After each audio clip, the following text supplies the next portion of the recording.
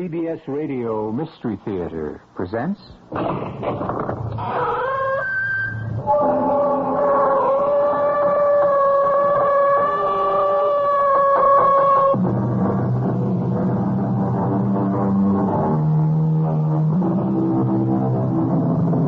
Come in. Welcome. I'm E.G. Marshall. There are people who seem to bestow happiness and good fortune upon all whom they encounter. Their very presence is an enchanted thing. However, just as we have those who bring the sunshine, there are also those who bring the rain. And not just the occasional refreshing sprinkle or the useful beneficial shower, but a cloudburst. Is there really and truly such a thing as a jinx? Is our fate cast forever at the moment of conception? They die because I fall in love with them. Yes, it's that simple. But you haven't told me how it works, Lieutenant. Well, I don't know how it works. It's nothing that can be proved, but whenever you fall in love with a man, it seems he dies. And I kill them? Well, they die. It's a matter of statistics. 4 men have been engaged to you. All 4 died of various causes. But there's one constant. You were in love with each of them. Really? Yes, Miss Butler. Just because you fell in love with them, they're dead. Well, then, Lieutenant, be very careful. I just might fall in love with you.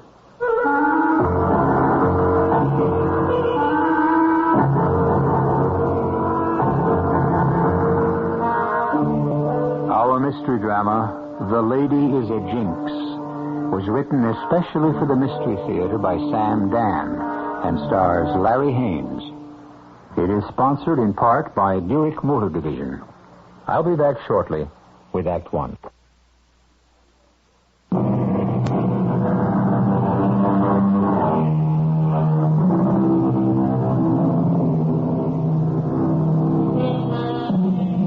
If you could know the last day, the last hour, the last minute of your life, would you want to? Kevin Lindstrom never thought much about that sort of thing. Why be concerned with death?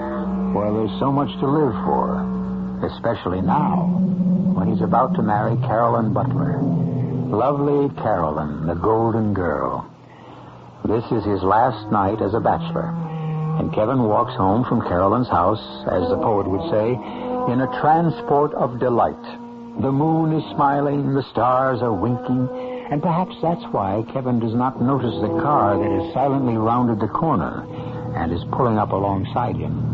And even if he did notice, there would be absolutely nothing he could do about it, because the man sitting next to the driver has thrust the muzzle of the submachine gun out the window.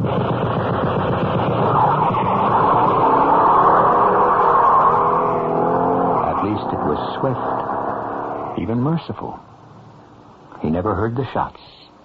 He never knew what hit him.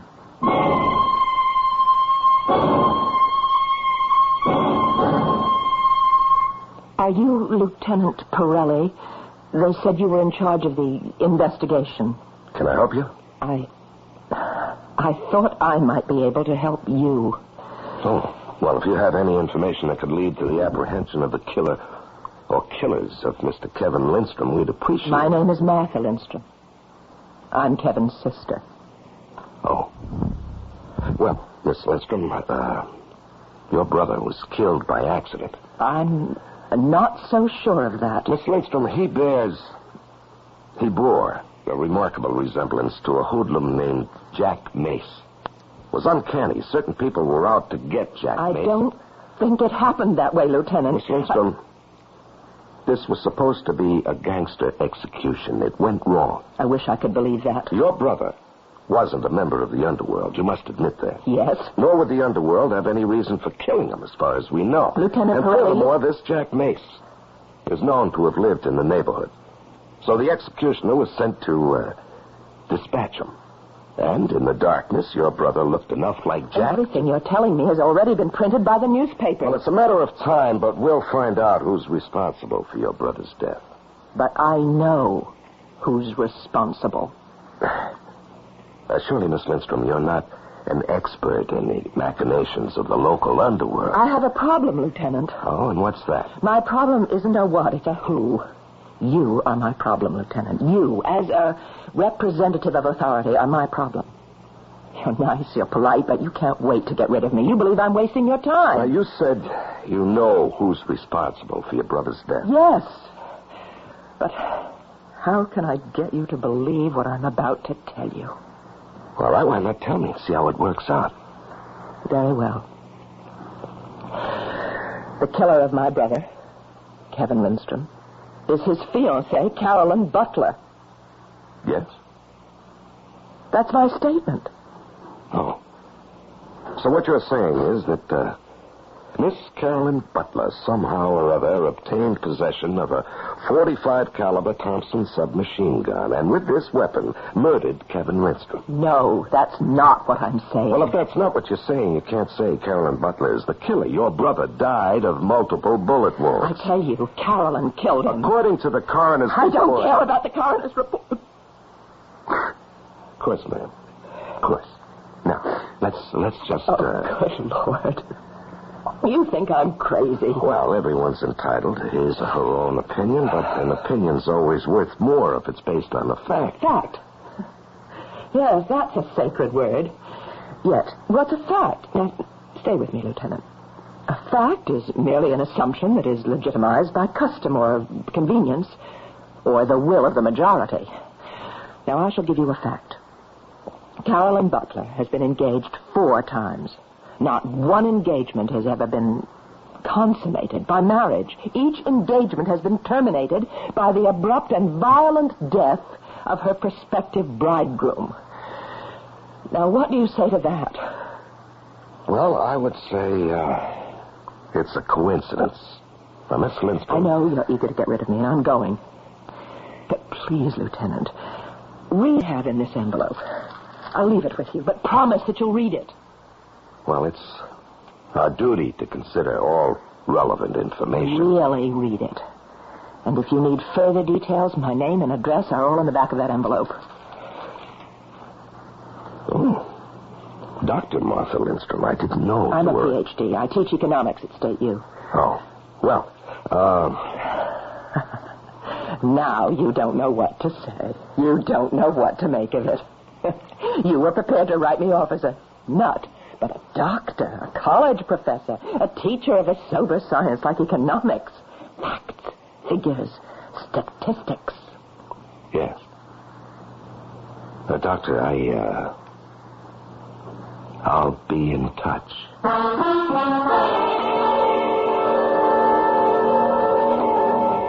Well, Inspector, what do you think? Vince, what I think is you ought to put in for some leave. You got plenty of time coming. Oh, I see. If you believe a word of this, you got to be as nutty as she is. Maybe it's my fault. I think I've been working you too hard. Did you read what she wrote? Every single word. This dame, Carolyn Butler, has been engaged 4 times. Every fiancé meets with a violent death. That's right. So what? Miss Carolyn Butler never killed any of them herself. She didn't kill her latest. The guy before was an innocent bystander during a bank holdup. Then there was the guy who was a reserve officer and got killed accidentally on maneuvers. The first guy is scuba diving, and he makes a meal for sharks. Inspector, didn't you read what Dr. Lindstrom wrote in her analysis? Are you sweet on this dame, Vince? Oh, come on, Jake. Why not? You're 35, you ought to be married. I know your mom is a great cook, but you want to cut that cord. When something occurs with regularity, persistence, predictability, it must be classified as fact. Maybe this is the kind of a dame you've been looking for all your life. The studious, intellectual type. Jake, you're not listening to me. You're in love with her. Oh, for crying out loud. Don't you understand, Vince? It's love. Love at first sight. This dame knocked you out the split second you saw her. She isn't even my type. Famous last words. So you figure, how can I straw with her? Hand her a line. Pretend to believe her. Okay, Inspector Coleman. If you want the truth, I can't remember what that dame even looks like. Which happened to be true. Well, a couple of weeks later, we bagged the machine gunner, and that was the end of the Kevin Lindstrom murder case. And after a while, I forgot all about it. Until... Lieutenant? Oh, Miss, Dr. Lindstrom, what can I do for you? Sit down, please. Thank you, Lieutenant. I want to apologize. I was angry last time, and I realize now, of course, it's easy to ridicule the police. But if I was sitting in your chair and someone told me the story that I told you, well, of course I... All right. How can I help you, Dr. Lindstrom? Did you by any chance read the Post yesterday? There was an item on the Society page. Well, I don't usually read the Society. Well, I clicked it out. I'm sure you'll find it of interest. Okay. Engaged Charles Russell to Carolyn Butler. Well? Please, read all of it.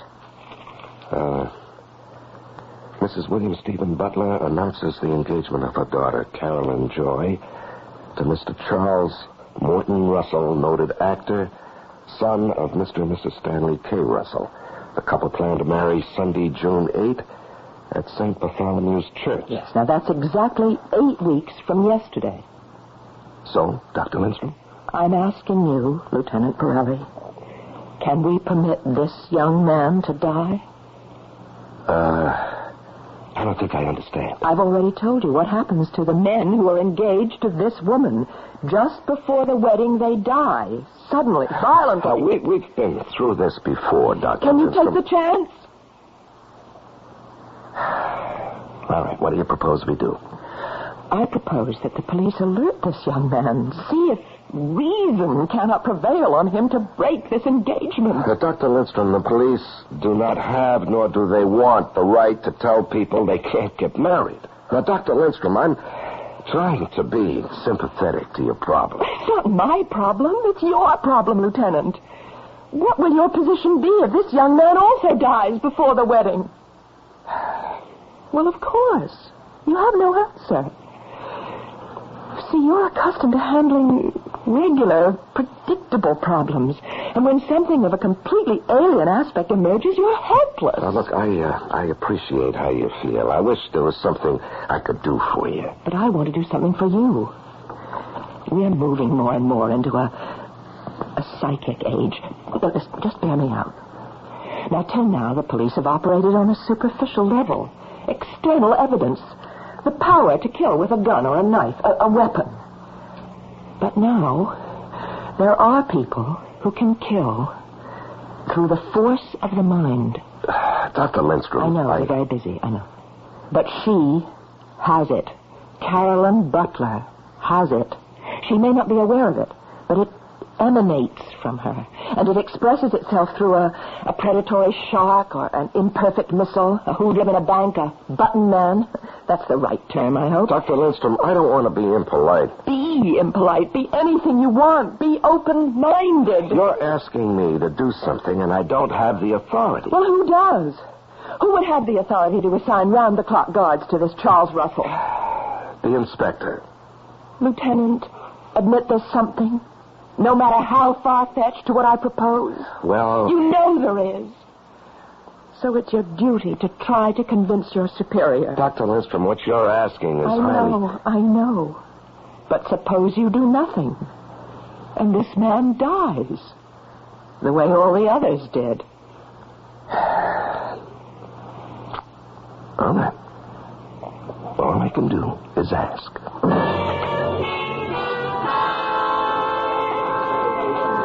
You sure got it bad, Jinx. Inspector, will you get it through your skull? This lady means nothing to me personally. I'm not trying to score points. Now, suppose there is something to a story. Okay, suppose there is. Well, then we've got to do something to stop it. We're not set up to stop it. I have no way of justifying this kind of expenditure of manpower. Okay. Here's a girl who obviously has found some way to get people killed. Now, can she be allowed to get away with murder? Yes, Vince. Until somebody can furnish legally acceptable proof. This Butler dame will get away with murder.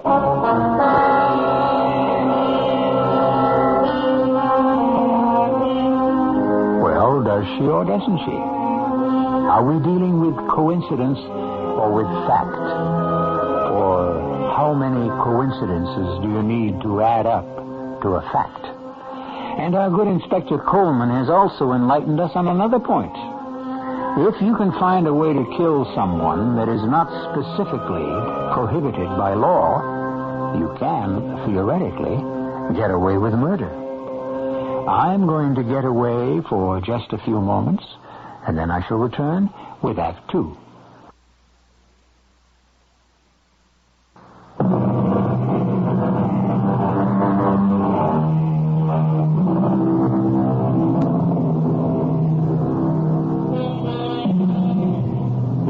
Stated function of the police to prevent crime.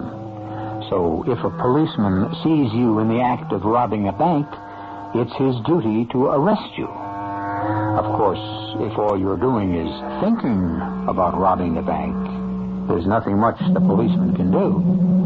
And if through some sort of mystical mental telepathy you can convince somebody else to rob a bank or even to commit a murder, well, not only are the police helpless to act against you, they won't even believe you could do it. And neither would anyone else, except, just possibly, Dr. Martha Lindstrom. I'm sorry, Dr. Lindstrom. You were unable to convince your superiors? Doctor, what can I tell you? We're practical-minded people, we policemen. Do you believe me? I don't know. Well, if there's any I just doubt... wish things were easy. I wish everything could be yes or no, black or white. I don't know what to think. Then that's exactly why you should... Why I should what? do something to help save the life of Mr. Russell, who is about to become Carolyn Butler's fifth victim. But we don't know that. And even if he dies, we can't prove she's guilty. Well, how many more men must she kill before... I'll give it to you straight, Doctor. She could decimate the entire city, and we couldn't even touch her. Oh, surely there must be some way. Yeah, sure, there must be a way, but we don't have it yet. I'm sorry. Sorry. Well, you've been kind and you've been patient, and I mustn't abuse your tolerance. Goodbye, Lieutenant. Goodbye, Doctor. I shall attend to this matter myself. What do you mean? Exactly what I said. I shall attend to it myself. Well, life goes on, and so does death. We get other murders, other problems, and so Dr. Lindstrom sort of slipped out of my mind. Anyhow, one night I'm driving home. I pass a theater. The marquee reads, Charles Morton Russell, starring in Don't Kill Santa Claus. On the spot, I decided to see the play. I must tell you, this guy Russell is tall, good-looking, and a pretty good actor. The play isn't much. A bunch of bums sitting around a rubbish-filled room just shooting the breeze. Well, Russell's in the middle of a long-winded speech. I did steal his girl, but I did him a favor. He thought, if you kissed a girl, you had to marry her.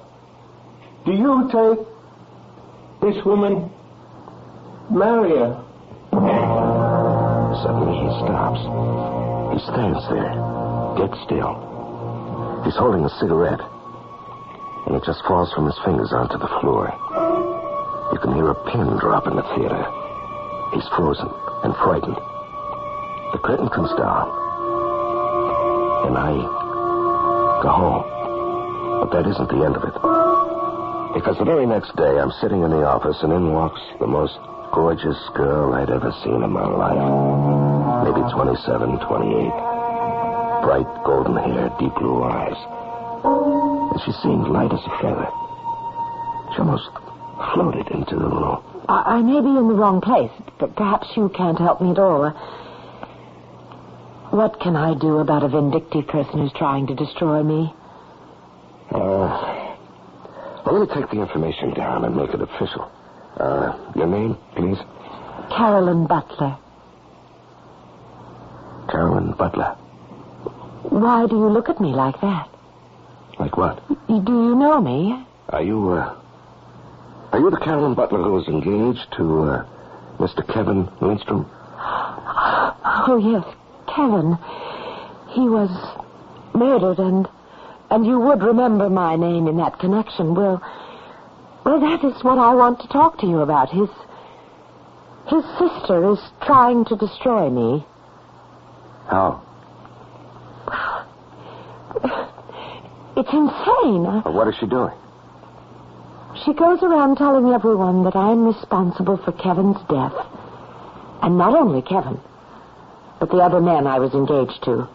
Uh-huh. And, how does she do this? How? She just says so. Well, does she do it in a harassing manner? Does she disturb the peace? She harasses me. She disturbs my peace. Now, what I'm trying to discover, Miss Butler, is if we have any grounds for police action. Well, so am I. This poor lady is... Well, she's sick. She says that I exert an evil influence on the men that I've been engaged to, which causes their death. Now, doesn't that sound sick? Have all of them died? Yes. But it's coincidence. I didn't kill any of them. I see. Now, what I was thinking is that perhaps you could have someone talk to her, tell her. You see, Kevin was her baby brother. She raised him, sent him to school, and so she resented me because I was stealing her darling little brother. She did everything she could to break us up. Yeah, but Kevin's dead. Why does she persist with the story? She believes it. She firmly and devoutly believes that I'm a witch or an evil spirit. How do you account for the fact that all the men you were engaged to did die suddenly, violently? Lieutenant, I can't believe what I'm hearing. Am I required to account for it? Well, do you have an opinion? Well, obviously, I have a weakness for men prone to accident. But when I think of it, it's more than that. Each of them seemed to have a death wish. What do you mean? You're a police officer. You see it. There are those people who go around actively looking for danger. Now, the first man that I loved was a scuba diver. He would swim in dangerous waters, deliberately, it seemed. Now, how long could he gamble with death? Well... My second, an army officer, died on maneuvers. He was testing a piece of equipment of doubtful safety. He disobeyed orders, but he wanted to be a hero. Uh-huh. And the third? He was killed during a bank holdup. Well, that wasn't his fault. Oh, yes. He asked for it. The robbers ordered everyone in the place to put up their hands and stand against the wall. Well, he tried to hit one of the bandits and disarm him. Which brings us to Kevin Lindstrom. Now, surely what? Kevin was also looking for death. That neighborhood simply isn't safe, and nobody knows it better than the police. You mean they have a gangland execution there every night? You know what kind of a neighborhood it is. Certainly not a place for a late-night stroll. Sane, sensible people who live there don't go walking at that hour. My point is, he shouldn't have been out on the street at all. He should have taken a cab. Martha Lindstrom simply cannot accept the facts of life. Well, I can't promise anything, Miss Butler, but we'll talk with her. It's very upsetting to Charles. Why? Charles is a very imaginative person. She has been on the phone to him and written him letters, and, well, all this interferes with his concentration. It's affecting his performances. Well, I'll try to talk to to Dr. Lindstrom. Would you? I would be so grateful. I don't know what to think, Inspector. I know what to think. I saw a picture of this Carolyn Butler in the papers. I think you're being unfaithful to Doc Lindstrom. Oh, Jake, please. You have these fantasies about things. According to Carolyn Butler, Martha Lindstrom wanted to hold on to her brother. I believe it. Women are like that. For instance, doesn't your mother want to hold on to you? Now, that shows what you know. She keeps blasting me all the time. When are you going to get married? When are you going to get married? Yeah, sure. So why does she feed you so good? Why does she keep such a comfortable house for you? Then why does she find something wrong with every girl you bring home? Well, because... Because none of them are good enough for her son. Inspector, what do we do about these two dames, huh? What do we have to do about them? I've been asked to warn... No citizen is entitled to use a police force as a private detective agency. Oh, you're a big help. Hey, wouldn't it be great if you could marry them both?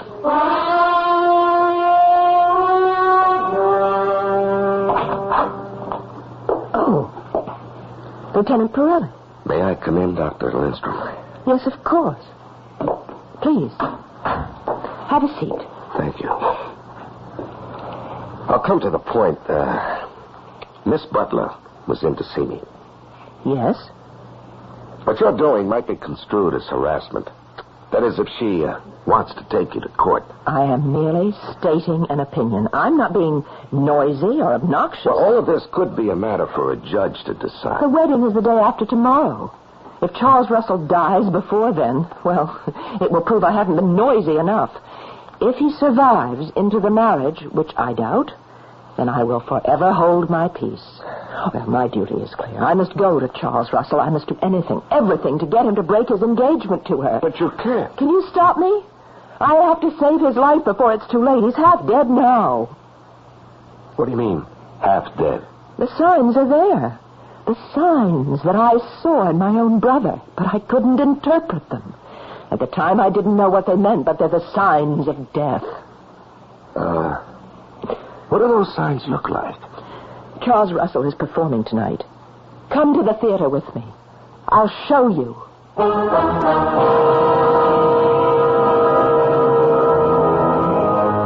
We have two ladies to deal with now, and each is out to destroy the other. No matter how ladylike they may be going about it, you have finally met the divine Carolyn and heard her story, which does sound reasonable.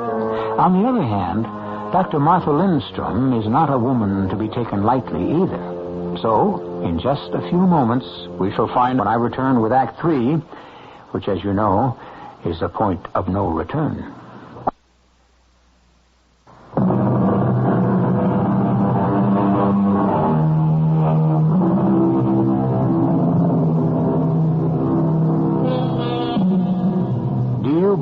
It's possible for someone to be a Jinx? Don't answer too quickly. We've done some research. It's an old word, Jinx.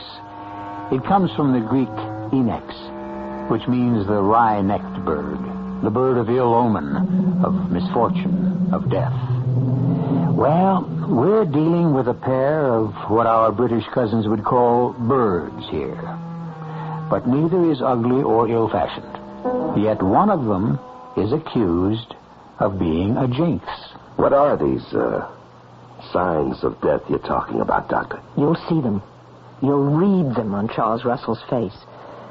Oh, but I'm being unfair. How can you be expected to understand? You're a rational 20th century person. And aren't you? Listen. Listen without interrupting and without arguing. Just listen. What do you think happens to the old gods, the old religions? Well, I wouldn't know. I guess they were proved false. But no religion is ever provable. It's only acceptable. And people abandon one set of gods and they go on to another. That's the story of history. But what happens to those old gods? Well, I never thought about it one way or another. The gods of the ancients, the Greeks, the Assyrians, the Norse, they were all similar. Now, what does this have to do with... They were all warriors. War and feasting with heroes, that was their main occupation. And all of them had goddesses who fell in love with earthly heroes and brought them up to heaven or paradise, Valhalla, whatever. Well, who are we to say that they aren't still doing it? You know, there's a lot to be said for being in uniform out on the beat. In time of war, you have no shortage of heroes. The field of battle is filled with them. At least your problems on but the street in peacetime, you must find your heroes one by one. And that is what Carolyn Butler is doing. What? What is Carolyn Butler doing? The bidding of the gods. Which gods? It doesn't matter. And she may not even be aware of it. They may be acting through her. She may be an unconscious instrument.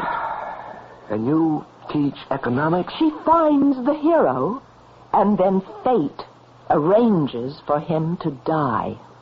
Okay, I think we're at the end of the line, Dr. Lindstrom. For your own good. Fate is also an ancient For your god. own good, you should see a doctor. Arranges for the sharks and the defective weaponry and the bank robbery and the gangland execution. What has been arranged for Charles Morton Russell? Now, look, all I can do is tell you that if you persist in annoying Aren't Miss you Butler... curious? About what? About how Charles Morton Russell will die? Who says he's going to die? It's the night before she becomes his bride. It's the night he must be killed. Lieutenant, take me to the theater. Watch with me. If nothing happens to that man tonight, then everything Carolyn Butler says about me is true. I'm a jealous sister who has constructed a fantastic fable. But what if he dies?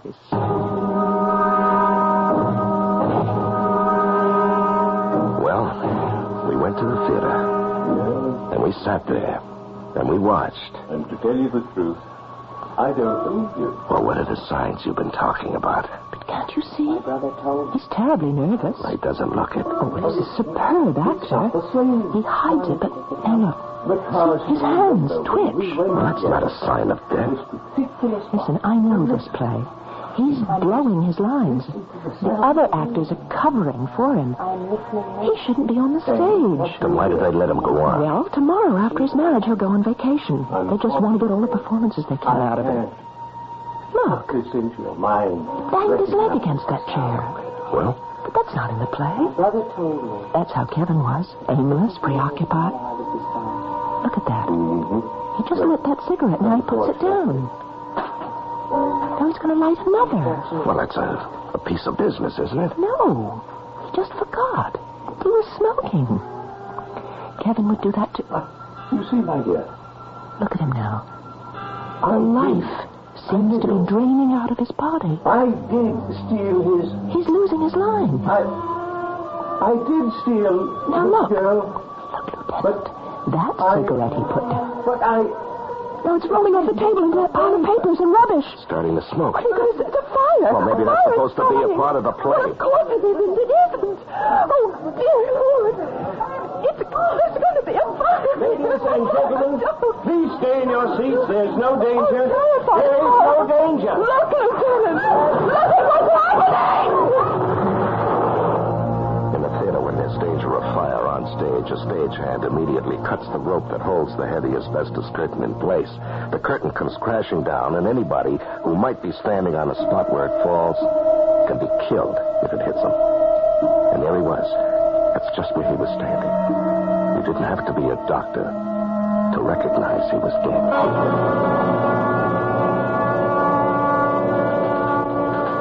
Well, Vince, it could be your girlfriend, Dr. Lindstrom, was right. Inspector, she's not my girl. Ah, quit fighting her. I believe her. You believe her? Yeah. After a while, you have to see the light. Carolyn Butler's doing something to these guys. What or how, I don't know. But they die. They all die the night before they get married. Okay. So what are you going to do about it? Nothing. You mean you believe it and you're not going to do anything about it?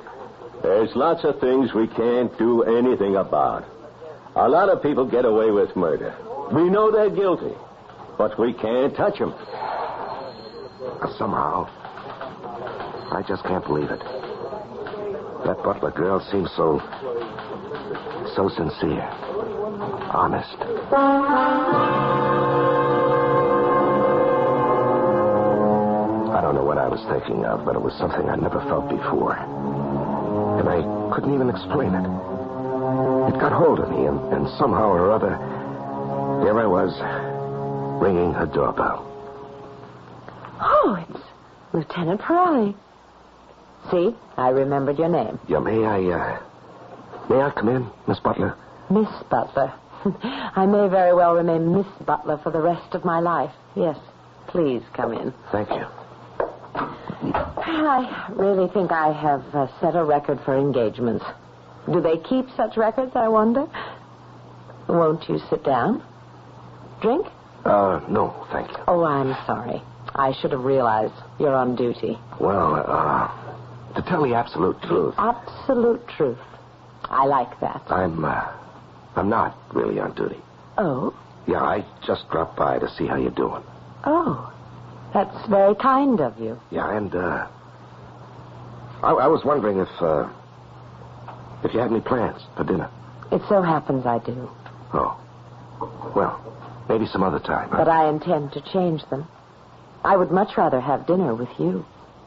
Oh? I have this weakness, I told you, for strong men, exciting men. Oh, I'm not really an exciting person. And modest men. To you, I suppose danger and excitement are the everyday, ordinary commonplaces of your job.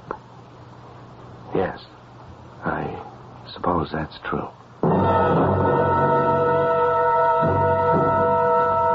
I couldn't tell her all about it at dinner that night, so we continued the following night and the one after that. And soon we were having dinner together regularly. And I kind of liked that. We also discovered that both of us liked to hunt, fish, ride horses, climb mountains. It was wonderful. You're a sly one, Vince. I have to find out about it by reading the paper? Find out what? Here. Pirelli Butler. Mrs. William Stephen Butler announces the engagement of her daughter, Carolyn Joy, to Police Lieutenant Anthony Pirelli, son of Mrs. Serafina Pirelli. Vince, how could you do this to me? You want to be my best man, Jake? Sure, if you live that long. Now, that's nonsense, and you know it. There was a time you didn't believe it was nonsense. Jake, all that was before I knew her. She's so wonderful, so filled with life, so generous, so good. When is the happy event? A week from Sunday. So soon. I can only wish you the best.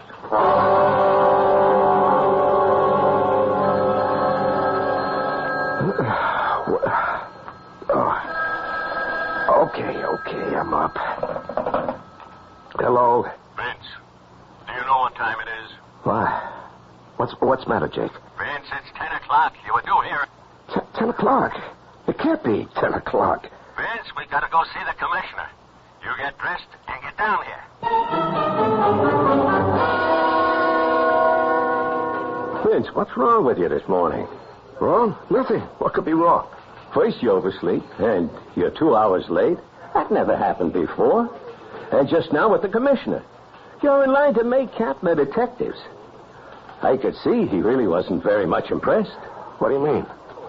He asked you about some ideas for increased efficiency. And you just sat there. Yeah. Oh, funny thing, Jake. I don't know what happened to me, but my mind seemed to go blank. I think you better see a doctor. Why? You've been acting strange all week. Absent-minded, forgetful. Now, look. Tomorrow's Sunday, your wedding day. Now, why don't you go on leave right now? Go home. You're nervous. I'll see you tomorrow at the church. No. That isn't right. You're short-handed. I'll tell you what I'll do. I got to put in my shift on the stakeout. I can spare a lieutenant for that. Yeah, but Smitty's been on for 24 hours. Let me send him home. I'll stay till midnight. Well, okay. He would really appreciate it.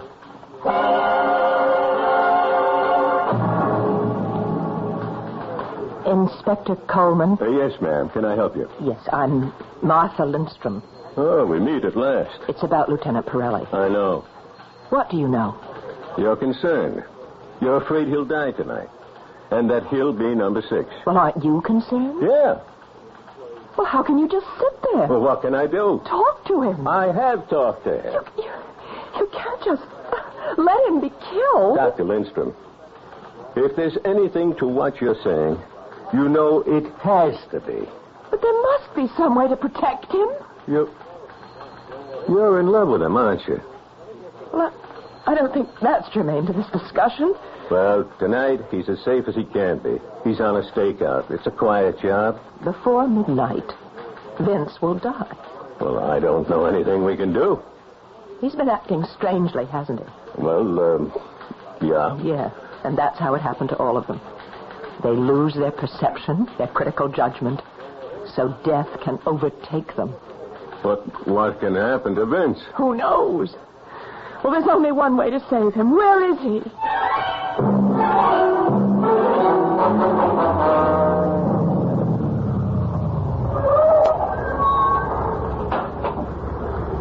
park over there, across the street. Vince? He's asleep. Vince! Vince! What?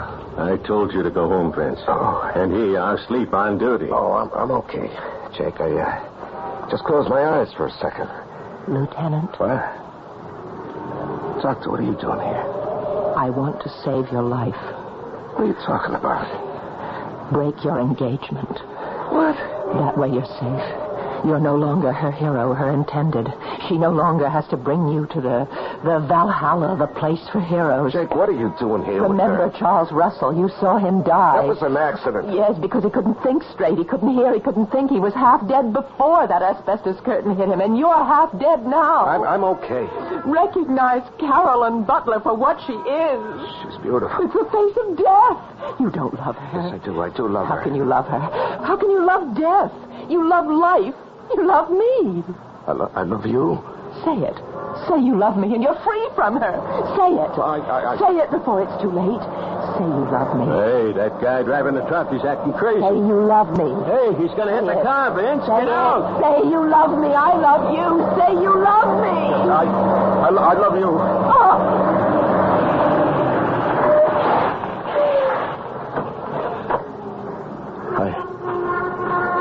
I love you, Dr. Lindstrom. I love you. Well, Vince didn't become number 6 because he broke the engagement in the nick of time. Or maybe because the truck driver was able to apply his brakes in time. We always give you more than one perspective on these things. However, Miss Carolyn Butler is still around, still looking for a hero.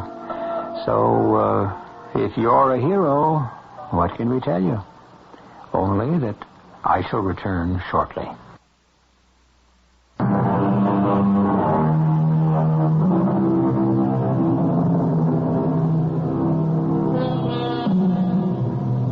Where do the old gods go after all their worshippers desert them? Do the old gods die? Or do they still walk among us as they did in the days when the earth was young? And do they still fall in love with humans? And does the love of a god mean what it always meant? That the mortal loved one dies young, but lives forever in paradise? These and similar problems are aired here for all they're worth 7 times each week. Our cast included Larry Haynes, Marion Seldes, Patricia Elliott, and Dan Ocko. The entire production was under the direction of Himan Brown. And now, a preview of our next tale. Well, how are you feeling, Liz? I don't know. Far away, but still scared. Oh, now you mustn't be. I won't lose my leg. You mustn't think about that. Even if it's saved, will I dance again? Whatever is to be, just leave it in God's hands. It's so easy for you. Words, just words. No, never just words, Liz. I've stayed with you because I wanted to help you find strength. Don't let it be for nothing. Let me have achieved at least that. Nurse! Nurse! Somebody help! What is it? What's happened? Chaplain Morgan. He just suddenly collapsed. Nurse, take care of the patient. Orderly, get me another nurse from the floor right away. This is E.G. Marshall inviting you to return to our Mystery Theater for another adventure in the macabre. Until next time, pleasant dreams.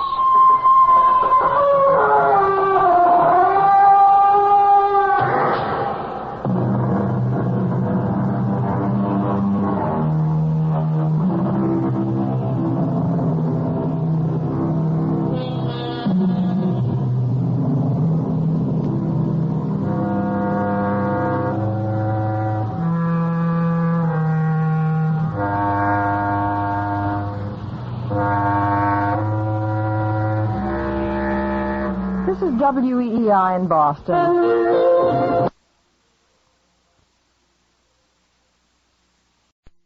Mystery Theater.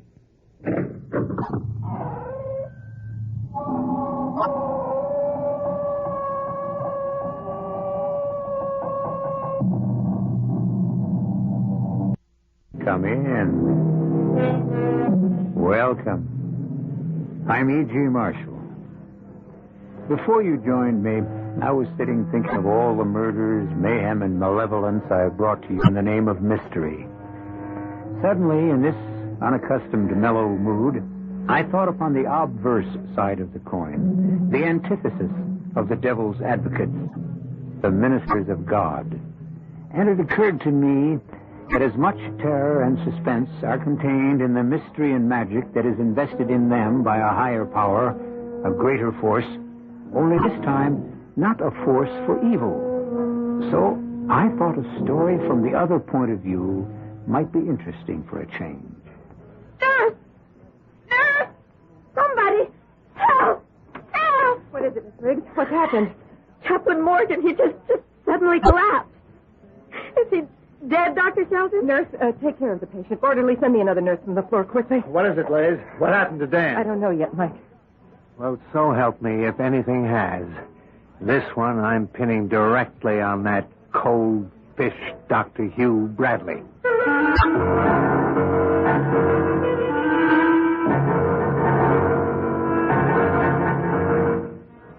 Our mystery drama, He Moves in a Mysterious Way, was written especially for the Mystery Theater by Ian Martin and stars Terry Keane.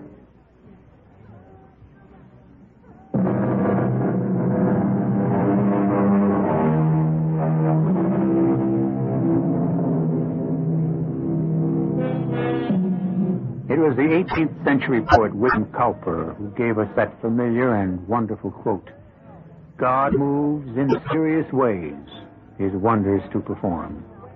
This story is a reflection of that. Belleville Community Hospital, though located in the town of its name, services the entire county of Fairchild.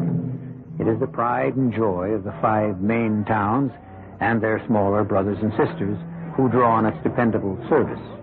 But Belleville Hospital is stretched beyond its usual adequate capacity at this moment as a result of a train wreck on the line to New York. This is Dr. Shelton. Just want to alert you, Brownie. We can expect 20 to 30 more casualties according to police estimates. Our patient facilities are already jammed, so we'll use the children's emergency section temporarily. In case of serious injuries that look surgical, refer all admissions to Dr. Bradley. Nurse, I'm admitting this patient on the card. Elizabeth Riggs. I knew you'd have to, Dr. Bradley, Dr. so I had Shelton. her chart prepared. Yes, very efficient, Doctor. My compliments to the outpatient department. I want my service to satisfy the new chief of staff. As long as it stays efficient, it will. Dr. Bradley? Yes, Dr. Bernardo. They're screaming for you in OR. You can hold the dramatics. I'm on my way. Better check out this patient in the meanwhile, Elizabeth Riggs. I've given her light sedation. She's pre-op. No need to diagnose her. I've already done that. Slight concussion, fractured patella, calcaneus, and some messy damage in the ankle to the fibular and tibial termini. You'll find it all on the chart. Well, I'm on my way to the OR. I would like to take his chart. Mike, remember who he is. Sure. A genius at getting my back up. Come on, Orley. Let's go. How easy by then? What do you want from a crazy Italian? Liz, I got here as fast as I could. What is it? Train wreck, Chaplain. Sorry to haul out of bed in the middle of the night. Only time anyone really needs a chaplain or a minister is when there's trouble. You look a little under the weather. You all right? Oh, just half asleep. I'm the last one to be worried about. Not my leg! No! Not my leg! What's going on in here, nurse? Miss Riggs. I won't let them! I won't let anyone! Miss Riggs. Yes? Oh, there was a doctor I who... treated you when you came in. What's the matter with my arms? You had to be put under restraint. It's imperative you stay as still as possible. I can't, don't you see? I can't Miss until... Riggs, you are not the only victim of the train wreck. Train wreck? Oh, that's it. My leg! I lost my leg! Now, don't be silly. You have some broken bones, but you have not lost your leg. Now, give me that, nurse. You're lying to me. I can't feel it. Hold her, nurse. Where's Dr. Bernardo? Here, Doctor. And you hold her. Now, lie still, Miss Riggs. We only want to help. I don't want to be helped. Sure you do, baby. That's what we're here for. Oh, You want to walk out of here as soon as possible, don't you? are you a surgeon? Just hired help. I'm the surgeon. Swab that, nurse. This is Dr. Bernardo. If you're the surgeon, I want to know something. Why can't I feel anything where my left leg ought to be? Because I immobilized it till Dr. McNeil, the orthopedist, has time to operate on it. I don't believe you. I haven't time to argue. I want to see you a moment, Dr. Bernardo. Now convince this grown-up child that she has 2 good legs, will you? I'll try. To the best of my limited ability. I don't ask for any more than you have to give. Why, you cold inhumans. Nurse, bring me that hand mirror from the bureau. Surest way to convince you, Miss Riggs. Let you see for yourself. Oh, thanks, nurse. You want to pull the bedclothes back? Okay. Now, see? One of them in a light plaster bandage cast, but both where they belong. Oh. Why didn't Dr. Bradley show me that? Well, he might have. You should have given him a chance instead of throwing a wingding. Oh, I shouldn't have, but my legs are very special to me. I can see where they would be. I didn't mean the way they look. Neither did I. Although I wouldn't knock it. But I know you're a dancer. It's my whole life. If I couldn't have... Oh, especially now. Nothing to worry about at the moment. But I've got... Oh, I feel woozy. Now, that's the sedation. What is that surgeon going to do to me? You have a cracked kneecap and a broken ankle. He's going to fix them. I don't want an operation. No, we'll work that out when the time comes. You rest now and let the sedation work. I don't want to be alone. I just wish that... What? You wouldn't understand. I'm scared. I think God is punishing me, and I want to... Oh, I don't know what I want. There's a chaplain in the hospital. Reverend Dan Morgan. Real good guy. Want to talk to him? Could I? I know I can't sleep until... Would he have time for me? Miss Riggs, Dan Morgan could be drawing his last breath, and he'd hold it till he got through helping anyone who needed him.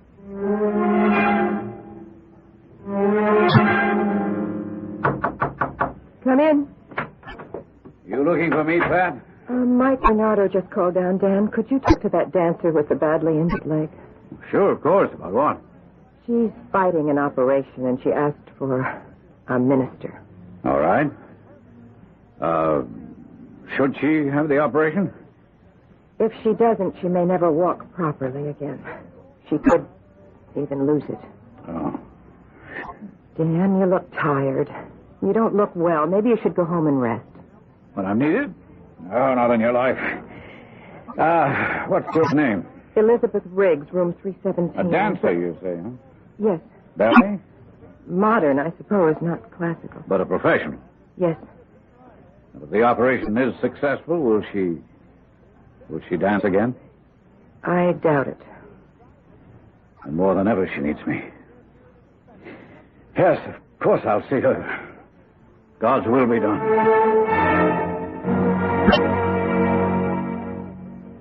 Hello, Elizabeth Riggs. I'm Chaplain Dan Morgan. Oh, how good of you to come. Was I asleep? For a while. I'm sorry. It was good for you. Not good enough. I need help, Chaplain. Help? Why, Liz? I'm afraid of the operation. I think they want to cut off my leg or my foot. How did they say they would? No, but doctors never tell you. Of course they do. No one thinks you're going to lose your leg. I do.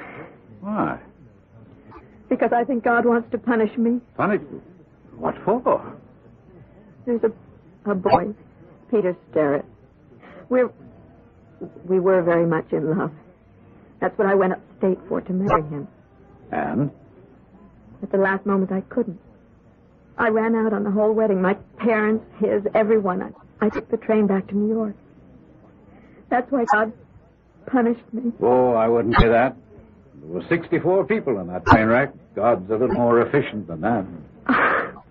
Now you make me feel ashamed. I meant to.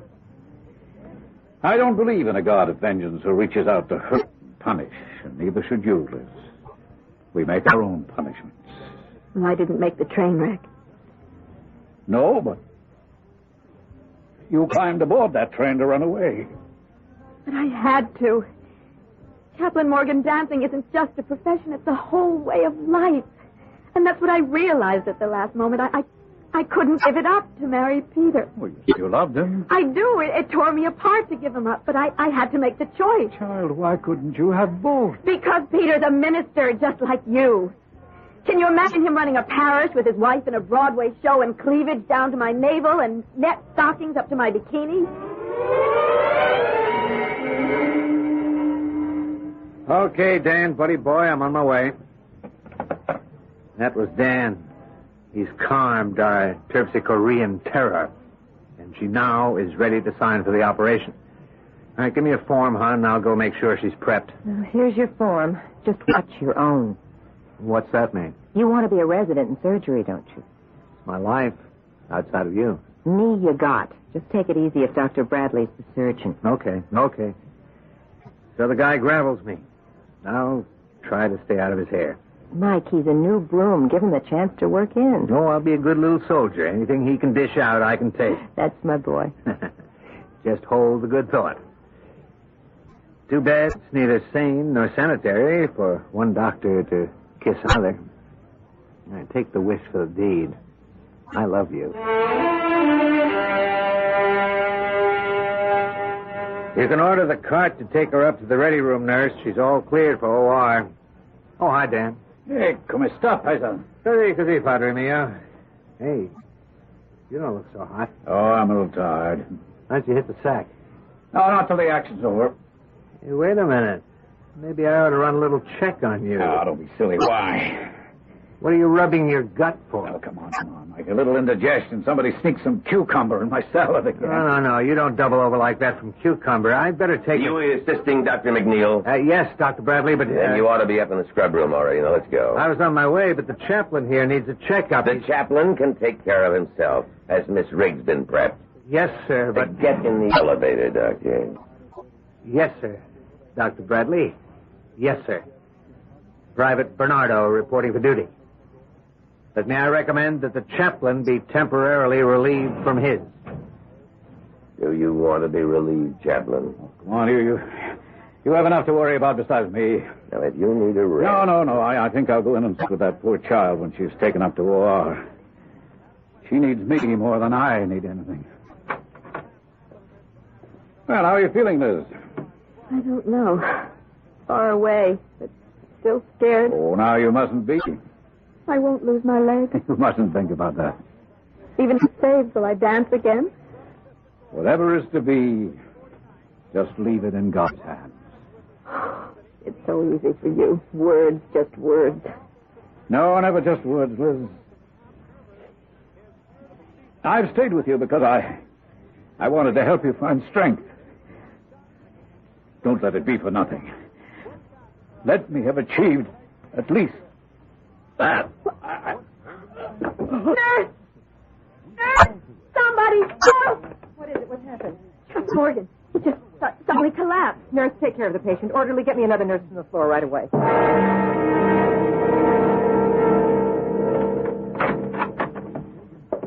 How'd the operation go? I don't know. Good, I guess. McNeil's the best bone man around, but that leg, it was a mess. How's Dan? I don't know. Having fever? Low grade, but he's still in coma.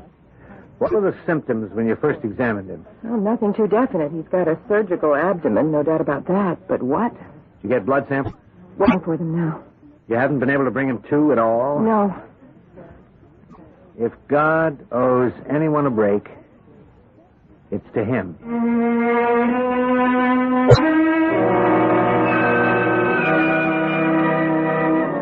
A bitter young man, but then a very tired and exhausted one, and a deeply concerned one for a man who is as close as his father. Still, Dr. Michael Bernardo should know that in the eyes of God, all men are equal. Or are they? We've listened so many times to the triumph of evil on this program perhaps the power of good is not as strong. I'll return shortly with Act Two.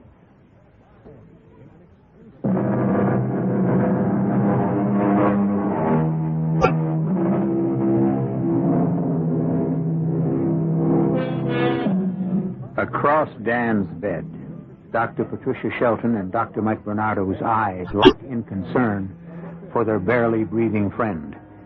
From beyond the curtain and the other bed in the room, from the big, heavily muscled, early middle-aged man in it, comes a rhythmic and ear-shattering snore. Oh, great. That the best roommate we could find for Dan? Oh, we were lucky to have a bed at all. Even the standby rooms are all taken. Now, get him off his back. No, you can't. He's in traction. Back? Yeah. McNeil's patient, too. From the train wreck? No, he's been here a week or so. Oh, I'm tired. Why don't you grab some shut-eye, huh? We can't do anything till we get the test back or Dan comes to. Go stretch out in the lounge. I'll wake you the minute the tests are back. Huh? Come on, I'll walk you there. How'd the operation go for Liz Ricks? Oh, McNeil patched the knee fairly easily, but the ankle and the socket of the tibia were fragmented, plus the broken calcaneus. She'll be lucky to retain even partial mobility. Which means no more dancing. Certainly not professionally. I'd hate to have to be the one to tell her.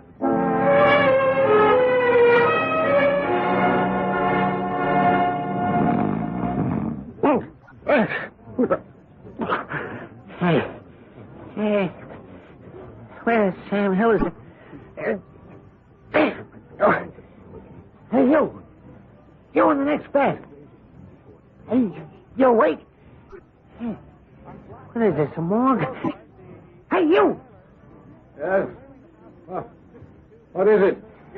I don't know what's with you, brother, but my back is killing me. I want to ring for the nurse, but the gizmo over the button just fell off of the bed. Can you get it for me, huh? Just a minute. Here. I'll get the call button. Shall I ring for you? I'll get you a doctor. No, forget it. I'm all right for the moment. Yes, but you're in pain. You. I can take it. What do you got, Mac? I don't know. I don't even know how I got here. I hope it's nothing catching. No, I'm sure it isn't. I thought I had a... But there isn't any pain anymore. Count your blessings, fella. Dan, what are you doing out of bed? No, I'm all right. You are not. Nurse, help me get him back in bed. No, You're running a fever. Nurse, get Dr. Bernardo down here right away. He's catching a nap in the father's lounge on maternity. Dan, won't you ever take care of yourself? Hey, what's the big fuss? Who is this guy? I was right.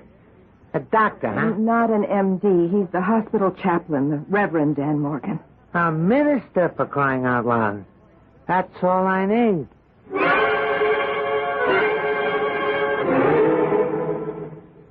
Okay, Dan. Let me know if and where it hurts. Oh, there. Uh-huh. How about here?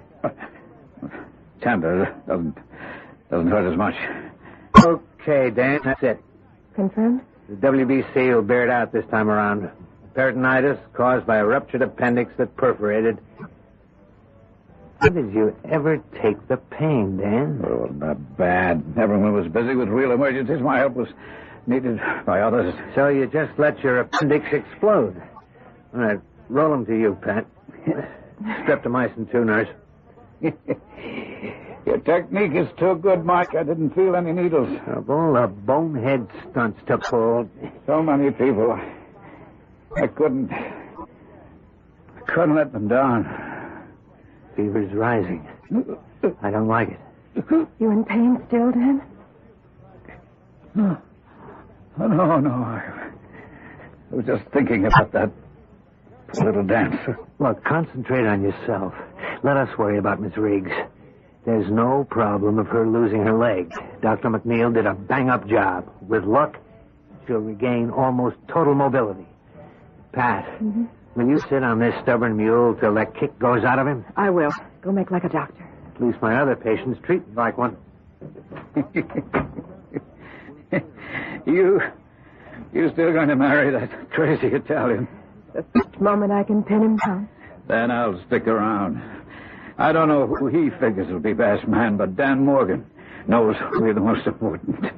Or I'll make sure he ties the knot within the faith with my own 2 hands. My own 2 hands joining the 2 of you. The sight.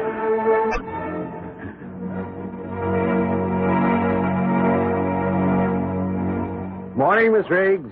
Morning, Dr. Bernardo. You look pert and pretty this morning. Oh, I feel wonderful. I can almost feel the bones knitting. I could just jump right out of bed, do a jeté, or handle a waltz clog just like that. Yeah, well, I wouldn't rush things. Well, not without a warm-up, anyway.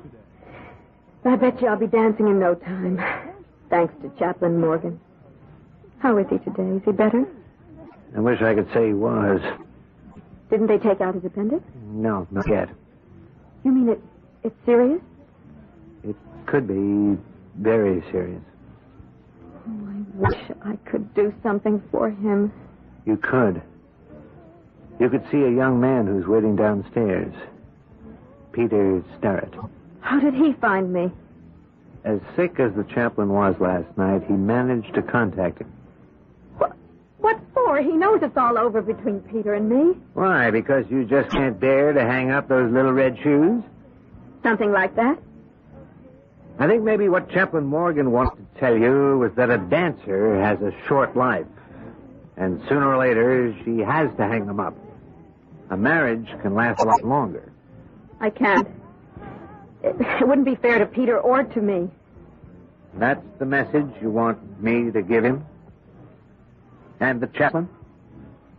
Dr. Bernardo, I will be able to dance, won't I? I'm not the one to ask that question to, Miss Riggs. You better ask it of the surgeons, Dr. McNeil or Dr. Bradley.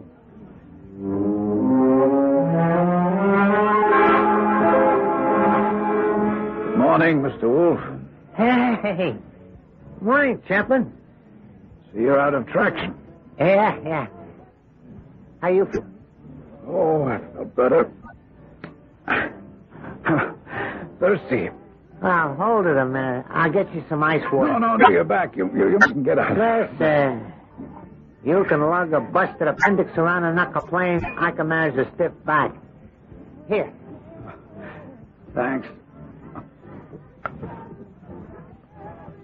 Oh, yeah. Thanks. Want some more? Please. That was good. Yeah. That's good. Hey, what is it, Parson? A knife. I'll get the doctor.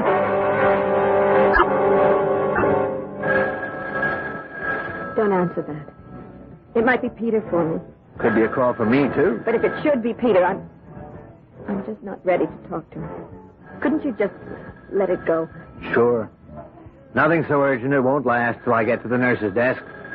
I'll be seeing you, Miss Riggs.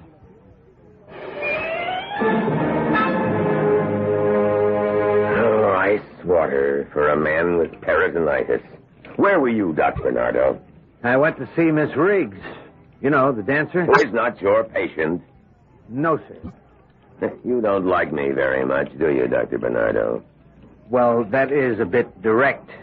Puts me at quite a disadvantage. Because you've applied here for a residency in surgery? My personal feelings would not dictate my judgment of your qualifications, unless you wish to withdraw your application. Not yet, sir. No? What does that depend on? The success of our operation on Chaplain Morgan? To a degree. Then we must be sure that it is immaculately successful. As far as I'm concerned, it's the same way no matter who's on the table. I deserve that rebuke. I bought it because of my own resentments. I am human, not a robot. You are kind of a stickler for detail. You're damn right. A doctor can make minor mistakes which can be rectified. It isn't quite the same with a surgeon. Habit, discipline, minute attention to detail, constant vigilance and objectivity. That's what a surgeon has to pay. Still want to be one? As long as I don't have to retire from the human race. Like me? That perhaps is a personal trait, but I have some reason. See, one surgeon's momentary carelessness, his anxiety to look up and be a nice guy and assure me everything was going well, cost me my wife, and with it a large part of me. Well, no one is very much interested in my immortal soul. Now, Dan Morgan is something else again. But for the moment, objectively, just another surgical problem. Agreed? I'll assist to the best of my ability. I'll accept that, Doctor. The patient is waiting. Shall we go?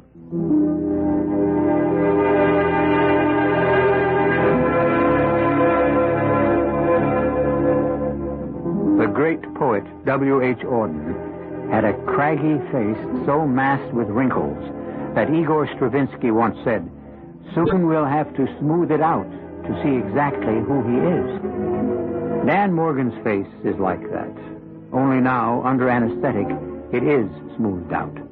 The only difference is that as the two surgeons approach, it is less a revelation than a mask.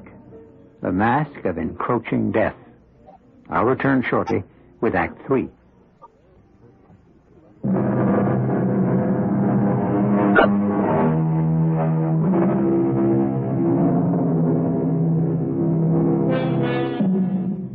The operation is completed, and the two surgeons return to the locker room, still gowned, capped, gloved, and masked.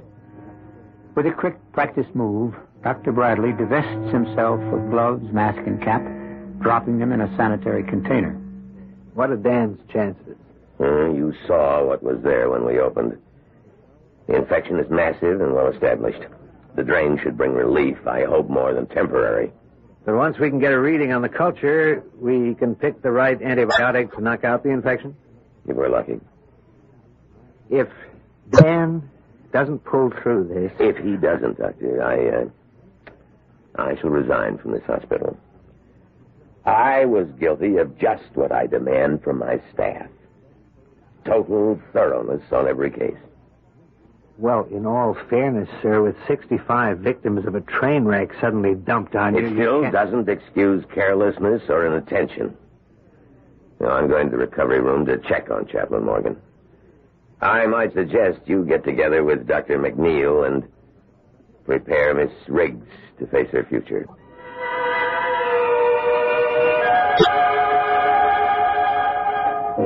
Yes, Mike, I guess I understand. Oh, he's here in the waiting room, all right, looking pretty forlorn. What? Well, I'll do my best. Yeah, okay, I'll talk to him. Hello, Reverend Sterrett. Oh, hello. Dr. Sheldon. Yes. Excuse me, I know the others, but I wasn't as sure of you. Because I'm a lady, Doctor? No. Because I only met you once, briefly. I know. Have you seen Miss Riggs? No. She doesn't want to see me. That's because she doesn't know the truth yet. The truth? That she'll never be able to dance again. But he didn't tell me. He didn't know it then. Just Liz. Reverend Sterrett, after the accident, your fiancée was in psychogenic shock. It took Dan, the chaplain, to persuade her to have any operation at all, just so she could walk again. All the doctors agreed that since her career was so vital to her, the news that she didn't have one anymore had to be broken to her carefully. Oh, I agree. Elizabeth has to be told the truth. And we've got to figure out how.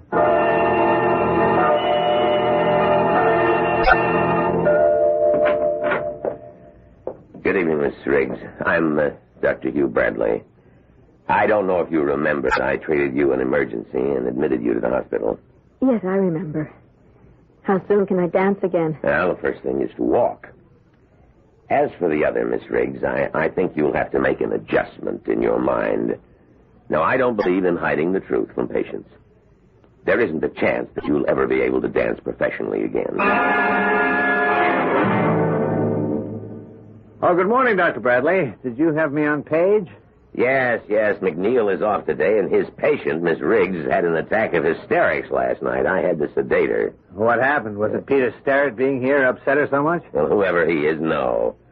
I simply told her something that should have been made clear to her from the first, that her dancing days are over. Just like that? Well, she had a right to know. But abruptly, coldly, you just don't Miss Riggs is not under psychiatric care. She is of age, and we are doctors. Our function is to heal and inform. She asked for you, and I said you would stop by this morning.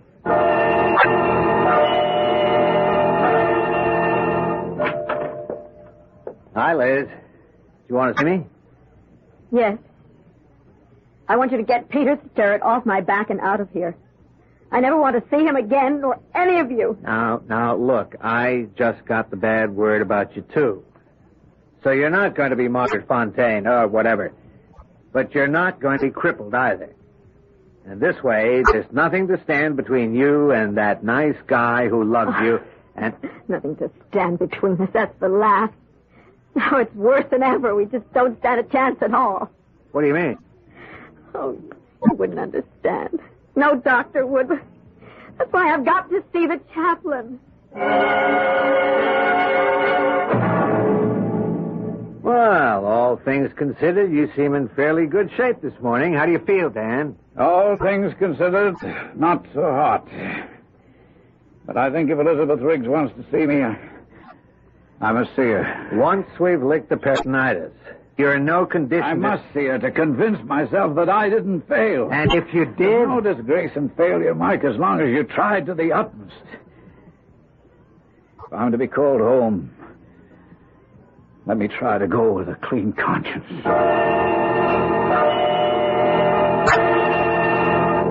You're sure you feel all right, Dr. Bradley? Well, of course. You know you're supposed to rest after donating blood. I realize that. By some strange chance, the chaplain's and mine match. I'd like to think that... Well, I mean, He's due for a replacement. I'll see he gets this particular bottle. Oh, hi, Mike. Where are you taking Miss Riggs? To see Dan. He's in no condition for visitors. He was the one who insisted. And, just in case, I wouldn't deny him anything he asked.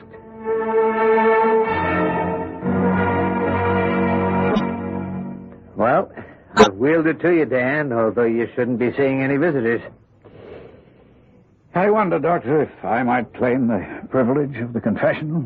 Well, not for long. You have less strength than you think you have. And maybe Liz and I can find a lot of it between us.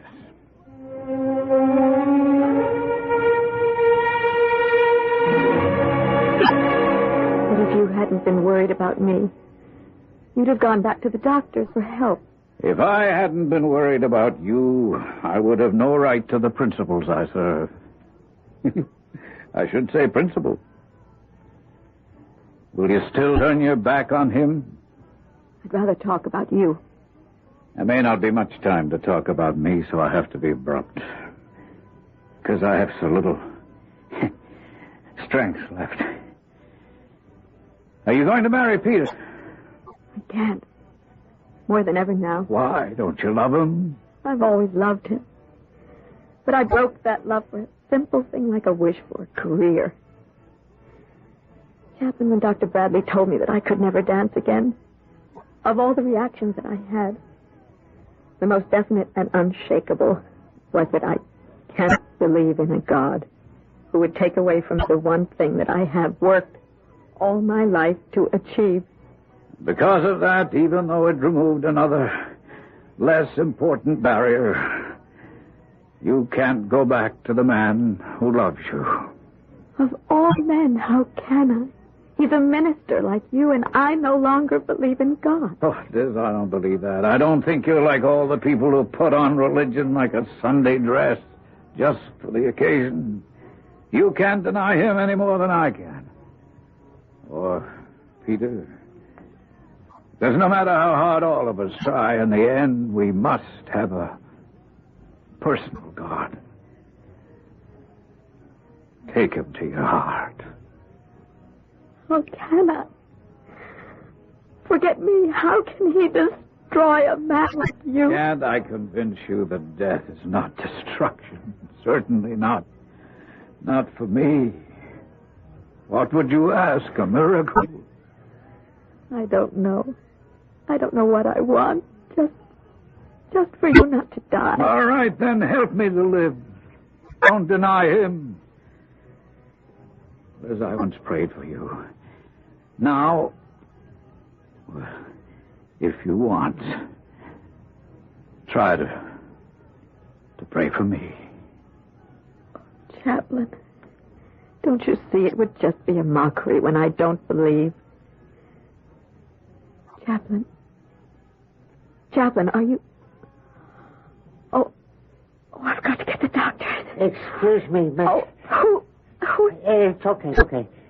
I've been Chaplin's roommate these last days. I was in the bathroom shaving and cleaning up to go home. And you overheard? Yeah. I couldn't help hearing some of it. And you got to listen to me. Because I got something to say. No, I can't listen now. The chaplain... It'll only take a minute. And the way I see it, maybe you can do him more good right this moment than all the doctors in the world. Faith and belief didn't put any fingers on you or the chaplain. The one on him, he put there himself. I don't know what you mean. I mean, when you were brought into this hospital, the chaplain was dying of pain.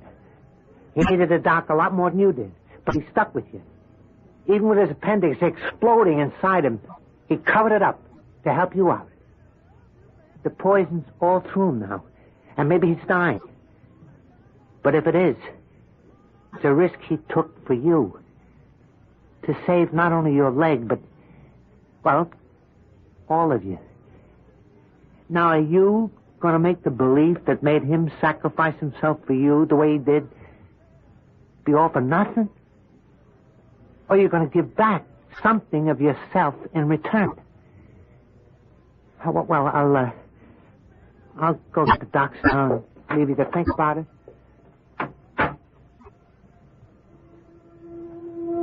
Oh, my God.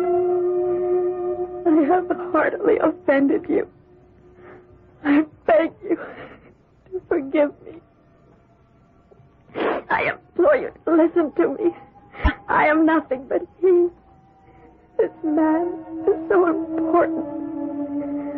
I don't know how to say it, to ask it, but please, in your infinite mercy, dear Father in heaven, who looks after us all and wants to help us, please help this one man who deserves it more than any of us. Don't let him be wasted. I ask it with all my heart, in your name. It's all right, Miss Riggs. Just take it easy. I should have called you sooner. Oh, forget it. As a doctor, I tell you it's all right.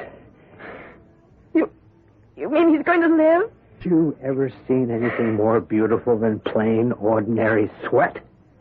It's broken. The ever-loving fever is broken. We're on the way. He asked me to pray. Whatever it was that did it, he answered. He answered? You mean that God somehow... The oldest cliche in the world, Miss Higgs. Man proposes, God disposes. No matter how far medicine takes us, in the end, that's the result. Then the chaplain will be all right. Just give him a look. Bathed in perspiration, his fever tumbling and blissfully asleep.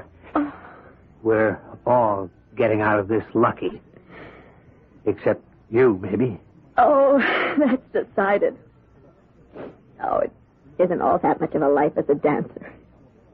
As long as Peter is still around, if he still wants me. He is, and he sure does. We couldn't have moved him out of here with a bulldozer. Now, we've only one restriction before you leave here. We expect to be invited as guests at the wedding.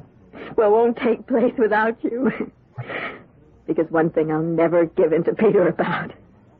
The Chaplain will have to marry us. Why not? We might even make it a double wedding.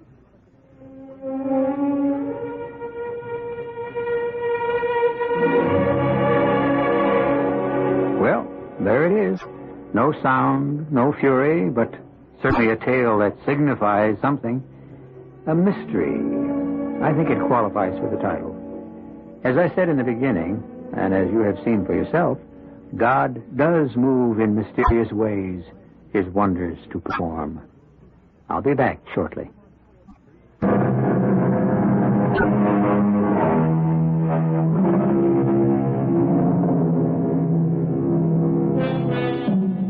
The Reverend Daniel Morgan did recover.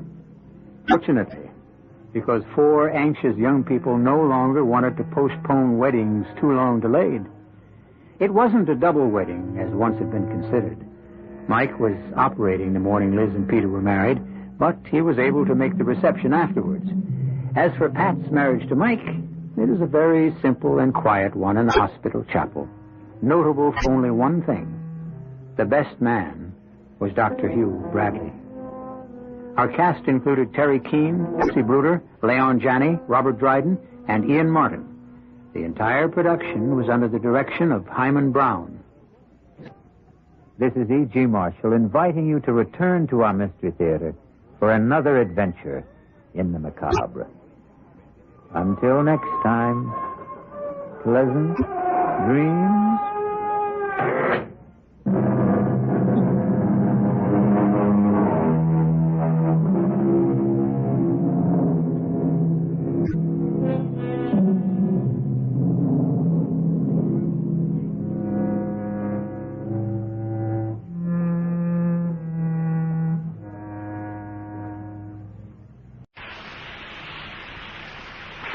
And now, Mystery Theater.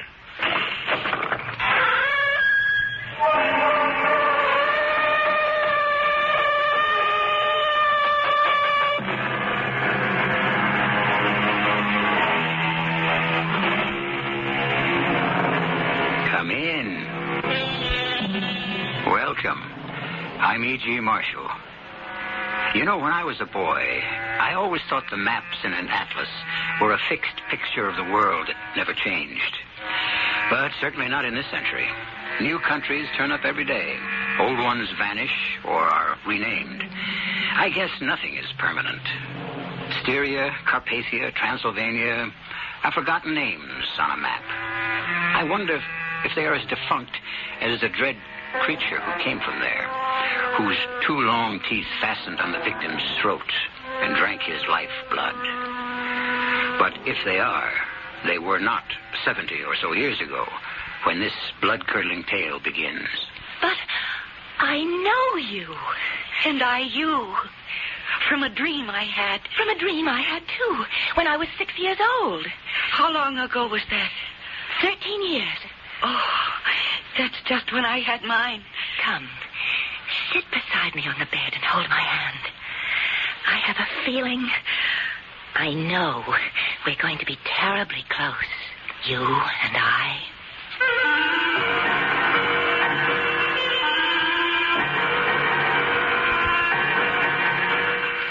Our mystery drama, Carmilla, was especially adapted from the classic novella of G.S. Le Fanu for the Mystery Theater by Ian Martin and stars Mercedes McCambridge.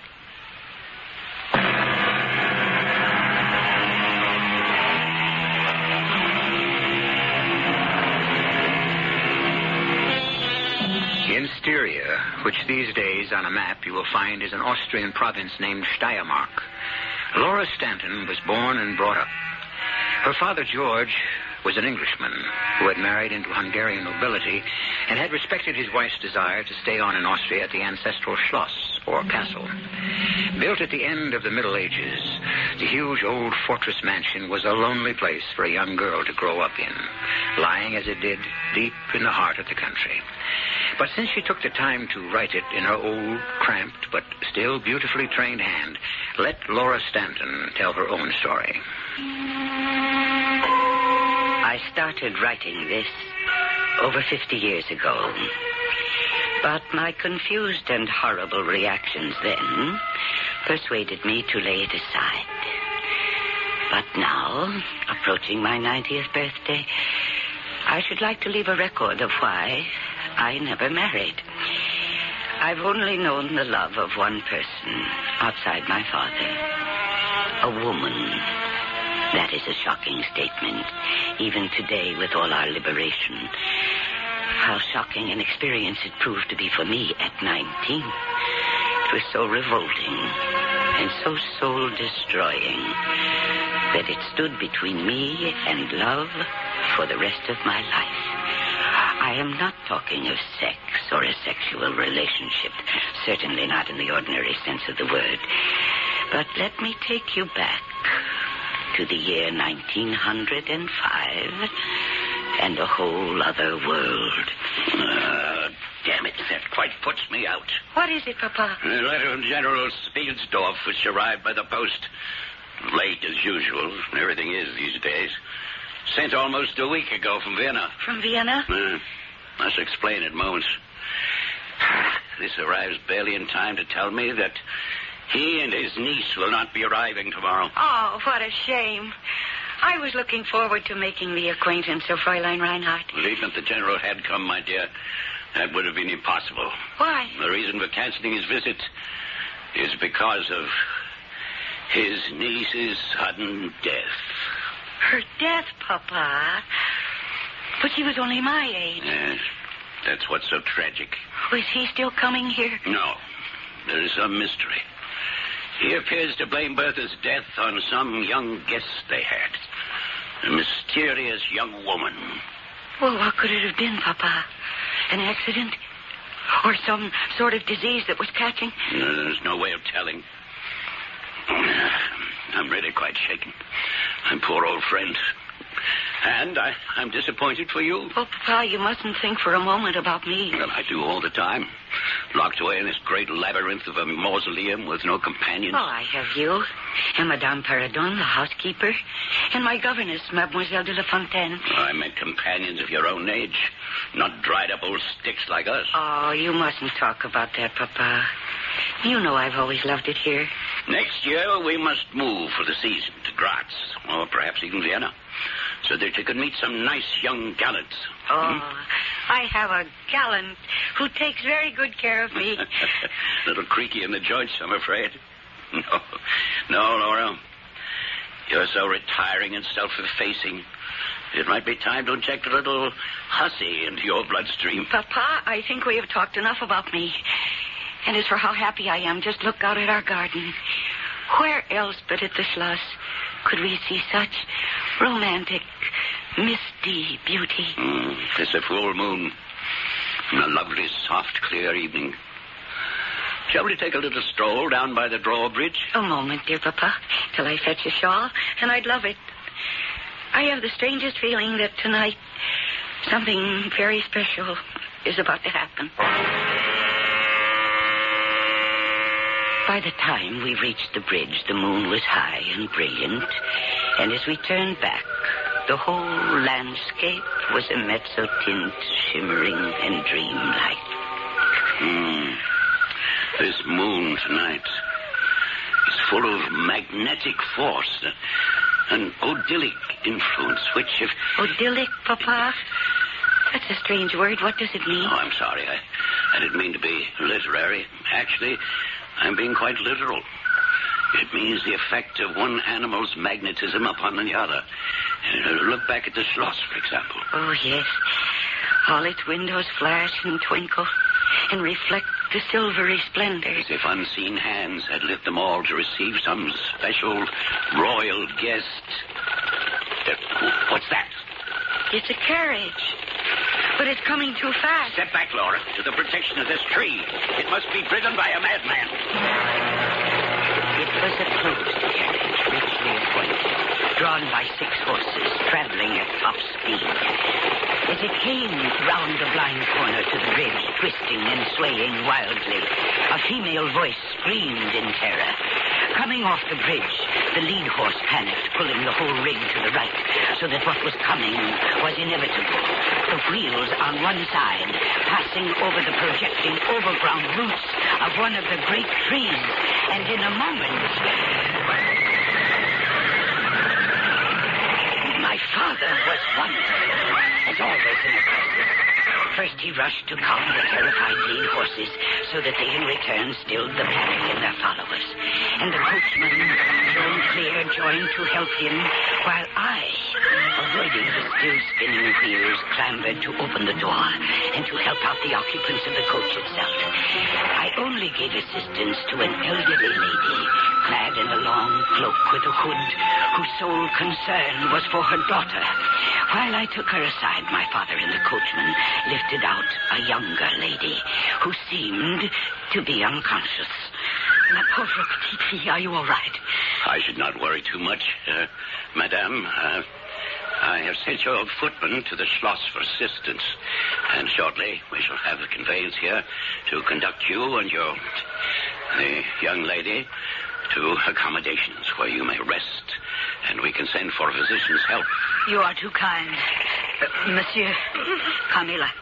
Carmilla, are you all right? I'm just dazed, Mamma Mia, but I feel so weak. Oh, regatessa.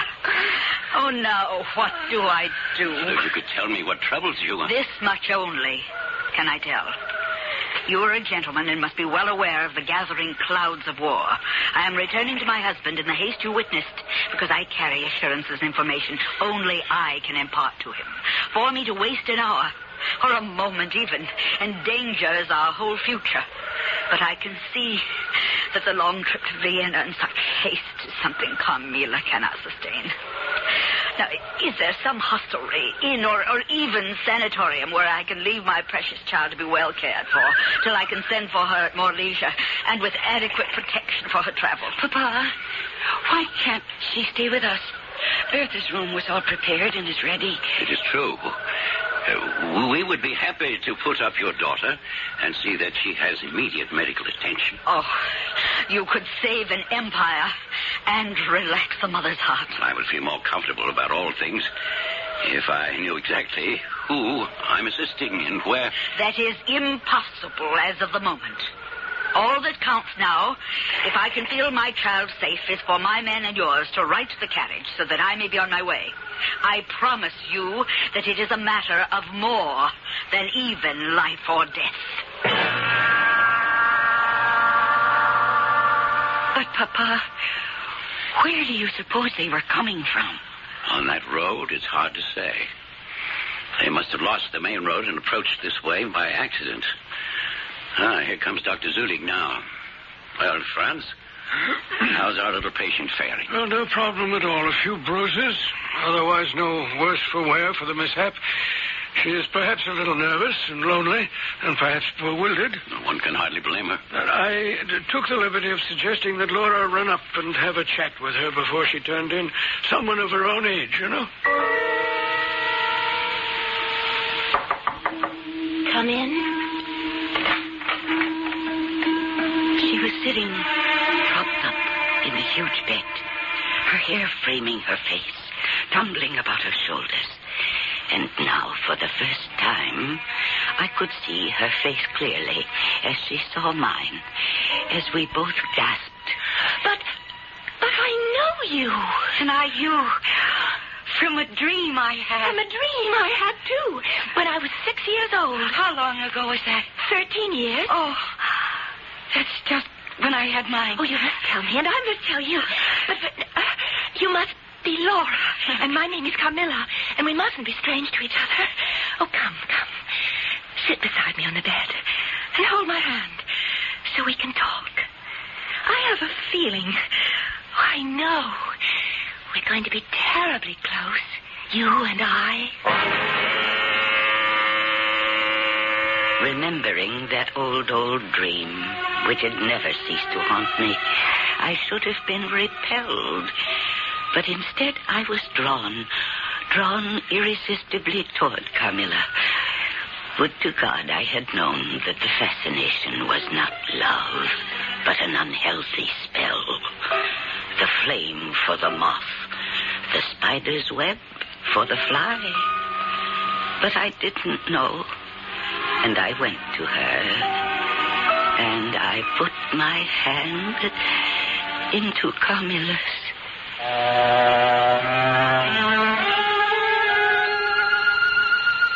Two beautiful young women. One blonde and blue-eyed, the very quintessence of innocence. The other lying in the bed, pale from the accident and seemingly vulnerable, ripe olive-skinned, with great dark eyes and tumbling masses of chestnut hair. Perhaps masked in beauty and evil and malevolence, not of this world, and not to be named. I shall return shortly with Act Two.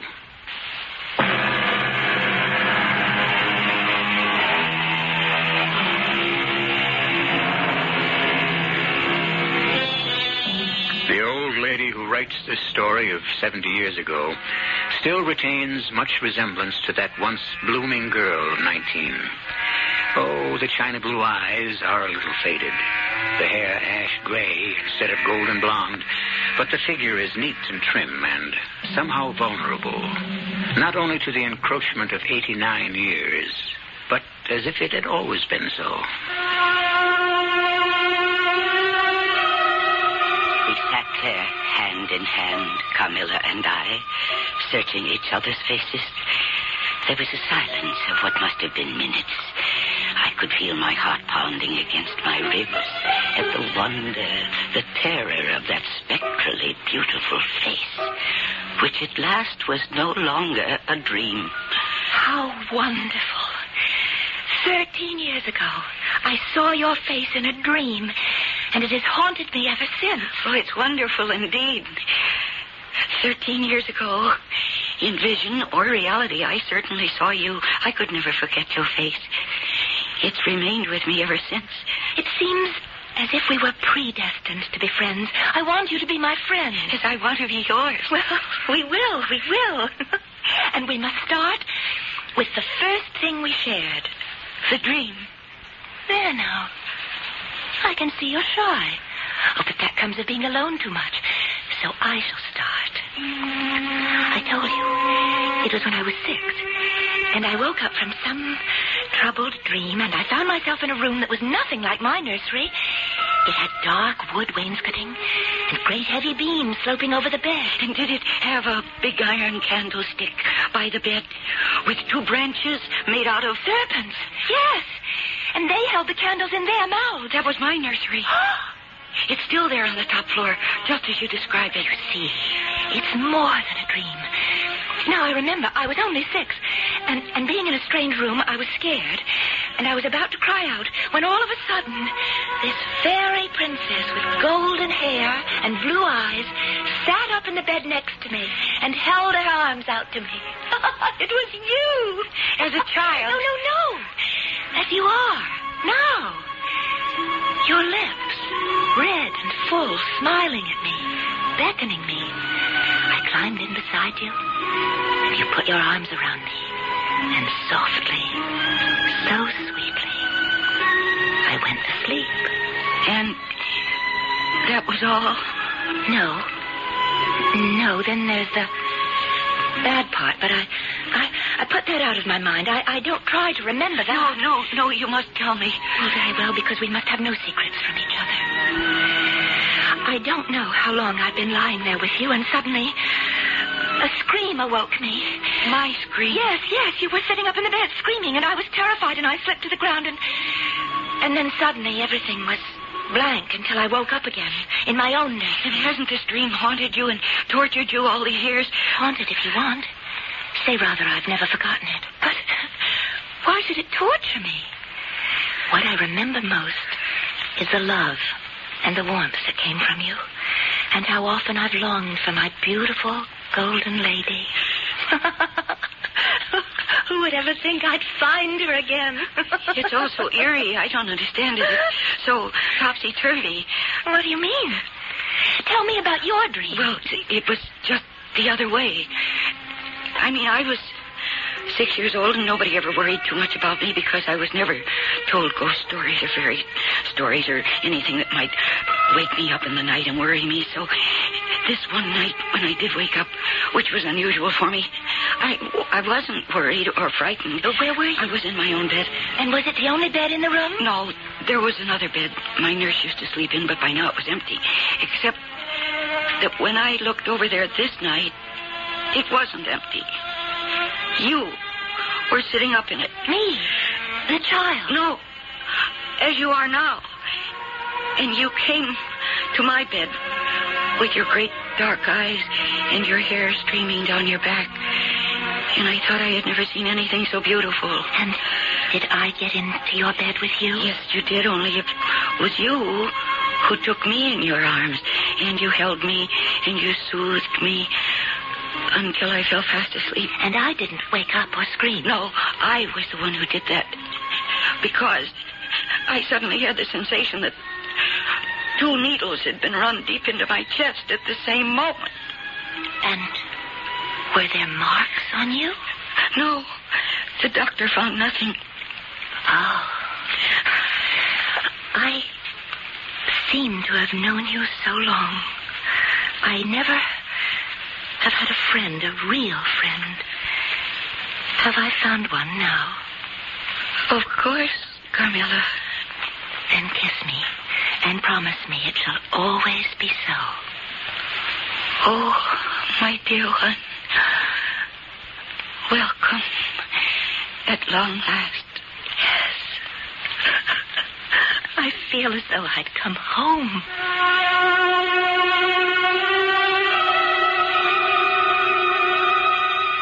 I have said that I was drawn to Carmilla from the first. There's no doubt about that whatsoever. A strange feeling. It's hard to describe, except I could have wished she were a boy. For there is no doubt I was under her spell. And she embarrassed me often when she spoke so freely of her love for me. Come and kiss me good morning, my dearest. Oh, how wonderful to wake up to you. Good morning, Carmilla. No, not just a passing hug. Come on, kiss me. And tell me you love your Carmilla as she loves her Laura. Well, There. That's better. You don't know the humiliation of how I must live in your warm life. And you shall die. Die. Sweetly die. Into mine. I don't understand you. Just never seek to know more of me and mine. But trust me with your loving spirit. Come. Kiss me again, so I know I'm forgiven. Carmilla, no, I... You are mine. You shall be mine. And you and I are one forever.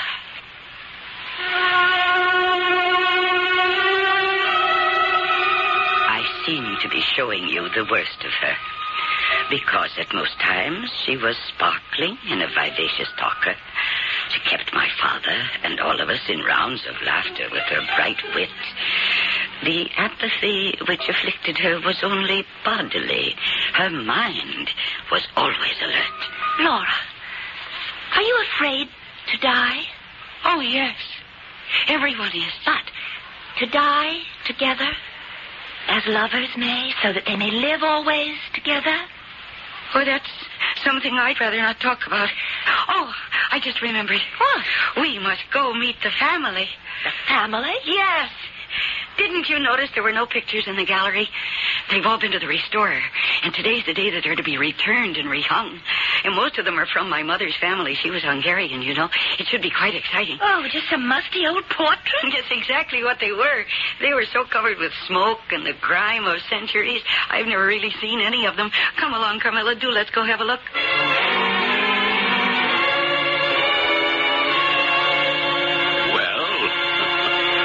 Say they're a very prepossessing-looking crew. Oh, Papa, I think it's fun.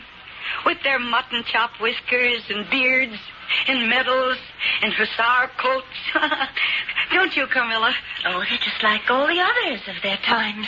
Well, you must be quite a historian, Carmilla. Some of these go back 300 years or so. Hello. Here's a surprise, all right? What? Look. Carmilla. Look. It's the very image of you. Even to the mole on your throat. Papa, isn't it a marvelous likeness? Jove, I believe you're right. Can you read who it is? Marcia, does it say? No, Mircalla. Mircalla Countess Karnstein. And the date is 1698. Well. I do remember that your mother was descended from the Karnsteins. As am I think, a very long time ago. Are there any Karnsteins living here now? Well, none who bear the name. Although it's interesting. The ruins of their ancestral castle is not much more than 3 leagues. Right to the west of here. It was destroyed, they say, during the Civil Wars. I should like to see it sometime. Papa, this is just a small portrait. Could I have it to hang in my room? Well, if you like, I'll have Hans put it up for you. And then, once you've arranged that, could we, dear Laura, take a stroll in the moonlight? It's so beautiful.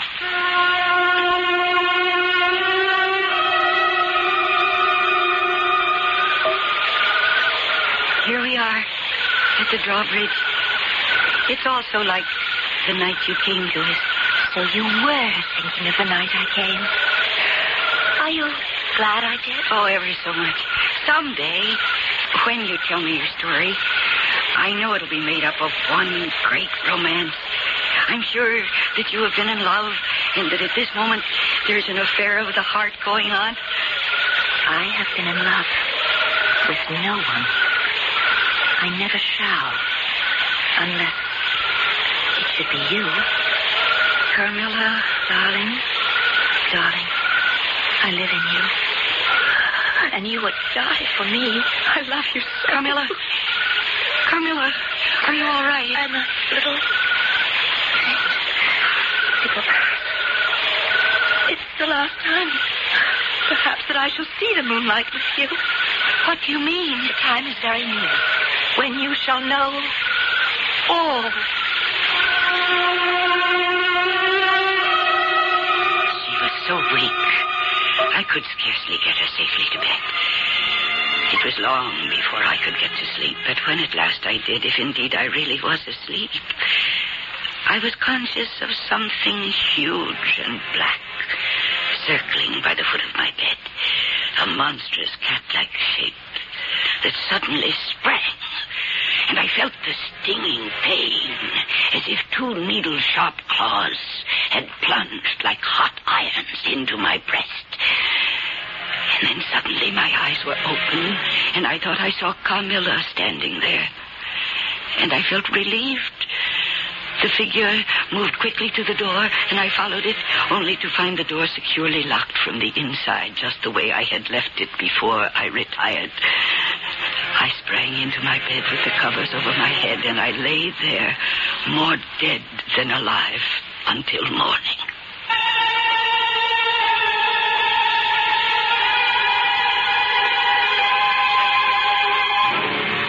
There are none so blind who will not see. And yet it is only human nature to lift the spirits by saying that no disaster, natural or supernatural, could ever happen to us. Is it happening to Laura? Or is she only a young girl with a lonely childhood behind her and a very lively imagination? I'll return shortly with Act 3.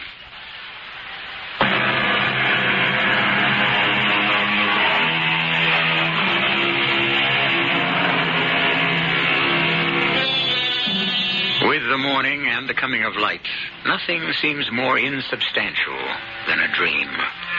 Certainly, although it may leave some residual shock to the dreamer, a nightmare loses its terror. And there is a natural inclination not to recount one, except to someone very close to you, for fear of being laughed at. Or in Laura's case, something different. I should have told my father, but I didn't.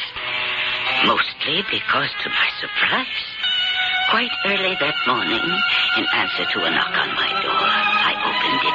and found Carmilla up and about. May I come in? Of course. Dearest, you don't look well. No, I don't feel very well. I had a bad dream. I knew it. I knew it in my bones, for so did I. Was it something like a hard and black, like a huge cat that was coming around your bed and springing on you? Exactly. But I had my lucky charm with me, you see, this, pinned to my pillow, and I reached for it, and the moment my fingers touched it, the thing disappeared. Was it the same for you? Oh, no. No, it almost smothered me. And I felt these two hot pins plunge in and puncture just beneath my throat until I thought I'd strangle. Awful. Let me see. Why, darling. Darling, it was a dream. There's nothing there. But we shan't take any chances with you. Here. You shall have my amulet to protect you. The next night and the nights following, my sleep was deep and dreamless, although the nights were followed by days of lassitude and a melancholy that was strangely not unpleasant. This was well enough for a time, until new and vague sensations began to disturb my sleep. Sometimes a hand drawn across me, sometimes the feeling of lips kissing me, longer and more lovingly, until they reached my throat. Within a week, my eyes were dilated and dark underneath, and I was pale. And my father noticed the change and insisted on my seeing the doctor. It was just as well that the doctor was called, for that night, everything came to a head. No!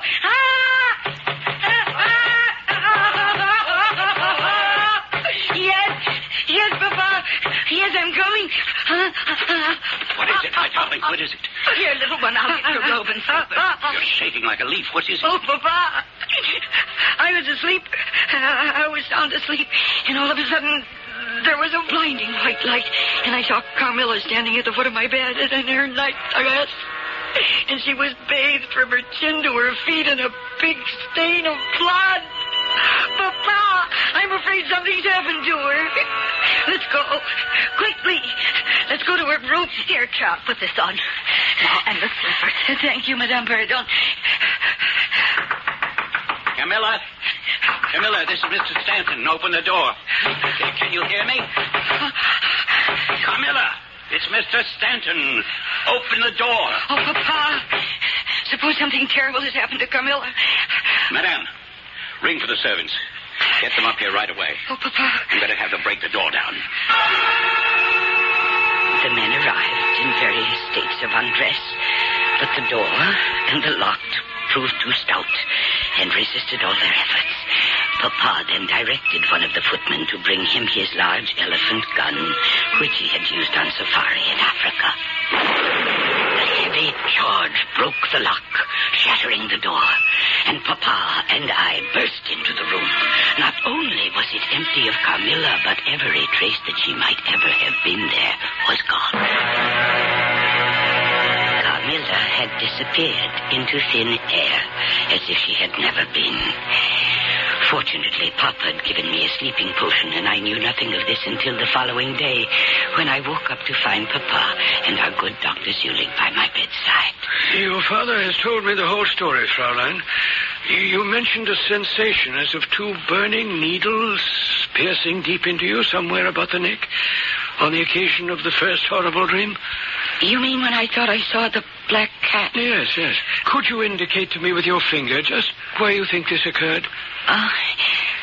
Right here.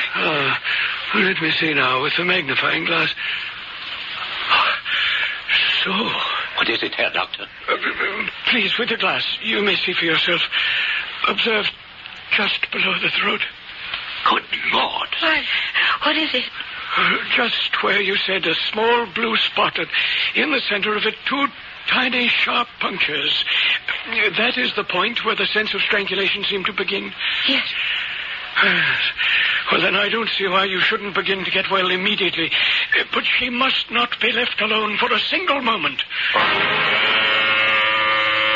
There were 1,000 unanswered questions I now wanted to ask Papa and the doctor, but I never got to ask them, for as it happened, a most unexpected visitor, General Spielsdorf, arrived at this climactic moment, and it was his bizarre and harrowing story which eventually answered all my unanswered questions. Shortly before my poor child, Bertha, and I were to visit you, we had an invitation to Count Karsfeld's Schloss, some leagues to the northwest of Karnstein. The occasion was a magnificent masquerade ball. I felt like the only nobody present. The more surprised was I, therefore, when a lady with most stately air, accompanied by an obviously young girl with whom Bertha immediately fell into delighted conversation, approached me and said, "My dear General, what a delightful surprise to see you after all these years." Madam, since you are masked, you have the better of me. If you kissed my hand, would it jog your memory? Well, I should hope so. It's a long time since I've kissed a lady's hand. The pleasure is all mine. Not, in fact, since... Wait, it cannot be, Your Majesty. It's only at the greatest risk that I'm here, and at all odds I must preserve my anonymity. I see our girls appear to have made themselves fast friends already. That is good. I have an urgent request to make of you. Well, I am yours as always to command. I am in the gravest danger every moment I spend here, and I've been quite desperate to know how to protect the young lady who is my companion. Could you take her in for a few weeks, at most, as your guest? Madam, I should be more than delighted, and I'm sure that Bertha will welcome the companionship. Well, then, let me introduce you to my ward and be on my way. I assure you it is a matter of life and death. Papa, it's just the same. It's just like Carmilla and the lady. Ah, yes, the lady that I, too, like the general, mistook for royalty. Even for the Empress herself. Well, go on, General. What happened? It couldn't have been the same as it was. I am afraid so, my dear. My poor Bertha suffered from the same dreams as you, of a great black animal and the piercing double long punctures beneath her throat. She was wasting away, despite all potions and powders the doctors tried, till one of them suggested what seemed a piece of arrogant nonsense to me. What? Legend has it that 200 years ago, the Countess Karnstein Miracala by name... Papa, that's the one who looks like Carmilla, the portrait I... Hush, dearest. Finish, General. Yes. Your father has told me about Miracala, and I have verified her existence from other sources. What the doctor told me was that she was a vampire and has never died. I would have scoffed at this, except, well, because of my Bertha, I was so desperate. I concealed myself in the closet the last night before her death. Papa, I don't know if I want to hear what happened. You must listen. There was a full moon that night, and it flooded the room. My beloved Bertha lay wasted and worn beneath the coverlet, deep in a sleep almost as profound as death. Suddenly, beside her bed, a black, amorphous shape bubbled up out of the pure moonlight, moving toward Bertha as though prepared to smother her. General, what do you do here? To stop you, Milata. You have no power against us, Agron. We shall see. Rather than let you harm Bertha more, I will cut you to... Powerless! You see, with this small hand I hold you helpless as a babe. Take comfort, old man. You are still too late. Your daughter is mine. Mine. Suddenly she was gone, and I was alone with Bertha. By by the time I was by her side, she had passed away. Oh, how awful. That is not the worst. If this friend, call her Carmilla, Milaka, Miracala, what you will, is not found and exterminated forever, your daughter is her slave, and even you. But Carmilla is gone. How can we find her? Papa, what can we do? We are leaving for Constantine immediately. We are going to open a grave. It was a long search, and getting near to twilight, before the stone, overgrown with lichen and moss and weeds, was uncovered. It was marked simply, Mircalla, Countess Karnstein, 1682, but the death date had been somehow obliterated. Finally, the last dirt was uncovered, and the old coffin, rotting, lay bare. The lid was rolled back, and there lay my lovely Carmilla. Oh, Carmilla! Miraka. No, the one whose grave it is, the Countess Mircalla. But see how her face is tinted with the warmth of life, Papa. Look, her eyes are open. You can never smell from the coffin. She still breathes faintly. The coffin floats nearly 7 inches deep in blood. There is your vampire beyond a doubt. Priest, to save my daughter, do your duty.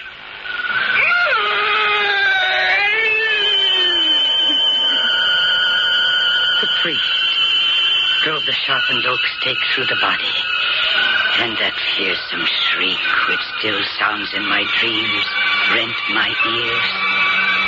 But I know now, more and more as the years have passed, that it was not Carmilla who died, but that ancient 2-century-old corpse who had roamed in lonely agony till at last she was brought home to the peace of God. Not much one can add to a story like that, except, very appropriately, the end. You can sleep safely tonight, wherever you are, especially if you are young and a girl. For Carmilla, Milarca, Mircalla, whatever name you prefer to call her, will not haunt your dreams. I'll be back shortly.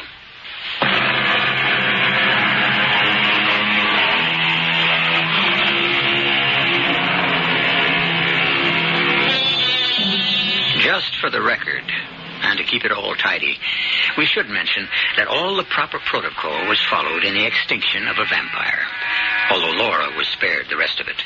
But the head was struck from the body, and both head and body burned to ashes, which were strewn on a stream, and so carried away forever.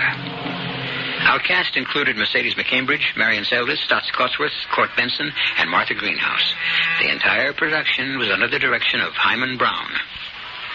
This is E.G. Marshall inviting you to return to our Mystery Theater for another adventure in the macabre. Until next time, pleasant dreams.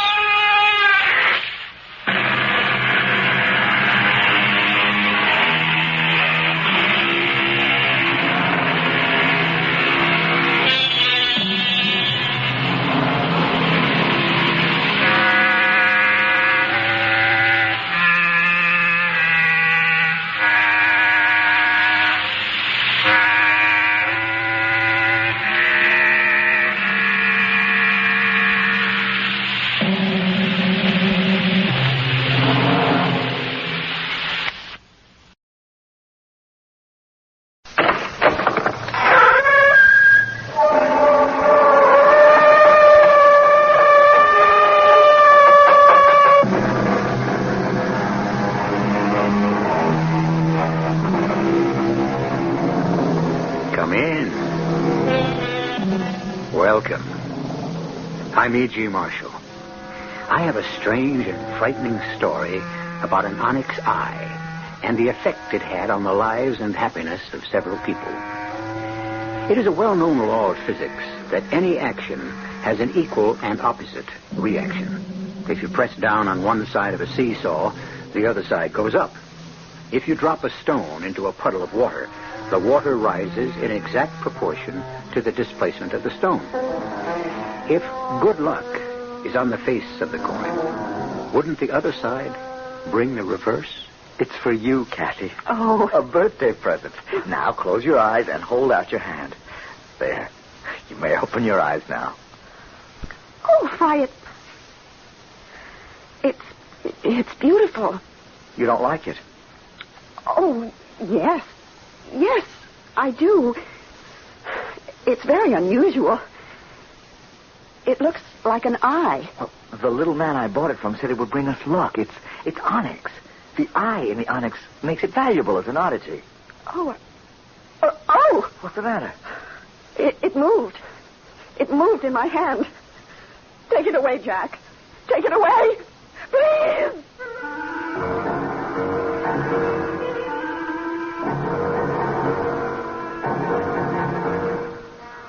Our mystery drama, The Onyx Eye, was written especially for the Mystery Theater by Sidney Sloan and stars Francis Sternhagen and Michael Wager. It is sponsored in part by Anheuser-Busch Incorporated, Brewers of Budweiser, and Time Magazine. I'll be back shortly with Act One.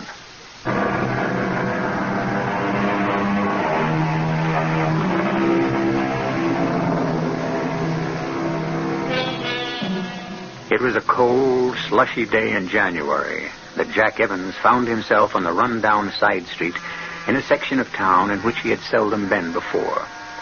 He was weary and cold from job hunting, but he knew he couldn't go home and face Kathy, his wife, on her birthday without some small gift. Then he saw it, a little curio shop. He looked in the window at the collection of junk jewelry, second-hand objets d'art, when his eye was attracted to an interesting egg-shaped object, dusty and half-covered by other things. He immediately knew that was what he was going to buy for Kathy. Hello? Anybody here? Yes. Can I help you? Oh, I didn't see you. What can I do for you? I haven't much time. I was just about to close. At 3:15 in the afternoon? Young man, I am closing the doors and leaving. I will not return. I have been here for over 60 years. Long enough. Long enough, wouldn't you say? Why, yeah, I guess so. So, you will be my last customer, and I will be generous.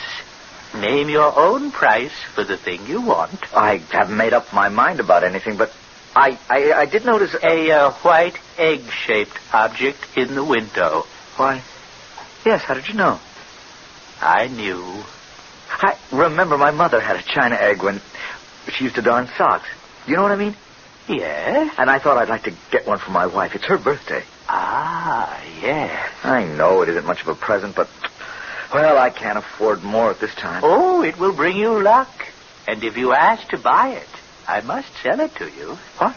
Would you like to see it? I'll take it out of the window. Well, yes, please.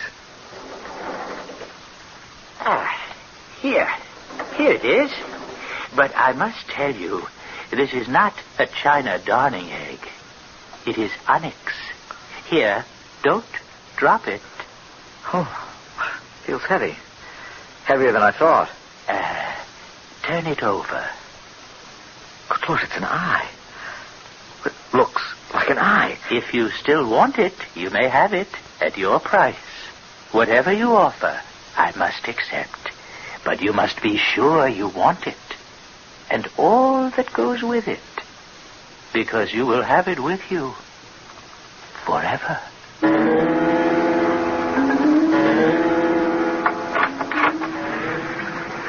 Hello? Is that you, Jack? Home, Kathy. Come on into the kitchen. It's warmer here. Okay, dear, as soon as I get my galoshes off. Oh. It does feel warmer in here. Ooh, the heat's been off all day. I think we've run out of fuel. I've kept the oven on so the house wouldn't freeze. Well, did you call Holder's Fuel and tell them? Oh, a lot of good that would do. We owe them. Well, we're way beyond our credit. Oh, but in weather like this, let me call him. Didn't you tell him you're expecting a baby and that the cold wouldn't... Phone's out, too, Jack. They sent us 2 warning notices. Oh, great. Fine thing to happen on your birthday. You should have married a guy who could take care of you, Kathy. Oh, you're the nicest husband in the world. And you're going to be a marvelous father. But... No buts.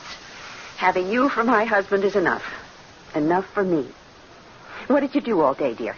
Walked around looking for a job. Any luck? I had one promise from Ellsworth Manufacturing. You think it's a possibility?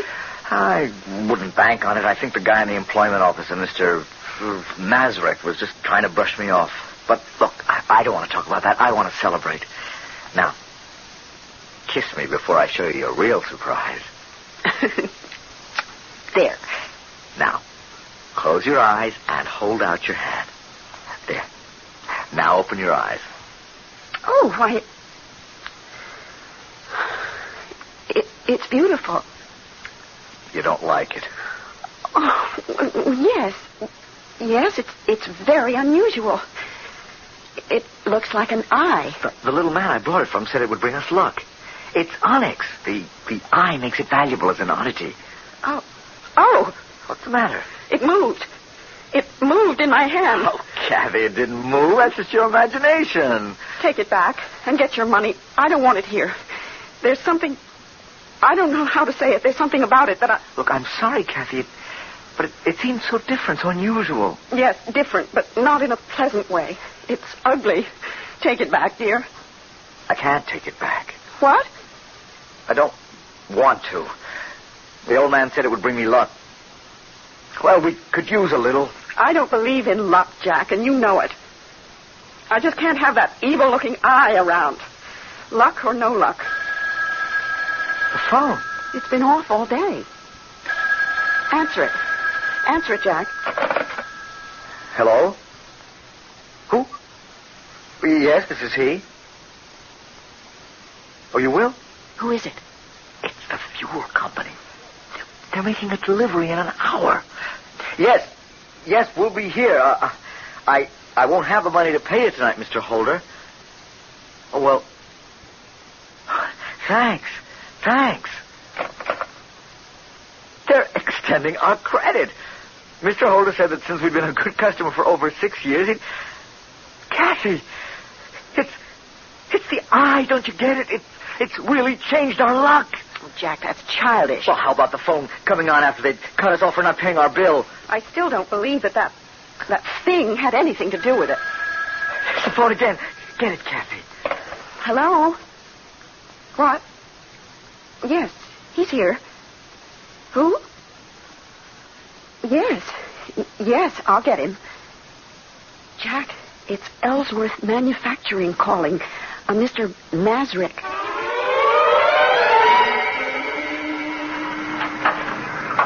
Oh, good morning.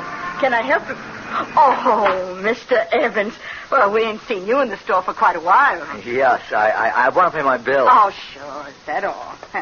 Just a minute. I'll get out the credit book. Sorry to have let it run so long. The bill, I mean. Oh, don't give it another thought. You see, I was out of work. Yeah, and so you stayed away. Now, that was foolish. Now, Harry and me, well, we sized you up as an honest man. Right away, we knew you was okay. The first time you and your wife came in the store. Hey, how's she doing? She have the baby yet? A couple of months more. Oh, the last couple of months seem mighty long. Take it from me. Nah, that's the bill. Let's see. Evans, Evie. Here it is, yeah. $16.85. Part of it was for that baby magazine your wife was getting. Oh, yeah. Well, I can pay it. Just got my first week's pay. Oh, wonderful. You see? Nothing like a baby to bring a couple of luck, Mr. Evans. Now, you'll find that Providence provides for a baby. I guess you're right. I'm working for Ellsworth Manufacturing. I'm a foreman. Oh, that's great.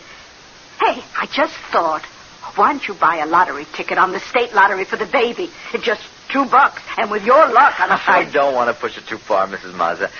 I got a load of bills to pay before I start taking chances on $1 million to one shot. Well, someone's got to win. Hey, look, I'll put up the money for you. The ticket will be in your name. If you hit, we split. Nothing to lose and everything to gain. It'll be my present to the baby. How about it? Okay, but you're throwing away your money. I never won anything in my life.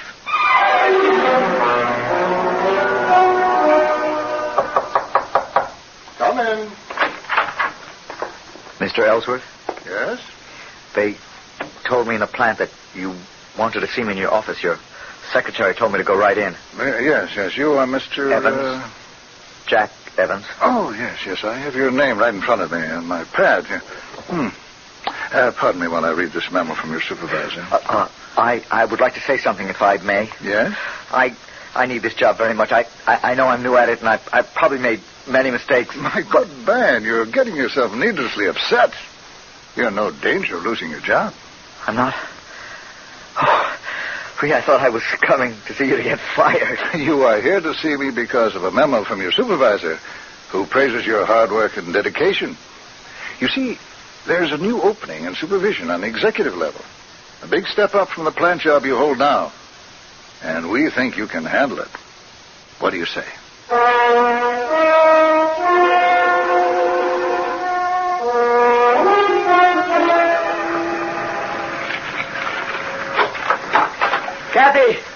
Kathy! I've got wonderful news! Kathy! Well, that's strange. She doesn't go out at this hour. Kathy! A note. Jack, dear, I'm getting pains. I thought I'd better not wait. I'm asking Mrs. McCarthy next door to go with me to the hospital. Love, Kathy. Good Lord. It's too early. Too early. Yes? Yes, this is he. Oh, yes, I know. She left me a note. How is she? Yes. Yes, I'll be there in 10 minutes.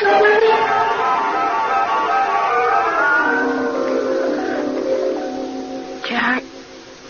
Oh, Jack, I wanted you near me. I was frightened. I came as soon as I could, dear. Have I had the baby yet? Yes. Yes, the baby. You've had the baby. It's all over. Is it a boy, Jack? I wanted a little boy. I know you wanted a girl, but we'll have the boy first. And yes. Then... But you're tired now, dear. We'll talk later. You must rest. No, I'm not tired. I want to talk about it with you. I want to see it. When can I see the baby? Kathy, please, try to get some rest. Jack, you're acting so strange. Is something wrong? Darling. The baby.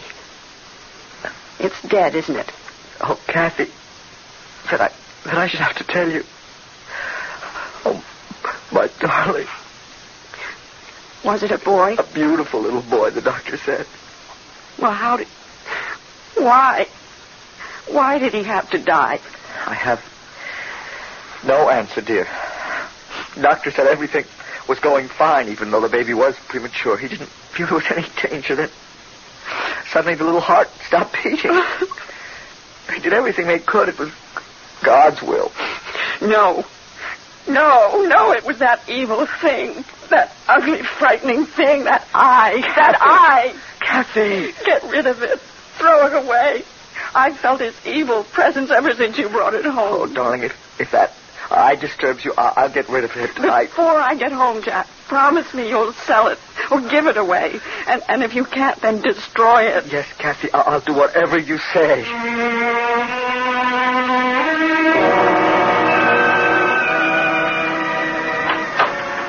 Hey, I was just closing up, mister. It's me, Mrs. Mazza. Oh, sure, Mr. Evans. I hate to bother you so late, but I spent most of the evening at the hospital with my wife. Yeah, I heard about that this afternoon. Mrs. McCarthy told me. God, that's a terrible thing to happen to a nice young couple like you two. I sent your wife a card. Yeah, thank you. Listen, what I came in to ask you... you know this neighborhood well, don't you? Uh-huh. I lived here all my life. Do you know Quentin Street? Oh, about 6-7 blocks north. Yeah. Used to be a nice residential street, but it's real run down now. Do you know that little curio shop at the corner of Westerly and Quentin? You mean did I know it, don't you? Oh, it's been closed for ages. Years. No. I was in there last week and made a purchase. You couldn't have. Well, that building's been empty for nearly 20 years. The windows are broken, it's fallen apart. You know, I remember it when I was a girl. There was an old man. A small old man? Yeah, we were scared of him when I was a kid. But I bought something from him, a present for my wife on her birthday. It was just a few weeks ago. But you couldn't have. Well, the building's been condemned for over 5 years. It's supposed to be pulled down. But he was there, I tell you, in the shop. January 29th, my wife's birthday. Mr. Evans, I seen the ambulance come and take him away exactly 20 years ago. I think it was in January, too. He was dead. If you seen him, you saw a ghost.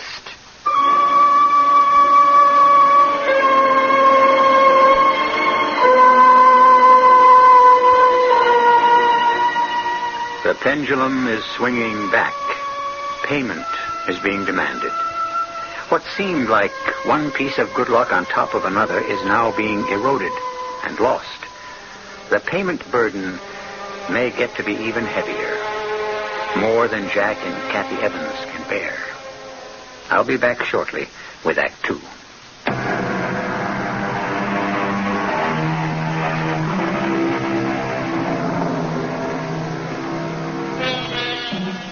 When Jack Evans was told that the little curio shop where he had purchased the Onyx Eye had been closed for over 20 years, he couldn't believe it.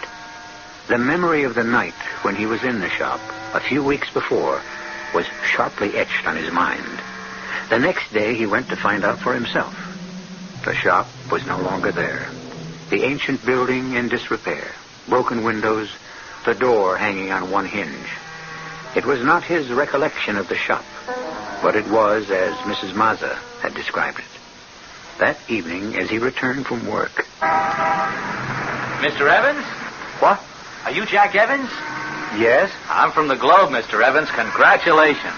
Congratulations? Yeah, you won the big state lottery, Mr. Evans. Didn't you know? No, I don't think... Oh, hey, this is rich. You haven't even been told yet? I mean, nothing from the lottery commission, no phone call, no letter, no wire. Oh, wait a minute. There it is. Look, it's right by your door. See, it's a wire. Here you go. Open it. Jack Evans, 38 Mulberry Street. Uh-huh. Happy to inform you that your number... a check for $250,000 will be... Oh, good Lord. Hey, are you all right? Yeah, sure. I'm great. Well, you looked a little pale for a minute. Well, I guess it sort of got to me for a minute. I think I wanted to get rid of it. Huh? Well, what? You mean your lottery ticket? No. The Onyx Eye. Huh? Oh, this money is only half mine. Mrs. Mazza, who runs a little stationery store on Euclid and 12th, bought the ticket for me. We're going to split the money if I won. Mrs. Mazza, Euclid and 12th. Got it. Now, what about this eye? The Onyx Eye you just mentioned?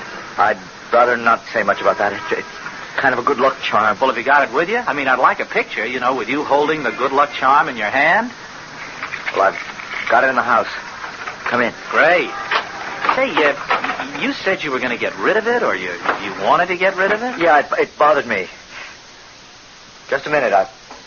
I've got it in a drawer. Ah. Here it is. Say, that is something. Huh? It's an ugly little thing, isn't it? That eye seems to be looking right at you, huh? My wife's afraid of it, wants me to get rid of it. Are you going to? I don't know. She thinks it brings bad luck. For you, it didn't.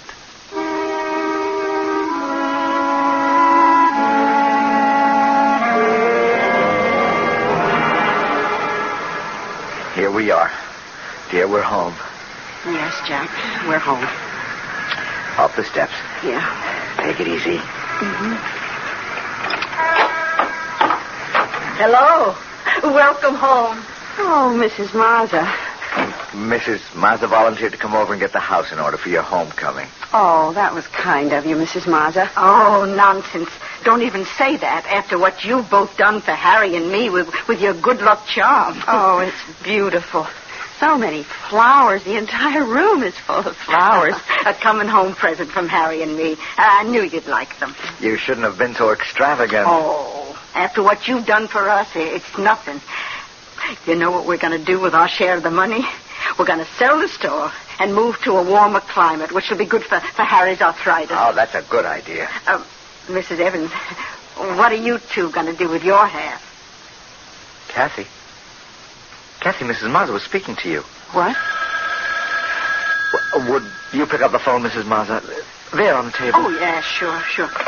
Hello? Yes, this is the Evans residence. Oh, just a minute. Oh, Kathy, someone on the phone for you. The man said that the Globe newspaper. Oh, that newspaper reporter again. He called me several times at the hospital. I don't want to speak to him. Oh. Hello? Oh, well, she's busy and can't talk. What? Well, she what? Sell? Are you crazy? You asking her to sell her luck? You're out of your mind, mister. Oh, you know, he wanted to buy your Onyx Eye, your luck. Now, how do you like that? Eye? Have you still got that terrible thing, Jack? Oh, Kathy, I haven't had a chance to get rid of it. You promised, Jack. You swore to me you would get rid of that ugly eye before I came home. You promised me that faithfully in the hospital. Calm down. You mustn't You go on lied like to this. me. You know what misery that thing has caused us. It took my baby from me. Kathy. It killed my baby. Oh, look, Mrs. Evans, if you really mean that, I'll take it.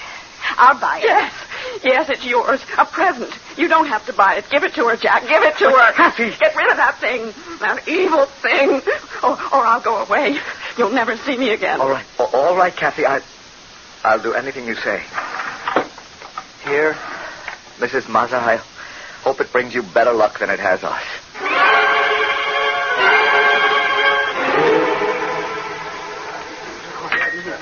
Well, Jack, like my choice of restaurants? I've never eaten in a place like this before. Well, you'd better start getting used to it. The firm has a charge account here. We do most of our business entertaining here. Oh, yes, Peter Fairley told me. That all he told you?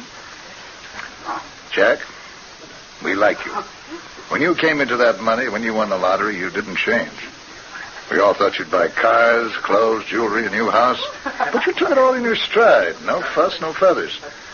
Made a big impression on the board, I can tell you.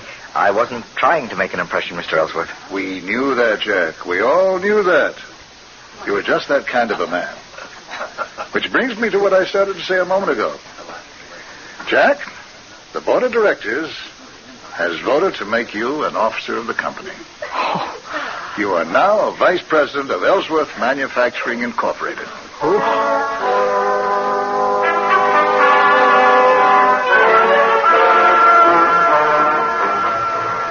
Oh, you deserve the job, Jack. It is so incredible. They hardly know you, and they give you this big position. I couldn't believe this was all happening to me, Happened so fast. Oh, I'm so happy for you, darling. And it was really you, your ability, your personality that put you where you are. It wasn't some stupid good luck charm, some magical eye. Oh, I'm so relieved since that thing is out of the house. I'm sleeping better. Feeling better? Oh, that reminds me. I went to the doctor today. He did some tests and a complete examination. What did he say about having another baby? He seemed very optimistic. He said he'd get back to me as soon as he had all the results from the test. Good. I'll get it, Kathy. Hello? Oh, hello, Mr. Evans? Yes. Oh, Mrs. Mazza? I'm sorry to bother you and your missus so late at night. Oh, it's not so late. We haven't gone to bed yet. Oh, that's good. Look, I'm a little worried. I had to talk to you. Could I come over? Well, it is right. Well, couldn't it wait until tomorrow, Mrs. Mazza? I'm so upset. I wouldn't sleep a wink if I waited till tomorrow. Well, hold the phone for a second. It's Mrs. Mazza. She seems upset, wants to come over. Well, let her come. She won't stay very long. Mrs. Mazza? Yes? Come over, but please, remember, Kathy's not fully recovered. Oh, it'll take me just a few minutes. Thank you. I'll be there in 5 minutes.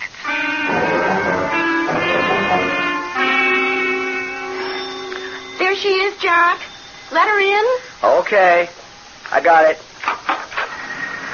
Come in, Mrs. Mazza. Oh, I'm sorry to bother you. No bother for a friend. Come in. Thank you. Hello, Mrs. Mazza. Sit down, won't you? I'm only going to stay a minute. I just had to tell you. It's gone. What? The eye. The Onyx Eye. Gone? No, No. Kathy, get hold of yourself. Mrs. Maza, I think... It's gone, I tell you. I wrapped it in an old piece of chamois in my drawer in the bedroom dresser. Tonight I went to look at it. It was gone, and the chamois was still there. Stolen? Well, what else could it be? What else? It could have come back here. Did you stop to think of that? It could have returned to us. Returned to destroy us. Kathy, that's superstitious nonsense, and you know it. Mrs. Maza, my guess is that it's stolen. Someone must have known that we'd given it to you. Oh, yeah. I suppose you're right. Oh, what a pity. Harry said that just having it in the house made him feel good. Oh, well, I'm sorry to have bothered you. I'll go now. Want me to walk you home, Mrs. Maza? It is late. Oh, no, I'm okay. I know the neighborhood. And good night. Good night. You're sure you'll be all right going home alone? Oh, sure. Jack, sure. Look, on the doorstep. What? Oh, my God. It's the Onyx Eye. It's come back. It's come back. Oh, quick, look outside. See if anyone's near. No one. There's not a living soul on the street. It's come back. We'll never get rid of it.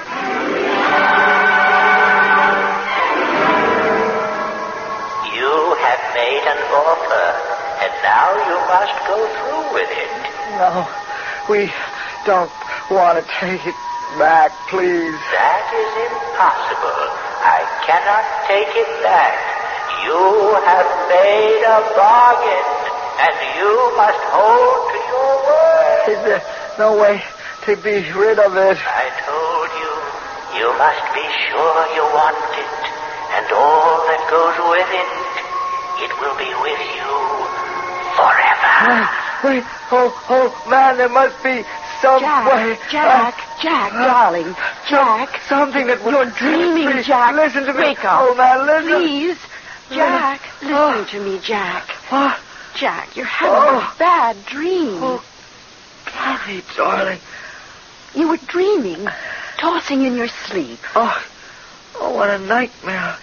Frustrating dream. You seem to be talking to someone, pleading. I was dreaming of that little old man who sold me the Onyx Eye. I begged him to take it back or tell me how to get rid of it. He gave me no answer except that I was compelled to keep it. Forever? Forever. Wait a minute. There's something in the back of my mind. If I could think of what it is, he'd be able... A phone?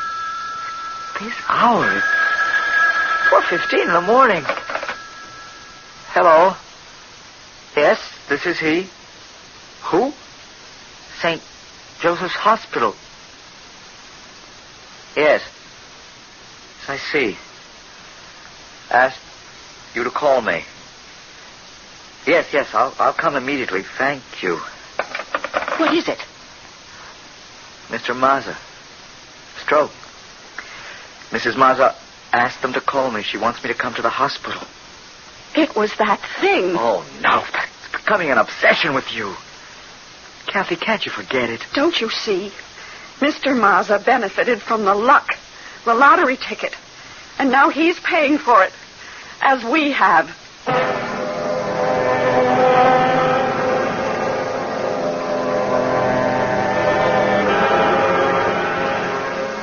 Like some evil thing, the power from the Onyx Eye reaches out to crush all who have benefited from its luck.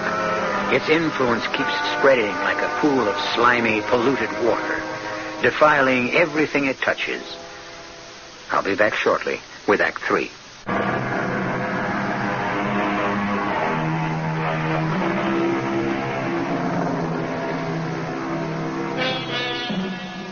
Jack went to the hospital that night and sat waiting with the wife of the stricken man through a long gray dawn. Finally, the doctor came with the news that Mr. Maza had died. His last words before the end were, strangely enough, the eye, the lucky eye, how wonderful to have it. At the cemetery several days later, Mrs. Maza was heard to repeat almost the identical sentiment. Oh, he was so happy the last few days of his life. Happier than I've seen him in years. Mrs. Maza, I'm sorry. I'm sorry that we involved you and your husband in our...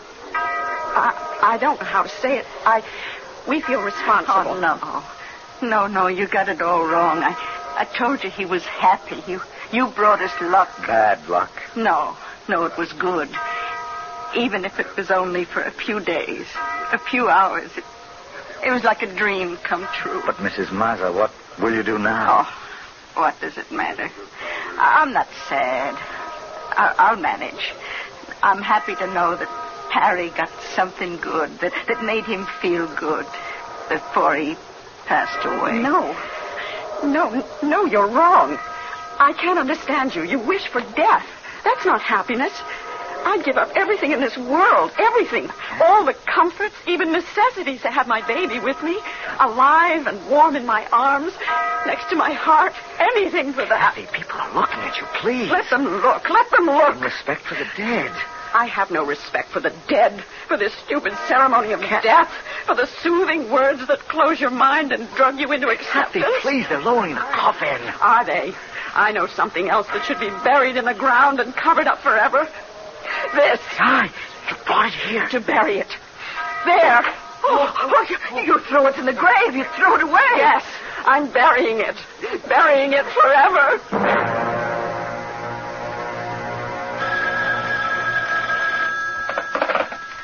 Hello? Hello, Mr. Evans. This is Peter Cawley. You know me. I'm the reporter on the Globe. I'm the guy who interviewed you when you won the lottery. What do you want? I'm in the middle of dinner. Well, I see that you found an envelope on the street with over $2,000 in it and that you turned it into the police. That's right. Well, you don't seem very excited about it. $2,000 seems like a lot of money to me. It's not my money. Yeah, but if the owner doesn't come forth to identify it, it is going to be yours, right? Really, Mr. That's right, isn't it? Is this why you called me to find that out? No. I called you because I see a continuation of the good luck story I did on you when you won the lottery. Sorry to disappoint you. I no longer have the eye. Oh, come on, Mr. Evans. Don't give me that. I haven't got it. That's the truth. It's gone. Buried. You mean, you hid it someplace to keep from losing it? I mean, we buried it to get rid of it. To lose it forever. Jack, your dinner is getting cold. Coming right in. Who was it? Oh, that reporter. You know the one. He wanted to do a story about my finding that money. I told him I didn't want to talk about it. You know, Jack, you found that envelope the morning after Mr. Maz's funeral. Yes. Well, why should that make you pucker your brows? Well, it's the kind of thing that would happen when we had that... But we no longer had it then. Which only goes to prove what I've said. All that superstition about good luck and bad luck is childish nonsense. Now, let's forget it, shall we? What did you do today? Oh, I did the shopping. Went to the cleaners to pick up your suit. Oh, and I went around to the post office to pick up that parcel. What parcel? Don't you remember last Wednesday when we came home? From Mr. Maz's funeral? Yes. Well? There was that slip from the post office saying that they had tried to deliver a parcel, but we weren't home. Oh, no. Yes, I remember. Well, I went over this afternoon and picked it up. It's over there on the desk. Oh, yeah. Let's see what's in it. Jack, don't open it. What? Don't open it. It's that eye. It's come back. Then I've got to know. I've got to know. Oh, good Lord. I was right.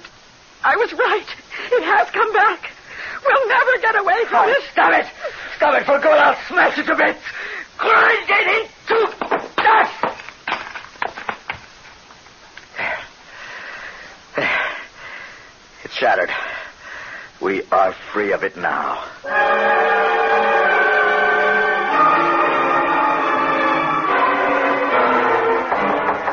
Come in. You wanted to see me, Mr. Ellsworth? Oh, yes, Jack. Come in. Sit down. Thank you. Jack, I see you've been having a little trouble. About the lottery ticket? Been in the papers, featured quite prominently. I can say the same thing to you that I told to the district attorney. I did not know the ticket was a forgery. Yes, I know. I have returned my winnings to the State Lottery Commission. Mrs. Mazza has returned her share also. You have behaved very honorably in the whole matter. I myself have said that to the board. This was brought up to the board? It had to be, Jack. You see, you occupy a very unique a very sensitive position in our company. I don't understand how this could affect the company. My boy, a company such as ours is only as good as our reputation. I get it, Mr. Ellsworth. Now, I know why you called to talk to me. Jack, try and see my side. You are no longer an asset to Ellsworth Manufacturing. You are a liability. Now, I'll tell you what we are prepared to do. We shall give you a letter with the very highest praise for your ability and character. We shall give you 3 months' salary as termination pay, and your best wishes for my future.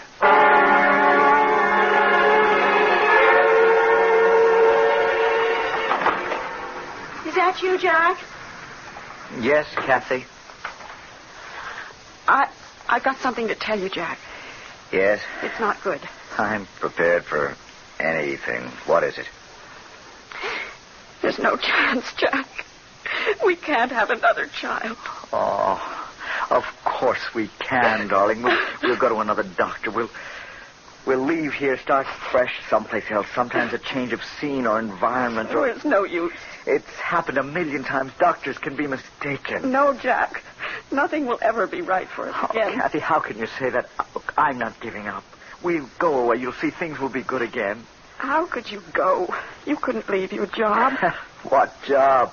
I've been let go, fired. Oh, Jack. Darling. I knew it. I knew it when I saw. Look, Jack. Look what's on the floor next to the window. Oh, no. No, your good luck piece. But I smashed it to dust, swept it up, put it in a cloth bag, weighted it, dropped it off at the ferry boat in the middle of the harbor. Look at it. Not a scratch. Not a crack. And that eye. That evil eye glaring at us. How did it get there? I don't know. I didn't see it this morning. And then when the phone rang, I came in here to answer it. And when I finished the conversation on the phone, I saw it. I screamed and ran out of the house. I'm going to beat this thing. There's some way to get rid of it. It's got to be. I remember there was something that little man said, but it seems blurred in my mind. I keep reaching for it, but it gets away from me. You can't give it away. When we gave it to Mrs. Mazza, it returned. But how could we? Old man, give it to me. He did give it to me. And the door. Get it, Jack. I'll go into the bedroom and finish packing. Start packing for me, too. We'll go together. All right, dear. Not that I expect will do us much good to run. Hi, Mr. Evans. You. Hey, wait, listen. Leave us alone. Can't you stay away from us? No, please, I've got good news. I don't want to hear it. It always turns out bad. Oh, please. Now, then don't shut the door, okay? Okay, what is it? Now, first, that money hasn't been claimed. You know the money you found?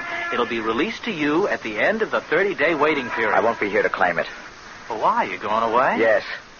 Because you lost your job? That's only part of it. But you haven't lost it. What do you mean?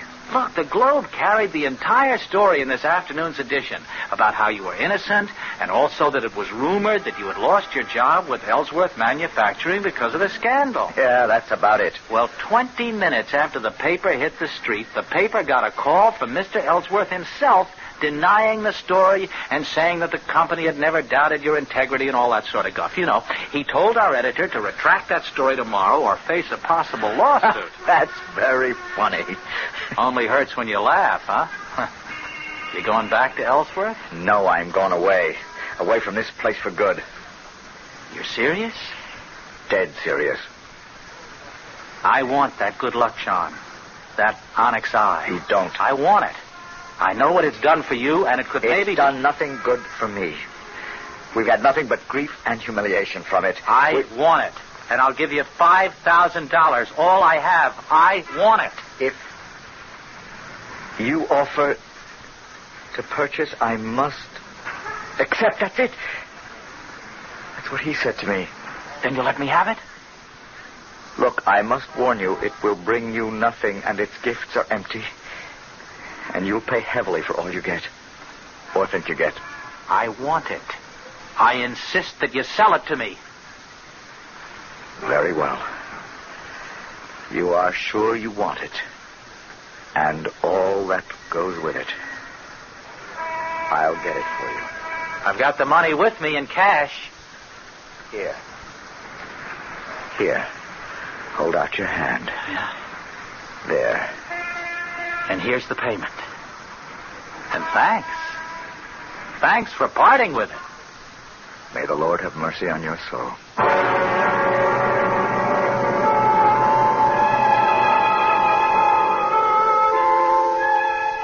And now the Onyx Eye is in the possession of a new owner, a new master. Despite the warning Jack Evans gave him that he would pay for every piece of good luck, pay perhaps with his blood or the happiness of those near him, the new owner steps out into the world clutching the evil talisman in his hand, with his heart full of hope. I'll be back in a moment.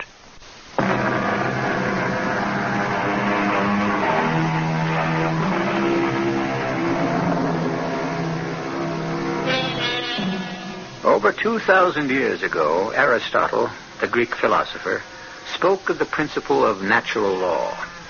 For every action, there is an equal and opposite reaction. He knew what a delicate balance there was between all natural forces.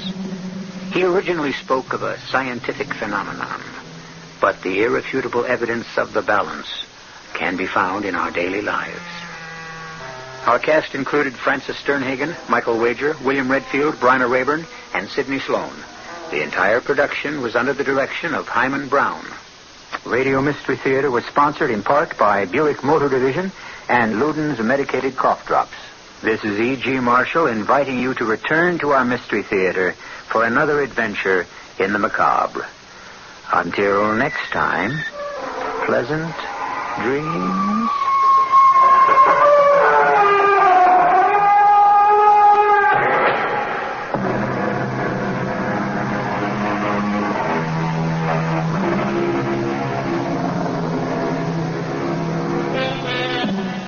Come in. Welcome. I'm E.G. Marshall. How does a Mediterranean cruise in the sun sound to you? All expenses paid. Not very sinister. Rather pleasant, eh? That's what you think. For when this cruise is only half finished, I think you'll be ready to abandon ship and take the next plane home. We're on a cruise with Elvira Graham, one of the world's leading fashion designers, her escort, Tony Butler, and her daughter, Marjorie. At the moment, our ship is docked in the Libyan coastal town of Derna. Elvira and Tony have gone sightseeing, trying to find a certain shop they heard about from the ship's captain. This is so deserted. There can't be any stores down here. Oh, it's not a very long alley. Let's look. Oh, there's a candle shop. Would that be it? Well, there doesn't seem to be anything else. Elvira, I don't like this. Let's get out of here. There's nothing to be afraid of. It's just too strange. We've gone almost the whole length of the alley, and there's nothing but that candle shop. And that's closed. Tony, wait. Look up ahead. The alley doesn't end. It makes a turn. Let's go back. Captain Miller said the store didn't really exist, and I believe him. We can at least look. Come on. Tony, look! There it is!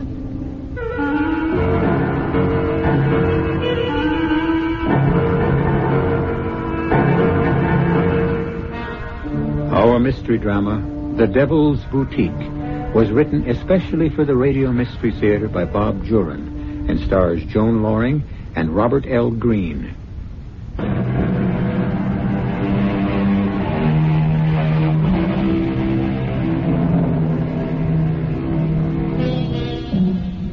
Elvira Graham found the Devil's Boutique, and that was her greatest mistake. She found it on a sunny afternoon in Derna on that Mediterranean cruise, and what happened after that, well, Tony Butler will have to tell us. A year has passed since that fateful afternoon, and at the moment, we're in the office of Lieutenant Morgan, 31st Precinct. Come in, Mr. Butler. Sit down. Thanks. Sergeant McKay says you can identify the body, the lady of the earrings. Yes. Oh, good. We'll go right down to the morgue and... I don't have to see her, Lieutenant. I know who it is. Well, a viewing is absolutely necessary, but We can do it later. Who is she? Elvira Graham. Was she a friend of yours, a relative? A friend. Elvira Graham. We put her age at about 50. If you'd seen her in life, you'd have thought she was 30. But you were close. She was 52. I'd appreciate your giving us a statement, Mr. Butler. Tell us all you can about her. Cause of death was drowning, no marks on the body. We have it down as suicide, but we still can't rule out murder. I'll make a statement. But would you do me a favor? Keep it out of the press. Well, it's already news, Mr. Butler. I know that. It was the item in the paper that brought me in here. Ordinarily, an unidentified body floating in the river isn't that much news, but a nude woman in earrings and fantastic lipstick. That's why I know without the shadow of a doubt it's Elvira Graham. And that's why I wish you could keep what I'm about to tell you out of the papers. Well, I'll do what I can, Mr. Butler, but well, they don't have to know every detail. We'll have to release her identity, though. Yes, I see that. A lot of people are wondering what happened to Elvira Graham, and now they'll know. But the woman suffered enough. Yeah, she won't suffer anymore. No, I guess not. She was admired, hated, adored, despised, envied. You say you're a friend. She has no relatives? Only a daughter. I'm here in her stead. The daughter's name? Marjorie. Marjorie Graham. Well, just relax and tell us all you can about Elvira Graham. I'll ask questions later. Elvira Graham was a fashion designer. At her peak, the best. And she had a knack of making sure that no one, but no one, ever looked better than Elvira Graham. It was almost a year ago, in June. She just had a showing of her fall line, and she, Marjorie, and I were starting off on a cruise to relax. I was her escort of the moment. Roger, bye! Bye! Tell Amy I'll bring her a souvenir from Italy. I said tell Amy I'll bring her... Can't hear you, Elvira, dear. Just wave. Oh, bye! Bye! Marjorie, give me a streamer, quick. You've thrown them all, Mother. Oh, it doesn't matter. Come along. Let's go back and finish up that champagne. I think you've had enough, Mother. How many times do I have to tell you, Marjorie? I'll be the judge of that.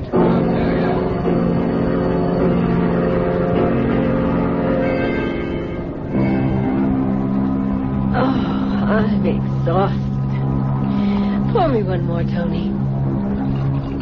Thank heaven Marjorie's gone to her own cabin. She is so tiresome sometimes. Do you think I've had too much champagne, darling?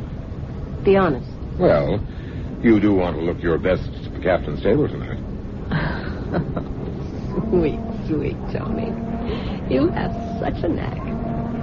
For what, I'm not sure yet, but a knack. You're absolutely right. You drink this. I'm going to take a nap. I think I'll go up on deck for a while. Tony? Do you think that dress Charlotte Remsen was wearing made her look slimmer? Maybe a little taller? Definitely. You designed it that way. Yes. Made her look almost too attractive, I think. Well, I'm not going to think about work anymore. We're here to relax. Kiss me, Tony. And let Elvira get her beauty rest.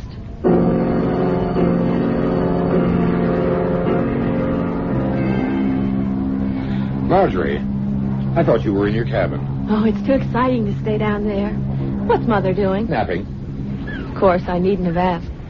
Marge, why do you stay so close to Elvira? Don't you want a life of your own? I could ask the same of you, couldn't I? Touché. Are you in love with my mother, Tony? Love? No. And you know she's not in love with me. We're companions. I'm convenient. And vice versa. The great Elvira Graham. She picks her men the way she picks her wardrobe. But it's fun while it lasts. Escort to the great Elvira Graham. And all that press doesn't hurt my acting career. Well, at least you're honest, Tony. Probably the first who was. Thank you. But you didn't answer my question. And I've answered yours. Why do I stay so close? I admire her, too. But I love her. So many people are jealous of her, and I feel maybe I'm the one little sincere spot in her life. I don't always agree with her. And she wants you with her. I know that. I wondered about that. Why the glamorous Elvira Graham wants her 20-year-old daughter tagging along. Ever stop to think she loves you? Yes, I think she does. And let's face it, you add to her image. Who would believe that anyone as young as Elvira could have a 20-year-old daughter? I've heard that before. Mother's always been vain. But lately, Tony, it's becoming more of an obsession. She's the acknowledged queen of fashion. What would you expect? She's putting it before everything else. She sold her soul to vanity. Such profundity from one so young. Don't laugh at me, Tony. I'm worried. I'm not laughing at you, Marge. But there's nothing we can do about Elvira's personality. We just live with it. Or what? Or leave it. And for the moment, it suits me to live with it. Come on. Why don't you take a nap, too? You want to look your best? We're at the captain's table tonight. How could I forget it?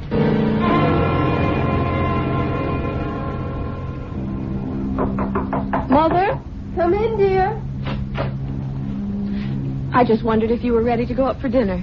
Tony and I have had a cocktail already. Yes, just about. But I see you're not Marjorie. I am. That's why I came by. But, Marjorie, you're not going to wear that scarf with that dress. Well, yes, I am. Oh, no, dear. The dress of chiffon, it looks fine, but you don't cover a décolleté as low as that with a scarf. It's ridiculous. Besides, it's the wrong color. It should contrast, if anything. But I thought it was perfect. Perfect? Marjorie, I cannot understand how the daughter of Elvira Graham can be so insensitive to style. Doesn't anything rub off? Mother, we're dining at the captain's table. It may not mean anything to you, but it does to me. I disagree with you about the scarf, but I'll give in to your superior judgment. No, darling, you'll find it's always right. Now, hurry and replace that dreadful scarf with a string of plain, simple pearls, and change your lipstick. It's too bright. I'll meet you in the dining room. You do understand. I just want you to look your best. Well, you must always look your best, my dear. But never better than Mother.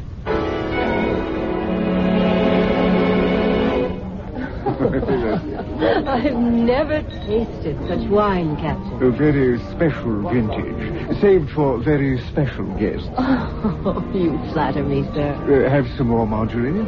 Oh, no, thank you. I'm fine. Do, Marjorie. It's bound to improve your disposition.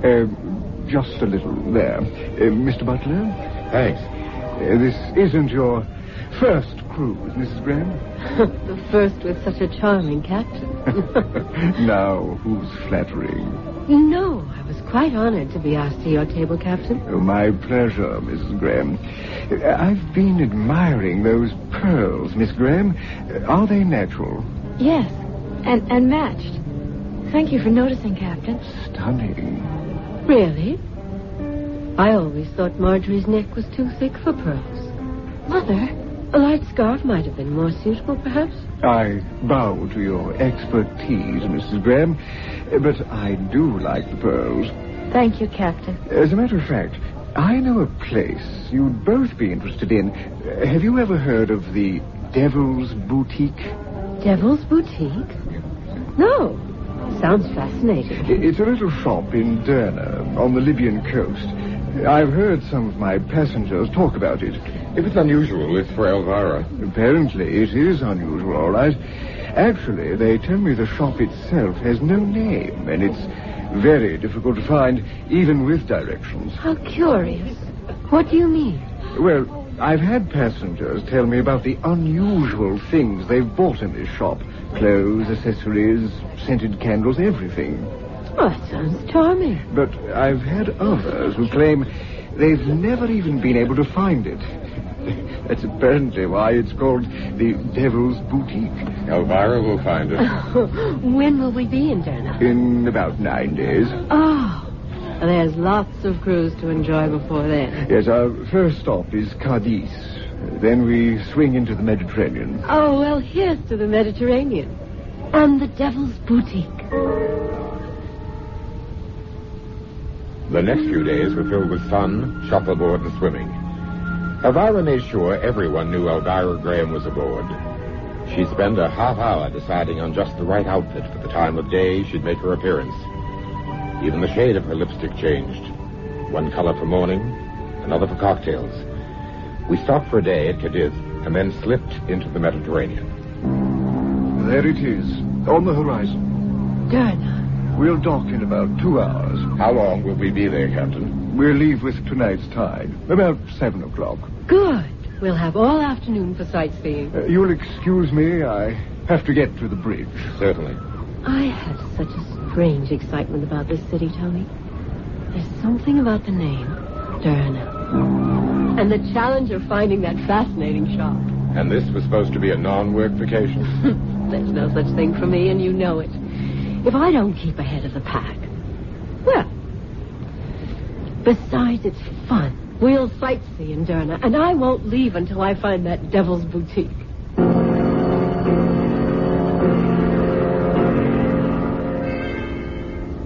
I can tell you one thing. You wouldn't catch me going near a place with a name like that. And I certainly wouldn't go out of my way to find it. But then, for a woman as vain and determined as Elvira Graham, it might be just the place. Vanity, like love, is blind. And Elvira has no inkling of the strange fate that awaits her in the Devil's Boutique. I'll return shortly.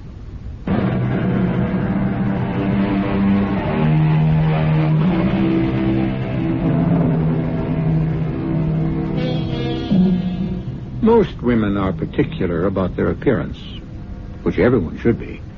But with some, it becomes an obsession. Elvira Graham was pushed by an ego that demanded to be first, pulled by a vanity that demanded most of her attention. And both were responsible for her downfall. Marjorie, why aren't you dressed? We're going ashore. I'm not going, Mother. I feel like staying on the ship. Well, do as you like. Tony and I are going into town and find that shop the captain told us about. You go ahead. I'll be all right. I just don't feel like going. This is exciting. I've never seen a place like this. I wish we knew where we were going. The captain said follow the main street to the water well and then take the first alley on the right. If it's that simple, how come some people couldn't find it? They didn't want to find it badly enough. Come along, Tony. Why don't we just stroll and enjoy the sights on the way? Time for that later. Here's the alley. First right after the well. You're going down there? Of course. This is so deserted. There can't be any stores down here. Oh, it's not a very long alley. Let's look. There's a candle shop. Would that be it? Well, it doesn't seem to be anything else. Elvira, I don't like this. Let's get out of here. Well, there's nothing to be afraid of. It's just too strange. There's nothing but that candle shop, and that's closed. Well, maybe we could knock and ask. Somebody might be in the back. I think we better get out of here. Oh, I hate to... Wait. Tony, look. Up ahead. The alley doesn't end. It makes a turn. Let's go back. Well, we can at least look. This is crazy. There wouldn't be a store hidden back there. Captain Miller said it was hard to find, and it's probably worth it. I can't imagine why. Tony, look! There it is! There it was, just ahead of us. The windows of a quaint boutique, dimly lighted, and in the window, belts, dresses, slacks, scarves, accessories, beads. Elvira literally jumped with joy. Tony, we found it. And it's open. Come on. Oh, look at the things in this window. Tony, that belt. It is different. It's fabulous. I could design a whole suit around that. Let's go in. The captain was right. There's no name on it. There weren't on any of the shops in the main street either. Here it doesn't seem to matter. Fabulous. Just fabulous. Doesn't seem to be anyone around. I just want to browse anyway. Look at this jacket. There's not a seam in it. How do you suppose... Madame likes the jacket? Oh, yes. It is stunning. One of my favorite creations. You're certainly original. I've never seen styles even resembling these before. And no, I'm not copied. Everything here is quite original. Mrs. Graham is the designer herself. She knows how to judge quality. Yes, Elvira Graham. I am honored. You know me? Anyone remotely concerned with fashion knows Elvira Graham. Oh. Is that not so? Well, yes, but I never thought here. You didn't think that in such a humbled, out-of-the-way shop, one would have heard of you? Well, frankly, no. I keep up with things, huh? And you are... My name is Arch. You don't mind if I look around? That is what my shop is here for, Mrs. Graham. If I can be of service, just call me. I will be in the back. Mm. Oh, I stumbled onto a gold mine. What do you mean? Why, these styles. The man is a genius. But how many people know about him? No one who matters. So? None of this stuff has hit the market yet, and I'm going to introduce it. You can't take it all back with you, dear. Yes, I can. In my sketchbook. Tony, darling, you're looking at Elvira Graham's newest collection. You're going to pass the stuff off as your own? Of course. Who's going to know the difference? You have found something to your liking? Everything. It's impossible to choose. I'd like to bring my daughter back to see your place. I would be honored. We're sailing on the Lady Madison. I'm going back to the ship and get her. You'll be open all afternoon? Certainly. Come, Tony. I can't wait to see Marjorie's reaction to this place. Why all the fuss about Marjorie? I want Marjorie to come back with us so the two of you can distract him while I copy. You think he's not going to notice you in your sketchbook? Not if you and Marjorie help. She'll know how to keep him busy.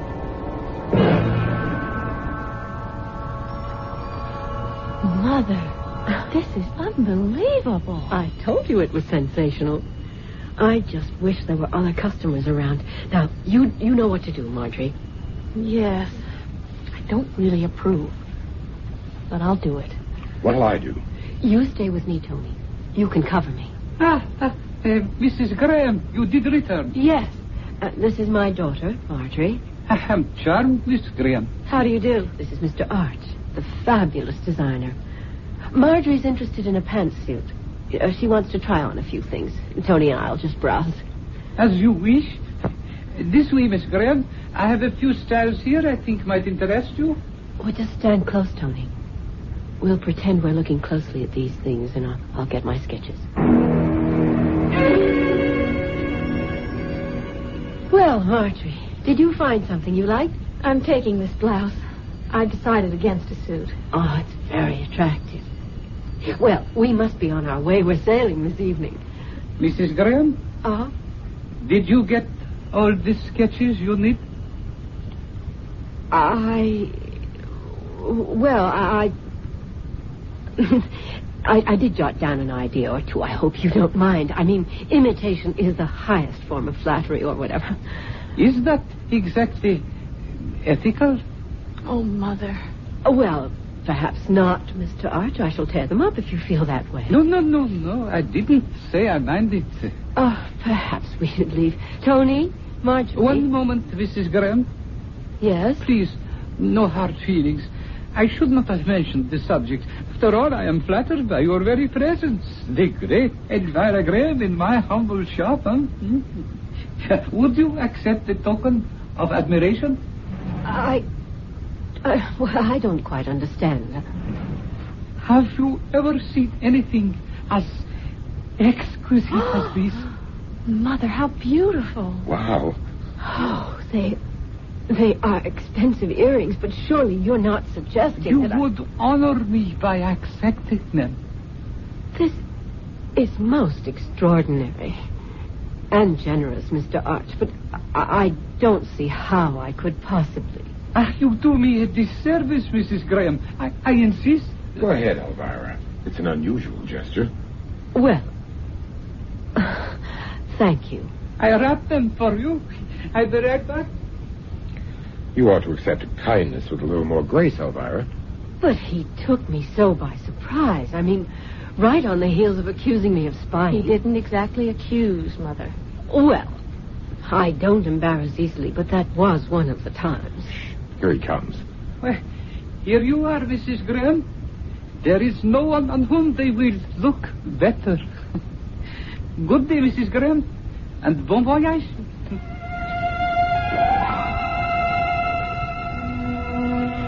It was late afternoon when we got back to the ship. Marjorie went to her stateroom to dress for dinner.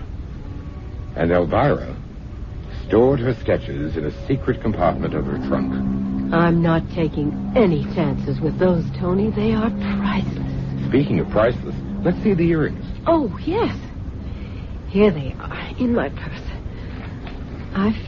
I'm so taken up with the sketches, I'd almost forgotten them.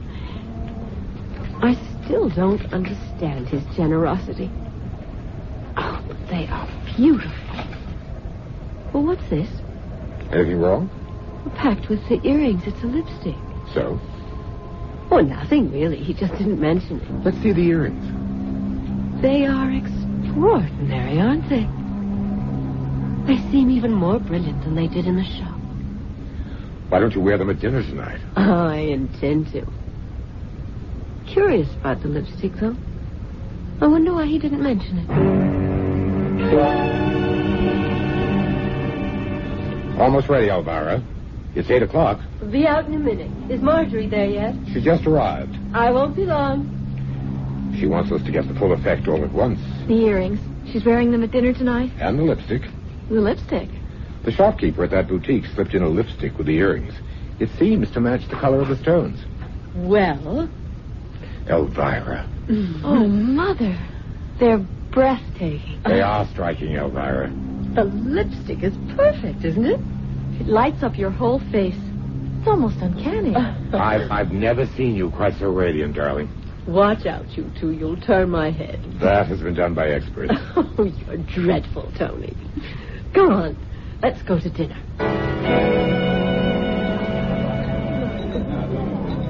You're turning heads, darling. Everyone's looking at you. Oh?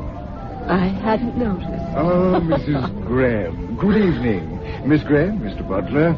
How did you enjoy dinner? Captain Miller, I owe you 1,000,000 thanks. I found that boutique. And you liked it? It is fabulous. It's going to do great things for me. Do you like my earrings, Captain? Magnificent. I got them at the boutique. Most unusual. The man at the shop gave them to Mother. They're most becoming, Mrs. Graham. Shall we sit down? The steward's ready with the consomme. Oh, yes, dinner, of course. Oh, Tony, it's been the gayest night since we left New York. I think I danced with every man in the room. Almost. Almost? Everyone but me. Oh, but... Well, you hate dancing. You could have sat one out. Be a dear and unzip me. I want to get comfortable and have a last champagne. Here, alone with you. Tony, darling. Damn. Help me with this earring, Tony. I can't get it off. Let's see. Just clips on. It ought to open up. It won't open. Well, try the other one. I can't budge this one either. Well, this is ridiculous. It's just a little spring. Pull harder. Ow. Sorry, darling. Well, never mind. I'll get them off in the morning. I'm too tired to care. I'm going to bed. Don't wake me tomorrow, Tony. I feel as though I could sleep for a week.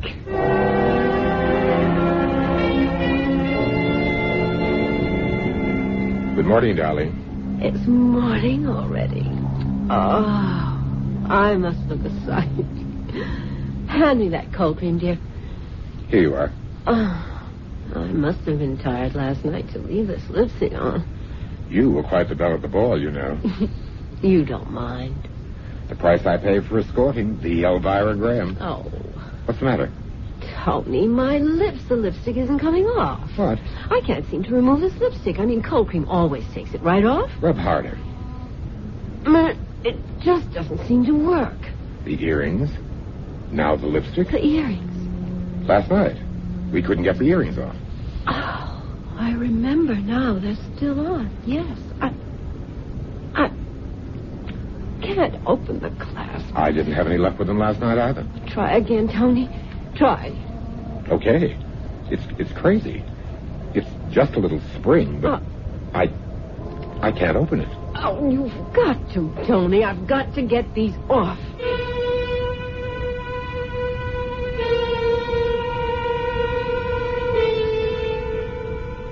I told you I wouldn't go near a place with a name like the Devil's Boutique.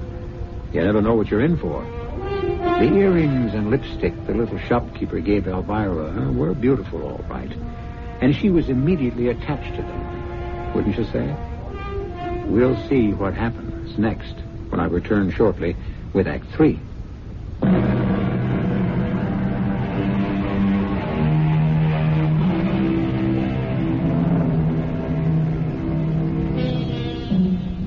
Let's return now to the stateroom where Elvira Graham can't seem to remove her lipstick or her earrings. 2 items she was given by the proprietor of that quaint little shop in Derna. You know, the one with that odd name. I've got to get them off, Tony. I can't be seen in the morning wearing these. Or the lipstick. It's just not done. Relax, Elvira. We'll get them off. Just sit still while I... Oh, there's no use trying that again. Maybe you could get some kind of tool, something to pry them loose. Where? Well, ask the captain. Oh, no, wait, don't. He'd think it's odd. No different from what I'm thinking. Mother, Tony, going up for breakfast? Mother, you're still wearing the earrings. Yes. Well, do you think they're quite the thing for morning? Well, of course not. But I'm having a little trouble getting them off. Want me to try? You might as well. Tony and I haven't had any luck. Tony, maybe we ought to try and get a tool. Don't ask the captain. Try the purser or someone. Oh, I've never seen it clasp so tight. That's not the half of it. What do you mean? I can't get the lipstick off either. We tried everything. Cold cream and even alcohol on the lipstick. Wire cutters we got from the engine room on the earrings. But nothing would take away the color from Elvira's lips or those dazzling earrings from her ears. The metal clasp seemed impervious to the shears. Evening finally came, and Elvira decided she could put in an appearance for dinner. The lipstick and the earrings were appropriate after 6. Relax, darling. You're still the center of all eyes. Oh, Mrs. Graham, you're wearing those becoming earrings from the shop in Derna. They're quite extraordinary. They are indeed. We're having a piano recital tonight after dinner. I hope you're all planning to join us. We wouldn't miss it. In the lounge at 9. We never made the recital. On the way from the dining room, something happened that set Elvira off. Mother, what is it? Stupid little trap. Calm down, Elvira. Didn't either of you hear that woman as we were leaving dinner? No. You didn't? You didn't hear her say, how gauche, those earrings again. To you? No, to our whole table. I wish I'd slapped her face. Well, I can't leave the stateroom again, not until I find some way of getting these hateful things off. Maybe the man in the shop who gave them to you can help. Go all the way back to Derna. There's got to be an easier way. Well, you haven't come up with it. Maybe Marjorie has an idea. I'm going back to Derna. We'll fly from the next port at which we stop. Elvira, be reasonable. We can't... Reasonable? There's no reason to this whole mad thing. Marjorie, you go on with the cruise. Tony and I will go back to Derna and then meet you in New York. Oh, no, I'm staying with you. Oh, do as you like. I'm too upset to argue. Tony, see the purser or the captain or someone and see what arrangements we can make.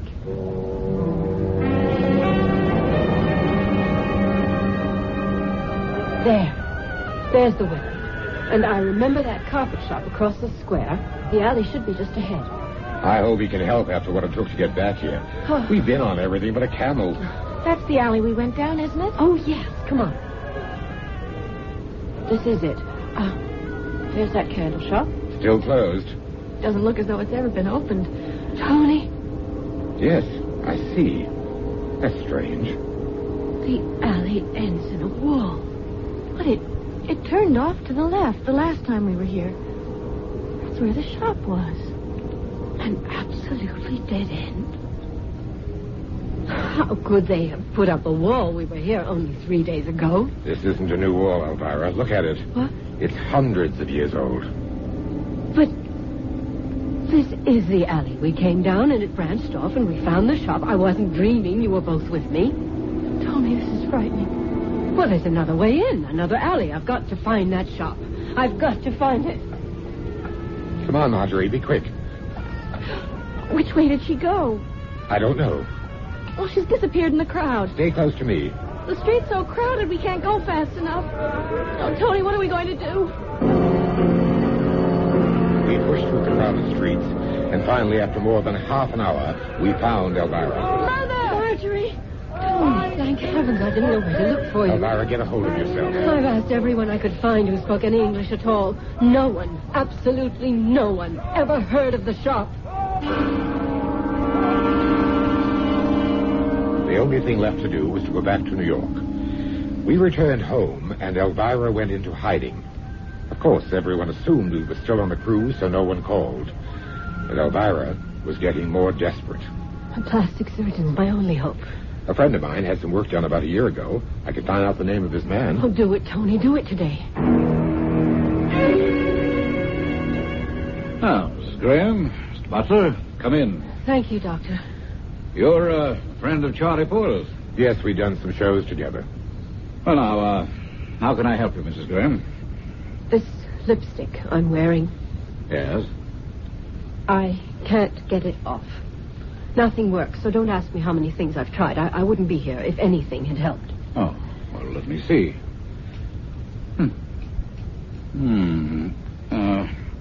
I'm just going to scrape your lower lip a little. It won't hurt.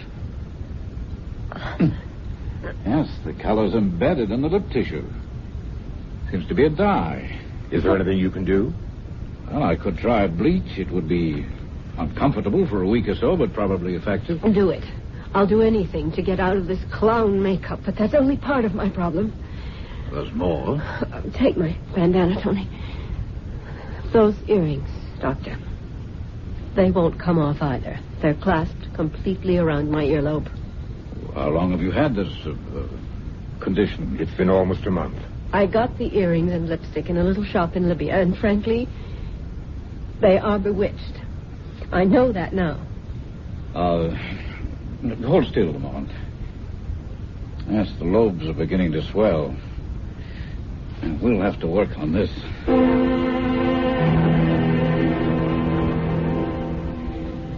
Well, I'm sorry, Mrs. Graham.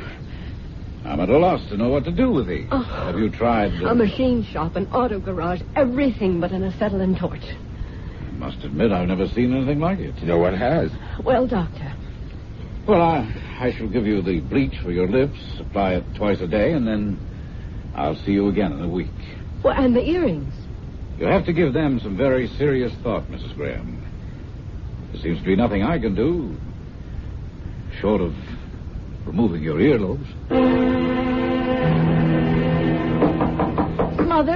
Mother, please answer me. Leave me alone, Marjorie. What's the matter, Marjorie? Oh, Tony, thank God you're here. Mother won't come out of her room. She locked herself in hours ago. There's no harm in that. She's going through hell. But I want to help her. You can't help her. All we can do is to be here if she wants us. If she wants to be alone, let her.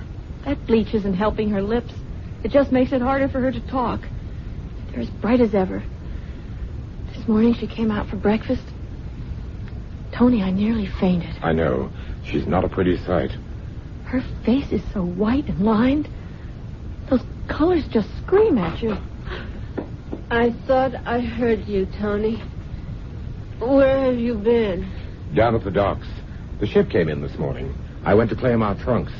Oh, of course, the luggage we left on board when we flew back. I've never given it a thought. Was everything there? Everything.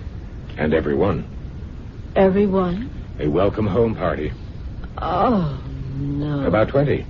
Oh. They assumed we were still on the cruise. Oh, Lord, Tony.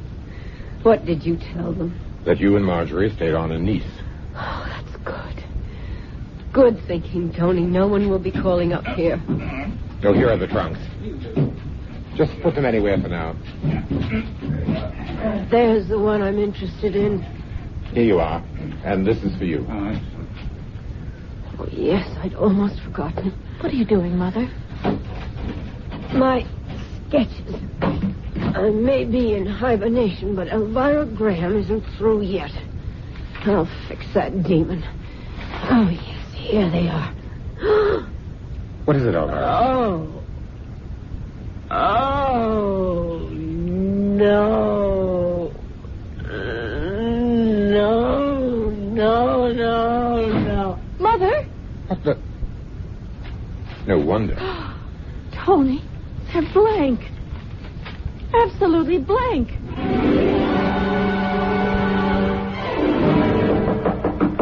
Elvira, please. Mother. You saw them. Blank. Every last page blank. He's cursed me. Elvira, come sit down. Why? What did I do to be cursed like this? Elvira, time can... No. Don't feed me any more of your stupid encouragement. What's the matter with you? Look at me. Clown. Freak. Tony, I can't stand this. I've got to leave. Stay, dear little daughter. Elvira. Dear, pretty light of my life. Your beauty won't change your freshness. But just look at your glamorous mother. Look, damn you. I've been damned. For what? Why? Is the answer to that in heaven? In hell? Ah, yes, hell. Where that demon came from. That demon who gave me this beauty. The devil himself in his quaint little boutique. The devil's boutique be damned. The devil himself be damned along with me. What did I do? Did I worship beauty too much? Elvira never spoke another word after that. She returned to her room, stayed there night and day, and 3 days later she was gone. Gone? She'd vanished. You tried to find her? Oh, yes. We hired a private detective. We didn't want it in the papers or in the police files. After about 6 months, we gave up. Where do you suppose she's been all this time? Wandering, hiding. I don't know. Well, will you look at her body now? If you insist. I must. Well, that was quite a story, Mr. Butler. You a writer? You don't believe it? I don't know whether I do or not. It's too fantastic to be true. Then again, it's too fantastic to be made up. Well, here we are. Oh, there she... Oh, no. What the devil? The earrings are gone. And the lipstick. Now, do you believe me? Dear Elvira, you were beautiful, determined, and the world's best designer. You were on your way to becoming the greatest. But be reasonable, Elvira, and look at it this way. There wasn't room for the two of us.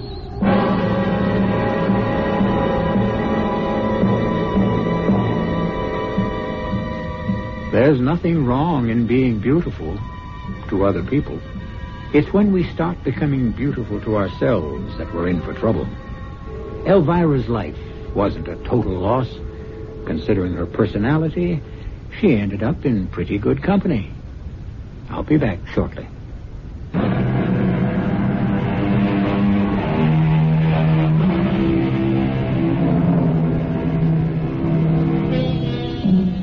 I hope you won't think unkindly about the fashion world because of our play. Those worthy institutions strive to keep us looking our best and do a wonderful job of it.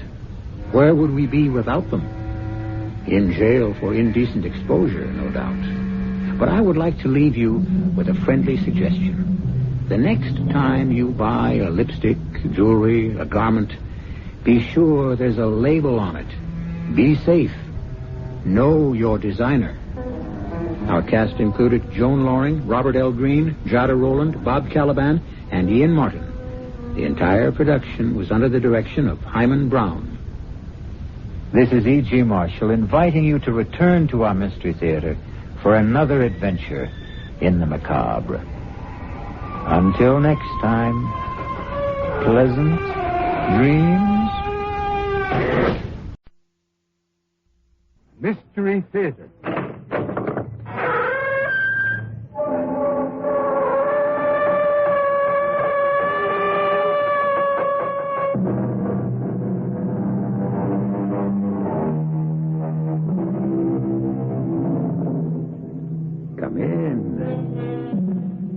Welcome. I'm E.G. Marshall. A good name in man or woman, the great poet tells us, is the immediate jewel of their souls. True enough. And how valiantly, even desperately, all of us would fight to preserve and protect a good name. But would you also do battle to preserve or protect a bad name? Look at it this way. Suppose a bad name was the only name you had. Suppose it were a name that would make you rich and famous. What then? Would you give it up?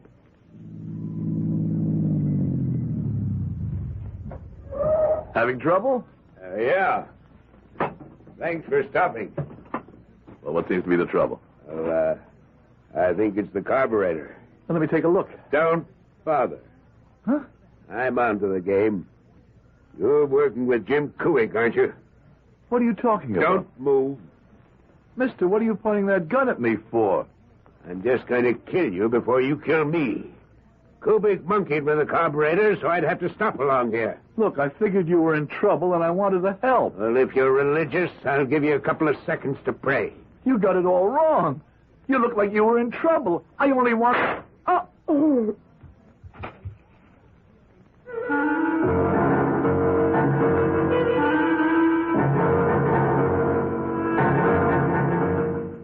Our mystery drama, Hung Jury, was written especially for the Mystery Theater by Sam Dan and stars Howard Da Silva.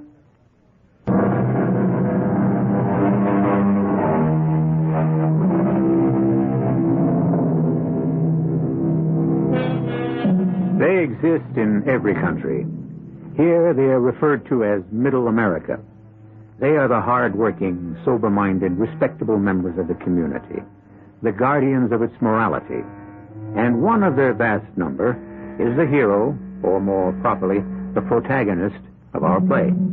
His name is Henry Pollard. He's 40-ish, bald, a bit plumpish, and like the character in the classic popular song, you'd pass him on the street and never notice him. And the only reason you'll notice him now is because we shall take you into his house, a suburban split ranch, where we shall confront him in an after-dinner discussion with his wife. Henry? Yeah? I'm afraid I did something you might not approve of this afternoon. Oh, there's not much danger of that. What was it? I volunteered you again. Did you? What for this time? Oh, the books at the church are so confused. And you said I would straighten them out. They need someone who's an accountant. I don't mind, Norma. You don't? Of course not. Well, I do. Now that I think of it, I just... Oh, dear. You're upset. Yes, I'm upset. Let me tell you why. Louise Farnham, head of the finance committee, called me and said, "Darling, our books are absolute chaos. Could Henry be a doll and straighten them out?" Well? I said yes, without thinking. And then I said to myself, why? Why shouldn't I, Norma? I'm an accountant. You're not the only accountant in the congregation. Why don't they ever ask Seth Burton or Tom Mosley? Well... Whenever something has to be done, the automatic reflex action. Call on Henry Pollard. I don't mind. You've been extending yourself for 10 years. In the church, the school, the charities. And where did it get you?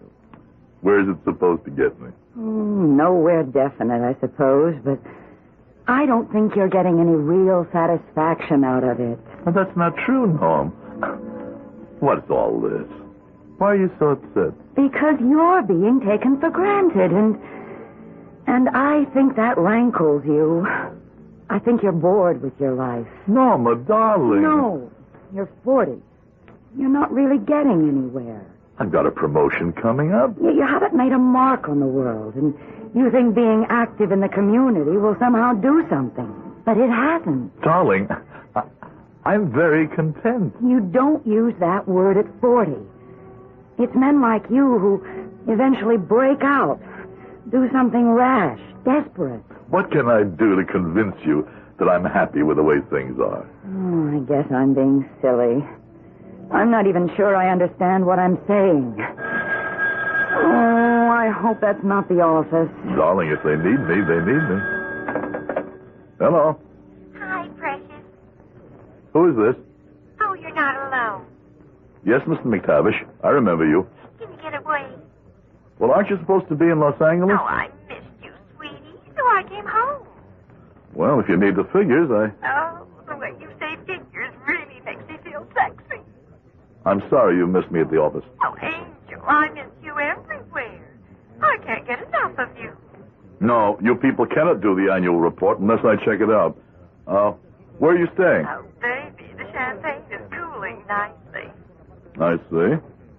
Well, look, this kind of thing really cannot be permitted. Pour it on. Suppose I weren't home this evening. Honey, I'd be so lonely, I think I'd die. Well, we'll have to make it short. But sweet. Save time. Make sure everything's laid out and ready for me. Oh. Do you have to go out this evening? Well, these are the West Coast people. They were supposed to be here at lunch. They claimed their plane was late or something. No. They have their presentation tomorrow afternoon. Oh, well. What's the use in complaining? Darling, suppose you'd refused. That's not in my nature. I'm worried about you. Why? There's absolutely nothing to worry about.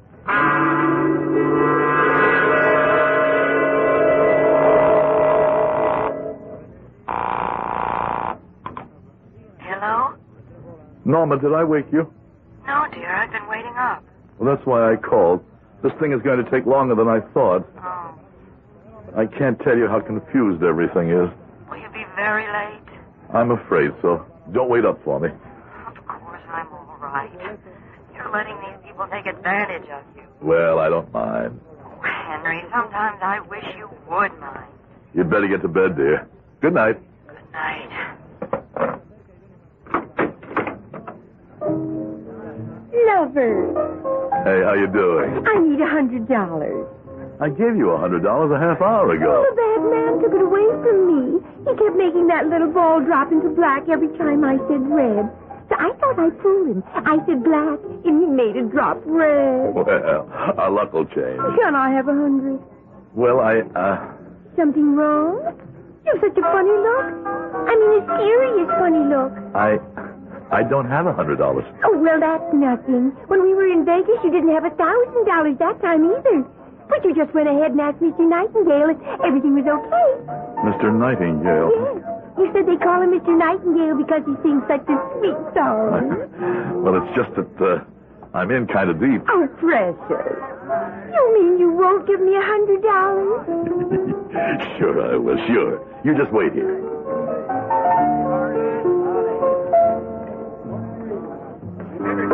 Come in. Well, Mr. Pollard, have a seat. Thank you. What can I do for you? I would like to extend my line of credit. Credit. Whole world's based on credit. Well, let's check it out. Well, what are we checking out? Oh, we're completely up to date, Mr. Pollard. The dial on this telephone is hooked into a computer. In this little book, we have a roster of our customers' names, and beside each is his code number. Let's see, Pollard. Yeah. Oh, yes. 091. And so we dial 091. And in practically no time at all, the computer prints out on this typewriter everything we need to know. No sooner said than done. Oh, my. Oh, my goodness. I'm afraid we cannot extend you any more credit. But you said my credit was unlimited. Yes, we said that, and it's true. Your credit may be unlimited, but you're the one that's limited. I don't understand. Well, now, sir, you are an accountant, true? Yes? And so you, of all people, should certainly have an orderly sense of finance. You owe us a total of $20,000. 20? It adds up, doesn't it? 50 here, 100 there, 1,000 another time. But Yes, you don't remember, of course. This is the safe limit of your credit. And, of course, we must now discuss a means of payment. $20,000? I don't have anywhere near that kind of money. Mr. Pollard, I am not a moralist. I won't say to you, if you can't lose, don't play, or if you can't pay, don't borrow. It's all spilled milk, water under the bridge, lock for the door of the empty barn. But where can I possibly get $20,000? You have $20,000. We've checked you out. And that's how we set your limit. But where? You have a fine Persian rug on your floor in excellent condition. Bring at least $1,900. Yes, but I'm showing you where this $20,000 exists. Now, you have an antique silver service set, which I have appraised at close to $1,100. What are you saying? How do you know? We chose a propitious time to enter your home and consider the contents. And these, plus other valuable items, total $10,000. But I can't For sell. the other 10, you can take a second mortgage on your house. See? The money does exist. But all the furniture and valuables you're talking about belong to my wife. Of course. And the mortgage, the house, we own it jointly. I couldn't raise money without her consent. And here you were saying you had no money. But I can't ask my wife to... Why not? Well, because what could I tell her? The truth? How? How can I tell her the truth? Sir, what kind of marriage do you have? She'll divorce me. In which case you'll divide your property down the line and your half will be enough to satisfy your debt. How can I tell her I've been gambling and that I had another woman? No, you don't have to tell her about the other woman, just the gambling. I can't tell her. You will. You will. Just a matter of choosing the right time. There's never a right time. Oh, yes, there is. And you pick it. Would you rather go home and tell her now, or would you rather tell her after we break your legs?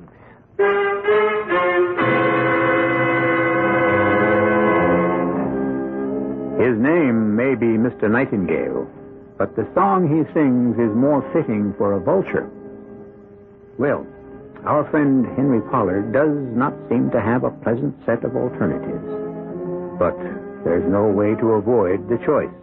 And so, he will decide as soon as I return in just a few moments with Act Two.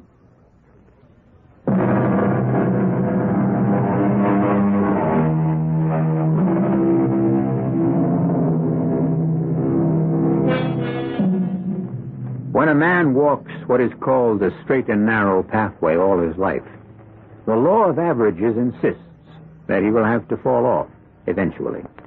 And the distance he falls is usually related to how firm was his step in the first place. Henry Pollard must have been treading very lightly because he has fallen all the way. I can't do it. I can't tell Norma. Then there may be another alternative. Steal it. Steal it from your company. Steal it? I'm not a thief. Oh, yes, you are. You're willing to steal the money from me. And don't say that's different. I can't steal the money. Why not? You're an accountant. Well, I don't handle money. I just keep track of figures. Well, and you just have to go home and test your marriage.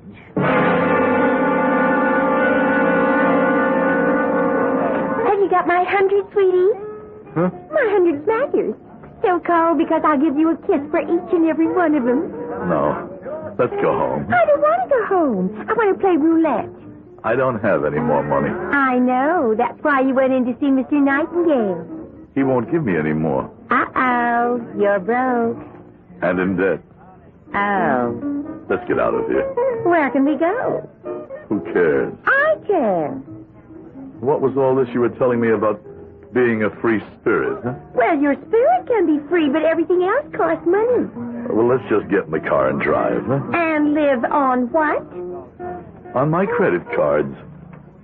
It'll take him maybe a year to catch up with me, and then who cares? It's been nice knowing you, Henry. Julie. Henry, a girl has to be sure of the rent. But I can't go home. I can't.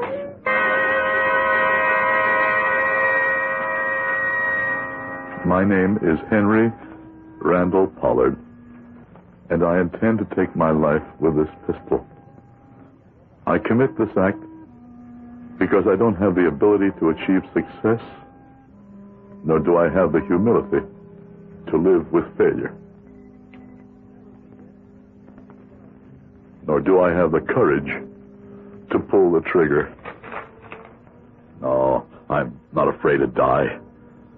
I just am not willing to shoot. Because if I make it a suicide, then Norma and the kids will not collect the insurance. What I better do is have an accident. An automobile accident.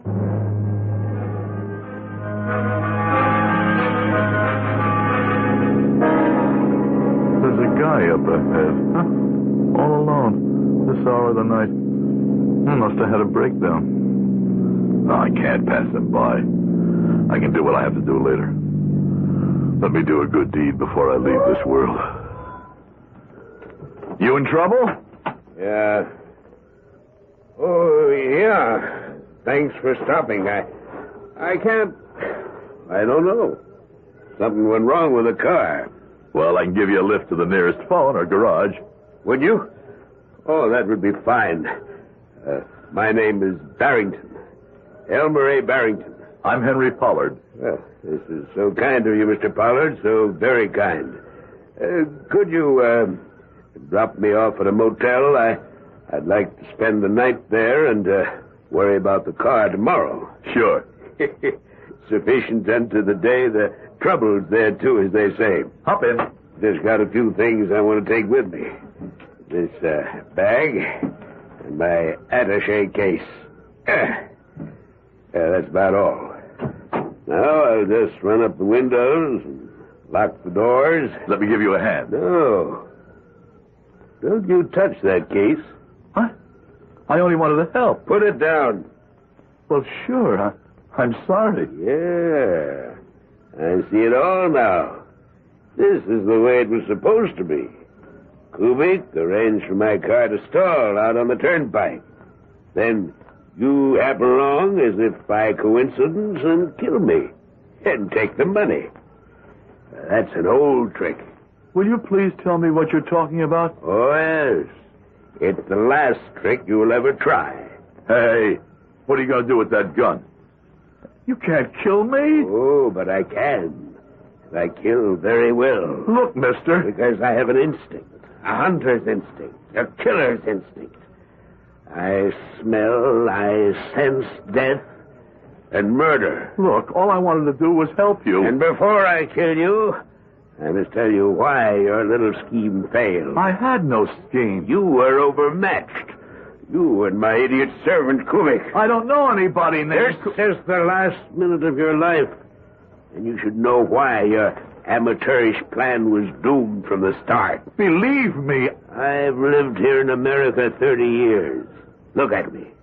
Listen to how I speak. I'm an American, a typical American, no? But my name isn't Barrington. It's von Barenheim. I killed 100,000, 200,000, who can count them? I pacified Warsaw for my Führer. The others, Goering, Himmler, Goebbels, Streicher, all dead, all gone. Except me. Me! One they call the werewolf of Warsaw. And now, you're dead, too.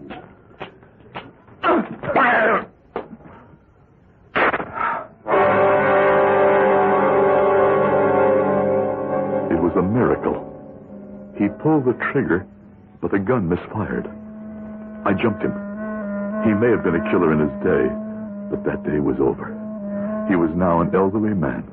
He kept pulling the trigger, but I was able to push the gun against him. And when it finally went off, the bullet killed him, not me. Ironic. Why had I struggled? Why didn't I let him kill me? I had wanted to die. Or did I? And he had said something about money. I opened his attaché case. It was filled with bills. 20s, 50s, hundreds, in neat bundles. I felt absolutely no remorse. It wasn't as if I'd killed a decent person. He was, after all, a Nazi war criminal. And why should I involve the police and try to explain? And why not just take the money, bury the attaché case a few miles down the road, and go home? Go home. Pay off Mr. Nightingale, and never stray off the straight and narrow path again, because, well, maybe this was the way Providence chose to reward me for being a good citizen who had only made one little mistake.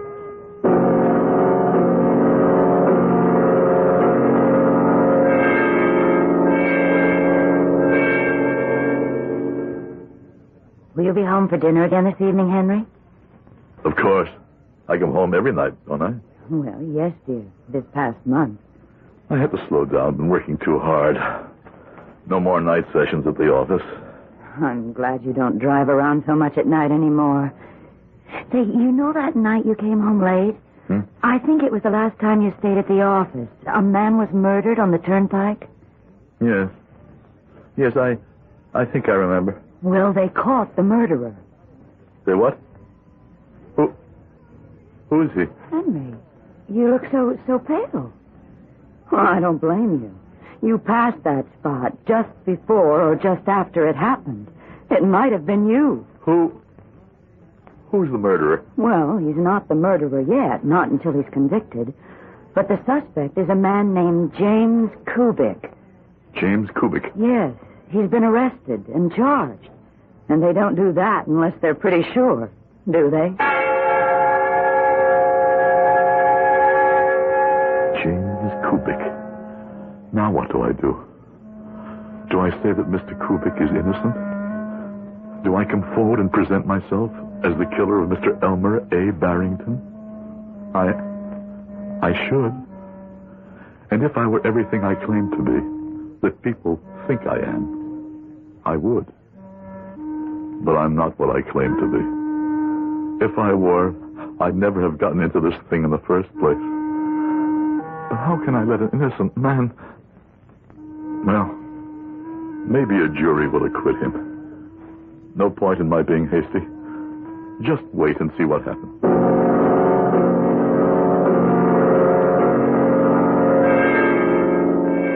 Was there any mail today, dear? Yes. I was going to call you at the office, but... Well, you received a summons for jury duty. I'm on the panel. Do you know who can get you out of it? Oh, why should I want to get out of it? Louise Farnham's husband, Howard. It's about that...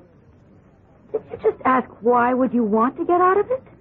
You can get stuck with a murder case and be tied up for weeks, even months. Well, but it's the duty of every citizen. Certainly. Therefore, let somebody else do it.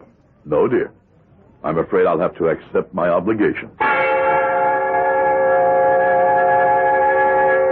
Mr. Pollard, you are aware of the fact that you're under oath. Yes. My name is Victoria Ullman.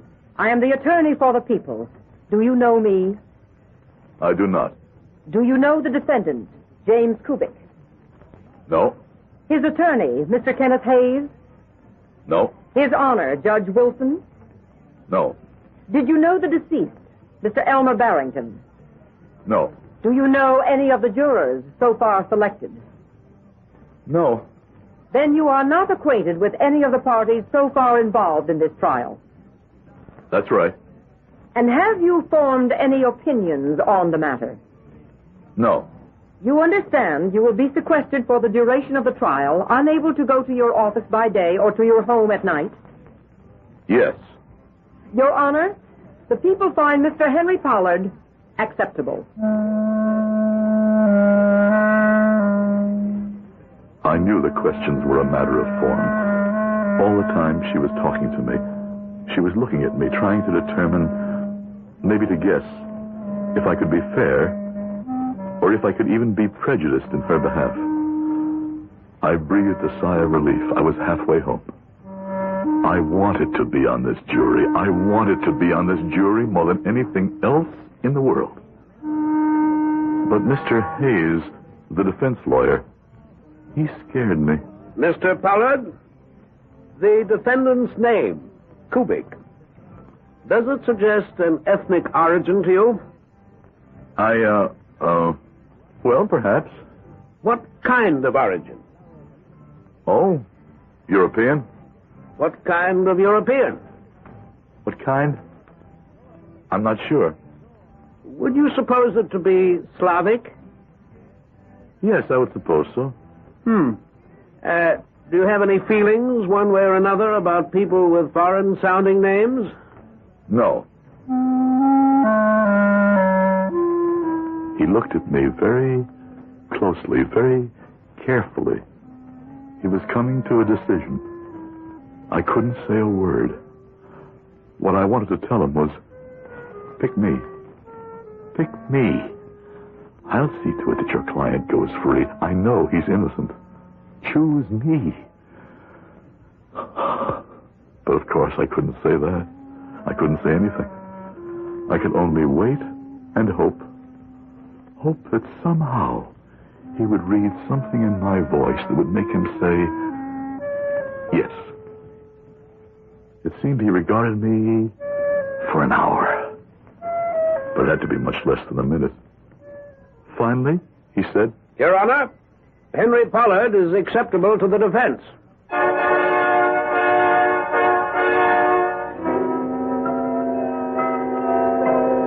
Acceptable to both the people and the defense. We have Henry Pollard, now a juror, sitting in judgment. We know what no one in that courtroom even remotely would dare to suspect, that juror number 6, Henry Pollard, is the killer, and not the defendant, the accused, James Kubik. How can justice possibly be served here? Well, you know that justice always triumphs. When I return with Act 3.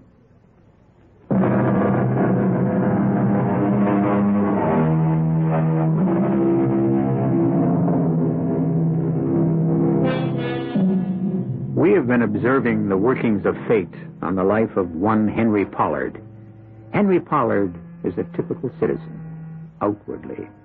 But inwardly, we are aware of other things. Henry has led 2 lives. One, the safe, sober, uneventful suburban existence. The other has seen him violate at least 5 of the 10 commandments. Now, both lives come together in a courtroom where Henry, who has committed murder, is not in the prisoner's chair where he belongs, but in the jury box. And we will prove that the defendant, James Kubik, did, with all malice aforethought, plan and execute a scheme to murder his employer, Elmer A. Barrington. As she started to talk, I looked at the defendant very carefully for the first time. He was about my age, small. He had shifty eyes, which I suppose was not in his favor. He had a nervous manner, which didn't help either. But he had a right to be nervous. He was on trial for his life. I wanted to tell him, don't worry. I won't let you pay the bill for me. You're safe. I'll swing this jury for you. Mrs. Bronson, you were Mr. Barrington's housekeeper? That's absolutely correct. You worked for him for how long? 15 years. And what kind of a man was he to work for? A saint. What business was Mr. Barrington engaged in, Mrs. Bronson? He bought and sold. What? Anything. Everything. Stocks, bonds, houses, business. He was a very sharp, shrewd man. And was he accustomed to carrying cash with him in large amounts? Oh, yes. Thousands of dollars in that attaché case of his. And when I'd say to him, Mr. Barrington, ain't that dangerous? He'd say, well, I got Cubic to protect me. Some protection that one turned out. The pistol he was carrying the night he was shot. The one that killed him, lying there on the table. Do you recognize it? Yes, ma'am. Belongs to Mr. Cubic. Will you tell us what happened the night of the murder? Well, Mr. Barrington had just got a phone call. And he said, I have to go upstairs and get my attaché case.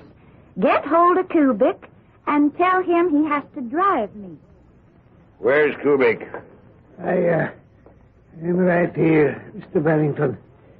What's the matter with you? Well, You look like hell. Been drinking again? Oh, no, sir. I just feel sick. I can't let you drive me if you're sick. Is the convertible okay to take? Yes, sir. I fixed the carburetor. Come out with me and make sure. Mr. Barrington, I'll need some money to pay some food bills tomorrow. Oh, well, wait a minute. I got some here in my case. Will a $100 bill cover it? Yes, sir. He opened that briefcase, and it was chock full of money. Well, I'd seen it before, so it didn't faze me none. But Kubik's eyes, they shone like floodlights. And then Mr. Barrington and the defendant left the room. When did you see Mr. Kubik again? Say half an hour later. I was in the kitchen. I thought you'd gone to bed. Yeah, I can't sleep. Where are you going? You mean I got to check in and out to you? I thought you were sick. I got to go out and get some air. You mean some booze? I got to get rid of a headache. Maybe if you went on the wagon. This is a good little thing you got here. You keep telling the boss I'm a loss, and... How can you get all them hangovers? I got headaches. From booze? No. From the boss. He can drive you crazy. One day, I am going to kill him. I believe you would, too. Shut up. Where are you going? I said I was going out. Now, Mr. Kubik, you walked out to the garage with Mr. Barrington. Yes, I did. And you checked out the carburetor of the convertible? Yeah, I did that. And then you claim you gave him the pistol. Yes. Ordinarily, you would carry the pistol because you were also his bodyguard. Well, yes, but I wasn't driving him that night. No one saw you give this pistol to Mr. Barrington? Well, nobody else was there. So we only have your word for it. Why would I lie? Why, indeed. Were you aware of the fact that Mr. Barrington carried large sums of money on his person? I didn't know what he carried. It was all in that case. Mrs. Bronson has just testified that Mr. Barrington opened the attaché case in your presence, and that it was filled with bills. I did not see it. I mind my own business. Somebody opens a private briefcase, I don't snoop to see what's inside. What have you to say to the testimony given by Mrs. Bronson that you threatened to kill Mr. Barrington? I didn't threaten to kill Mr. Barrington. Did you say, one day I'm going to kill him? Well, did you? No. You didn't say it. But I did not mean it. I mean, why would I kill him? Because he was strict. Because he may have insisted on a better job from you. Everybody says something they don't mean sometimes. Don't you? Don't you ever get mad at somebody? It was going from bad to worse. When you sit on a jury, you know how things are being taken by your panel mates. You can tell, well, by the way they breathe, the way they listen, the way they pay attention or pretend to pay attention. You can tell everyone's already leaning one way or the other, and they were leaning toward conviction. Unfortunately, he was a terrible witness for himself. Didn't Mr. Barrington threaten to fire you? No. Yes. And isn't it true that the real reason he kept you is because you were willing to work for low wages? Well, Why were you willing to be underpaid, Mr. Kubik? Well, jobs are hard to get. Especially for a man with a criminal record. To compound the damage, Kubik had served time for assault. He had almost killed a man. There may have been some justification, but I could see he was gone. And yet, I couldn't let him pay the bill for me. Or could I? But what could I do? Stop the trial and step forth and confess? No, I couldn't do that either. And then it occurred to me there was a way. He would be found guilty, but I could make him a hero. He would get off easily. All I had to do was somehow get word to his counsel. Your Honor, I wish to recall the defendant to the stand. I do this because we've come into possession of a piece of evidence which casts an entirely new light on this case. Mr. Kubik, you came to this country from Poland? Yeah. While in Warsaw during the war, had you ever heard of a man named von Barenheim? My memory ain't so good. You were an officer in the Polish army, were you not? Yeah, I think I was a lieutenant. I don't really remember. When the Nazis overran Poland, special Gestapo execution squads hunted down most of the Polish officers. I think that's what happened, but I don't remember. I was in prison. I find it hard to remember. I get headaches. The leader of the execution squads was Colonel Fritz von Barenheim. He was known as the werewolf of Warsaw. You remember him? People think I get drunk all the time, but it's just that I have this headache. He was a war criminal. Hundreds of thousands died because of his atrocities. Now, we have been able to determine that this von Barenheim escaped to America and changed his identity to Elmer A. Barrington. I got a headache now. But one night you recognized him. Something happened. He gave himself away. Filled with completely human, absolutely understandable desire for revenge, in a fit of emotion you simply could not control, you killed him. No. I did not kill him. You killed him to avenge your dead and tortured countrymen. I never killed anyone. The air was changing in that jury room. I could smell it. They were leaning forward and looking at him now. For the first time, they saw him as a human being. I glanced at the lady on my left. A tear was running down her cheek. But the idiot, he was too stupid to see his only chance was to confess. Confess, you fool. Confess, and you're a hero. His lawyer was working desperately to make him see it. It doesn't lessen your guilt, but it makes it human. Thou shalt not kill, the book tells us. But how do we answer those who understand only death and murder? You're a hero. You've avenged 1 million crimes. Your name will go down in history as the Avenger of Warsaw. I would not kill anybody. This stupid, cringing coward. He was being offered immortality, and he didn't have the courage to accept it. He would have a place in history. He would be somebody. But he sat there just stammering, stuttering, until finally the idea seemed to percolate somehow into his brain. You need not be ashamed, Mr. Kubik. Oh, well, I... Confess proudly. Accept the blame, but also the glory. Yes. Yes. I recognized him. Confess? To what can he confess? I killed Barenheim. Me, I did it. It's my glory, not his. It's my immortality, not his.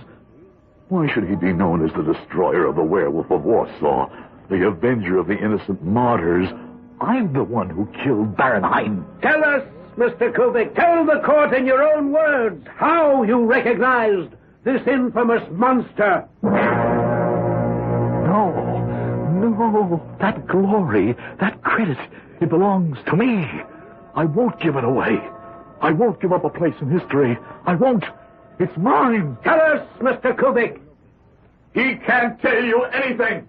You know why? He didn't do it. I'm the one. I killed Baron Heightened. What are you saying? Listen to me, everybody. I killed him. You see, I recognized him from an old picture in a magazine. I never forget a face. I killed him. You don't believe me? I'll show you where I hid the attaché case. That'll prove it. Prove that I, Henry Pollard, killed the werewolf of Warsaw. Let the whole world know that I killed him.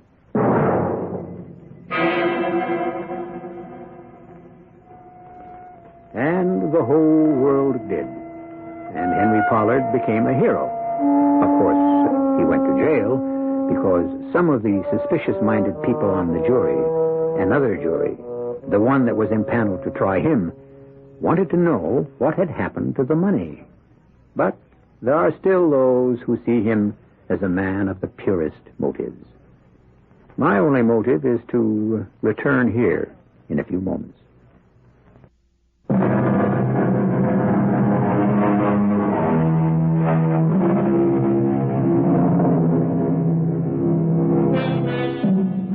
A good name is a treasure, but a bad name can also hold a certain value. We live in an age of merchandising, and any product is saleable if you know how to package it. Right here, at this position on your dial, you can have 7 exciting and suspenseful packages each and every week. Our cast included Howard Da Silva, Catherine Byers, Joan Shea, Bob Dryden, and Guy Sorrell. The entire production was under the direction of Himan Brown. This is E.G. Marshall inviting you to return to our Mystery Theater for another adventure in the macabre. Until next time, pleasant dreams.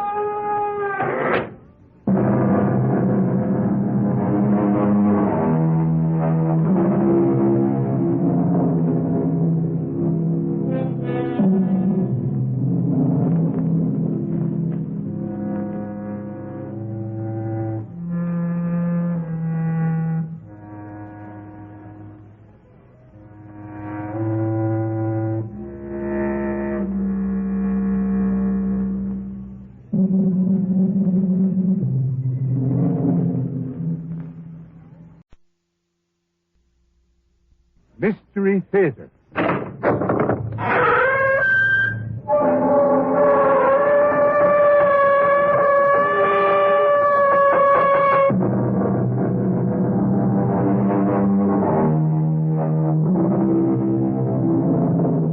Come in. Welcome. I'm E.G. Marshall. Has it ever occurred to you to have yourself put into a frozen sleep when you die, so that you may return someday in the future? This is a bone-chilling tale, if you'll excuse the pun, that concerns the science of cryogenics, that branch of physics which deals with low temperatures, the hypothermic range in which more and more people are having their bodies frozen after death in the hope of reincarnation someday in the future. All right. Close the casket. No, please, one moment. Mr. Richard, I don't want to lose any more refrigeration than we have already lost. All right. All right, Doctor, do what you must. Very well. That's it, Mr. Richard. We have done all that human hands can do. From now on, the computer takes over.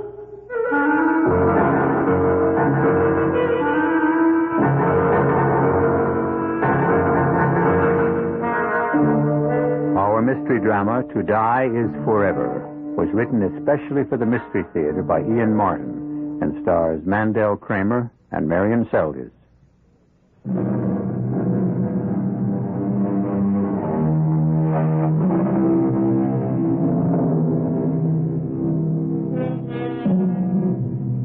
The island looms high out of the sea like a mailed fist. Between it and the mainland, massive riptides whip the calmest sea to whitewater. Since the days of the Spanish Main, it has belonged exclusively to the Richard family, bought with the blood money and booty of 100 pirated ships. Silhouetted high above the harbor, a great mansion stands, built some 300 years ago by Richard the Red-Handed to house the dusky princess he stole for his bride from the island of Martinique. But that's ancient history. Today, 300 years later, we are concerned only with a descendant of his, unlike him in every way, save for his looks and the name he bears. As you can see, Mr. Richard, we are now completely set up. The capsule itself, because of its weight, is on rollers. Ball bearing, and the whole thing counterweighted. I suppose it has to be that enormous, Dr. Berkeley? Yes, in order to accommodate the most efficient insulation system that we can devise to keep the liquid hydrogen at its optimum temperature for our purposes. And how low is that? In the range of minus 250 to 70 degrees. That is centigrade, of course. Doctor, isn't hydrogen dangerous? Highly explosive? Oh, in this case, all precautions have been taken. There is an outer layer of helium, which is a noble gas. Noble? The scientist's term for inert. Then beyond that, more insulation and 2 inches of lead against radiation and to sustain the pressures. And can you maintain that lower temperature indefinitely? The evaporation loss is very slight. It is renewed from the tanks, automatically metered by computer, which in turn is programmed by man.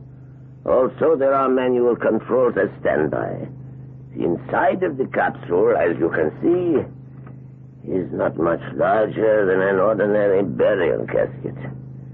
The lid is also counterweighted, otherwise it would take 4 men to lift it. Of course, when it is closed, there are these lug pressure locks all around, which form a vacuum seal. And mine is exactly the same? Yes, you would like to see it? No, not necessary. I take your word for it, Doctor. What about the compressor? Also backed up. 2 others in case of any mechanical failure.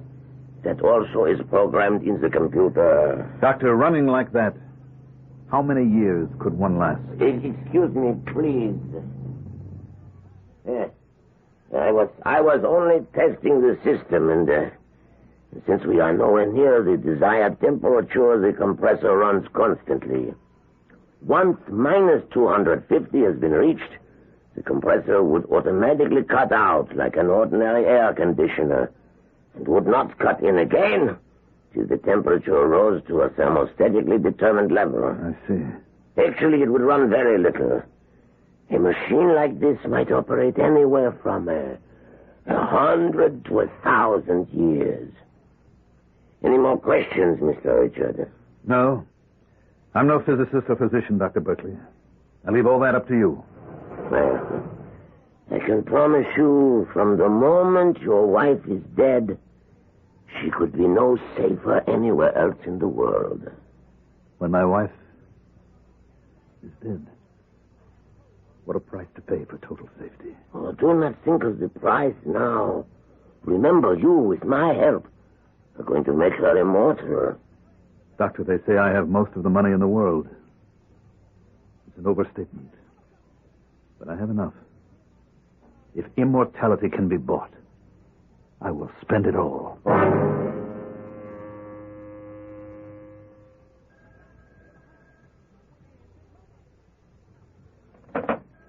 Yeah, Shirley. Shirley? What's that? Oh, the boss's hotline. Hello, Bill Porter, Mr. Richard. You alone, Bill? Yes, sir. All right, listen carefully. I want you to drop everything and come straight down to the island by helicopter. Red light all the way. I got you, Mr. Richard. The chopper will pick you up in the usual place. No one is to know that you're going or that you're missing. Roger. I'm going to give you the safe file combination. Are you ready? Ready, sir. Don't write it down. No, I'll remember it. 25 left, 8 right.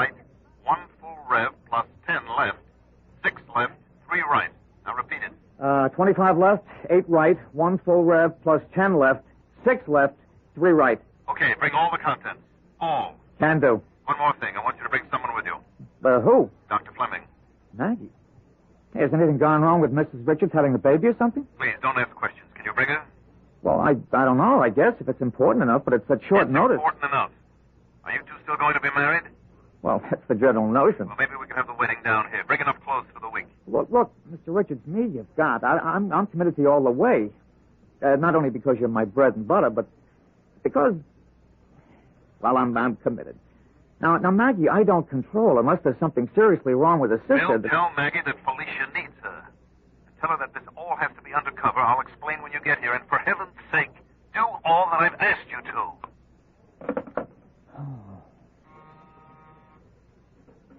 Yes, Shirley. The red light was up, so I knew you were talking to you-know-who.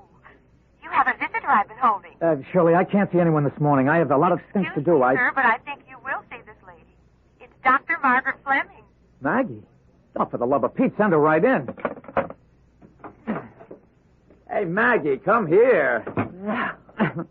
That's a little more like it. I'm not used to cooling my heels when... Oh, darling, watch my rib cage. Gracious. Oh. Hey.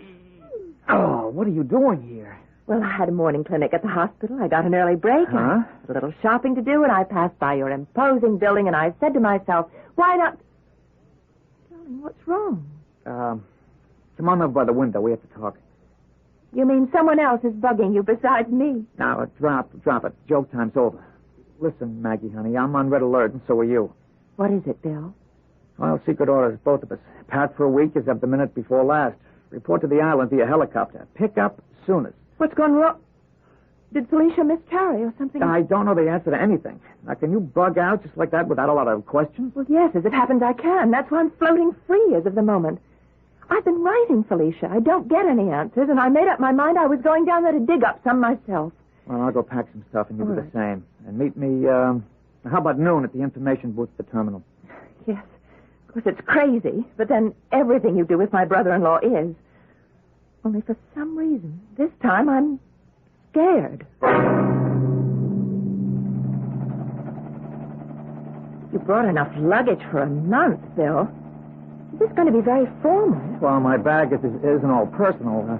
I hate to tell you what the bulk of it is. Why?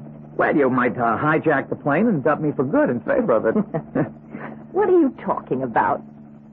Oh, I don't really know. Something big, something really way out is cooking. I don't like this trip. Neither do I. I'm worried about my sister. Well, we'll soon find out. There's the island dead ahead. We'll be dropping down on it any moment. Fasten your seatbelt, lover, and do a little praying. Why? Is it a dangerous landing? It isn't the landing that's worrying me. It's why we're making it.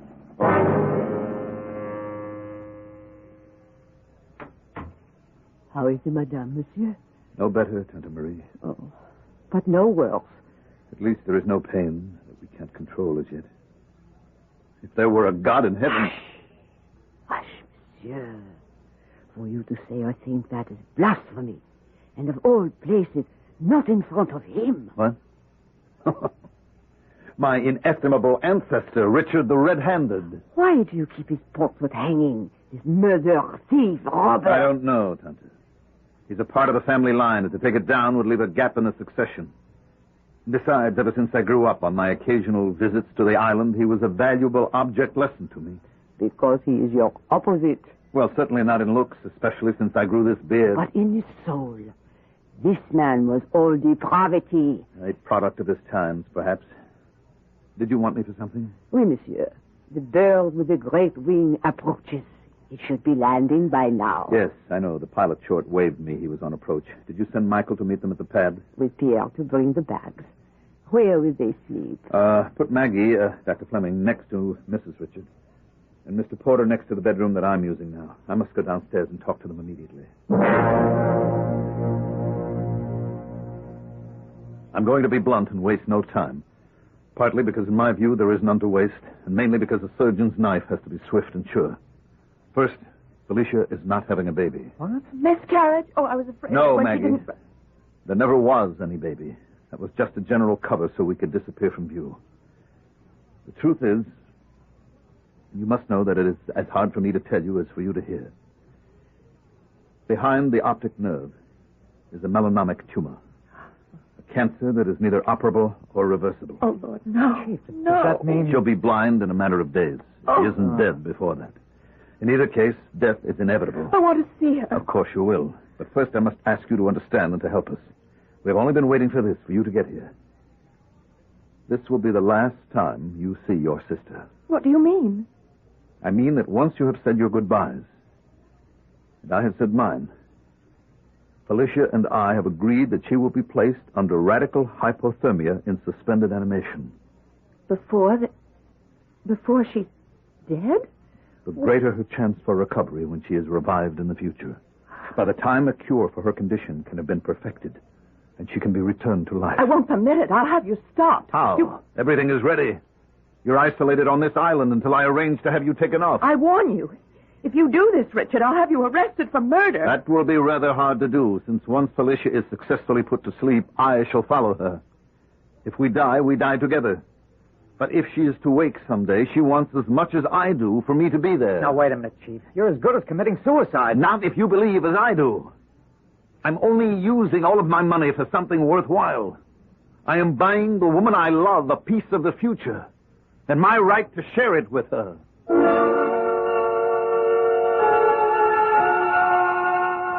Well, here is such a tangle of hope, love, danger, and wish fulfillment that it could vie with a Gordian knot as a puzzle to untie. It'll take a little more time and consideration to approach it. I'll return shortly with Act 2.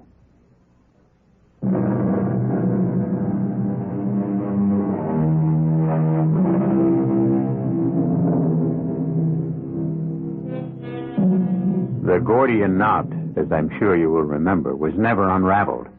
Alexander the Great solved the problem by simply taking his sword and slicing the knot in twain.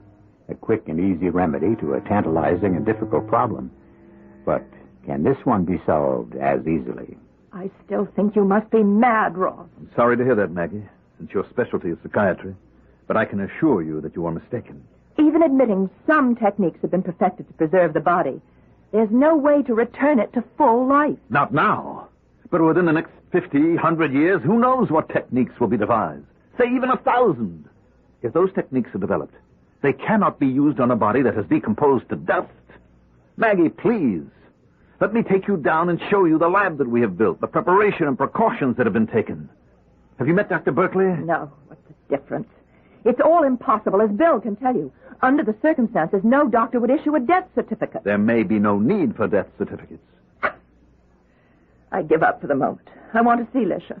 That's all I care about now. You may on one condition. What? That you discuss none of this with her. Now, wait a minute, Chief. Bill, stay out of this. No, I can't, Ross. Damn it, Maggie and I are going to be married. This is all in the family. Exactly, which is where I want it to stay.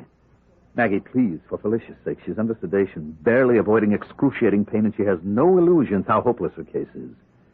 This is her decision more than mine. And I have to ask you, for God's sake, as you believe in him, not to tell her that I plan to join her.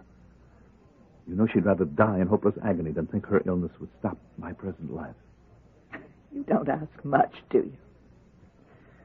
All right, if I can have a quid pro quo. What?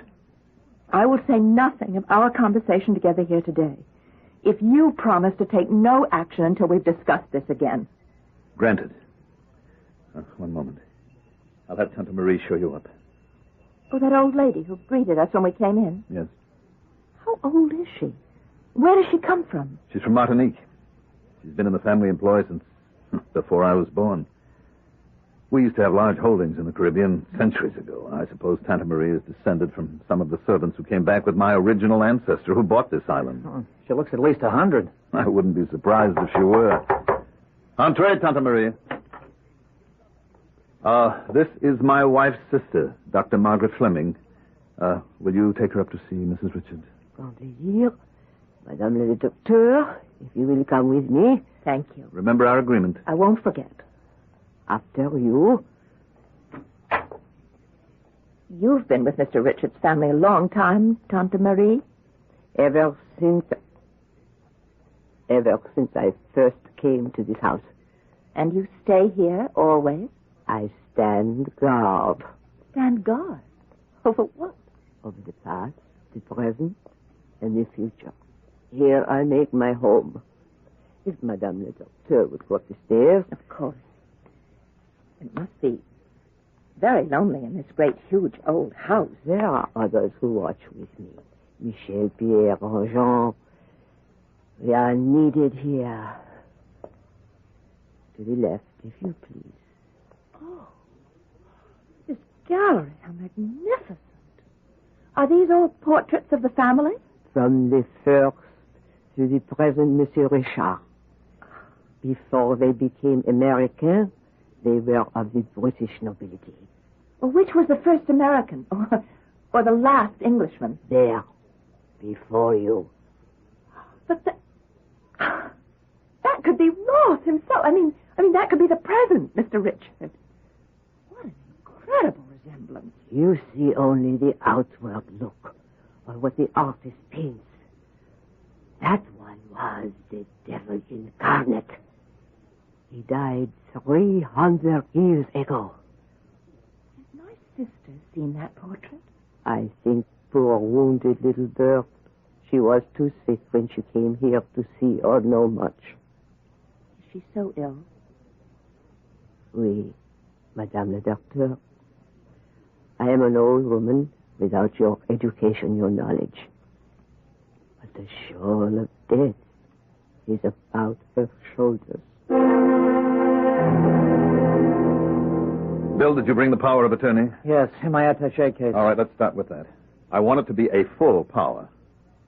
You mean an attorney, in fact? With total powers over all my affairs, personal or business. Wow.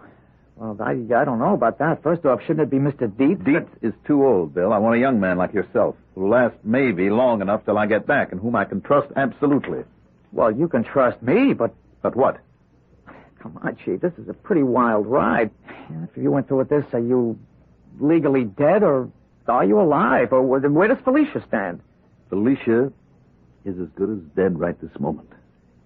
I want to spare her the agony of waiting for that to be legal. That's just the point. Chief, honest, there's so many legal arguments here. It's like all those angels dancing on the head of a pin. What's the use of getting into them? Cryogenics, freezing someone after they're legally dead, that's one thing. There's no law against it. But what you're trying to suggest or contemplate, there's just no way Bill, please don't fight me. Help me. You know how much I love Felicia, and nothing else matters. I'd give my life for hers. All I'm asking you to do in friendship and in the name of love is to help me protect her and give her the only last chance I know to live. Chief, Monsieur Richard, excuse me. Where is the little madame? You go quick. I think... Get Dr. Berkeley. Get him up there fast. Call from here. Yes, master. What is it, Tante Marie? The beautiful one. I'm afraid she is dead.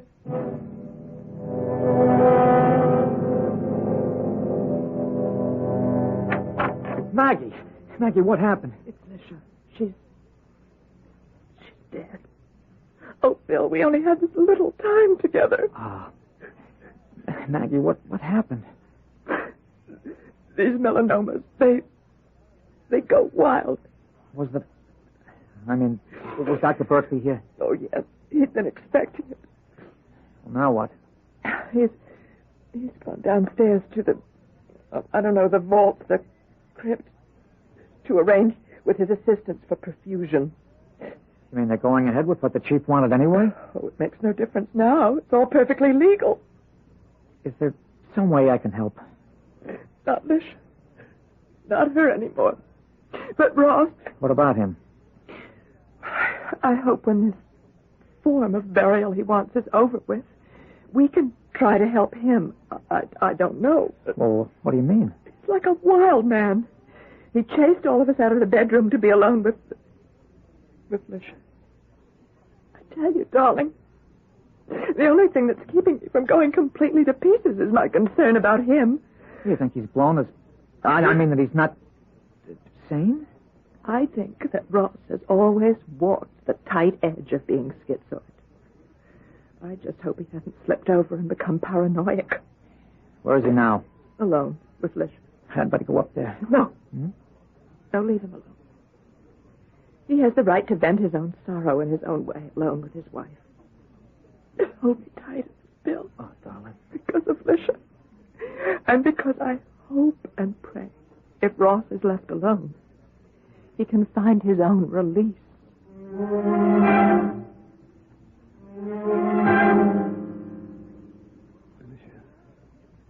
Felicia. All right, darling. The doctor says it doesn't make all that difference, dead or alive. I'll take you downstairs myself. Oh, how little you weigh. How wasted you are. Darling, wherever you are, don't be afraid. You won't be alone long. And you will be back here again someday with me. Soon as I get you downstairs, we'll save you. We'll make you immortal. God. There is no God if he can take someone like you for no reason. I renounce him. On this island, I alone am God. Ah, it's better. Released at last from the chains of centuries. A fellow reprobate and recanter. Good welcome, nephew. Who is that? Who spoke? Look on your likeness in the portrait. The one whose name you bear. See the life in me eyes. I must be going mad. I have no time for delusions. Quite right. No time to spare on me now. See to your wife. But once you have commended her to the physician's care, I will make a pact with you. A pact? Yes. Find me where I lie in the tomb, and in return for my rebirth, my life again, I will give you the secret of all life.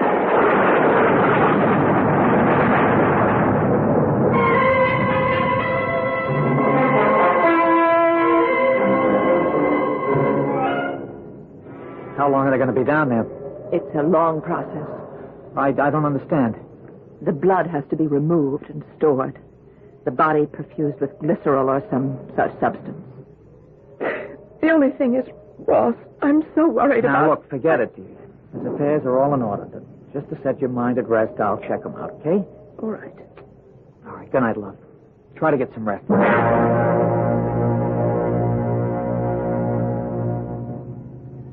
All right. She's ready, gentlemen. Lift her into the casket carefully. Chief, are you all right? Bill, what the hell are you doing here? Get back upstairs. I just wanted to make sure that everything is as all right as it can be. You can assure Maggie of that. I'll see you in the morning. All right. Close the cat. Now, please, one moment. Mr. Richards, I don't want to lose any more refrigeration than we have already lost. All right. All right, do what you must. Close the lid. Very well. That's it, Mr. Richard. We have done all that human hands can do. From now on, the computer takes over. All right. Then get out of here. All of you. I want to be alone with my wife. 5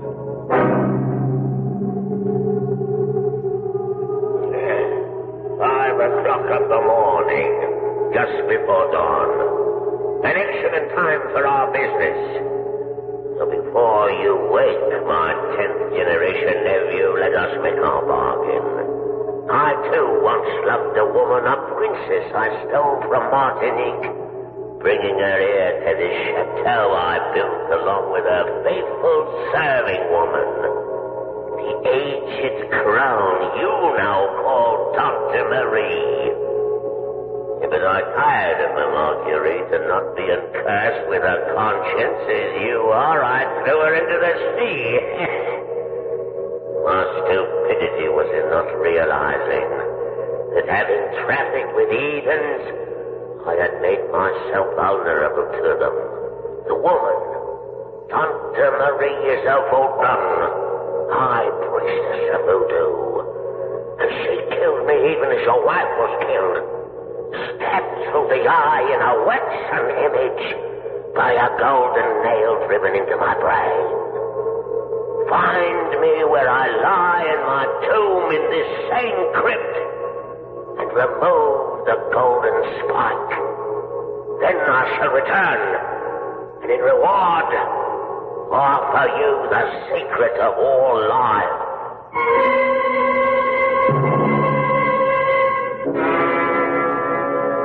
Ross Richards searches the shelves and niches of the crypt that stretches into the shadows.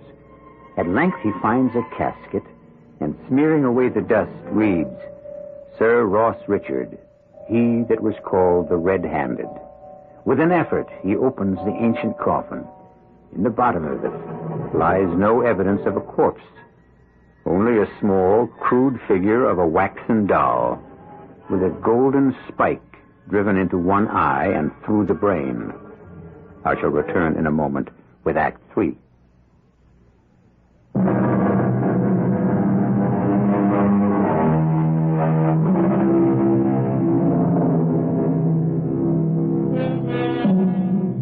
For a long moment, Ross Richard looks down on the ludicrous sight of that primitive doll transfixed through the brain. Then, slowly, with instinctive distaste and a ripple of fear down his spine at the ancient evil it suggests, he lifts it from the coffin. And suddenly, once again, the voice, so like his own, is sounding insistently in his ear. You have it in your hands. The secret of life. If you want to translate it, pull out the nail, the spike, and set me free. Why not? I have nothing to lose anymore. Very well. Now. What was that?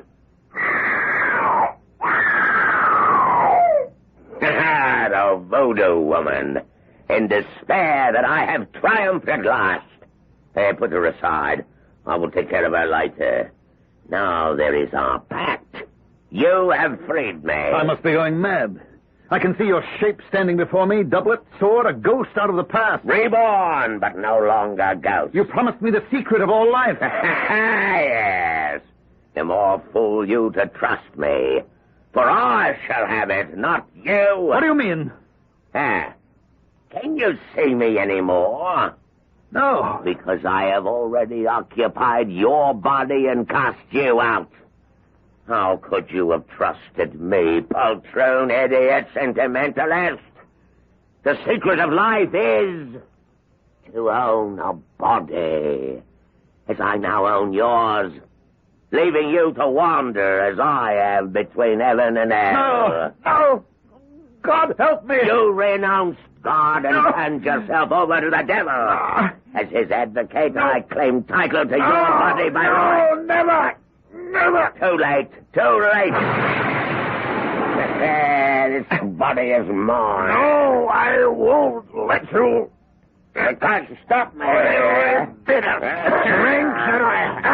Chief, what is it? What's wrong?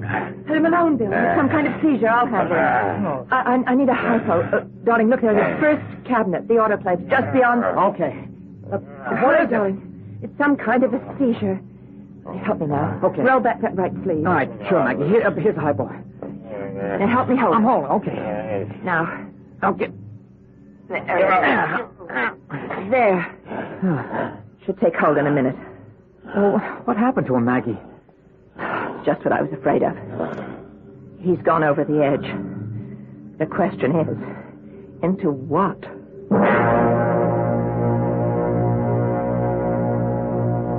Oh, great serpent, whose head reaches high above the clouds, and whose tail is buried in the darkest deep of the seas, I command and conjure you, in the dread and dark name of voodoo, to appear before thy faithful servant in her agony and her terror, and to answer all questions in whatsoever form shall please you, so that I must know what to do with the devil man I conquered in your name 4,000 moons ago.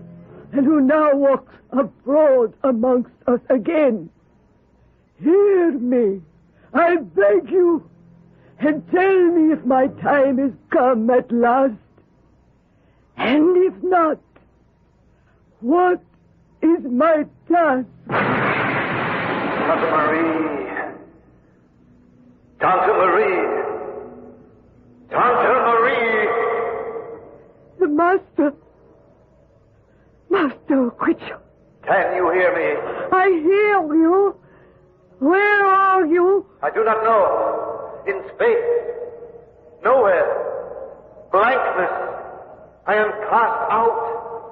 Cast out from my own body. By the red-handed one. Your ancestor. Yes. He tricked me. I found the voodoo doll in his coffin, and I pulled the pin from his head. Ah! Ah! I knew it. I could feel it. As though it was torn from my own brain. So I cried aloud in pain and fear and to warn you. I heard your cry, but it was too late. Where did you leave the doll, master? And the golden nail? I don't know. In the coffin. By the coffin when his form appeared. If they are still there, I can return your soul to your body to cast out his. Find the doll before he does. Find the doll. Find the doll. Find the doll.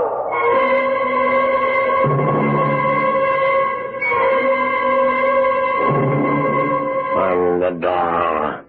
I've got to find the doll before... Ross, take it easy. It's all right. Huh? Who are you? Maggie? I know no Maggie. Yeah. What holds me down? Those restraining straps, Bill. He's going into convulsions. You don't understand. Tighter. You must help me. I beg you. You're all against me. Against me. If I can't find the doll, you see that I'm threatened. You see the danger. I must find the doll. The doll.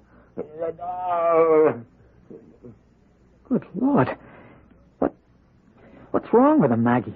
I don't know. I mean, I can't answer it right away, Bill. It's some sort of form of schizophrenia.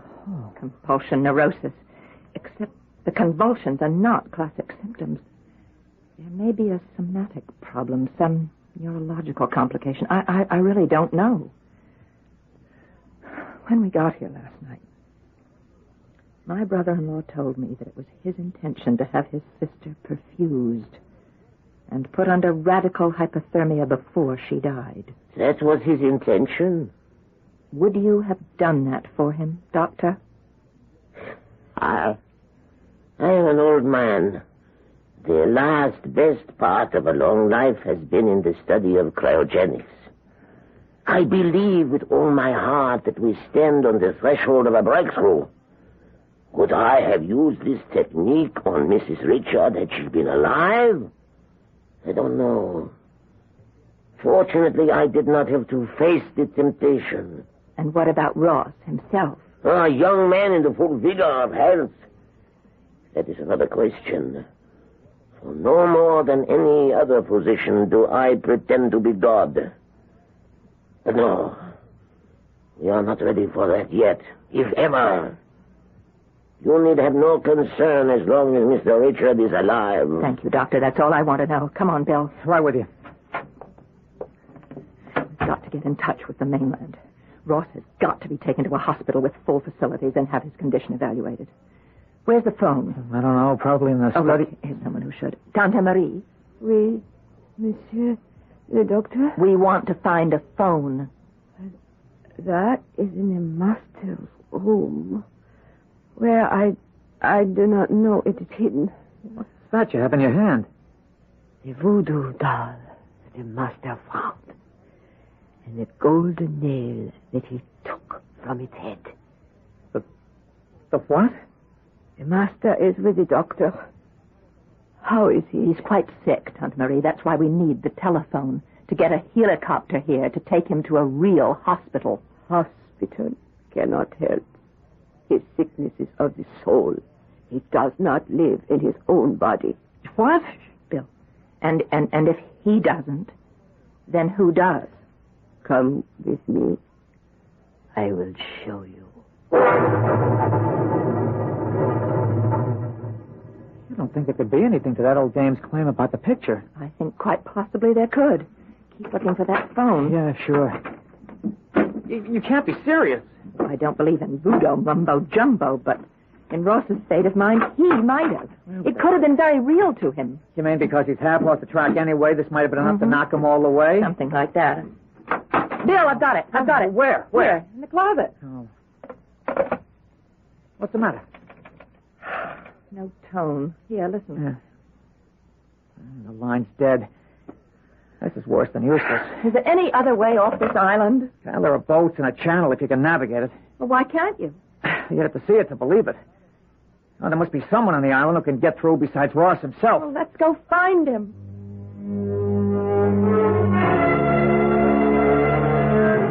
Oh, great and living serpent, I offer up to you this waxen candle as the light of your eyes to see the obedience I offer in your name. Here is the doll, the living representation of the living devil who must be destroyed. And here is the instrument, the golden nail, which I take in thy name to strike into the brain and soul of our enemies and to free my master. Once it is done, bring me back to thee, for I am weary. Give me a sign, O great serpent. At thy command, I strike!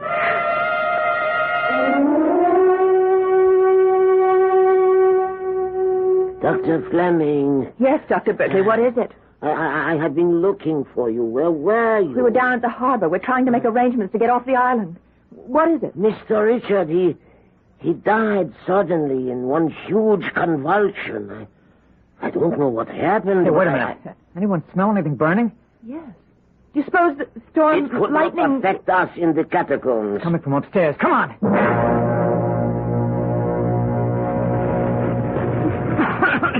What is it, Bill? Tante Marie, she's dead. There was a lighted candle and the whole room is a fire. Can't we put it out? I'll take a full armor and a fire post. We gotta get out of here before this whole place goes up like a bonfire. The chateau is mostly wood.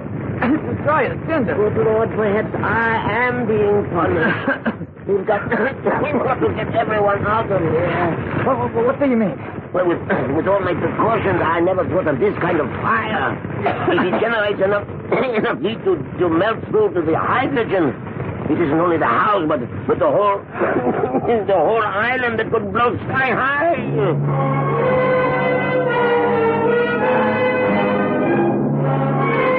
Did we get everyone off, Bill? Well, except Tante Marie and Lisha. And Ross. That's it. They wanted to make that island their grave. Mr. and Mrs. Richard, I mean. Ironic, isn't it? And instead of being frozen, they stand a better chance of being incinerated. You mean you think the hydrogen tanks?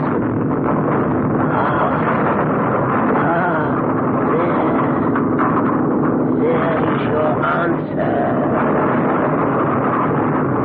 Or maybe it is the answer that those who fly in the face of God only court destruction. But at least, wherever Ross and Lisha are, they can be together now. What more could any of us ask from the future than to share it with those we love?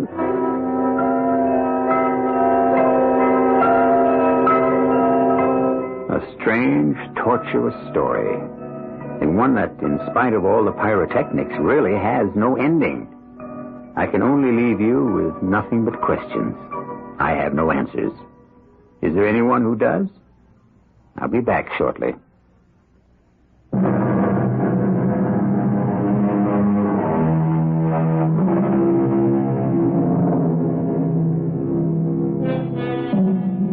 when the fire backdrafted to the ground floor, the whole blazing inferno suddenly collapsed to make a grate out of the catacombs. The lead coffins were fused to tangled lumps of metal, and Ross and his bride had no more future than you or I, wherever we go, when death finds us at last. Our cast included Marion Seldes, Mandel Kramer, Jack Grimes, Ann Petoniak, and Leon Janney. The entire production was under the direction of Himan Brown. This is E.G. Marshall inviting you to return to our Mystery Theater for another adventure in the macabre. Until next time, pleasant dreams.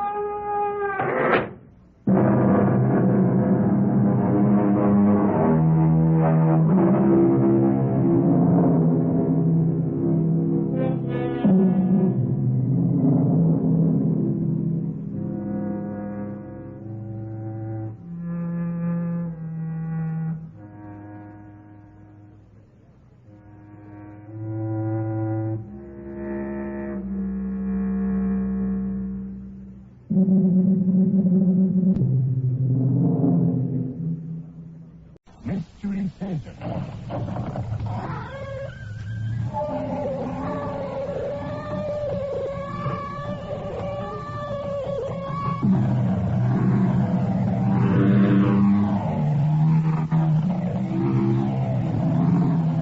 Come in.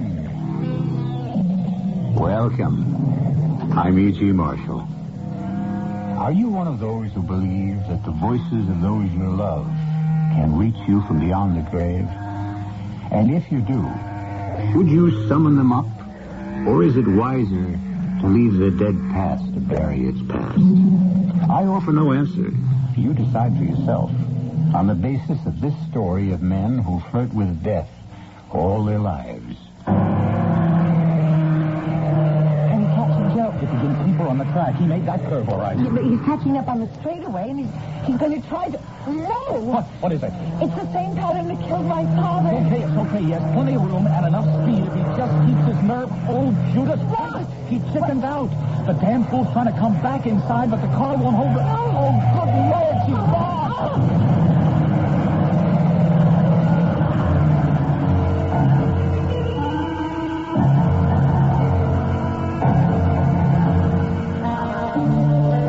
Mystery drama, The Gray Ghost, was written especially for the Mystery Theater by Ian Martin and stars Betsy Palmer.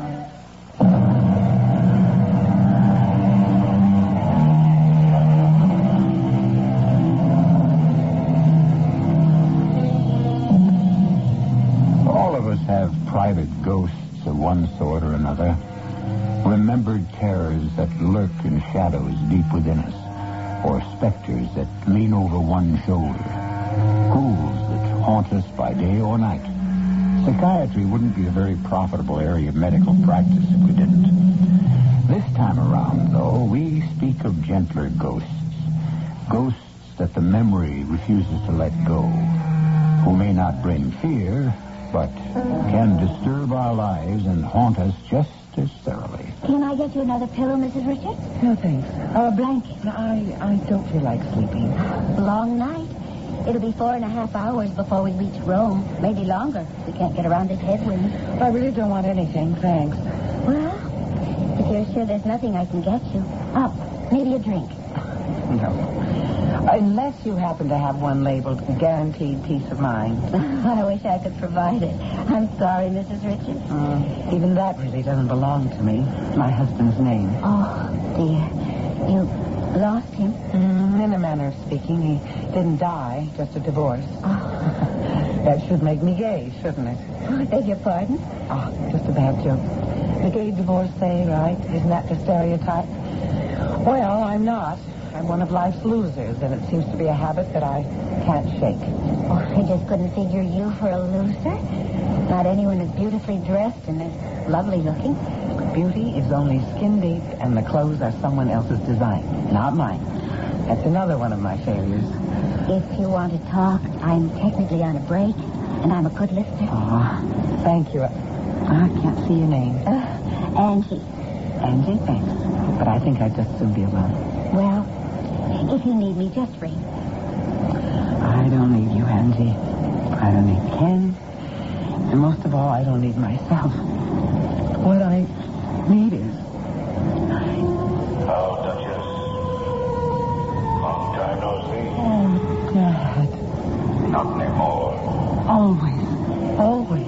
When you call on me, I have to show up. Running out again, allergies. You mean on Ken? Well, I did that months ago. You sure? How was Rita? You didn't get over to Vegas to see any of my old gambling money, huh? Nope.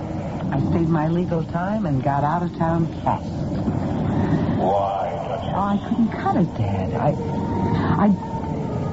I like Ken too much to be a drag on him. Now, before there were children and we got trapped, I thought I ought to get out, that's all. Did he want it? No. But then, you see, he never would face the truth. What? That he married a loser. I didn't want to make him one, too. Duchess, why do you call yourself a loser all the time? Come on, Dad. What else am I? I took Mom away from you just by her having The breaks, baby. I tried to make up for her the best way I could. Could I have ever asked for more? You were it. My sun, my moon, the center of it all, Dad.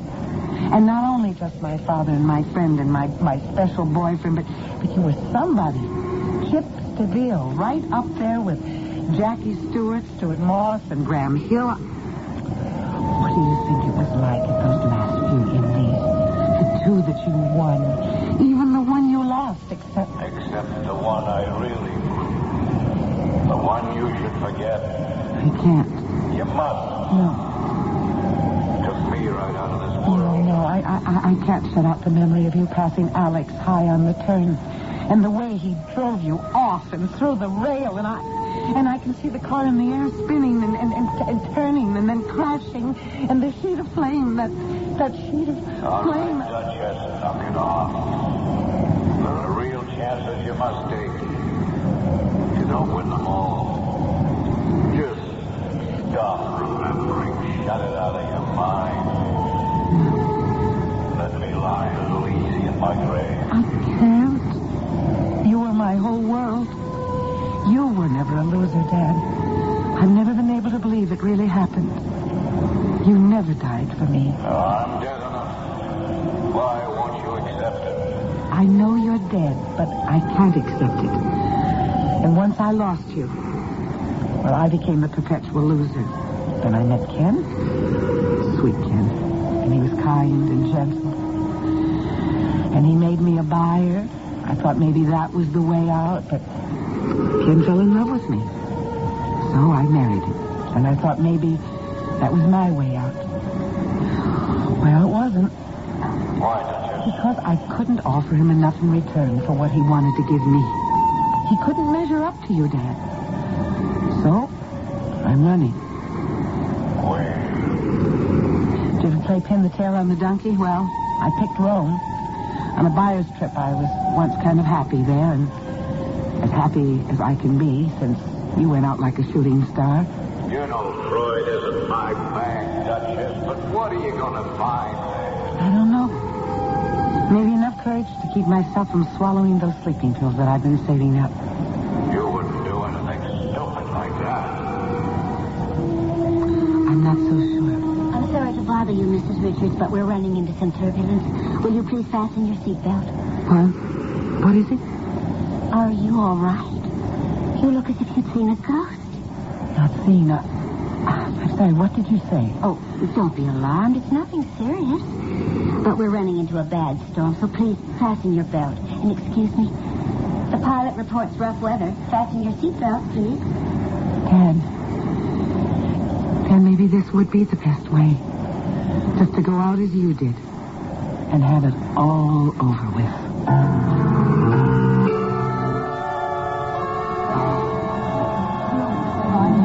Well, Mrs. Richards, here we are. Safe and sound. Do you have a bag up above? No, Angie. Right here by my feet. Oh, I can't believe I'm here in Rome. Do you have friends waiting for you? Nobody. I'm flying solo. Oh, well, where are you staying? Just a hotel up above the Spanish Steps, the Umberto. You know it? Oh, yes. Well, you won't be flying solo very long. Not between Italian men. Oh, and being a gay divorcee. You think the word would travel that fast, Angie? Well, in Italy, the name of the game is Amore. But it is up to me whether or not I want to play it. Sure. It isn't bad if you want to go along with it, I guess. Sure beats skeletons in the closets, Arrivederci? Arrivederci, Angie.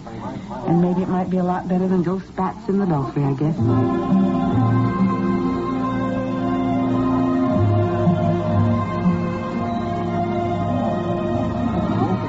So, Signora Richard, how do you like your first night in Rome? Oh, it's just beautiful, Senor Basso. And I love your restaurant. Oh, my. Well, I hope that is for the music or anything besides me. Oh, I promise you it's nothing but jet lag. I haven't slept for nearly 30 hours or something. I am beat. Oh, but of course you are. I shall take you home subito to bed. Oh, I am not quite sure how to accept that invitation. Tonight, without the slightest suspicion, at face value. Tomorrow, we shall begin our romance, no? What are you suggesting for tomorrow? Well, I have my car. The weather is promised to be perfect. Let me drive you up the coast and show you my Italy and my love. I'm afraid I'll be a disappointment. Signora, you have had much unhappiness. You are moltissimo triste. That is not right for a woman so beautiful. That's what I'm trying to... Eh? What is it? That waiter there. He looked just like... No, never mind. But you looked as though you had seen a ghost. Well, it's a habit I seem to have fallen into lately. I really think I'm just too tired to make sense. Won't you take me home? If you will promise we meet tomorrow for lunch. All right. But late. I've got to sleep and sleep till I get all these cobwebs out of my head.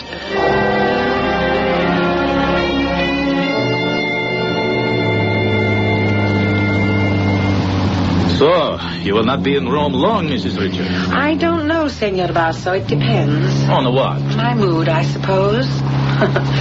Not a very good one, I'm afraid. L'amore. It kills and it heals. I have been sorry to hear about you and your husband. And the divorce. Well, how did you know? Oh, Signor Kerze, from whose firm you used to buy, has told me. That is why he introduced us. You must stay long enough in Italy for me to bring you back the sunshine. Well, you are making a very good start. It's clouding up. Looks like rain. Non importante. A shower, that's all. Oh, it's getting very dark. And you do drive very fast. I am an Italian, and I have the car to do it. What time is it? Does it matter? I would like to get back to Rome in the daylight, Senor Basso. Guido? What? Well, surely we know each other well enough by now, Caterina. Or may I say, Kate? If you wish. And Guido is easier than Senor Basso. Guido, okay? I think maybe we'd better head back for Rome. Do we really want to? Now, look, you're not going to start all this over again, are you? At every opportunity. Don't you ever get any rebuffs? No, it happens, but then I do have many affairs of the heart also. Well, score one for honesty. But I do think we should get back. It's getting quite misty. Oh, there is no hurry. I can have you back in Rome in 40 minutes. For that matter, if your nerve is as great as your resistance, in less. 60 miles? 80 kilometers? Mia carissima, you are riding in a Ferrari Dino 2500cc displacement 2.5 liters. Nothing can beat this car when I let her out. Or her sister, whichever one I race at Monza. That's the track outside Milano 2 weeks from now. Will you come and see me win, as my guest? Well, that depends on how gentle a host you turn out to be today. Oh, Kate, can you blame me for trying so hard to do... What is it? Look behind us. Another car, so? Oh, but what a car. Oh, it does look a little strange. Hard to see in all this mist. What is it? Who knows? Homemade. You find them all over Italy. It is our other love affair. Women and cars. Or sometimes the other way. This paisan, he is mad trying to race with my Ferrari and me. Yes, poor paisan. Then he's coming closer and closer. This mule track I turned off on Che Diavolo. It winds like a snake. If I had a straight away... Now, straight ahead. Now we show him our heels. And where do you keep your heels, Guido? On your radiator cap? What do you mean? Just if you're going to show them to your paisan, that's where they'd better be. He's going to pass you. Impossibile. Not only possible, but there he goes.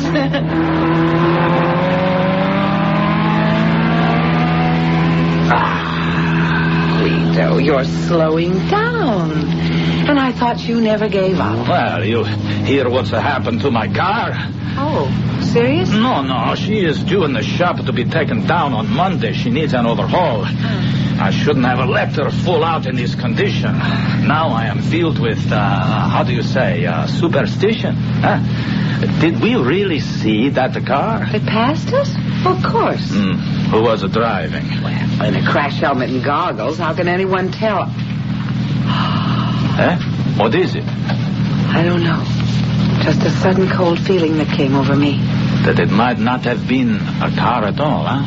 Just some phantom of the storm? Driven by a ghost.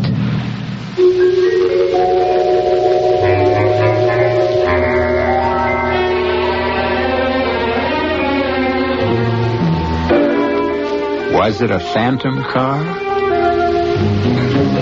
And if it is, who was the wraith that drove it?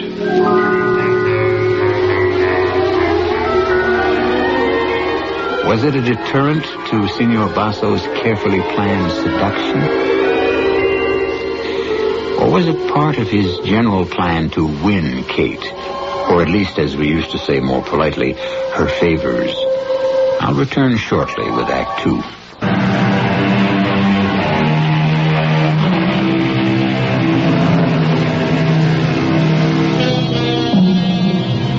Whatever the strange vehicle that passed him so ignominiously turns out to be, for the moment it is not occupying Guido's mind. His thoughts are far from the supernatural. No, something more natural and obvious is on Guido's mind. Has been ever since he met Kate. And he little expects ever to see the ghost car again. Do you think you can coax her back to Rome? Oh, no, I could not think of it. But we are coming into Corvietto, a little town right ahead. We can garage her there for the night. Won't they have a mechanic? To touch a mia bambina? Oh, no. I phoned it to Rome for my own. Well, how long will that take? Just overnight. Oh, and this Corvietta, of course there is no railroad, I suppose. No buses to Rome. No, just a village, but there is a delightful little pensione, a charming little inn that is run by an old friend of mine. I see. Well, I guess I do owe you an apology, Guido. You do? For what? Well, back there on the road, I was kidding you about never giving up. Guess I should have known better. You never do you? Kate, I am a man. And Italiano.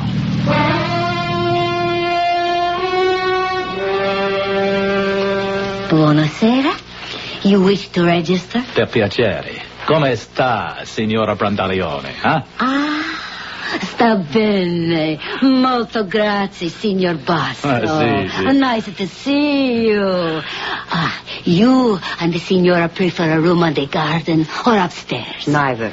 Kate? 2 single rooms, one upstairs, the other down, and I'll take the ground floor. But I do not understand, signora. It's quite simple. I am not, technically anyway, a signora. I am a single girl, and I guess I'm a Ms. Oh, Ms.? She means that we are not married or... a million pardons. And now I understand. So does the signor, I hope. I was only joking, Kate. Please forgive me for all this inconvenience. I'm sorry this had to happen, believe me. I don't.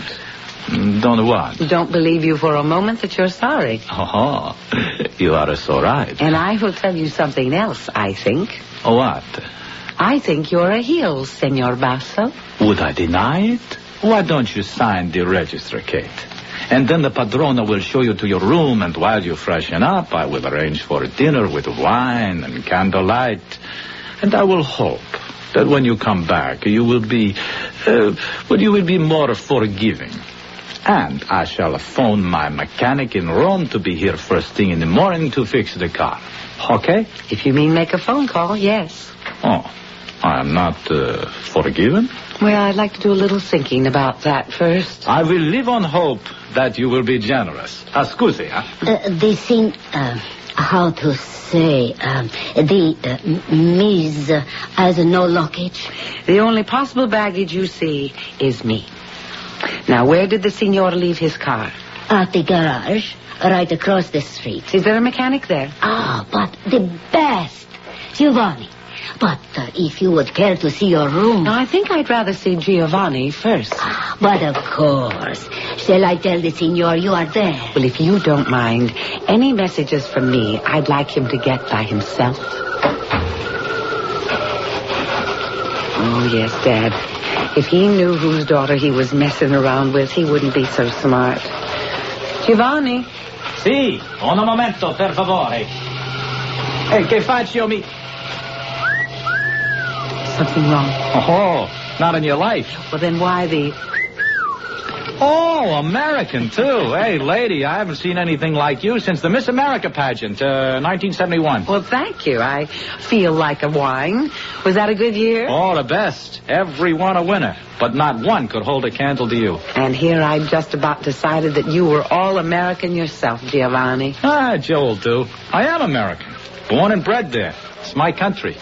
You know, you sound as though you miss it. Every minute of every day. And why do you stay here? Like this and that.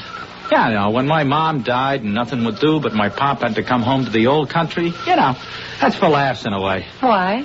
Oh, my pop was born in Little Italy, you know, Mulberry Street, New York. He didn't even speak Italian as good as I do. But the old ones, they get kinky ideas sometimes. You see, this place right here, this is where my mom was born. Not very kinky. I can understand why he wanted to see the town. Sure. And I went along. I made the trip back with him myself because, well, he was pretty sick. And I knew he wanted to die here. One thing led to another. I stayed on, had to make a living to keep us going. So I got the gas station and the shop and became a grease monkey. In this little town? Yeah, in this little town. I was stuck. Oh, come on. I didn't mean to break down and tell you the story of my life. It's just that talking American again feels so good. Anyway, no more running off at the mouth. What can I do for you, ma'am? I just wanted to ask you about the Ferrari that you just gassed up. Oh, this baby? Well, nothing wrong. I can see. Oh, yeah. A little over-choked. Oh, that figures. You mean someone pulled the choke out? Sure. Flooded the carburetor. To make her sound as if she was breaking down? Well, yeah, if the guy handled it right. Couldn't have been accidental, could it? Well, not on a car like this unless... Well, look, I don't know what kind of a driver your husband is, No, he's not my husband. Signor Guido Basso. Guido Basso? The billionaire sportsman, a racing driver? That's our boy. Holy Mac. In that case, it could only have been deliberate. Like, he must have had some reason to... Oh, like that, huh? Yeah, like that. He had a cute little notion that we could register here at the Pensione, which I don't go for. Joe, have you got a car? Have I got a car? Lady, follow me. Now, I warn you, when I unveil her, she may not look like much, but she is far out. I mean, there is nothing in Europe to touch her.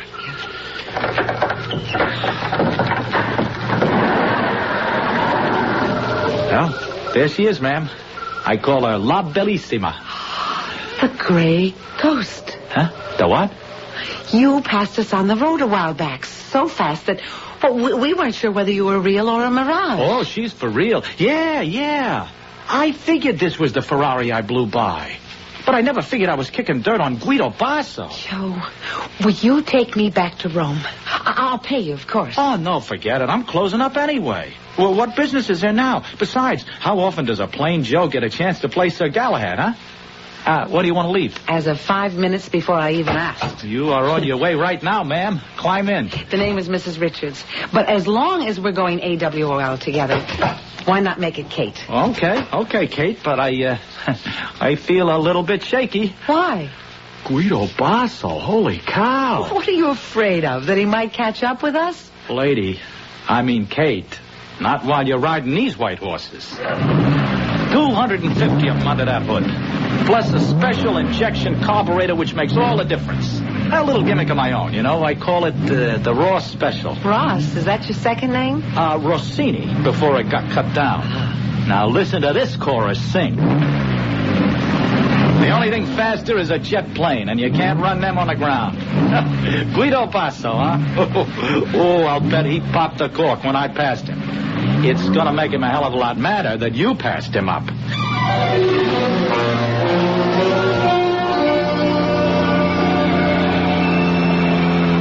Why are we slowing down? Well, even Italy has a couple of speed laws. We're already in the outskirts of Rome. It was so wonderful. Just like old times, sailing on the wind. Oh, she's a wonderful car, Joe. Just 8 up the road. Do you race her? Are you kidding? How would you like to race her in a couple of weeks at Monza? Oh, no. No dough. How much would it cost? Well, entry fee, pit crew, replacements, parts, travel expense. What's the sense making a list I know by heart? Around 7 or 8 million lira. Bottom line. It's about $12,000. If you can guess the exchange any given day. I mean, what's the diff? It could be 8 billion. She's not for racing. Well, then why did you build her? Oh, is there any answer for that? I don't know. I love cars. She's all I've had since my pop finally cashed in. I'm just plain in love with her, I guess. It's all that holds me here. I should go home. And what would happen to Bellissima? I guess I'd sell her. To some rich dilettante like Basso. Except by now he's too mad at me to buy. I mean, after all you have told me, you would sell him this car? Oh, why not? But it's too much a part of you. Yeah, but it's been done before. I'm in debt up to my ears. I could pay off and have enough to let me sneak back into the USA. No, I can't let you do that. Pull over under the trees and park, Joe. What's the point? You know, it's not very flattering if you refuse my request. Oh, put it that way. How can I refuse? You mustn't sell this car. Why not? Because I think if you did, you'd be selling your own soul, Joe. Oh, look, Kate, let's leave it lay, huh? I mean, even if I had cash, who's going to drive? I've got credentials. Besides, I got to be in the pit to handle and baby this lady through, you know? Well, then we'll find another driver. How? Where? You know what a racing driver is? He ain't built of blood and nerves, only guts and reflexes and iron. He doesn't think, he only reacts. He's got wrists of steel, eyes like a fly, and nothing but the will to win. And you know how he's made? I should. He isn't. He's born. In a race like Monza, you won't find a driver who's worth a damn within 1,000 miles of Italy who isn't already tied up. So where else do I find such a guy? Just give me a moment to think. Okay? Okay. Okay, Duchess, how can I help? You can't. But Alex could. Alex? Well, he's never driven Since the accident, I know. Wait. He dropped out of the game. Where would you find him? I know where he is. I saw him last night, Dad, in Rome. He's a waiter. He ducked when he saw me.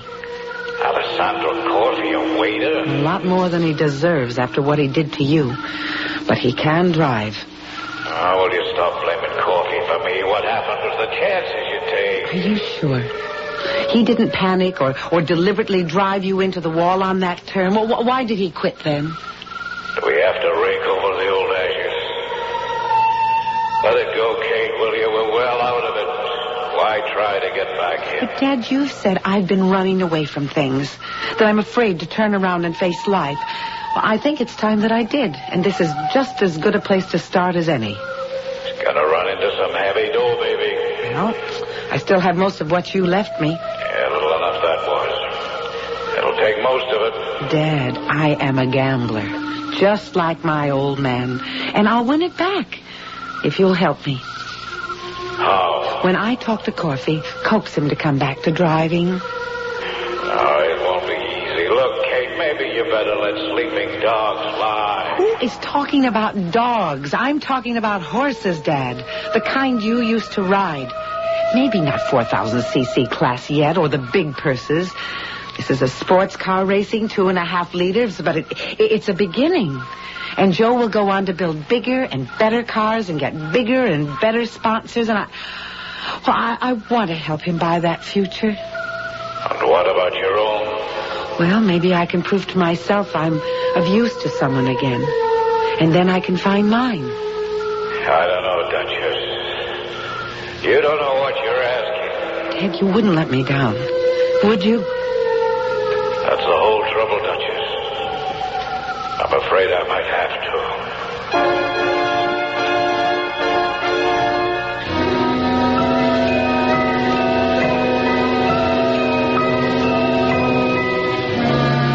Well, now, that's a rather uncooperative attitude for a so far friendly, or should we say sympathetic specter. Why would that presence from beyond the grave not be eager to help the daughter he wants so desperately to find herself again? Or does he know something about his old friend Corfy that we don't know? I'll return shortly with Act 3.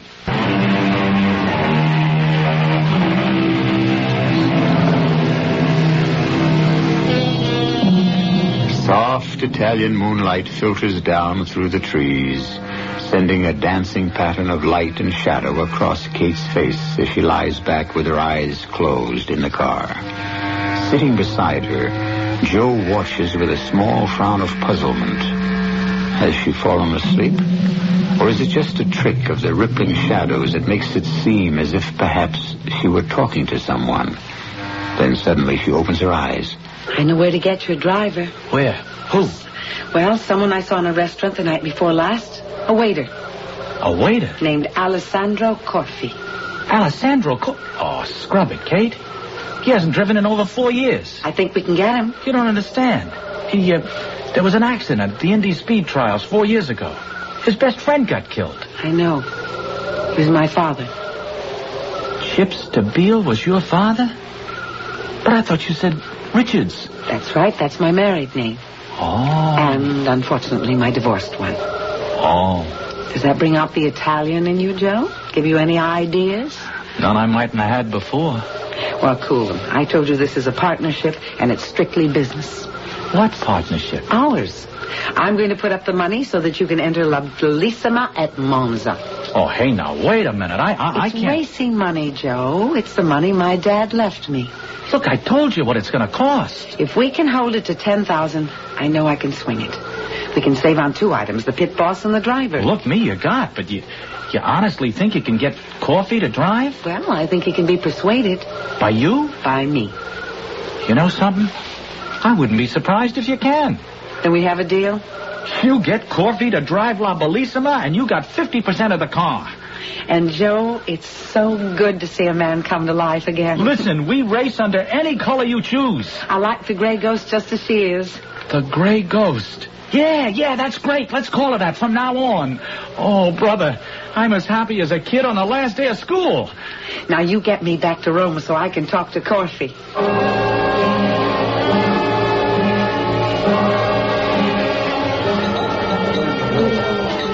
Hello, Alex. Oh, so you did recognize me the other night? Yes. I tried to avoid you. Why you come back? I want to talk to you. About the what? No, not here. I don't want to talk about your father. He may have to be part of it. I go get excused by the head waiter. We can walk by the river.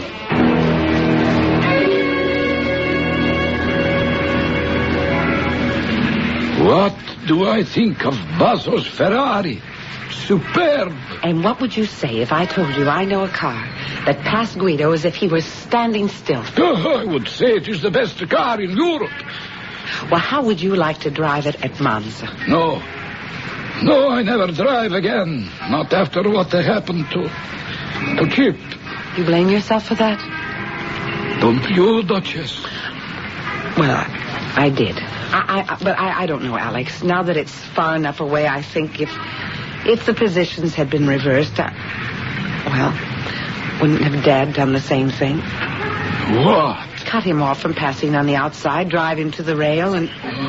that is what everyone saw happen. And so a friend is dead, and I, who would have died for him, am to blame. We leave it at that. I swore I would never drive again. Not even if I tell you that I'm half owner of the car. And we have no one else to drive it. Don't you owe me that at least? For my father. Forge. I must be mad. I am out of condition. My reflexes. 2 weeks. I will not know the car completely, but... All right, if you ask me, I shall drive. But, Kate, it will be a miracle if I can win for you.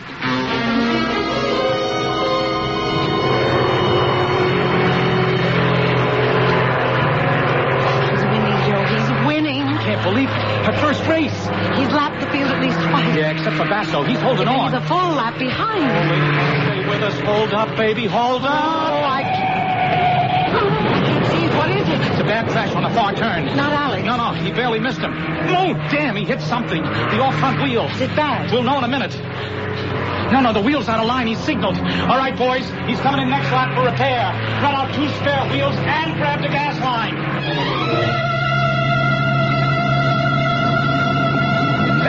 What's the trouble, Joe? Well, it's maybe just a wheel. We'll have to jerk it to see. Well, suppose it isn't the axle. Well, then we've had it.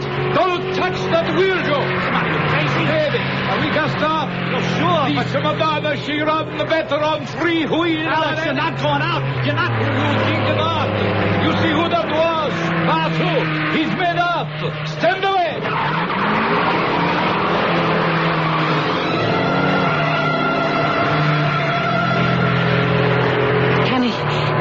Can he catch him, Joe? If he can keep her on the track. He made that curve all right. And he's catching up on the straightaway. He's going to try to... No! Huh? What is it? But that's the same pattern that killed my father. No, it's okay, Kate. It's okay. He has plenty of room and enough speed if he just holds his nerve. Oh, Judas Priest. What? He chickened out. The damn fool's trying to come back inside, but she won't hold her. Oh, my God, she's gone.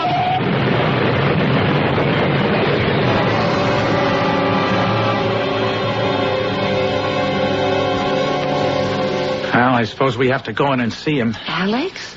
Well, of course, he's hurt. He may be... Oh, don't worry. I've talked to the doctors. Nothing serious. He got out lucky. We took the fall thanks to him. What does that mean? Well, you saw what happened. He chickened out. He let Basso fake him out on that last turn. The Ferrari didn't have the speed to pass, but Alex flinched and peeled off. Went into a spin, and that's what took him over the rail. Boy, when I think of it... Before the race, Basso came and offered me 25 million lira for the Grey Ghost, and I turned him down. Now we're left with nothing but a pile of junk. Because you think Alex panicked? Well, you saw it with your own eyes. What else? I'm just not quite sure, Joe. Look, go into Alex, please, and try to be nice to him. I want to be alone in this little waiting room here to think, and maybe make a phone call. Yeah, but Kate... Please, Joe. Okay.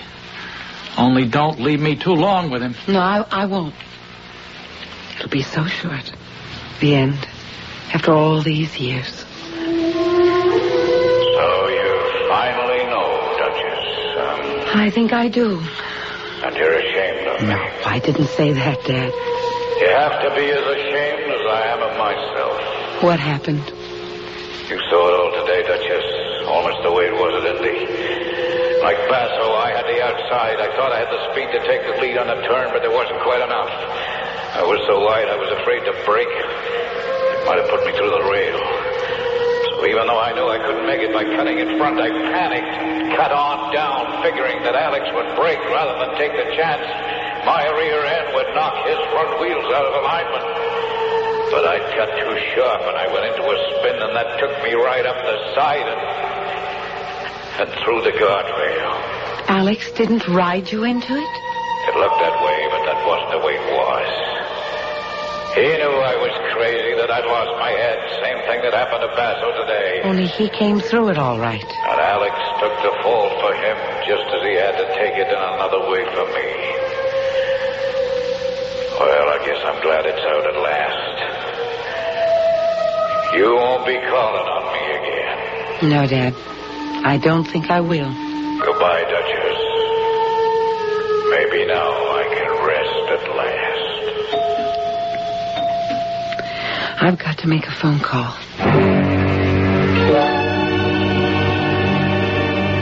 I tell you am fine, Giovanni. A bruise or two, a black eye, a little something broken in the shoulder. So what? It has been broken before. The important thing is the car. She is a dream. Yeah, that's the word. A dream that's over.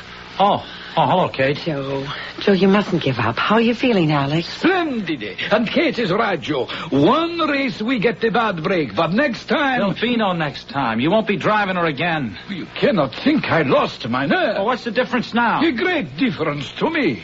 I have my pride. Yeah, this time all you killed was an automobile. Joe. And what did I kill some other time?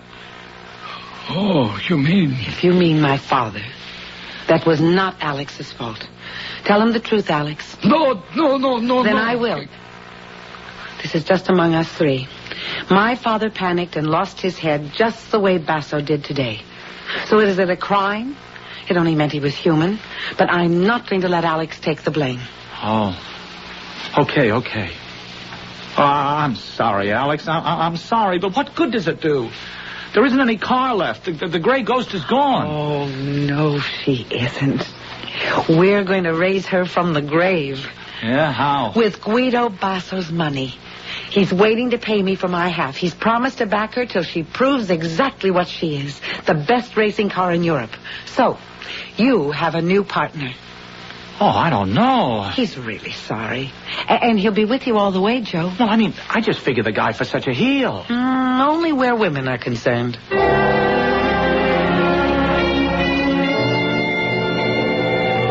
Well, I guess it's time to board. Arrivederci, bellissima. Goodbye, Alex. Win them all from here on in. Bye, Kate. Bye, Joe. Send me a picture when she's rebuilt. Oh, yeah, and the money I owe you. You know, I feel like such a louse. Alex is back driving again. I have my gray ghost, but what do you get out of this? My husband when I get home again. I hope. And at least I grew up. May I see your ticket, please? Oh, well, Mrs. Richards, it's nice to have you aboard again. Nice to be going back with you, Angie. Oh, you look a lot different. That's what Rome will do for a girl.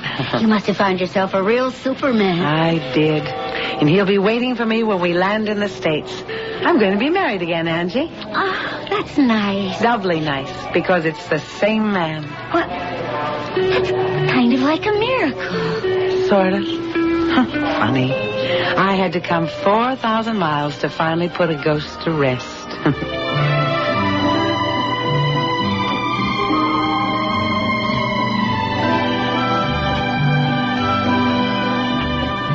4 months later, Mrs. Ken Richards received a photograph of Gray Ghost number 2. And by the end of the year, she had established herself as the premier sports car in Europe.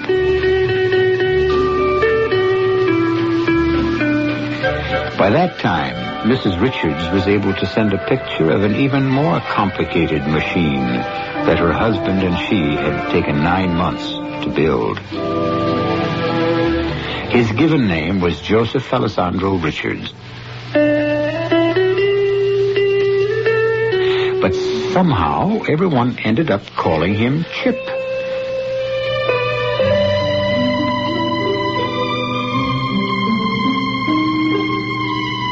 I'll be back shortly.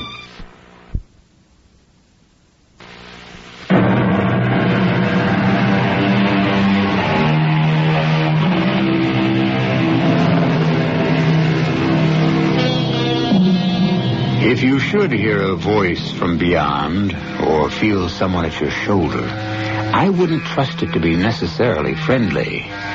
May I suggest that the best course is to follow the advice of Satchel Paige and never look back. There may be something gaining on you.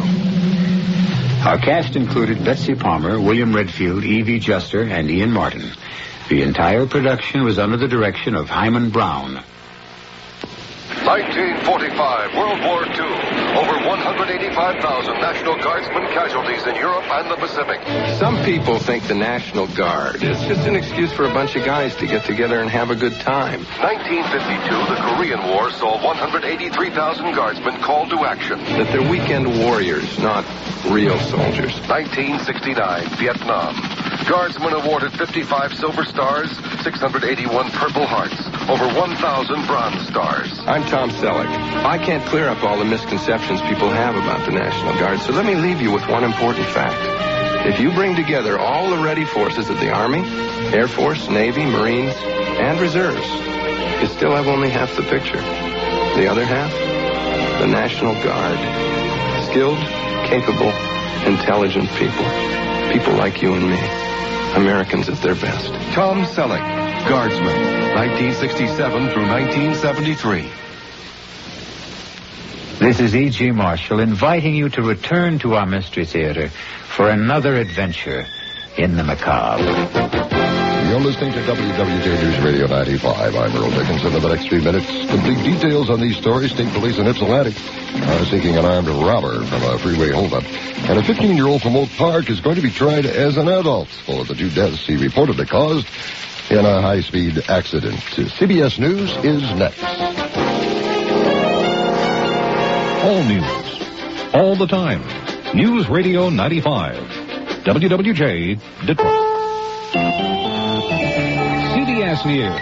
I'm Jim Sheneby. The Senate has voted itself a pay raise, but it's not what the House ordered. The Senate's version of the bill rates a 9.7% raise, less than half the hike that the House voted for itself, federal judges and other high-ranking government employees. Some senators are less than impressed with the fact that they'll be making less than fellow lawmakers on Capitol Hill.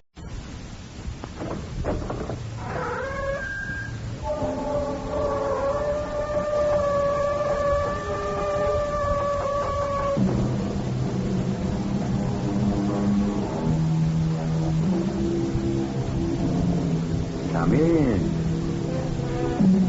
Welcome. I'm E.G. Marshall. For centuries, we have heard of the search for the fountain of youth, for the magic elixir of life eternal. Oh, to be young always, to hold age and death at arm's length. Put it this way. If you could live forever, would you want to? A word of caution before you reply. What might seem at first blush to be a vision of delight could also be a reality of horror. I just thought I'd call. I'm your neighbor.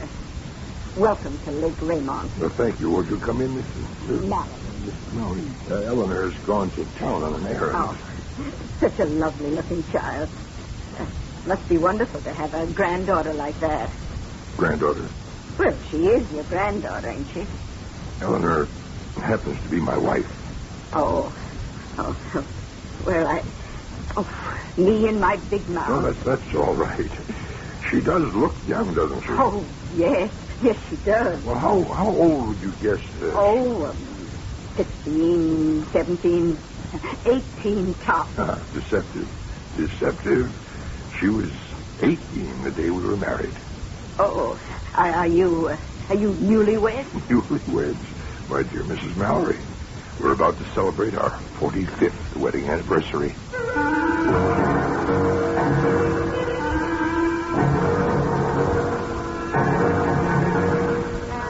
Our mystery drama, Age Cannot Wither Her, was written especially for the Mystery Theater by Sam Dan and stars Jennifer Harmon.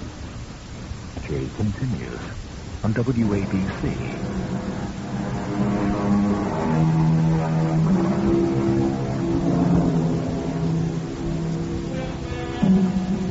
There are those women who seem to inspire hopeless passion in men. They are women whose love can never be won, and, if captured, can only be held for the moment. We tend to sympathize with the unfortunate men who are caught in their web, but the truth is, it's the woman, as usual, who pays the price in the end. Our story is set in the town of Raymond, named, of course, after the celebrated Lake Raymond, that vast, beautiful body of water high in the Adirondack Mountains. A very determined-looking middle-aged lady is walking with purposeful stride down the main street. She has an expression on her face that bodes ill for someone. Oh, Sheriff. Oh, yeah, Mrs. Mallory. Oh, yes, Mrs. Mallory. Roberta Mallory. It used to be the sheriff knew everybody in town. I'm sorry, Mrs. Mallory, I'm new here. I spoke to my husband and the neighbors, and they said, what are you getting involved for? Involved in what? But I'm a citizen. Now, it's my duty to uphold the law. Has the law been violated? Is murder a violation of the law, Sheriff? You here to report a murder? These people, the Burnhams, they have the house next to ours on the lake. Now, he's in his 60s, maybe 70s. And she can't be more than 20. Now, what kind of marriage is that? Well, now, Mrs. Mallory, I must ask you... Those things don't work. They can't work. And they can lead to murder. Do you have any facts for me? Well, it was just this morning. We're sitting around the dock, my husband and me. And we share the stuff with the Burnhams, you see. Well, him and her, him in swimming trunks, and she in that bikini of hers, they come down to the water. We exchange polite hellos. We're not close. And they get into the sailboat. They got this 16-footer, and off they go. Yes? Well, 3-4 hours later, the sailboat comes back. He's all alone. She's not with him. So I say to him, where's Miss Burnham? And you know what he answers? Well? He gives me the funniest look, and he says, obviously, she's not here. Well, what happened to her? I don't know what happened to her. Well, what did Mr. Burnham say had happened to her? He said absolutely nothing. Now, here's my point. He can keep his mouth shut when I ask him, but he's got to open it when you ask him.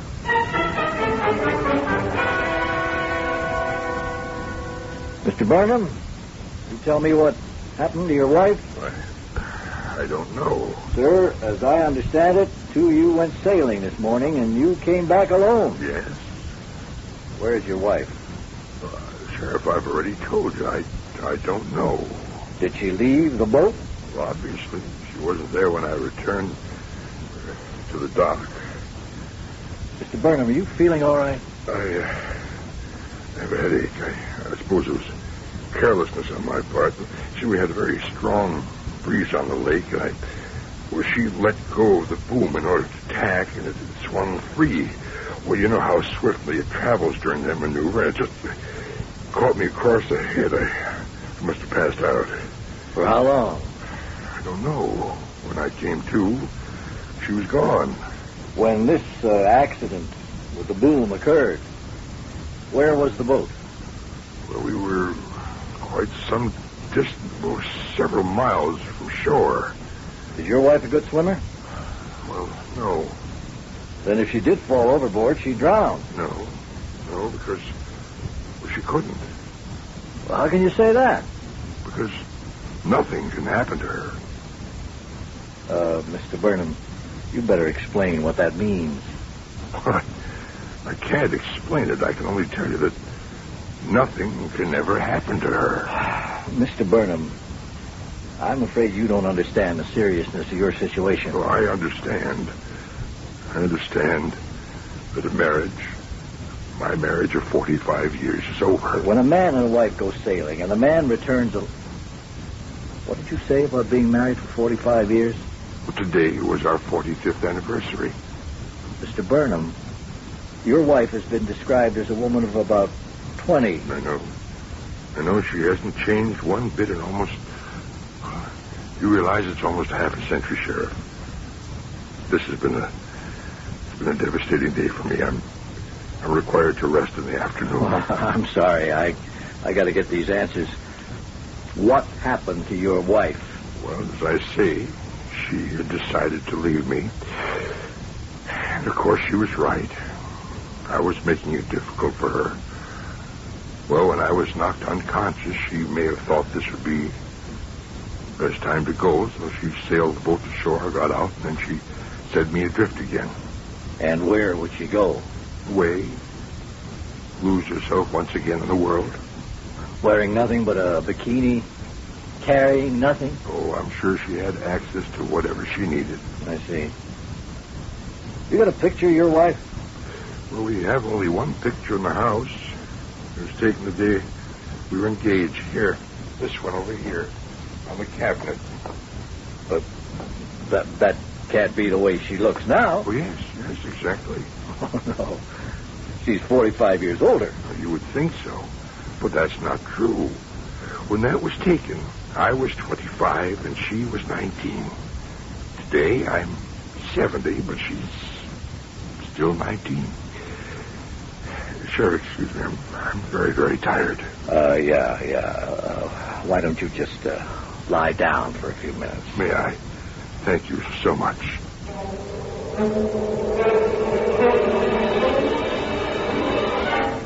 That's her. Mrs. Mallory, please look at this carefully. This is a picture of a 19-year-old girl. That's right. That's all she was. And this is her. Mrs. Mallory, this picture is 45 years old. What? Oh, no. Why, the dress she's wearing, the hair. Well, those stars have come back, and that's not her boyfriend. It's her husband. But she's a young girl. Examine this photo very carefully. Could it be somebody who resembles her? Let's say her daughter. Look, I'm a student of people. Mrs. Burnham had this slight squint in her left eye, you see? And a little mole, right side of her chin. A kind of curved little scar just above her left eyebrow. Oh, this is Mrs. Burnham. And I saw her just this morning. She can't be close on 70. Why, that would make her older than me.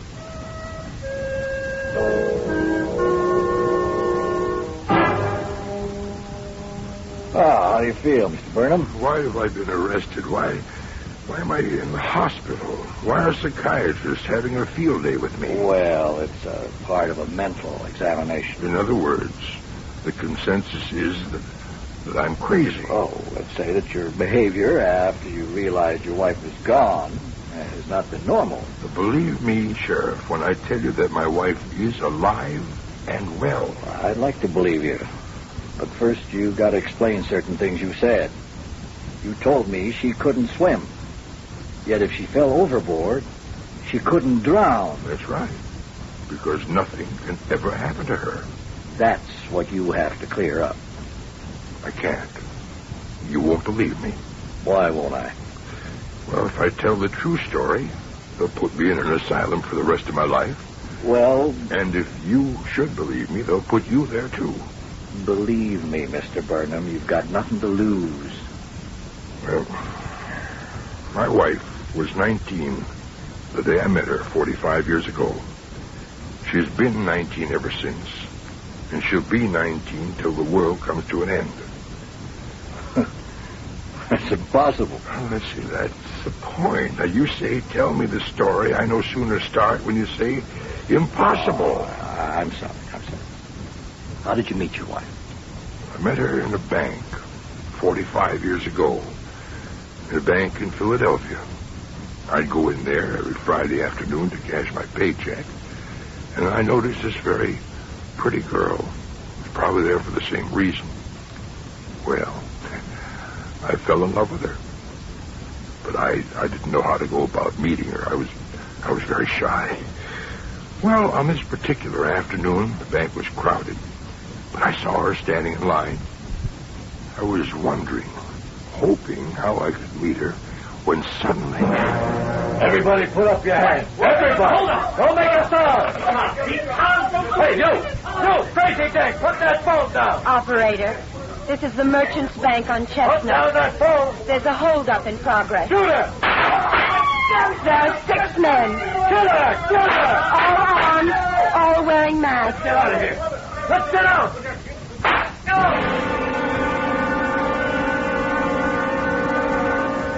I'm not sure that anyone in the bank was fully aware of what was happening. At the sound of the shooting, everybody threw himself to the floor or jumped behind desks. But I couldn't take my eyes off her.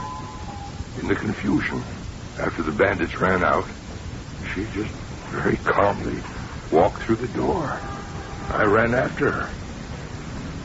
Listen, I have to talk to you. Who are you? I think what you just did was, well, it was absolutely terrific. Would you excuse me, please? No, look, this isn't a pickup or anything. My name is John Burnham.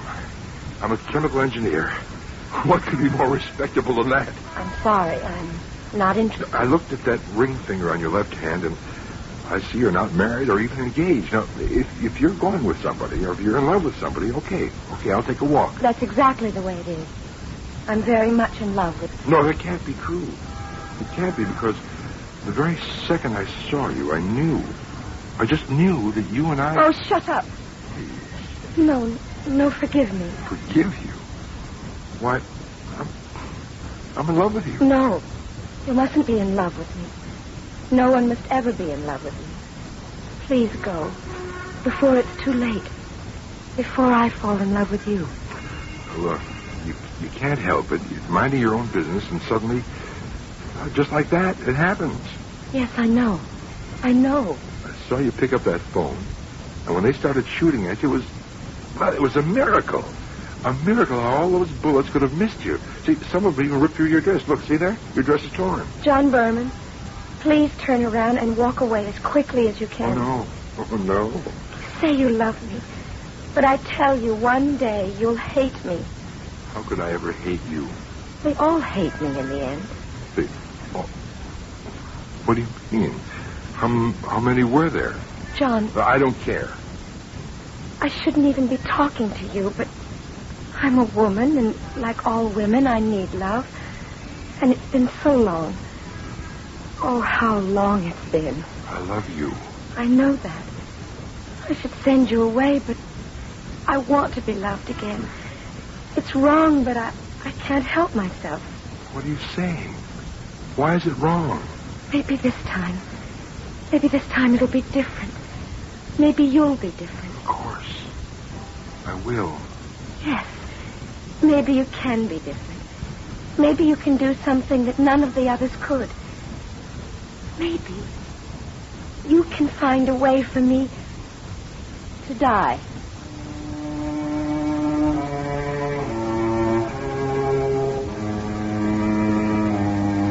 All right. That's a request you don't hear every day. Why should she want to die? She's young, she's beautiful. She should have a whole glorious life in front of her. And yet, didn't she try to die back there on the bank? Didn't she force the bandits to fire at her? Could every bullet have missed her? We'll try to answer all these questions for you when I return in just a few moments with Act 2. Theater on WABC.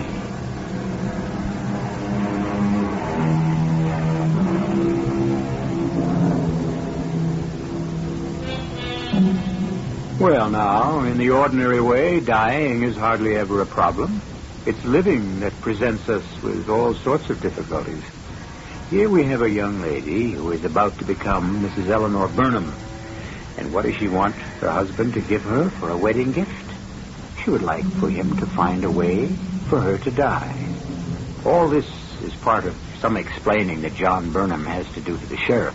And he's describing how things were the day he met his bride-to-be some 45 years ago. What do you mean, find a way for you to die? You should know something about me. Like what? My age, for instance. 19 or 20. Let's walk inside that restaurant. Oh, sure. How about lunch? You'd better be sitting down when I tell you how old I am. It would be wrong for me to let you go one step further without telling you the truth about me. Okay. Let's have the truth. Not that it matters. My age. You said I looked 19 or 20. I'm only 18. Well, that's great. I'm 25.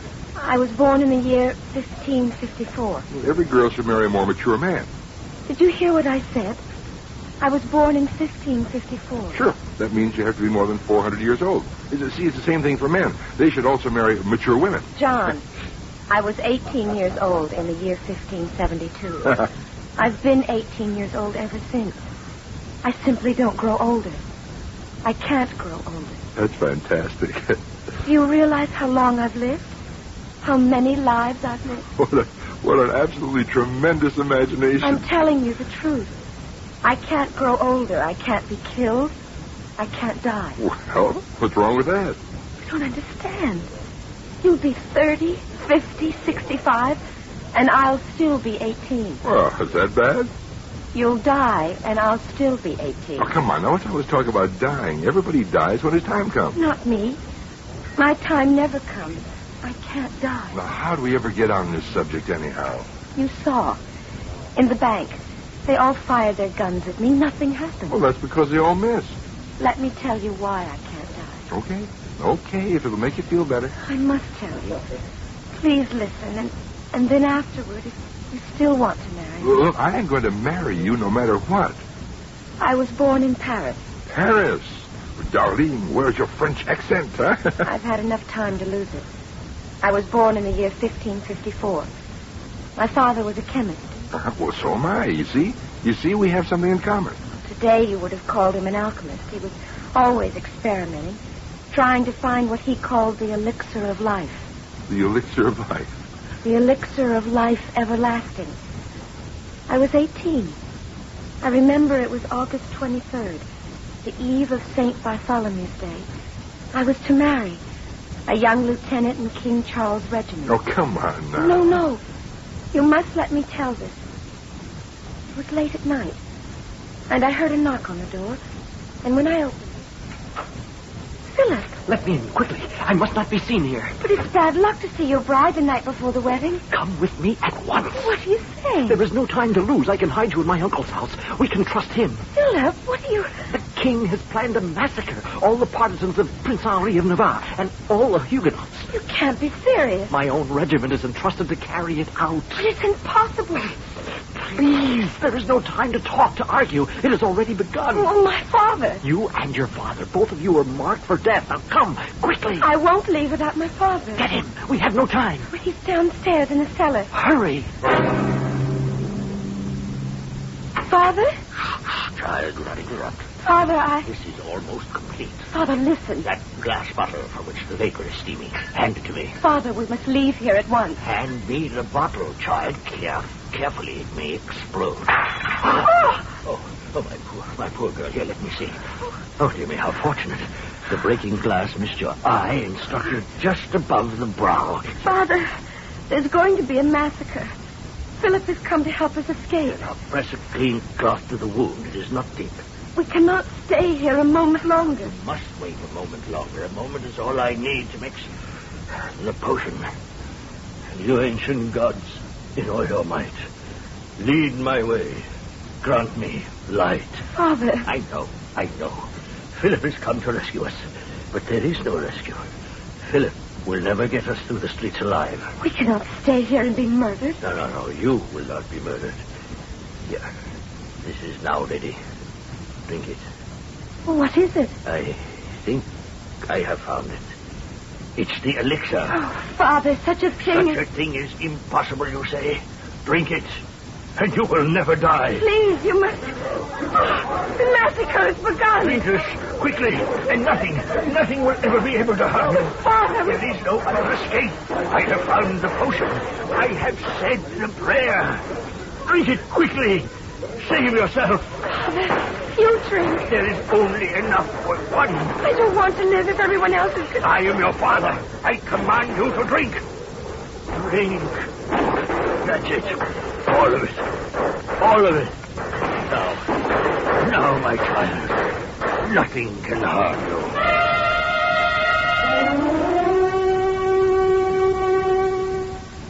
I fainted from fright, from shock. When I recovered later, my father was dead, beside me. The servants were dead. The house was in ruins.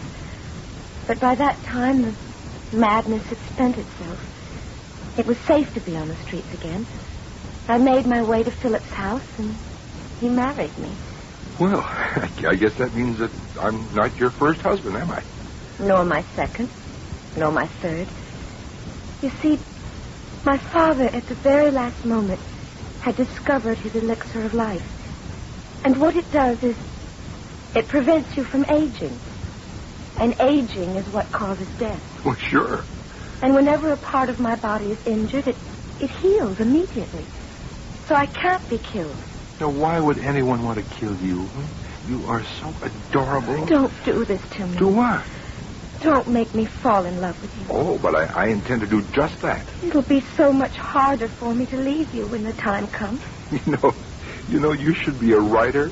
You should write horror stories. You know, those science fiction things. I wouldn't know how to write. Oh, you should know how to do everything. I mean, if what you're telling me is true, you should be the wisest person in the world. Why? Well, because you've lived for, 400 years, according to what you say. And you should have learned things, acquired wisdom. Well, that's not true. I was just an ordinary girl. I had no special talent or ability. And over the years, over and over again, I kept leading the same kind of life. Now, why do you have the need to claim that you've been Do living... you notice my left eye? Uh-huh. The scar just above the eyebrow. Hmm. That glass bottle exploded just before I drank the elixir. And that's the last time I have ever been injured. The very last time. Okay, I believe you. You don't really believe me. Oh, what does it matter? I love you. Love. When you're young, you think love is all there is, and that it lasts forever.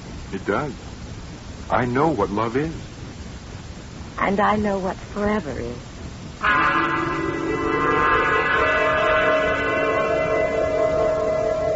Didn't her story strike you as kind of peculiar? Well, Sheriff, I didn't care. Mr. Burnham, I'm trying to help. All I know is an elderly gentleman and his very young wife... No, she's older than I am. Than anyone alive today. Could I just tell you what we're faced with? Now, the two of them go off sailing.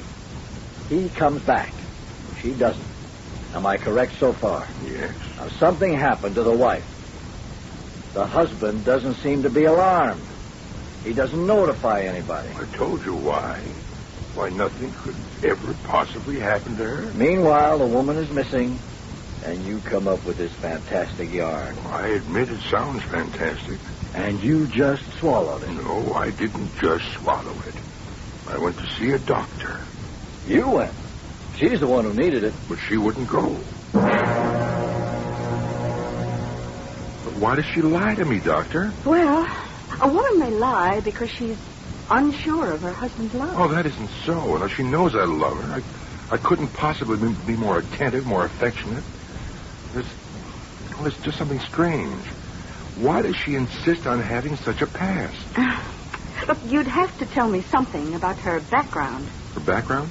Are her parents living?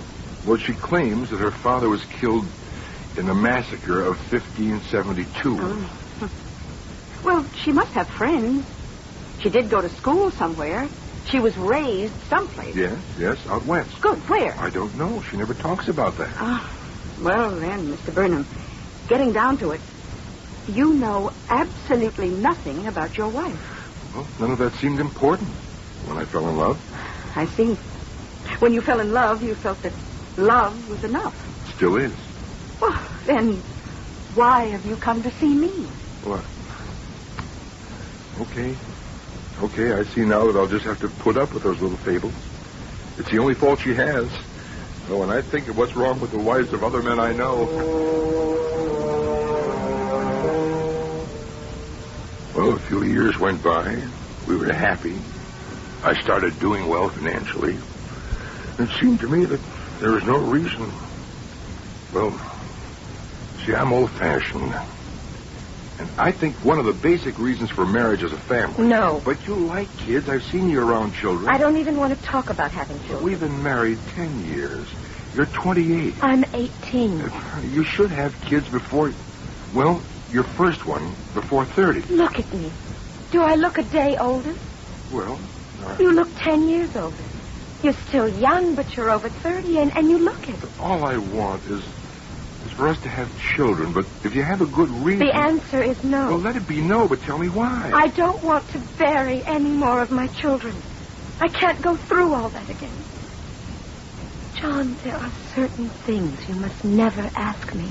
Have you had children? Yes, I've had children. Well, what happened to them? Where are they? They're dead. Dead? How? How? 400, 300, 200 years ago? Children died like flies. The ones who weren't killed by fever died of old age. I refuse to outlive another child. All right, Eleanor, now look. I think it is time for this nonsense to end. You've got to rid yourself of this terrible delusion. No. Keep away from me. Don't touch me. Eleanor. Let me out of here. Oh, you look like that soldier who stabbed my father. Like the Indian who scalped my daughter. Eleanor. Let me out of here. Eleanor. She ran out of the house. Her car was parked at the curb. She got inside and drove off wildly, madly. My car was in the driveway, and I started after her. We lived in the hills. We always loved the country. I was barely able to keep her in view. We were climbing higher and higher along a narrow, twisting road along the side of the mountain when suddenly she took a turn too quickly. The car swerved out of control right through the wire guardrail and down the side of the hill, turning over completely and landing on the rocks hundreds of feet below. There was an explosion. The wreckage was a mass of bright flames, a fiercely burning funeral pyre. I climbed down the hill as quickly as I could. I stood helplessly by the car. And then she just walked out of the wreckage. Every stitch of her clothing had been burned away. The gold ring must have melted off her finger. But not a hair was singed. There wasn't a mark on her body. She looked at me and smiled. Darling, you'd better lend me your coat.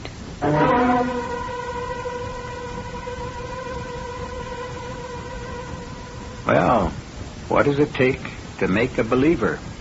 She was in the car. It did crash. The impact, the flames, would have been enough to kill anyone. Or perhaps anyone not fortified by the elixir of life. It's quite a drink, but it needs a chaser, as we shall discover when I return shortly with Act 3. To the Mystery Theater on WABC.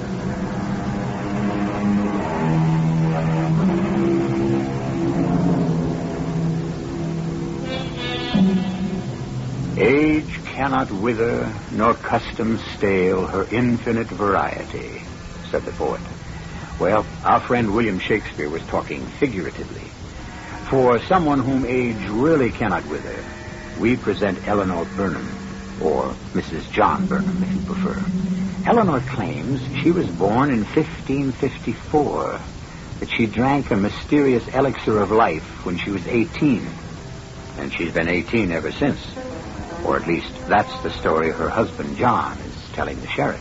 Eleanor, it's a miracle. No, it's not a miracle. It's the elixir. To live through that crash. John, do you believe me? Now do you believe me? Yes, Eleanor.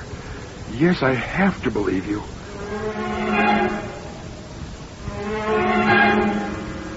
Are you telling me that she lived through a car crash like that one? Yes, Sheriff. Yes. Mr. Burnham, you're an intelligent man, but you evidently find yourself in, an intolerable situation. You were jealous of your wife's youth, beauty. You could no longer keep pace with her. Sheriff, I didn't kill her. I love her. So you manufacture this, it's up to you. We'll drag the lake. We'll find her body. No. She went away to begin another lifetime. No, sir. She might have gone away if you hadn't drowned her. And we know with whom. What are you talking about? Would the man's name be Peter Collins? What? What do you know about Peter Collins? Been doing some investigating. Your wife has been having an affair. No, it wasn't an affair. We talked about it, Eleanor and I. Well, if it wasn't an affair, what was it? But, Eleanor, if it isn't an affair, what is it? I was driving into the city, and the car started acting up. I had to pull over to the side of the road, and he happened by. He was very nice enough to fix it. How many times have you seen him? How many? Just a few times. Why? John, the day you and I met, I said, John Berman, walk away. Turn around and walk away fast as you can. One day you'll hate me. That day is here. Why? Do you have to ask why? Look at yourself. You're almost 70. I'm still 18. But, Eleanor... I can't help it. I can't help myself. Please. Oh, John. I've never had a chance to become anything but an 18-year-old girl. My blood is 18, my heart, the things I want, the things I need. I'm sorry, you're no longer the... Eleanor, I love you. It's no longer the kind of love I need. Eleanor. Oh, John, please pity me. Pity you? Yes, me. How many times have I stood like this, talked like this, had my heart broken like this? And I must do it again and again. Each time I hope, I pray, maybe he'll be different. Maybe he'll be different. I thought maybe you'd be different. I tried to love you more. But I don't want love. I've had too much love. I want death. If you really loved me, you'd kill me. Kill me, and I'll be free. How can I kill you? You can't die. Find a way. How? I don't know how. What do I know? I'm just a young girl who was born at the end of the Dark Ages. This is a new world. Civilized. Scientific. Can't you find a way? You're a part of that world. You want me to kill you? Kill me. Take me with you when you die. I'll go with you. I love you best. I love you more than any of them. But I don't know. For the first time, I have hope. You're a man like my father. You're a chemist. No, I'm a chemical engineer. And he was an alchemist. It's the same mystery, isn't it? Well, He found an elixir of life. You find me an elixir of death. I thought it was crazy. What could I do? I tried. I had to try, and so I went about it scientifically. Something existed in her blood, her tissues. I boned up again on pathology, biology, hematology. I analyzed her blood. I searched. I tried every approach I could think of. But there was nothing to be seen. Nothing to be found. Did you ever hear your father mention any names of things, of chemicals? Sulfur, nitrite, I think gold, silver, mercury. Yes, and? Oil. What kind of oils? The only kind of oils used in those days were olive oils. They were used for everything, for cooking, for soothing wounds. For soothing wounds. Burns, yes. Now, this elixir, this potion you drank, what did it taste like? I can't remember. You must remember. It was so long ago. Try to remember. They were breaking down the door to kill us.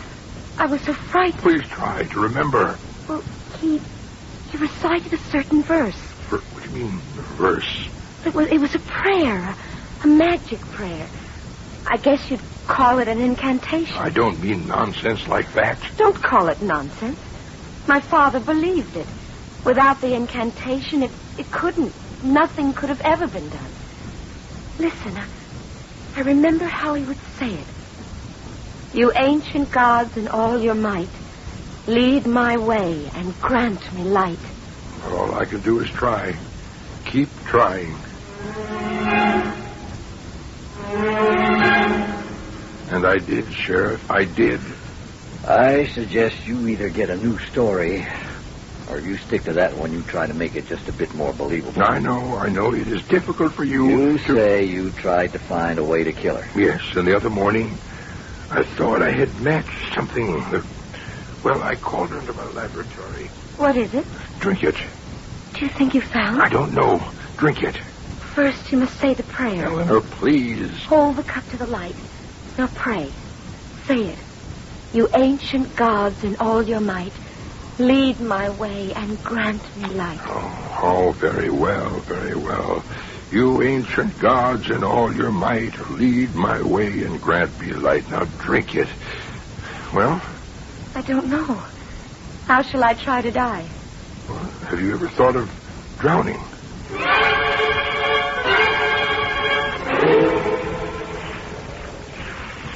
Well, darling, we're out of sight of everyone now. I should have gone out alone. Why? I want to be here. Well, the Mallorys, they saw us leave. If you come back alone, they might... I know, dear, but I won't come back alone because, you see, you're not going to die. I'm not? No. This potion, this formula, whatever you want to call it, it can't work. I failed you. But you said the prayer. I also overheard the phone conversation. Which conversation? I wasn't asleep. I listened on the extension. I shouldn't have. But you and Peter planned to run away today. John. I don't blame you. John, if you can't kill me, I can't live with you any longer. And Peter's going to be waiting for you at the south end of the lake. If I'm still alive. You'll be alive. No. Somehow, I believe you're the one who's destined to be different.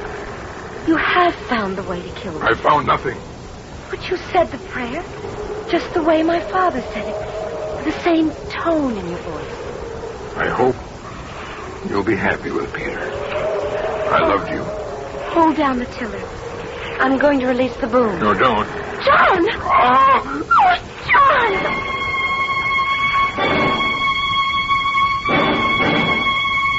The swinging boom caught me. I heard her scream, and then I blacked out. When I came to, well, I told you the story. So you think she ran off with the guy, Peter? Yes, it was what she had planned, and I don't blame her. Mr. Sheriff? Yeah. Uh-huh. Sure. Okay, I'll bring him right over. You want to put on your robe and slippers, Mr. Burnham? Well, where are we going? For a little walk. Just down the hall here. Around the corner. Stop at the next door. Well, why did we come here? That lettering on the door, what does it say? Morgue. Why did we come to the morgue? After you, Mr. Burnham. Why are we here? On the table, Mr. Burnham. You see who that is? On the table? No. Eleanor. They just got her body out of the lake. She's drowned. Then I found the elixir. I don't even remember what I mixed. But the important thing... You know what the important thing was, Sheriff? The prayer. The prayer. But Doc says she didn't die of drowning. She's been poisoned. Of course. It was the elixir of death. And now she's free.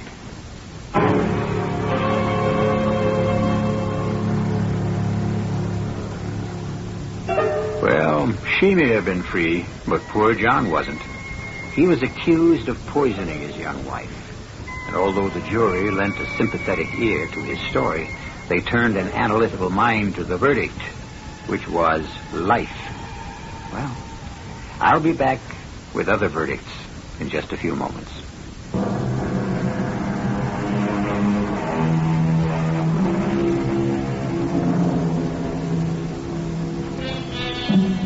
The fountain of youth, the cult of the young.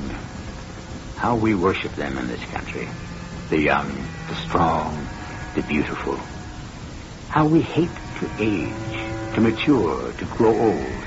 And yet, to stand still while the world goes by is to be left behind in a strange, alien place forever.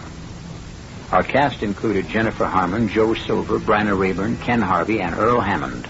The entire production was under the direction of Himan Brown. Well, today we're visiting Mrs. Marge Callahan, top pastry chef at Elizabeth. That's Gotham City's premier tea house. And what are we baking up today, Mrs. C? Everyone just calls me Mom. Okay, then. What's cooking, Mom? English scones with chocolate buttercream icing. Sounds good. They are. Now, I hear the word butter in your buttercream icing. Would you mind me asking what butter you're using, Mrs. Mom? Hotel Bar. Hotel Bar. Is that the same Hotel Bar butter New Yorkers can buy in their neighborhood market? Yeah. And you must have a good reason for using Hotel Bar. Want to lick the beaters? Sure. Hotel Bar butter has a very rich flavor and gives my pastries a wonderfully light texture. No artificial colors either. Not like some butters. Right you are. Well, that concludes our interview with Mrs. Marge Callahan, top pastry chef at Elizabeth Tea House of New York. Don't even think about putting your finger in that frosting, young man. Yes, ma'am. Mom. Hotel Bar butter in lightly salted and unsalted varieties. The butter chosen by the great chefs of New York since 1885. By the way, it's a lovely hairnet you have there. It's the law. This is E.G. Marshall inviting you to return. Mystery Theater.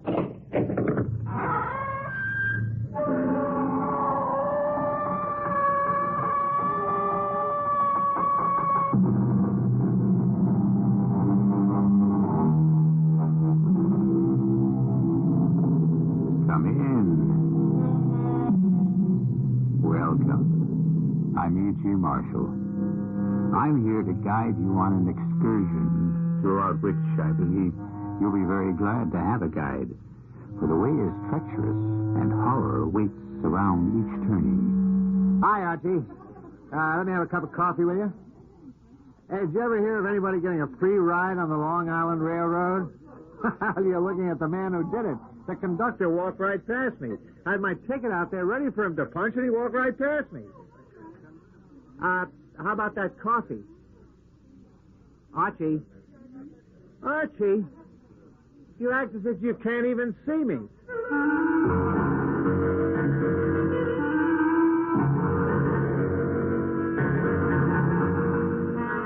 Our mystery drama, The Master Computer, was written especially for the Mystery Theater by Field and Farrington and stars Robert Dryden and Augusta Dabney.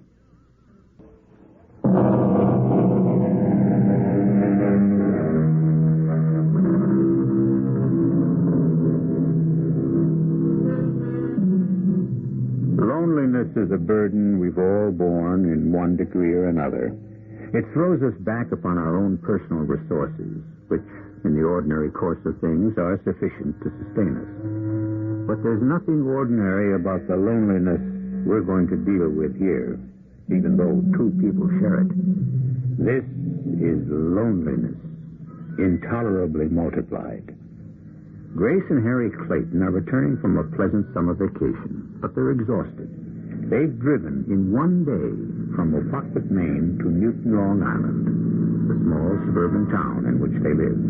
You know something, Grace? I never realized how beautiful Newton is. Well, I just want to crawl into the house and collapse. Oh, I hope I can make it to the bed. One stop first. I want to pick up the mail at the post office and tell them they can start regular delivery again tomorrow. Well, you better hurry then. The post office closes at 5:30. I'll make it, I think. Oh, Harry, you dread going back to work in the morning? No, not really. Vacations have to end sometime. Otherwise, they wouldn't be vacations, would they? Oh, good. Parking right in front of the post office. You wait in the car. I won't be a minute. I think that man's getting ready to lock up. You better hurry. I'll catch him. Now, hold it a minute, will you? Just a couple of seconds. I want to pick up some mail you've been holding for me. It won't take a second. You hear what I said? Well, you could answer me at least. Oh, I'll be dead. Why do people have to be so damn rude? He looked right through me. You'd think I wasn't even there. Well, I can pick up the mail in the morning. Come on, let's go on home.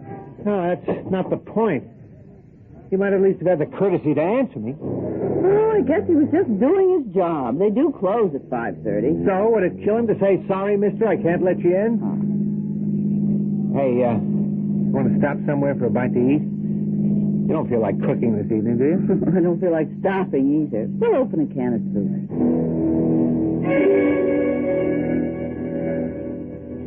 This bread's moldy, Grace. Oh, well, I'm sure there's some kind of crackers in the box. Oh, I've got just about enough energy to eat some soup and make one phone call. What phone call? I thought I'd call the kids at the camp. This evening? What for? Oh, I don't know, really. I just feel like talking to them. Okay. I've been worried about Benny's batting average myself.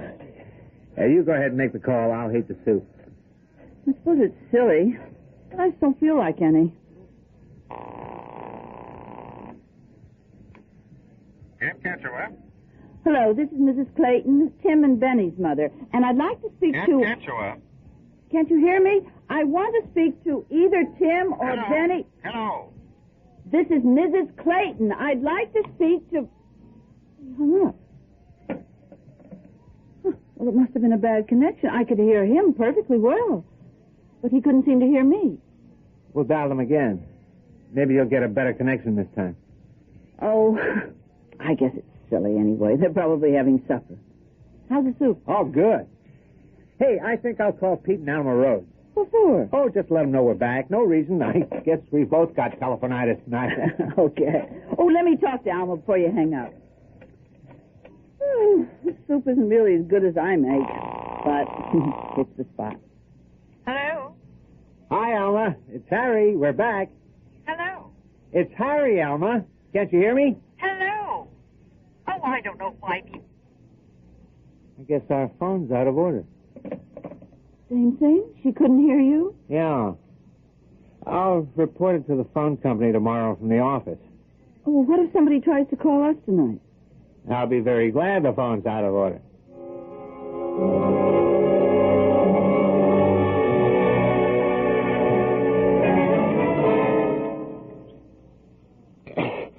What the devil's it? Hey, Grace, did you turn the water off? I can't hear you. Wait till I get my robe on. Did you turn the water off, Grace? Turn the water off? Of course I didn't. Well, it is off. It can't be. The shut-off valve is clear down in the basement. I haven't even been down there since we got home, neither of you. Well, look at it. No water. It must be out of order. How can the water be out of order? Unless there's a broken main somewhere. Well, then there must be a broken main somewhere. Why don't you call the water company and... Oh. Yeah. The phone's out of order. And I'm going to be out of order myself if I don't get some coffee pretty soon. Well, there must be... Oh. Well, there ought to be enough ice cubes in the refrigerator to melt down so we can make a couple of cups of coffee. Hey, you know what? You're a genius. Oh! Harry! Well, now what? Everything's melted.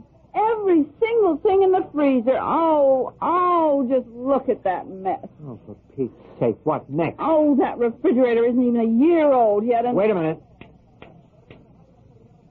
No lights. We've got no electricity. But what's going on here, Harry? I don't know. But I don't see how everything could go out of order. I mean, all at the same time. Well, look, I don't have time to check it out. I've got a train to catch. I'll get some coffee later. Well, what am I going to do all day in this house where nothing works? Go down the block and see Alma. She'll give you some coffee, and you can use her phone to call...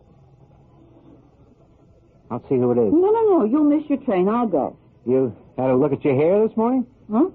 Oh, okay, you go. I won't be a second. It's probably Alma anyway. I'm coming. Good morning. You're Mr. Clayton, aren't you? Harry Clayton? Yes? My name's Handy. May I come in? Well, what is it? I was just leaving. I understand you've got some trouble here.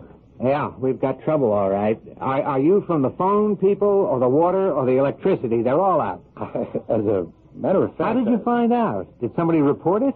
It was reported in a way. May I come in? I guess you'd better. Grace... I was just getting ready to leave. If I missed the 8:12, I can't get another one until, half hour or so. I think it just might be better if you didn't leave. Just yet. Is it Alma? Did you tell her? Oh. Grace, this is Mr. Handy. I'm very happy to know you, Mrs. Clayton. Mr. Handy's from the... where are you from? I came just as soon as I could get here when we heard about the trouble. If you'll just... Oh, are you going to fix things? You know, nothing's working. The water or the telephone and my freezer is just a mess. Wait a minute. You can't be here to fix all three of them. Which company are you from? The fact is, I'm going to ask you both to come with me.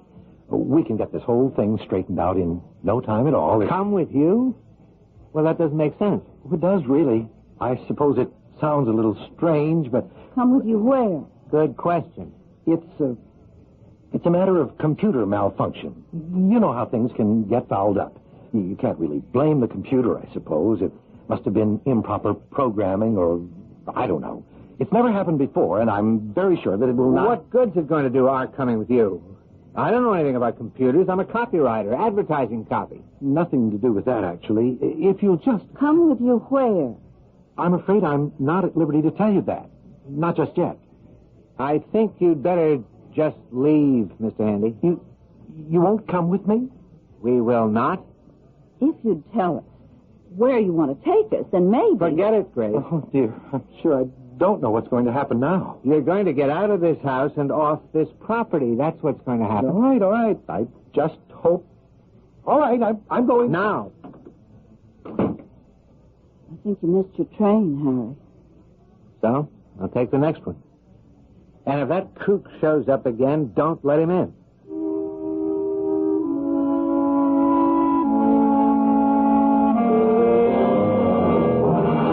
Hi, Archie. Let me have a cup of coffee, will you? I haven't even had my first cup this morning. I'm dying. Did you ever hear of anybody getting a free ride on the Long Island Railroad? You're looking at the man who did it. The conductor walked right past me. Had the ticket out there ready for him to punch, and he walked right past me. Hey, how about that coffee? If I don't get it soon, Archie?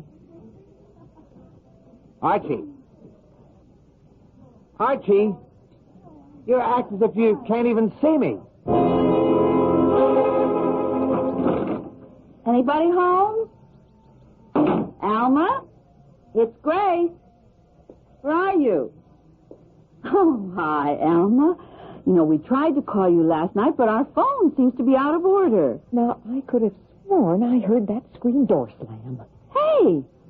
Oh, it's me. I slammed the door. Oh, those rotten kids. I swear, one of these days... Alma, come on. Don't play games.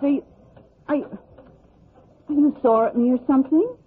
What's the matter with you, Alma? Rhodes Hardware. Pete, it's me.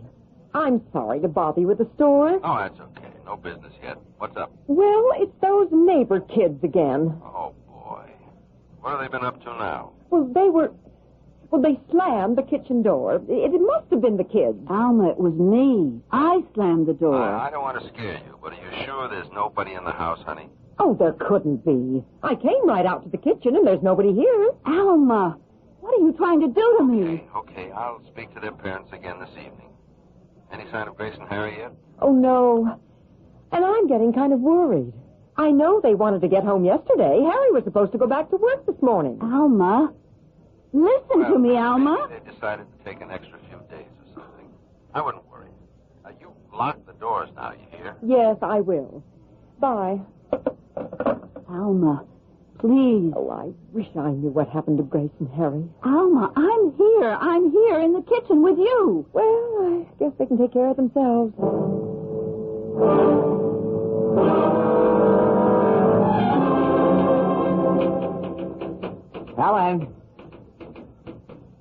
Alan, I'm back.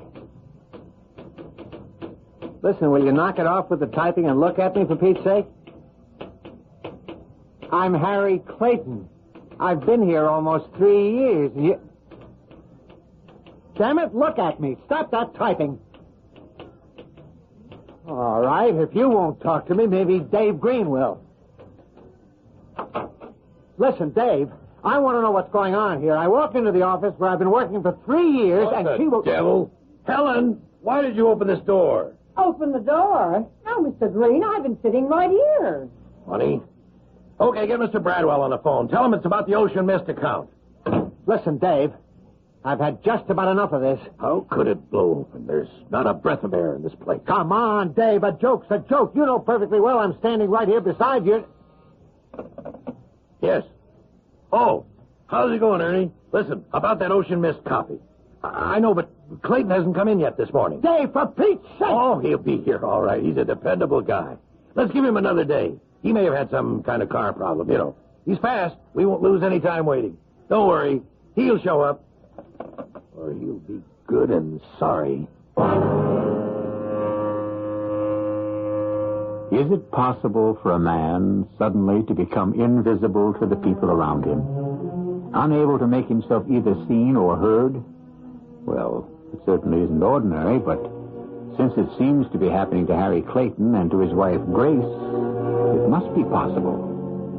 Imagine the feeling of total isolation. Imagine the loneliness. I do hope you'll be able to hear me when I return shortly with Act 2.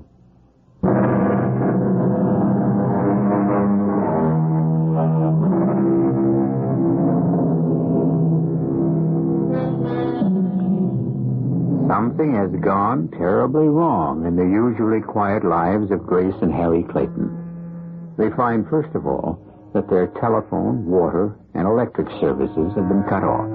And then, worse still, far, far worse, they find that they themselves have been cut off completely from the comfort and warmth of human interchange. Other people, friends and strangers alike, are unable either to see or hear them. Grace, honey, what are you doing sitting out here on the curb? Grace, what is it? What's happened? Al was mad at me. She won't speak to me. Just act like I'm not even there. Well, what are you doing sitting out here on the curb? No, I locked myself out. I took my purse, but I can't find my key in it, and I can't get in the house. You say Alma acts as if you're not even there? Yes, and I think it's me. And I told her so. The same thing's happening to me, Grace. Alma's mad at you, too? I mean, people don't see me or hear me when I speak. The counterman at the diner, Helen, the receptionist at the office, even Dave Green, the copy chief. But why should everybody be mad at us all of a sudden? I don't think they are, Grace. I think they really can't see or hear us. Really? Can't? Oh. But that is impossible. Is it? I would have said so yesterday. I'd have laughed at the idea, but today, it's happening. Well, I don't see how it's possible. If it's happening, it's got to be possible. Let's go in the house.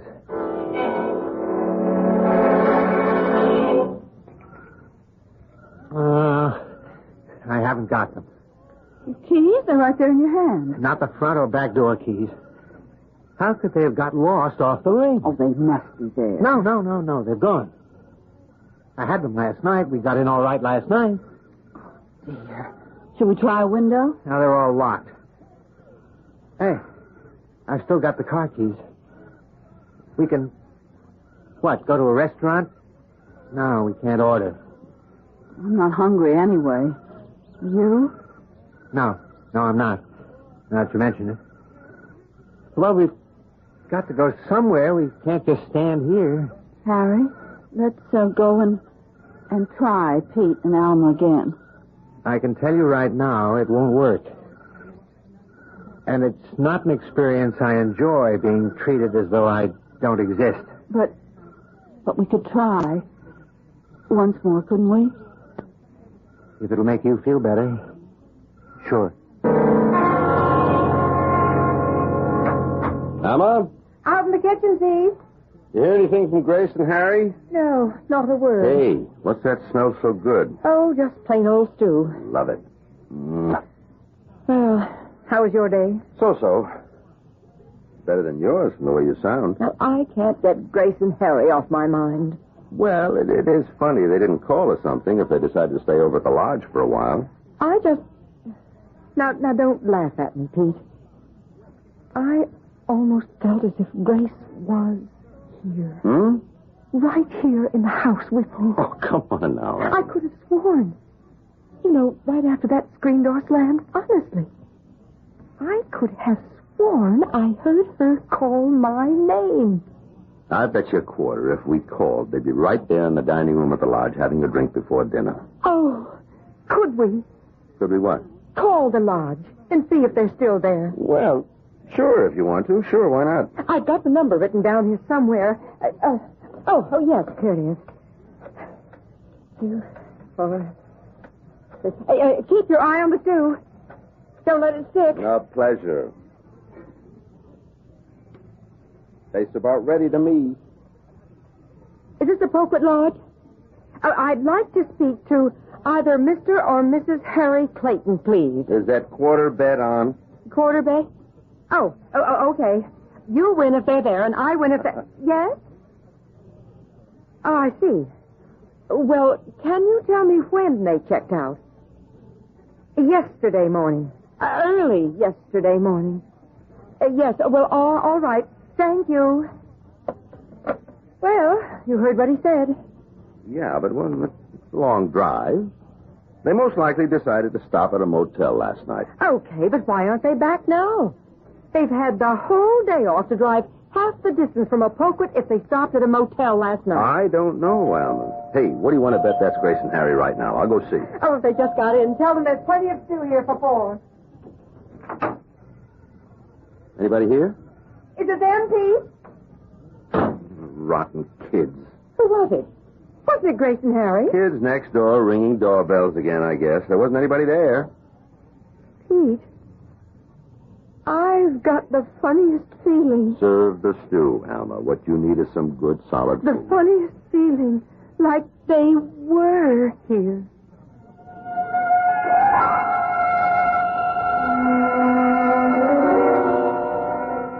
There must be something we could have done, Harry. Something to make Pete realize that it was us ringing the doorbell. I don't know what. It's the most frustrating thing that ever... Come on, get in the car, Grace. I don't know what's happened to us, but I do know that things don't go the way you expect them to anymore. I'm scared, Harry. Scared. So am I. Oh, the car goes. That's something, anyway. Harry, Yes? can we drive up to Camp Catchawa, see the boys? You sure you want to? Oh, yes. What if they can't see us or hear us, like everybody else? What if they don't even know we're there? But surely the boys. After all, we can see each other. Yes, but we don't know why. All right, we can try it, I guess. We've only got about a half tank full of gas, though. Well, there'll be plenty of gas stations along the way. So? For one thing, I don't have much money, $6 to $7. And I don't know any way to get any more. And if I had $1,000 in my pocket, how would I go about getting a gas station attendant who doesn't even know I'm there to put gas in the car? I don't know what to do, Pete. They didn't stay on at the lodge in Opoquet. They checked out yesterday morning. Well, they could have decided to go somewhere else. I mean, is there really any of our business? Pete, they're our friends. Okay. I don't like the looks of it either. I think we ought to call the police. Now, look, Alma, you don't call the police and say you have a feeling something's wrong. They don't operate that way. They'd write you off as a crackpot. Well, maybe they would. Maybe I am a crackpot, but I do have this feeling. Well, they can write it off if they want to, but I can't. Well, all right. You feel that strongly about it, I'll call them. No, I'm the crackpot. I'll do the calling. What do I do, Pete? Just dial the operator? 516 0000. Okay. Now, if you'd rather I talk to them. No. I'll do it. Hello? Police headquarters? I want to report what I believe is a missing person. 2 missing persons. Their names? Harry and Grace Clayton. Yes, they live at 145 Hillside Avenue here in Newton. My name is Alma Rhodes. I live just down the street from them at 141 Hillside. Well, you see, they've been away on vacation. They stayed at Opoquet Lodge in Opoquet, Maine. Well, they were supposed to be back home sometime yesterday. And, well, they haven't come back. Yes, we tried the lodge. Yesterday morning. Yes, the clerk said they checked out yesterday morning. Well, I suppose it doesn't sound like much to you, but... Oh, yes, that's what I thought, too. Well, will you let us know? No matter what you find out? Oh, thank you, officer. That's very good of you. There, you see, Pete? He said I was right to call.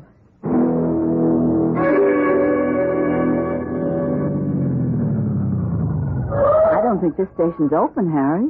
Oh, we're running pretty low on gas. Maybe they don't lock their pumps. Isn't there a light in that window around there on the side? Huh? Oh, yeah, looks like it.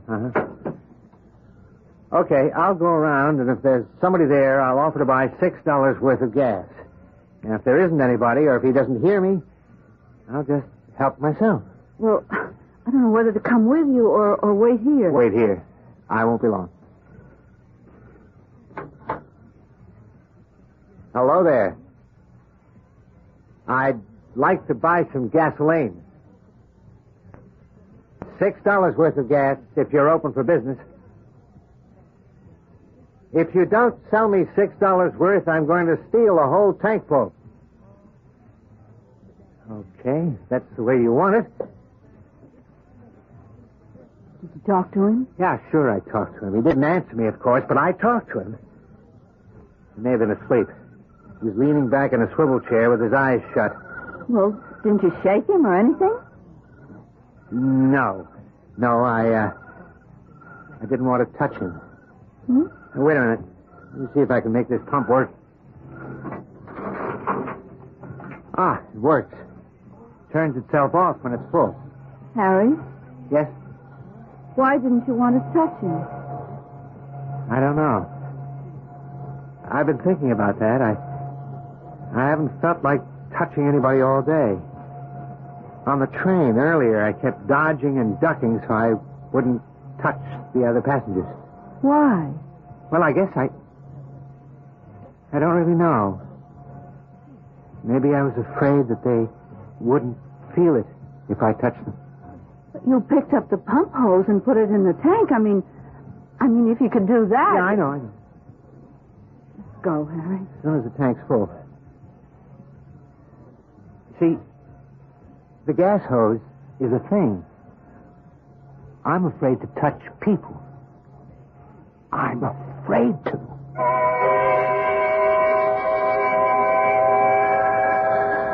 I'll get it. It could be the police. I'll get it anyway, Alma. You've already done your part. Hello? Yes, Mr. Rhodes. Oh, yes, Sergeant. It was my wife who called you earlier. Well, I don't know exactly. I'd say early 40s. Maybe she's in her late 30s. Oh, Lord. Well, no, that doesn't seem likely. Well, yes, I guess we could do that. About 20 minutes? Yes. And thank you very much, Sergeant. Have they found them? Well, they don't know yet. There was an accident yesterday afternoon just the Manhattan side of the Cross Island cutoff. Oh, no. Now, wait, please, Alma. They don't know yet.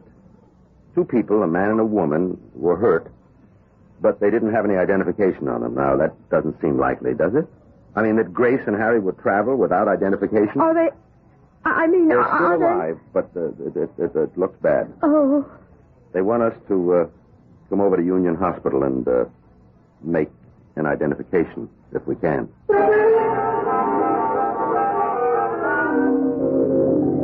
Harry, are you sure you made the right turn back there? I've driven this road 100 times.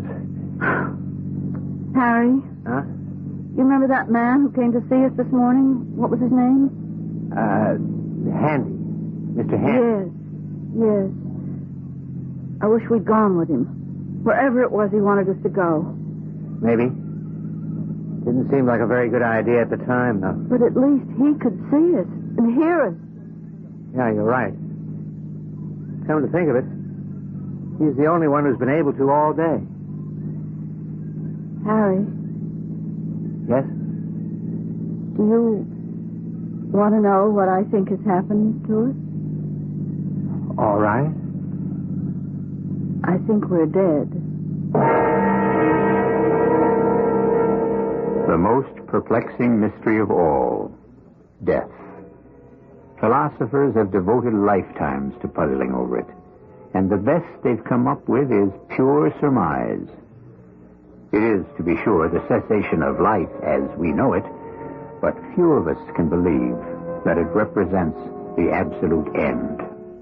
There must be a continuation, and in the nature of this continuation lies the mystery. Are we nearing a solution? Well, one solution, perhaps. We'll see when I return shortly with Act 3.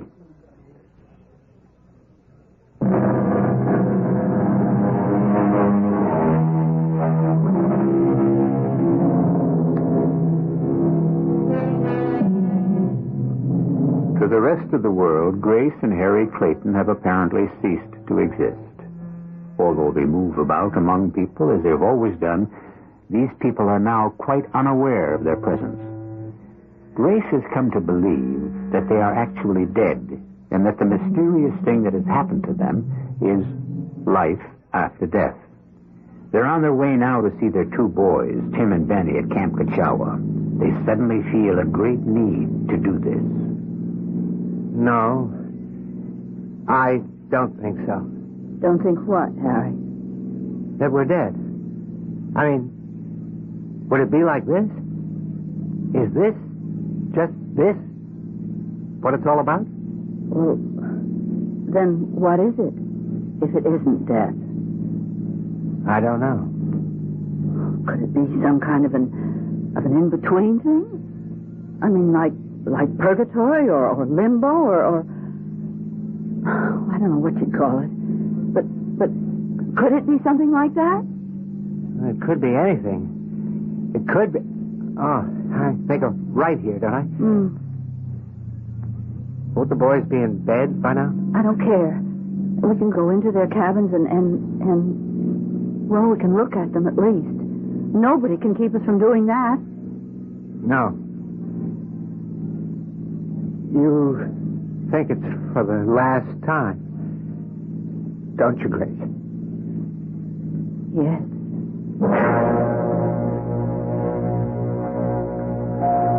You stay here in the waiting room, Alma.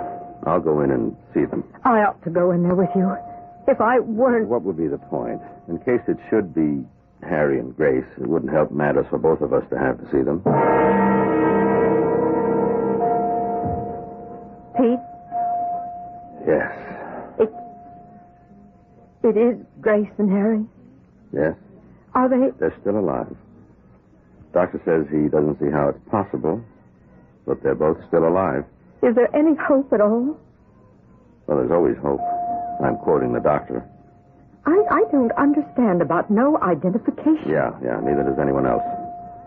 There just wasn't anything in his pockets, or her bag either. Could they have been robbed? I don't think there was time. Look, I told the doctor we'd wait, but if you'd rather... No, I want to stay. The only thing is, I think I'm going to cry. You go ahead. Maybe I will, too.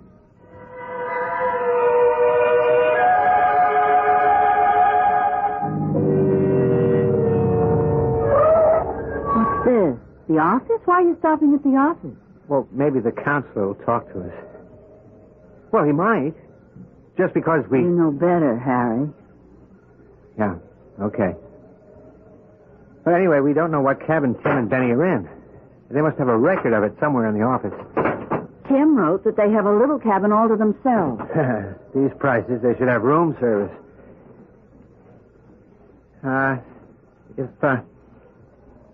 If you're right, what about the boys? I don't know. My sister, I guess. And her husband, Alice, and Fred. They'll be good to them, and... Oh, Harry. Honey, we don't know. Not yet. We're not sure. Okay. Good evening. We're Mr. and Mrs. Clayton, Tim and Benny's parents, and... Clara there. Yeah, this is John Finch. I'm sorry to bother you while you're on the phone, He doesn't hear you, Harry. Hey, Clara, how's it going? Yeah, I'm stuck here tonight, just waiting for the phone to ring or whatever. If you could just take a second or two and tell us which cabin Tim and Benny Clayton are in... We'll have to find it for ourselves, Harry. He doesn't know we're here. Right. Let's check this filing cabinet. So long as I got this place to my... What the devil? Hey, just hang on a minute, Clara. Health charts, these look like. Who did that? Now, wait a minute. Who's in here? This could be it. Yes, Arnold, Barlow. Yes, here it is. Clayton, Timothy, and Benjamin. Cabin number 7. Wait a minute. Put that folder back in there. Oh, Lord. Let's go, Grace. Clara? Hey, Clara, something screwy's going on here.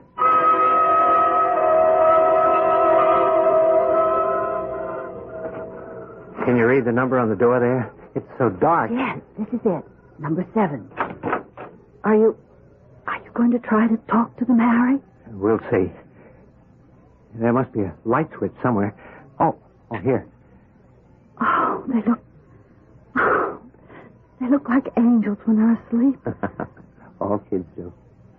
You don't have to whisper. Oh. Habit, I guess. You want to try to wake them up? No. No, I think I'd rather not.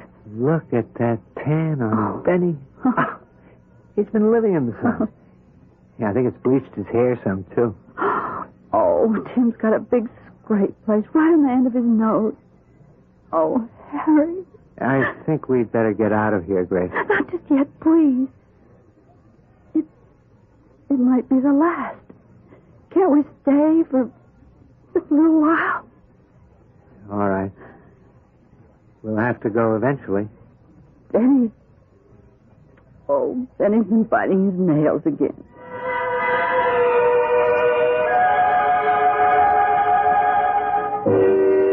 Mr. Handy, will you come in now? Yes, sir. I'm sure you know why you're here, Mr. Handy. The Clayton situation, of course. I'd just like to point out, though, that if the computer hadn't malfunctioned... We managed for a good many hundreds of years before we had the computer, you know. Yes, sir. The situation as it stands is quite intolerable. We've lost them. Lost them? They wandered away. Drove their car, I believe.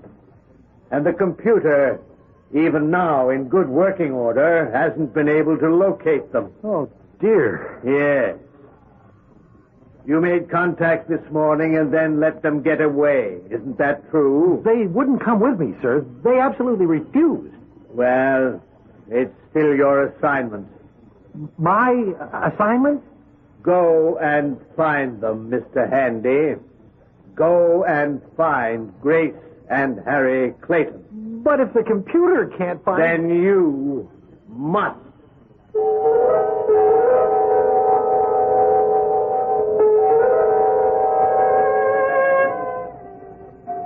Pete? What did the doctor say? They're gone, Alma. Oh, Pete. It's a blessing, really. They were just too badly banged up. Brain damage in both cases, and just too much. Well, we've got to call Grace's sister. You want to, or shall I? No. I'll do it.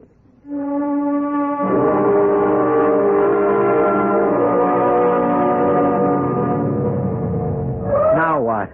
Are we out of gas? No. Not according to the gauge. Damn thing just stopped, that's all. What are we going to do now, Harry? I don't know. Just sit here, I guess. Or get out and walk in the fog. I don't think it matters much. We can't just leave the car sitting here in the road like this, can we?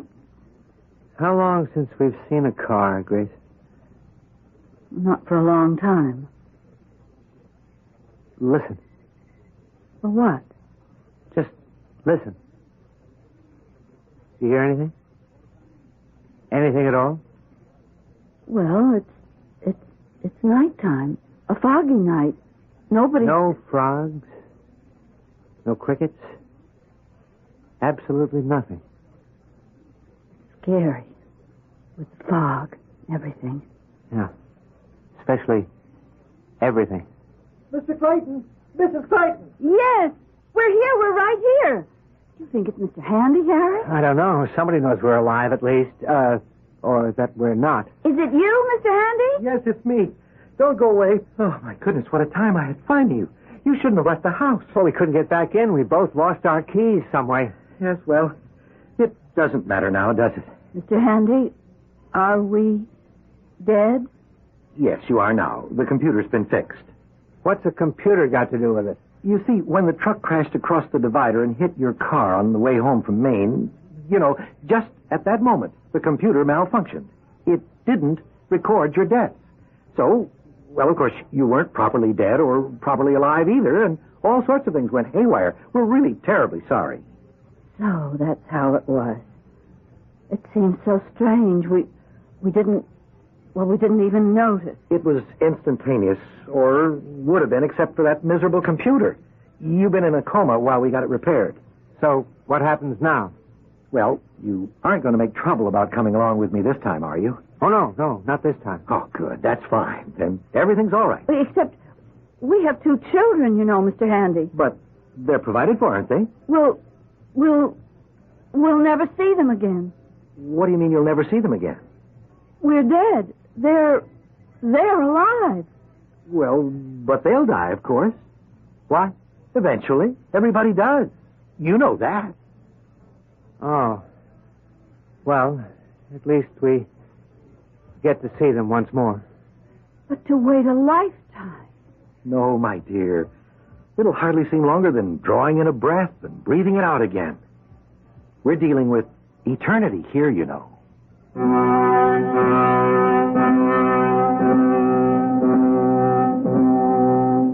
Well, perhaps that's the way it happens. Perhaps it isn't. All we can do is pass the story along to you as it came to us. Each of us, whether he is aware of it or not, has his own thoughts upon death and what follows it, based on what he has witnessed, what he feels in his heart, and maybe on what he has heard on Mystery Theater. I'll be back shortly.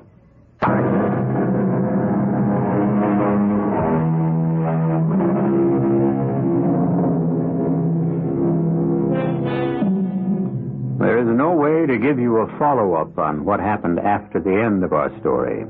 We're not privy to that information. We like to believe, and do believe, that all went well, and that we've given you as happy an ending as a story about death can have. Our cast included Augusta Dabney, Robert Dryden, Joan Shea, Nat Polan, and Robert Maxwell. The entire production was under the direction of Himan Brown. This is E.G. Marshall inviting you to return to our Mystery Theater for another adventure in the macabre. Until next time, pleasant dreams.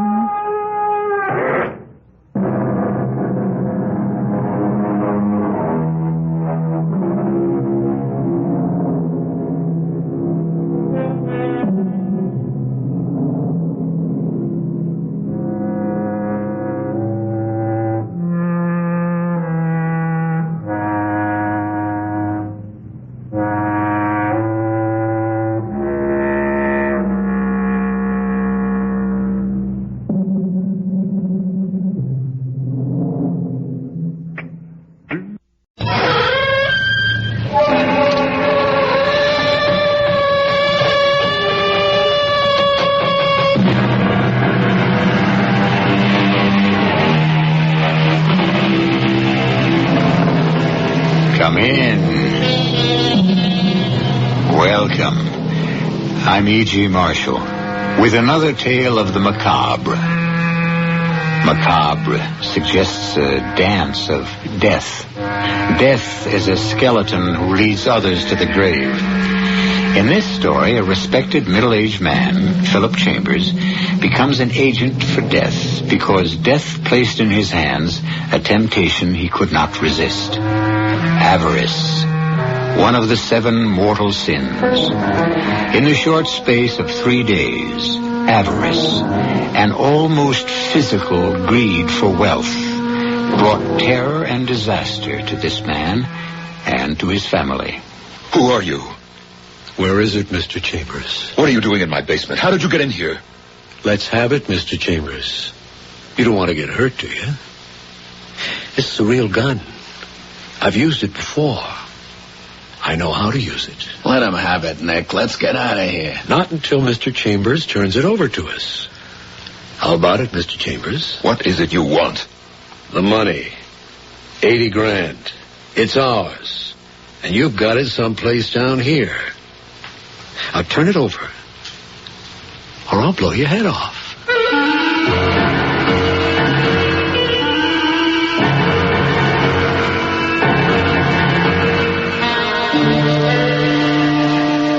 Our mystery drama, The Root of All Evil, was written especially for the Mystery Theater by Roy Windsor and stars Norman Rose and Ann Shepard.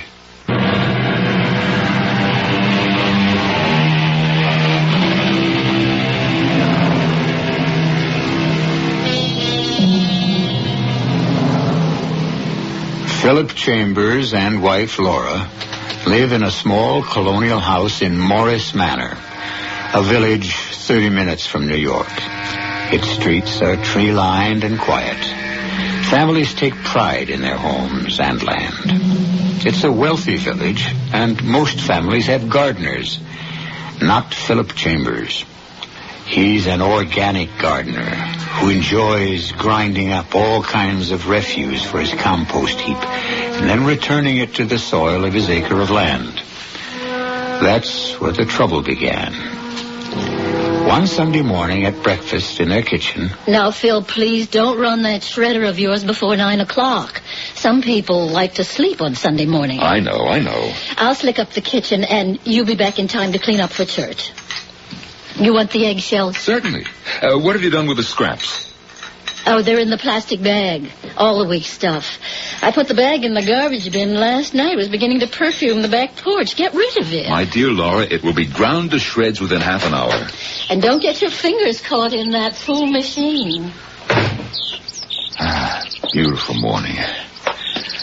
Let me see. There's a pretty large bag full of garbage. Better get the wheel back. What the devil? Money. Packs of money. What? There must be thousands of dollars at the bottom of the bin. What? It's a fortune. It's a fortune. Where did it come from? What do I do with it? Somebody hid the money there. But why? And whose is it? Phil? Yes.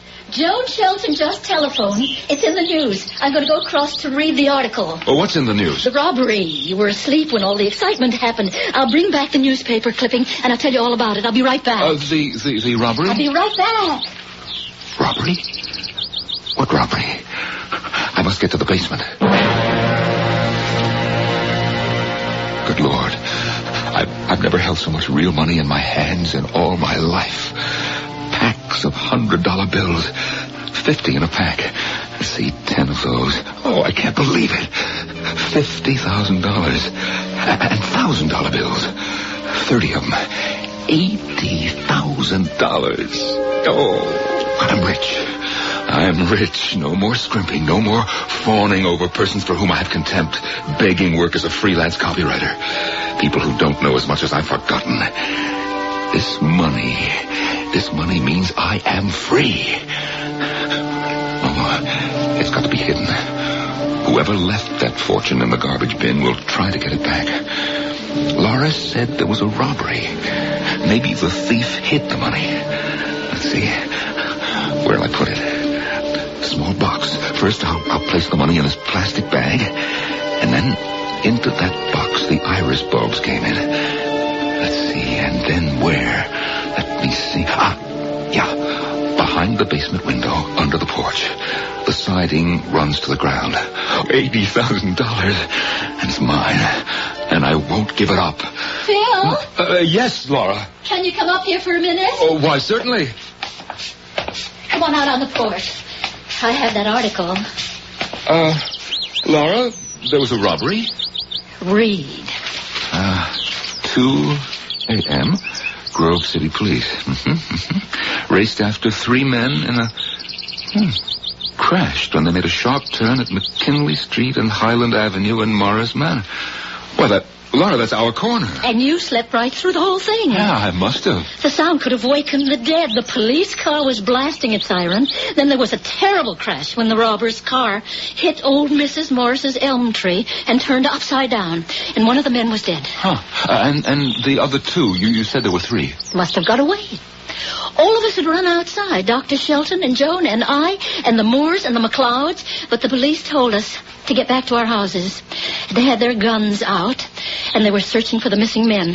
How much did they get away with? Thousands of dollars. As much as 75 or 80,000. They tied up the night watchman and broke into the Grove City Federal Bank. Some alarm went off, so the police reached the bank just as the robbers jumped into their car, and they came tearing along this way. The police were right after them. You know, that was a nice elm tree of Mrs. Moore's. Is that all you've got to say? That was a nice elm tree of Mrs. Moore's?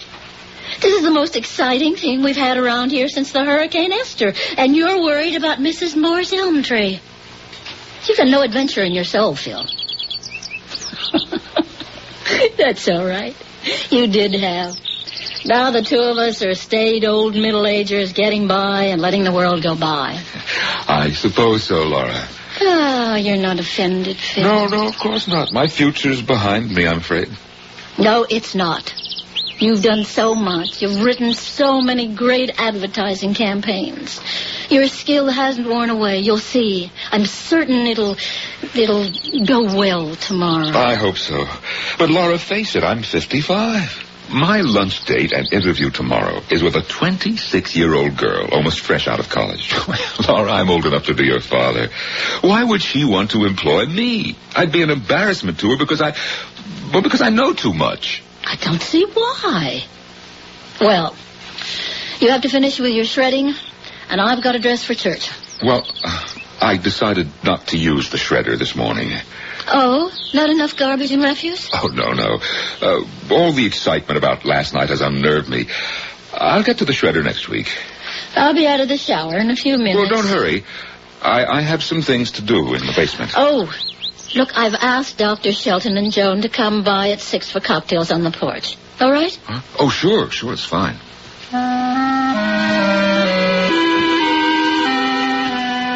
Look a gift horse in the face. There's an old chestnut. When someone makes you a present, don't look too minutely into its intrinsic value. $80,000. Oh, that's some gift horse.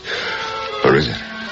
No, it's stolen money, which I propose to steal. I hope it's safe behind that basement window. I better lock the garage, put that bag of garbage back in the bin, and then church.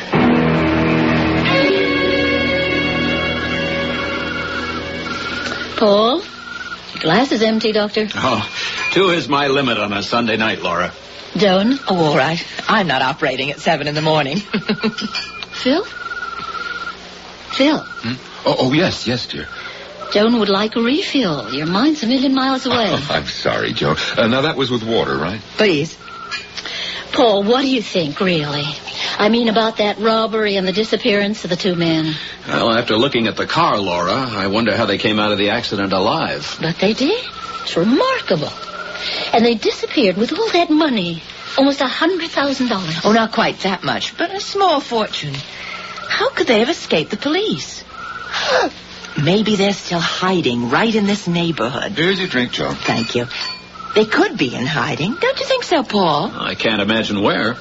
Someone's basement or attic. The Waynes are away for the month. Yes, they're at Candlestick Lake for a month. Well, surely they notified the police that they'd be away. Are there other vacant houses in the neighborhood, do you know? Yeah. The Murrays went away for the weekend to visit their son at camp. So it's possible that the thieves could be hiding right around here. Well, my guess is that they stole somebody's car and got themselves lost in the city. With $80,000 of hard-earned money. Well, insurance will cover the bank's loss. Joan, my dear, I'm afraid it's time for the doctor to get to bed. What time? Oh, my dear, it's late. It's 10 o'clock. We came over here for cocktails. We stayed for salad and rolls. I'm delighted you did. Phil's been fidgety all day long. Your visit took his mind off his problems, didn't it, Phil? Oh, yes. Very happy that you came over. Don't work so hard, Phil. You have seemed preoccupied. Relax. Or has the chatter about the mysterious robbers upset you? Oh, heavens, no.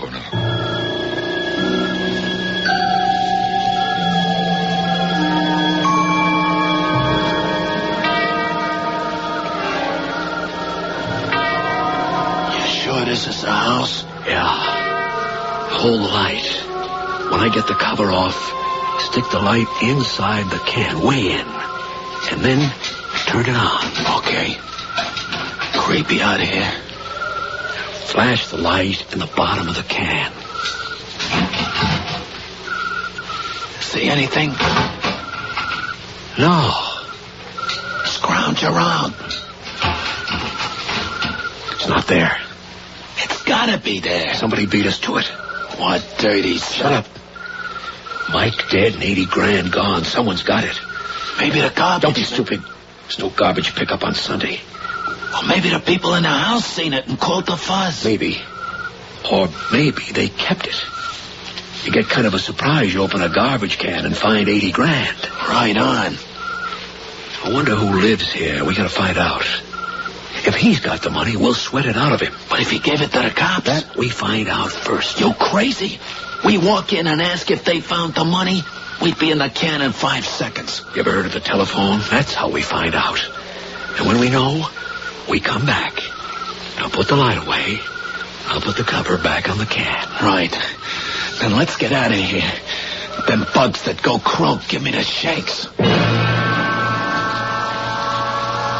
Phil? Phil, is that you? What is it, Laura? Are you still awake? What's the matter? Can't you sleep? Is it cold on the porch? I'll get you another blanket. No, I'm all right. Go back to bed, Laura. Your voice is shaking. Let me turn on the light. No, please. Come into the bedroom.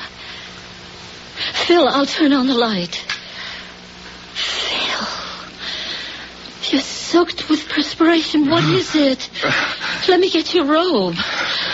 Where do you feel ill? What is stomach? But your head? Sit down in the rocker. You look ghastly. Laura, maybe if I had a brandy. I'll telephone Paul Shelton. No, please. He's operating at 7. I've just got a chill or something. You wipe your face with a wet cloth and I'll be right up. I heard them. Every word. They're coming back. Killers. Oh, what shall I do?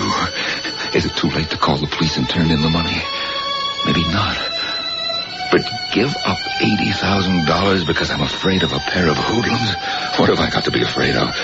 Say they confront me. I tell them that I haven't got the money. Would they risk shooting me? No, I won't give up that money. I won't. Here's the brandy, sweetheart. Oh, thanks. That helps. Phil, when I walked through the living room to the bar on the porch... Yes? 2 men were staring from behind the front hedge through the living room window. Phil, I'm afraid.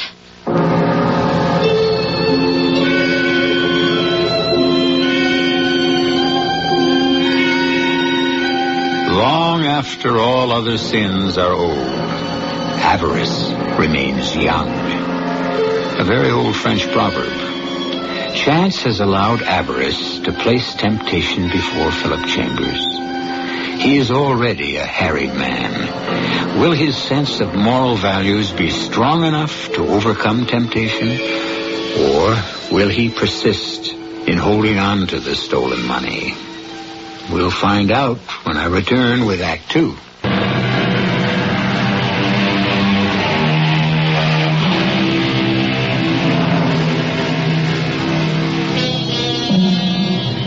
Philip Chambers and his wife Laura somehow got through the remainder of the night.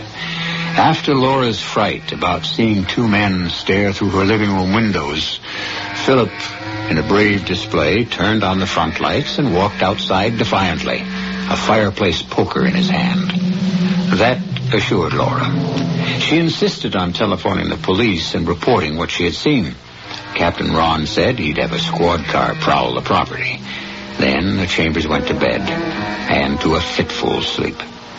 The next morning, over coffee... You all right, Phil? You look pretty ragged. Yeah, I'm all right. I'd better be. I'm seeing that girl at noon and going to lunch. You're taking the train? The 10:05. Darling, you're a bundle of nerves. Phil, why? You keep telling me that, Laura, and that hardly helps. Look, I wish you'd just forget about me. I've got a lot on my mind now, if you'll excuse me. I'm sorry, Phil. I'm sorry, but you worry me. Is something bothering you that I don't know about? Survival. Survival? We're not that bad off. We're doing all right. Look, I'll be in the basement. Well, I'll drive you to the train. Don't bother. I'll call a cab. But that's foolish. One minute you're talking about survival. The next minute you're throwing away money out on a cab. Laura, just stop talking, will you, please? So strange. Let's come over here. Let's speak to Dr. Shelton. Maybe he can find out. 5, 4, 5, 7.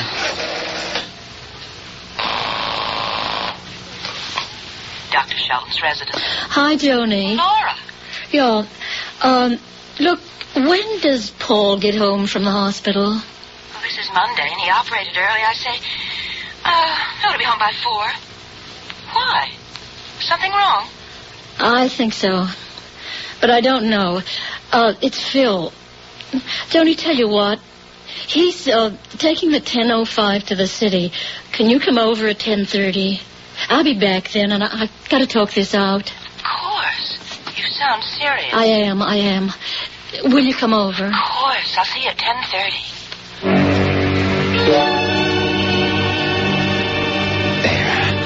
That ought to be safe. Who'd think of looking behind a basement window and under the porch? Oh, I got the shakes.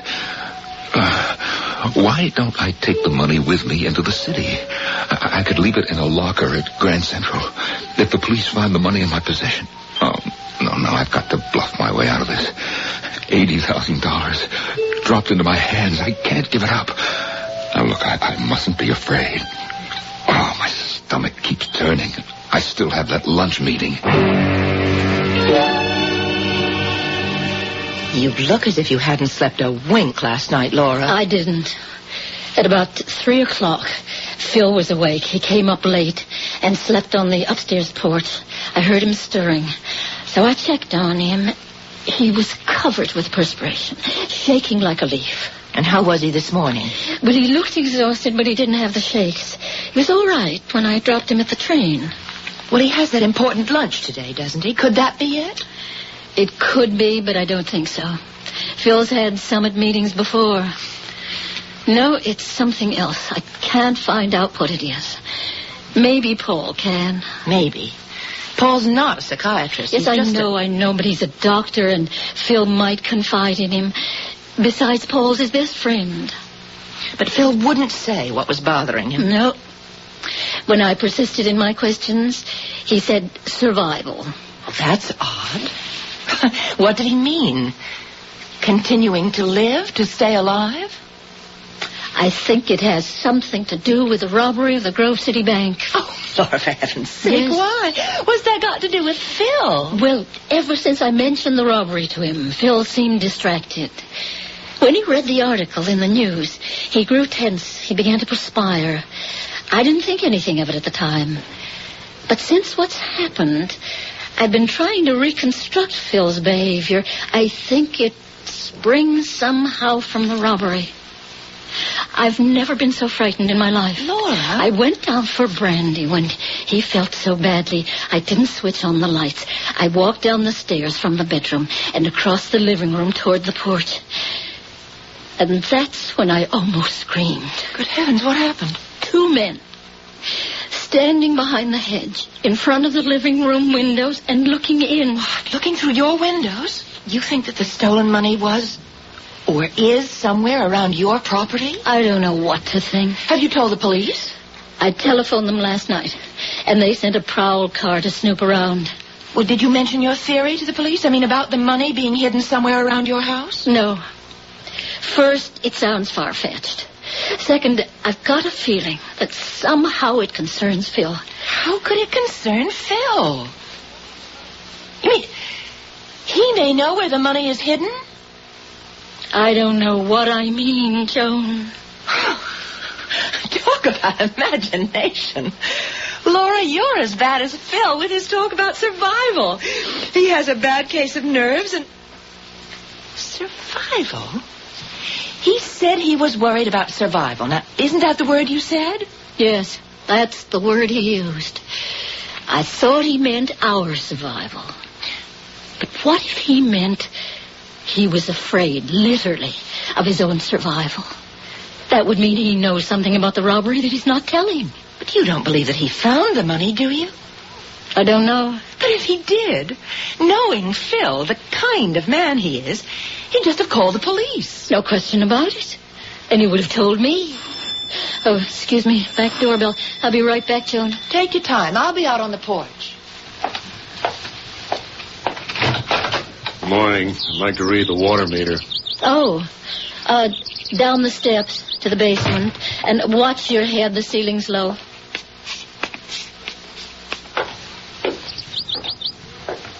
The garden looks wonderful, Laura. Yes, it does. Phil takes such great pride in it. Laura, if Phil meant he's afraid about his own survival, and I think he knows something. Either he saw the men who stole the money and can identify them, or he knows where the money is hidden. That I can't believe. If Phil knew that, I'd know it. And you just said Phil, being the kind of man he's always been, would return it. Yes. Well, maybe Paul can drag it out of him. Whatever it might be. I'm worried, sick. I have a premonition of danger or tragedy. Something in the air. A sense of impending evil.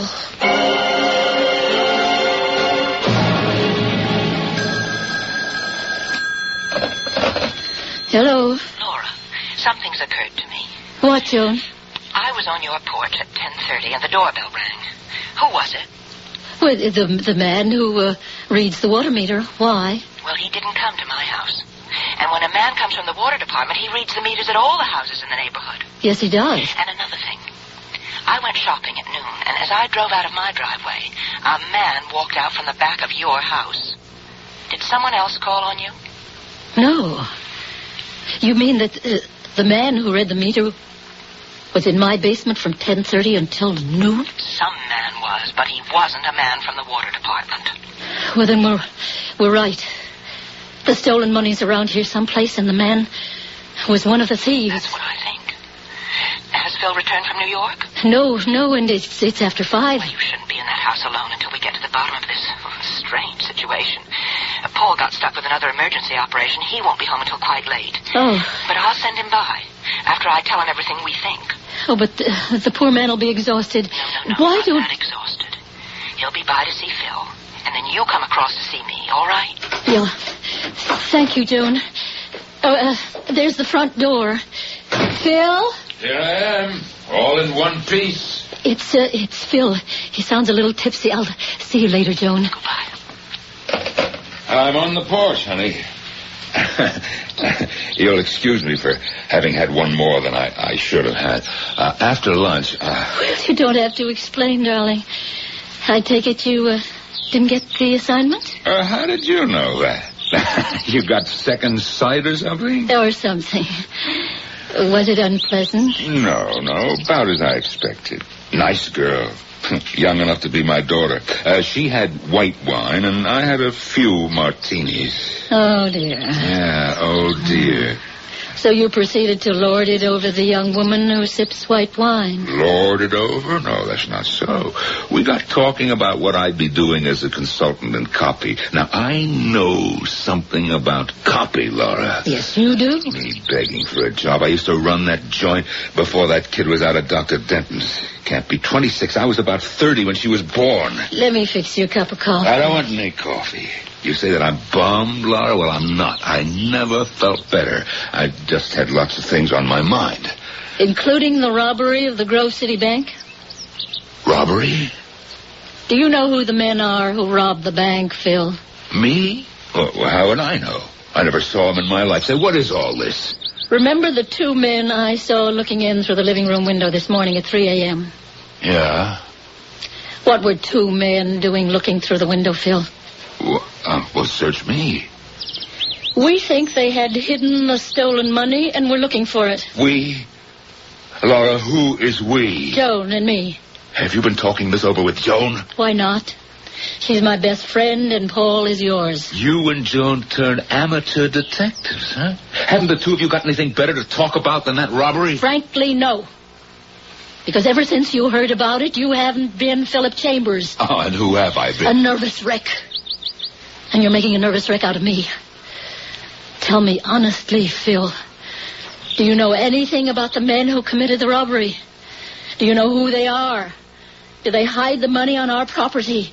Are you in danger of survival? What's the question?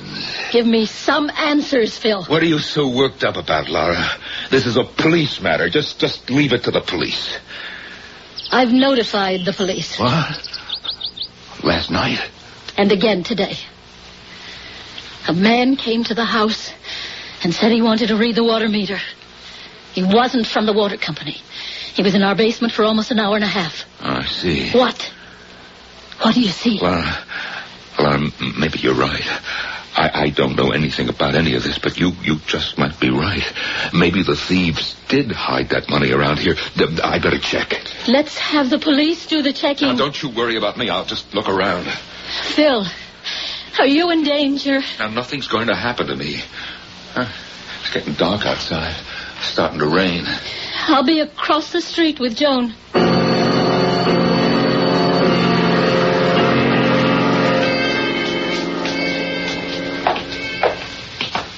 Hello, Mr. Chambers. Who are you? Where have you got it, Mr. Chambers? What are you doing in my basement? How did you get in here? Let's have it, Mr. Chambers. You don't want to get hurt, do you? It's a real gun. I've used it before.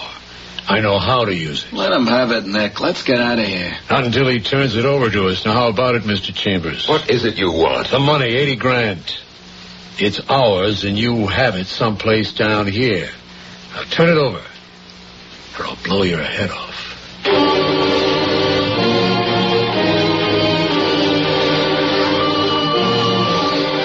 Avarice is like quicksand.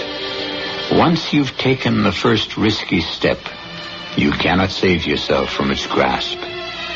Philip Chambers may lose his life unless he gives up what is not rightly his. He has everything to lose, nothing to gain. Or has greed so infected his mind that he will look down the barrel of a revolver and believe that he can stop a bullet with his beautiful dream of a fortune and the security it will give him. I'll return shortly with Act 3.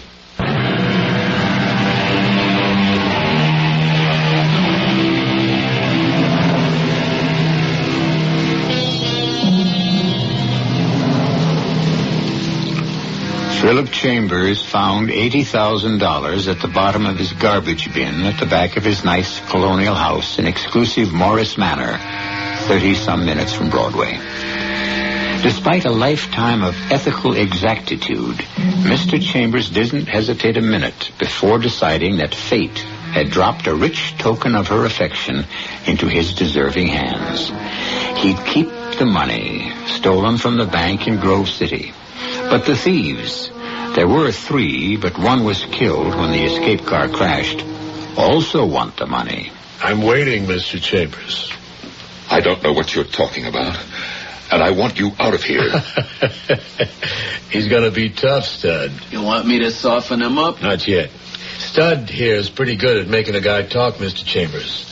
Now, we don't want to hurt you, so just turn over the money and we'll run along. I haven't got your money. We're wasting time, Nick. You got it, all right. We hid it in the garbage can last Saturday night. You found it Sunday morning and hid it, because when we came back for it, it was gone. Now, where have you got it? If you think that there's money down here, you're crazy. If there were, why didn't you find it? You were down here for an hour and a half this morning. I'm getting impatient, Mr. Chambers. If you don't turn over that money in 1 minute, Stud will go to work on you. You wouldn't get away with it. You think I'm going to stand here and do nothing while that gorilla comes at me? Now, look, I've got a pair of pretty good fists, and I'll yell my head off. Oh, let me get at this guy, Nick. Hold it. I have a better idea. We'll kill his wife. How'd you like that, Mr. Chambers? Are you dirty? I wouldn't mind killing you. We don't care about you, but we care about the money. And with you dead, we still haven't got it. But we intend to get it because you're going to give it to us. Now, you have it for us by midnight. You leave it next to the garbage bin. We'll pick it up, and then Mrs. Chambers will be all right, and you'll be all right. Otherwise, you'll have only yourself to blame. Uh-huh. What's to prevent me from calling the police? You won't do that, Mr. Chambers. If you don't have the money outside by midnight, I'll tell the police you have the money. You think they'd believe you? Your tip against my word and my reputation? We got confidence in the police, ain't we, Nick? That's right. Well, they'll break you down, Mr. Chambers. We have our way, they have theirs, and you'll slip up. Maybe not right away, but soon. But it won't get to the police. You know why? Because if the money isn't there tonight, we take care of your wife tomorrow. He ain't kidding, mister. So why don't you give us the money now and save all the sweat? If I had the money that you're talking about, I would see you in hell before I gave it to you. Stud. You're still pretty fast, Stud, my boy. He was wide open. Now, let's get out of here. And we'll watch the house. It might be an interesting few hours. Good night, Mr. Chambers.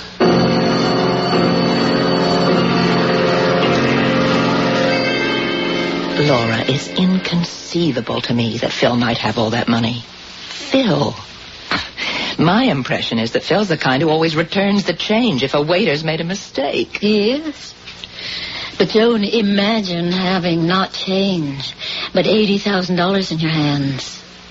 No, Phil's always been scrupulously honest, but he thinks about money all the time. The expenses. Where's the money coming from to pay them? He reviews our situation almost every day. Well, that's fear. Sure, of course it is. But he's only 55. We have money. Not much, but enough to get by on. So once in a while, Phil manages to relax. Not for long. There's always an unexpected expense. It throws his calculations out the window, and then he starts to fret. And when he frets, he begins to feel sorry for himself. I never realized he was that upset. Well, he'd never show it to his friends. He's too proud for that.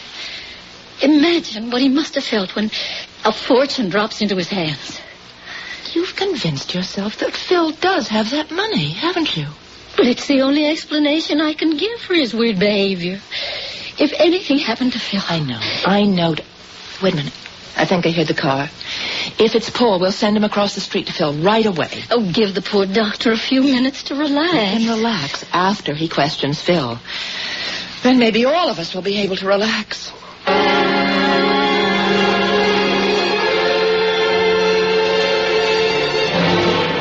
Tell me about it, Phil.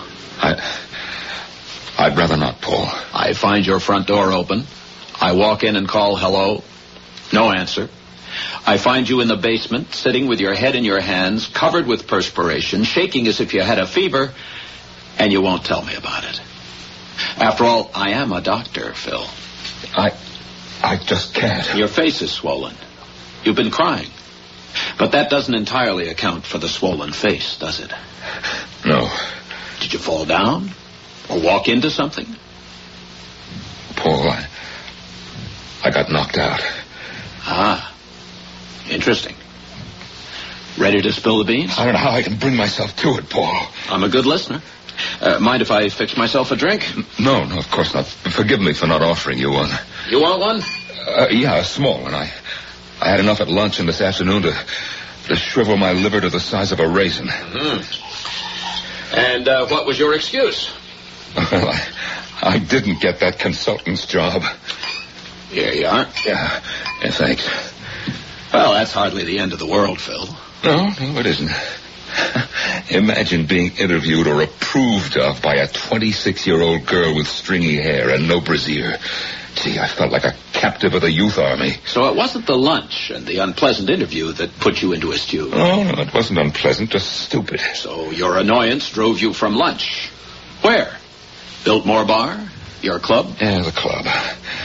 I sat at the bar, and the bartender listened. Poor man.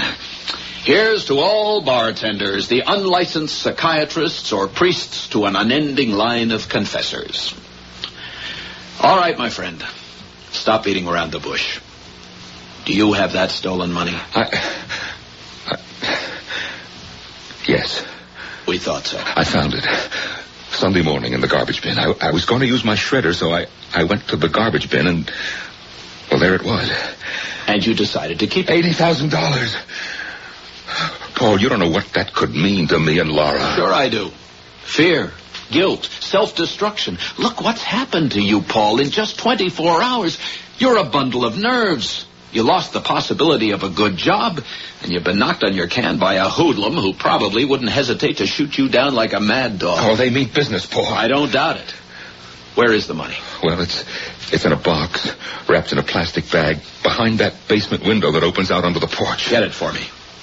What? Bring me the box of money. You? Me. I want it, and I want it now. I'll get my car and turn the money into the police. Oh, but Paul, what do they think? You see, I've held out on them. Laura will be disgraced. I can't face my friends after they hear that I held the money for 2 days. I'm your friend, and you faced me. The others don't need to know. I found the money in my garage. Oh, I don't know, Paul. These are tough guys. They may try something on you. You mean mug me? Or worse. They said they'd be back for the money at midnight. If it wasn't outside by the garbage bin, they'd get Laura. Dirty thugs. Look, maybe I should do what they asked. And let vermin like that get away with an $80,000 theft? Never. That money belongs in the hands of the police and then the bank. You get the box. I'll get my car. And don't dawdle.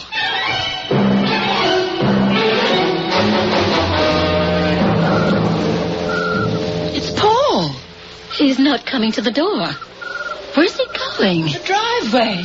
What in the world is it? He's backing out his... What's going on? He's parking in front of the house and walking to the door. Laura, you don't suppose... I don't know what's going on. If Phil has the money, maybe he'll give it to Paul and... Don't look. Phil's handing Paul some kind of package. That must be it. And Paul's returning to his car. Laura, 2 men have come out from behind your hedge. Look. They're sneaking up on Paul. One of them has a gun. Oh, no. Paul! No! I'm going to shoot Paul! Get the package, son. Okay. Keys in his hand. Come on. I'm in. Get going, Nick. That thing's going to wake the whole town. Phil! Phil! Where are you? I'm on the back porch. What's all the excitement? Phil, 2 men. One of them shot Paul. What? Paul's been shot. He's lying in the street. Oh, Paul. Phil, wake up. Can't you get it through your head? A man shot Paul. They stole his car and got away. Do something. Call the police. Paul. Shot. He was here.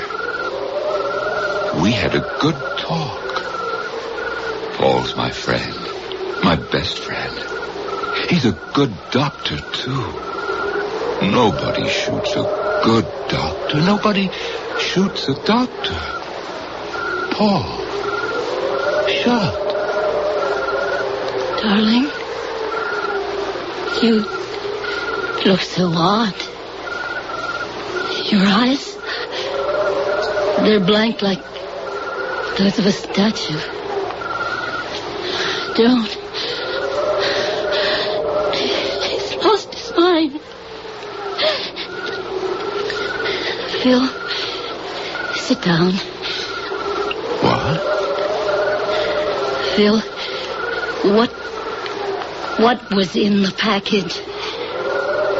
Package? I know what was in it, but I don't want to know. It may have left one man dead, and my husband worse off than dead.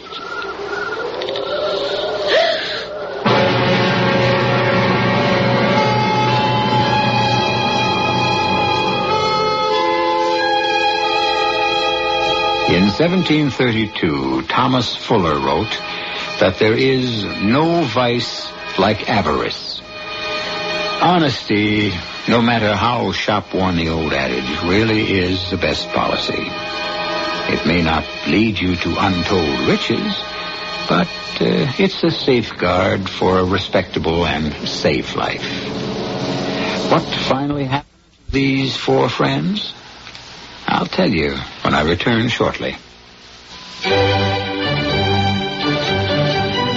Teledisc is proud to present over 3 hours of the world's best-loved music. The Classical Collection, an exquisite 4-album library of music by the masters. Beethoven, Mozart, Tchaikovsky, Chopin.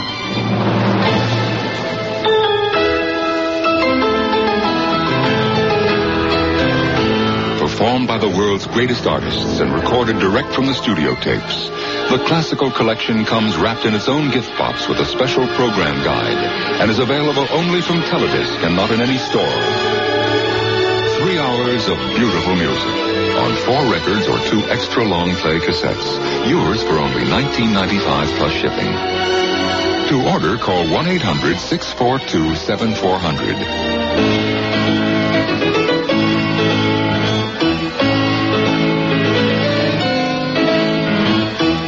The Classical Collection, your musical treasure for years to come. Call 1-800-642-7400. Operators are standing by. Credit cards accepted and satisfaction is guaranteed or your money back. Call 1-800-642-7400 to order your copy of the Classical Collection today.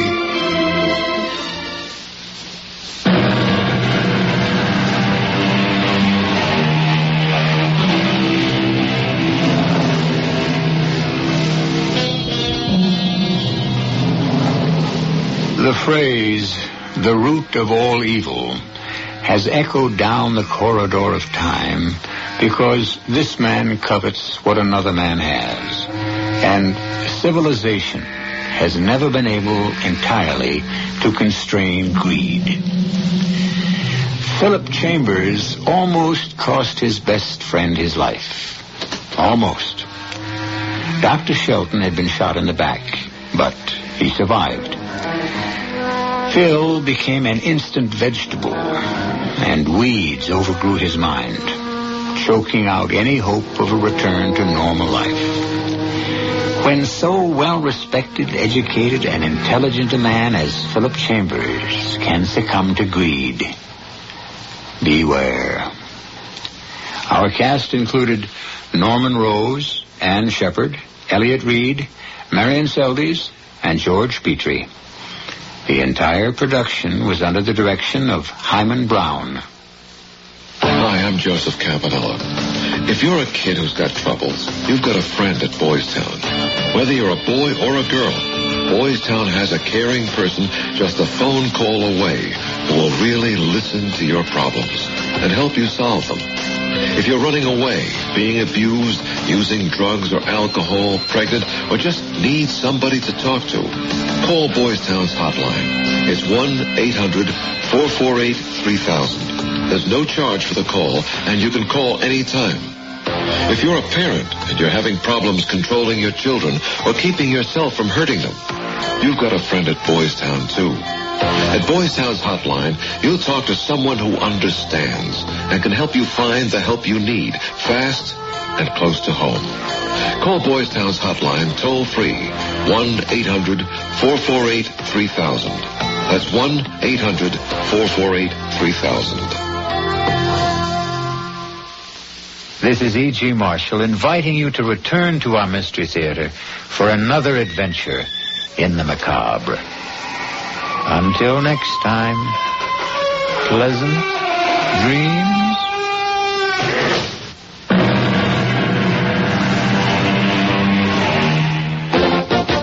You're listening to WWJ News Radio 95. Good morning, I'm Brad Bianchi. In the next few minutes, we'll have complete details on these stories. Michigan Super Lotto jackpot was good to a couple ticket holders who will split a $5 million jackpot.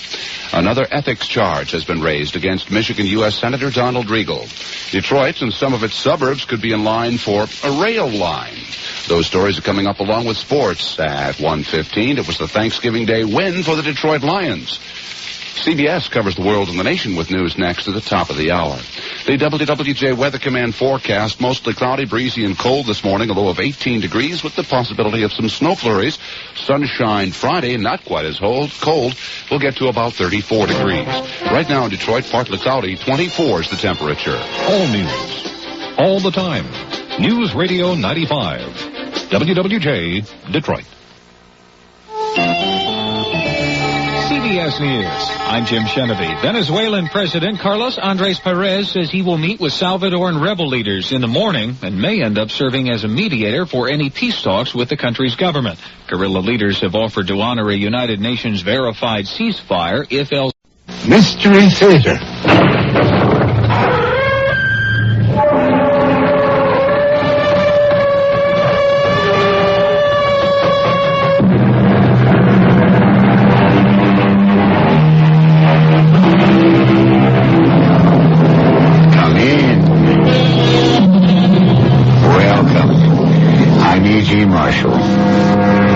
Could you suppose that suddenly one of the most simple functions in the world was denied you? That you couldn't, let's say, open a door, or get out of bed, or strike a match, or swallow the food in front of you. Even if all the other mundane actions of life continued, would any normal process of living be feasible if in one area you were completely bewitched? John! It's all right, Deborah. He's dead. How do you know? Call a doctor. Get someone. How do you know? Because this is exactly how I arranged it. Arranged it? Certainly. What better way to get you in my power?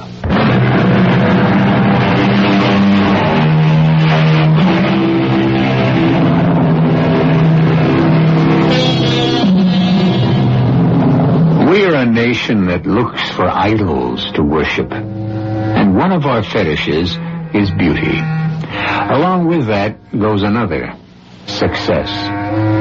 By any measure, Deborah Denton qualifies. Miss America in a not-too-distant year, sometime movie star, and now wife of one of our biggest state's governors, a man who is of presidential timber. That's Debbie. She is everything to hold up to America, man and woman, as an example. A strict religious upbringing, beauty, success in many fields, a press agent's dream, except for one thing. What we see on the surface is exactly the opposite of the real Deborah Denton. Zip me up, will you, darling? I hate to. It makes it so final. Ah, Nick, I'm already late. I'm going to have to burn up the parkway to get back in time for dinner. You could have it with me. Zip first, talk later. Soon, Nicholas, my love. First, I have to get rid of my husband. Divorce him? Not while he's still a possible candidate. You don't want to be named as a co-respondent in a divorce suit that hits every headline, do you? Let me buy your husband off, huh? Unfortunately, that is the one thing you can't do. I worship at your feet. How can I own you? Oh, you are a marvelous lover, darling. Not only poetic, but so rich. And I must run. I'll see you to the door. Better not. Let's not take any chance of being seen together. Since the day I took my first step, I've known just where I wanted to go. From the beginning, men have been the central influence in my life. The first, my father. Hard, bigoted, blindly devoted to a barren, demanding religious fervor that he tried to force on everyone. My only way out was to run. Which I did, with the first man I could persuade I was old enough to take me across the state line. Fortunately, my father was drowned in a flood shortly after, so my little mouse of a mother came to stay with me and eventually provided me with enough wholesomeness to run for my first beauty contest. The rest of my story has been told in every newspaper across the country and around the world. But the true story will only be told here. As my last confession. As soon as I returned to the governor's mansion, I immediately crossed the hall to the private entrance of my husband's office. John, I'm back. Come in. The door's open. What are you doing here, Louis? Looking for a miracle. What sort of a miracle do you expect to find in my husband's files? Anything to use against the lieutenant governor. Against Frank? Now, why would you, John's campaign manager, want to attack or hurt his running mate? Deborah, where have you been all afternoon? I've been shopping. What business is that of yours? My dear Mrs. Denton, there's no need to look guilty. Why should I be interested in your whatever pursuits brought you home so glowing and alive and happy, even though empty-handed? I merely ask because obviously you haven't heard the news. What news? At a party luncheon, our esteemed senior Senator Walter Price announced that he was withdrawing his support for your husband in the coming campaign. Why? The stated reason was a disagreement over fundamental fiscal policies and Governor Stanton's lack of a firm stand on law and order. Your husband is no better than an also-ran after Price's speech today. Where is John? With Sam, the party boss. Sam Waters won't desert him. Sam Waters would cut his mother's throat without batting an eyelid, and your husband has been standing in his way for one term. That's more than enough. What do you mean, standing in his way? John has been a wonderful governor, and everyone knows that this is only a stepping stone to the presidency? That was your dream, wasn't it? I don't intend to discuss that with you. What do you mean about John standing in Sam Waters' way? Patronage, my dear lady, the name of the political game. There's been precious little of it since John took over the State House. Because my husband happens to prize his honesty. We've hitched our wagon to the wrong star. We'd both better begin to break out the parachutes and start looking for a nice soft landing. Oh, so you're going to run out on John? No, I'm not quite ready to. Are you? Don't be ridiculous. That is something I never am. I may be many of the things you say, but don't ever make the mistake of thinking me ridiculous. I despise you, Louis Stark. You are contemptible, conniving, evil, and totally dishonest. And when I tell my husband what you say behind his back, wouldn't dare to tell him to his face. I'll tell him when I'm ready. He won't have to wait. I'll take care of that. I doubt it. Unless, of course, you want me to tell him where you really were this afternoon. What? Are you having me followed? In a sense. You were at the Woodmere Motel from approximately 2 until 5 this afternoon. It's quite a bit out of town, you know. You joined Mr. Joseph Martin in his private bungalow. Of course, we both know that name is only a cover. His real name... That is enough. What are you trying to find out? Nothing yet. Patience is the one virtue I lay claim to. That sounds like the governor now. I guess you'd better leave us alone to put our heads together and see what we can pull out of the fire. I went up to my room, seething. From the first moment I had laid eyes on that beady-eyed, sardonic little toad, I had hated him. I took a tranquilizer and some aspirin, and I sat down before my mirror to try to smooth out the worry lines. I opened my makeup drawer to make some repairs, and there, staring me in the face, was the ultimate irony.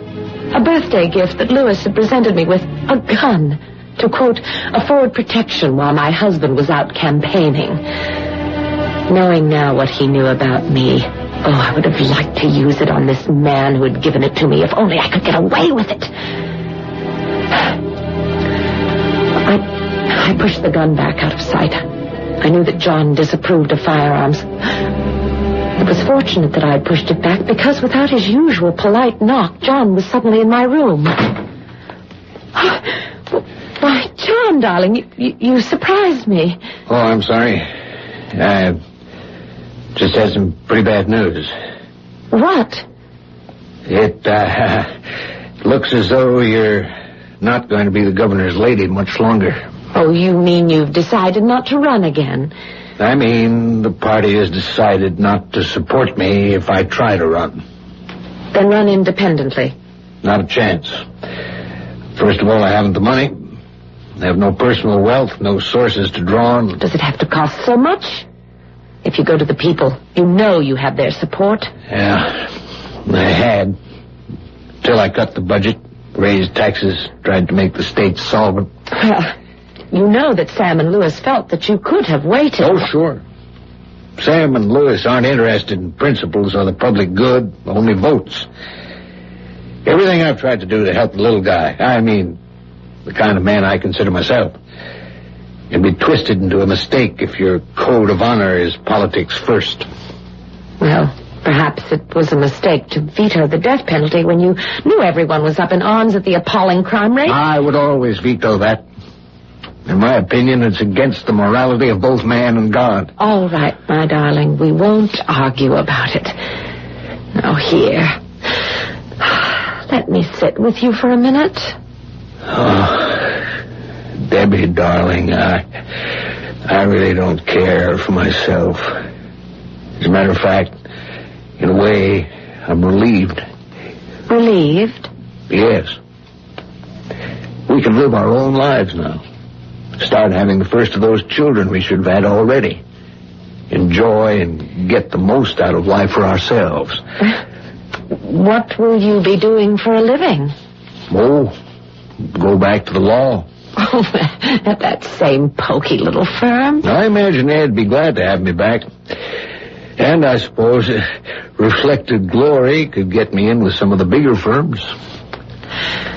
Come on, darling. We'd better get dressed for the Chamber of Commerce dinner tonight. Debbie, you know, sometimes I wonder if you really love me. Or was it just the glamour and all the expectations for the future? Oh, be careful, my darling. Now, don't muss me, please. Well, it's just rubbing against your hair. Oh, beautiful you are. And look at your reflection in the mirror. Was there ever a more beautiful woman? You know, Debbie, sometimes I think for all my beliefs and my hatred for violence, if I ever found out there was anyone who wanted to steal you from me, if I ever suspected for a moment that some other man dared or you permitted him intimacies which are ours alone, I think I would revert to the animal that lives in all of us and destroy all three, you, me, and... Forgive me, darling. I don't know what came over me talking nonsense like that. It's just that I love you so. The Chamber of Commerce dinner was long and tedious. I was sent home early with the lieutenant governor's wife. But not before Lewis had informed me that John, contrary to his normal habits, had been drinking quite a bit. But he assured me that it would be all right and that he would make sure he got safely home.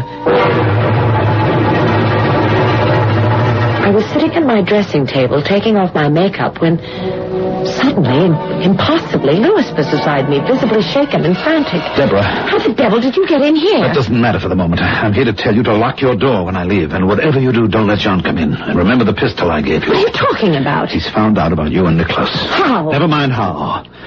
When I left him, he was loading his hunting rifle. For heaven's sake, when I leave, lock your door. Are you suggesting that I should be afraid of John, the most... Debbie, he is not himself. He's out of his mind. Good Lord, here he comes. Defend yourself, Deborah. Get your gun. He's out for blood. Debbie! Tell me it isn't true. For God's sake, not now. Not you deserting me. John, put down that gun. What gun? Tell me it isn't true about you and Nicholas Aranjoglu, or by heaven, I... No!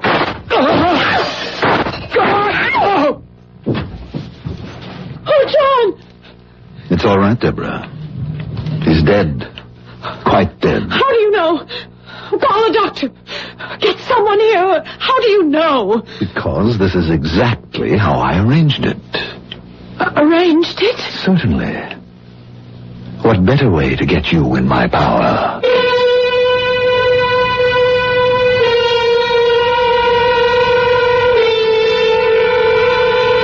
Do you feel there's something strangely out of kilter in this sudden event? Something that does not ring quite true? Or perhaps a better phrase is something unnatural? For we have just passed the boundaries of a finite world to the supernatural, the unexplained, the terror of something beyond a human being's ability to have foreseen, or, now that it has happened, to cope with. I'll return shortly with Act 2.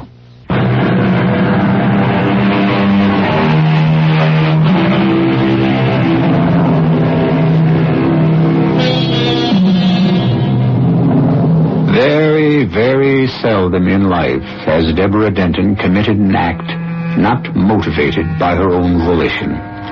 But on this one of very few times, she has done what would have seemed impossible to her. She has lost her head completely and committed homicide. Not only that, but in front of a witness. The last witness in the world she would have wanted to be there.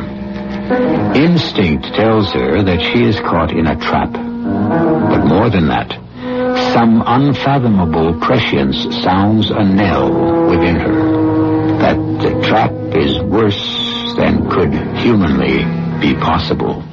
What do you mean, in your power? You just murdered your husband in front of me. It wasn't murder. It was self-defense. You saw he was going to kill me. Kill you? With what? With the hunting rifle. What rifle? The one he had in his hands. The one... I don't see any gun in his hands or anywhere near him. But you said that he Did I? I don't think I remember that. But you must. Now, you burst in here, and you said that John had been drinking at the dinner, and that he was loading his rifle, and that he knew about Nicholas. My dear Deborah, John Stanton drunk and loading a rifle when you knew his aversion to guns of any kind? Would anyone believe he could even use a gun? And how could he have found out about you and Nicholas? I don't know. From you, I suppose. Now, really, why should I make trouble between you and John? And I didn't burst in here. Oh, at least that's the truth. How did you get in here? Well, that's another matter. Which I don't care about for the moment. You are a witness. And hostile or not, any good lawyer will catch you in your lies and your tricks as soon as he gets you on a stand. Only he won't. Why not? Because I'm not here. The servants have heard the shots and sent for the police. When they come, they'll find you and the dead man alone. You can't get out of this house without being seen. Can't I? Watch. Louis, where are you?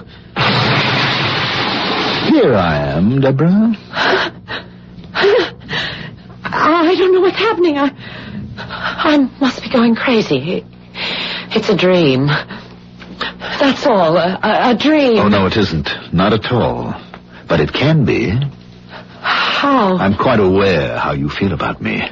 But have you ever wondered how I feel about you? Of course you haven't. I'm dirt under your feet. I warned you not to underestimate me. Now, I might be able to help you if... Who are you? You're inhuman. I think perhaps that's a fair statement. It was really amusing when you first saw me in your room that you should have chosen to say, "What the devil are you doing here?" Is that who you are? Satan himself? Oh, no, my dear. Nothing quite so grandiose. Just a minor demon, a faithful henchman of the anti-faith. Oh, it has to be a dream. There can be no changing the fact that John is dead. That's a fait accompli. But the manner of his death, the place where it happened, and the time can be arranged to suit our convenience, or rather yours, in such a way that you will appear to have had nothing to do with it. And in return, I sign a paper in blood selling you my soul. Oh, now really, Deborah, surely you don't subscribe to that old-fashioned medieval nonsense? This is the 20th century. Why would I want your soul? I don't know. I mean, isn't that what is always required when you... Traffic with the devil? I wouldn't know. I told you I'm only minor league. Besides, your soul is committed to hell already, my dear. Then what do you ask in exchange? Your body, my beautiful one. Your soul has no interest for me. You must be mad. All right. We'll play it your way. We'll pretend this farce is real. Now, what could you do about John? Set the clock back. John did have a couple of drinks. He left the hotel alone in his car. On the way home, he lost control and smashed into a wall. The car was totaled, and he was instantly killed. And me? You were already at home. You were having a long talk with the housekeeper when it happened about getting a new maid. How could you know that? I put the idea in your head. Why? For reasons of my own, which you will discover later. You can arrange all this? In exchange for you. No. I was afraid of that. You are loathsome and disgusting to me. I don't need your help, and I can get through this by myself. I wouldn't put it past you. It'd be hard to find a jury to convict you, or at least condemn you to death. John does have a rifle. It'll be beside him by the time the police get here. Then you'd better hurry. No. I might as well be dead or in hell if I belong to you. Very well. I'll make you one last offer. What? If I can't have you yourself, I'll settle for the vicarious. Sell me your reflection. My reflection? That other self who looks back at you from the mirror. All right. Yes. It's almost too late. Quickly. Here, quickly, sign here. There. And the pact is made.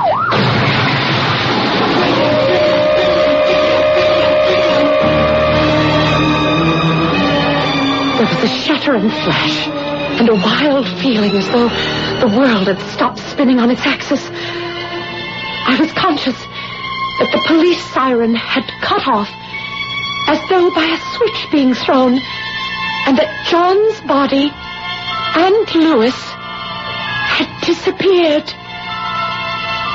The last thing I remember in my half-consciousness was the fantastic sight of the glass fragments from the broken vanity mirror which one of my shots had scattered, lifting and gathering in the air and coming together into the mirror again.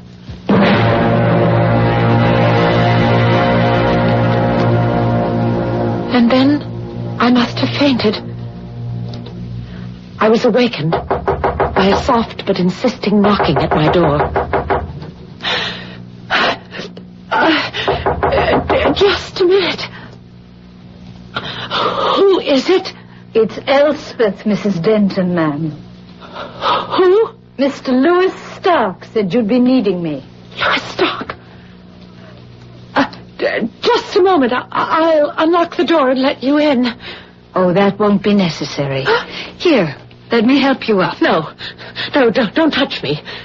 Who are you? Why, Mr. Stark told me you and your housekeeper had been discussing your needing a lady's maid, so I came to apply. At this time of night? He said it might be sort of urgent, and that you might be needing someone with my special sort of references.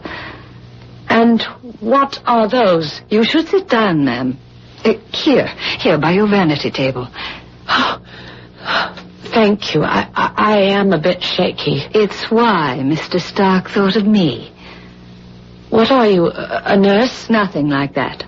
Just what I am. Just what you need. Well, if I do, it's not tonight. I don't want you here tonight. Are you sure, ma'am? Of course What do you mean? Look in the mirror, Mrs. Denton. I don't want to look in the mirror.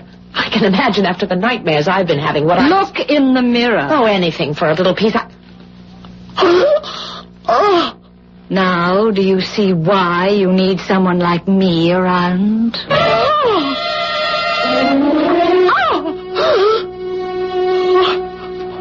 What else showed me in the mirror was nothing.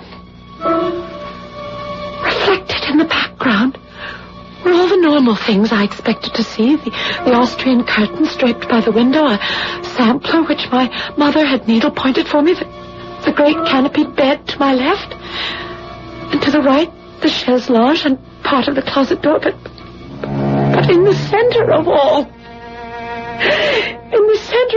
where I should have been, was nothing. I don't mean a blank or the outline of a shape, just nothing at all, as though the mirror reflected only an empty room. You see? But it can't be. Okay, give me my hand glass. Here, madam. Well? Nothing. The same. Oh, my... What am I going to do? That's why Mr. Lewis Stark thought you might have need of me. How can you help? Can you bring my likeness back? No, but I can protect you. How? First, by keeping people away from you. Or more important, you away from them. But if John is dead, I can't just hide. No, but you could have need for a nurse, someone to take care of you.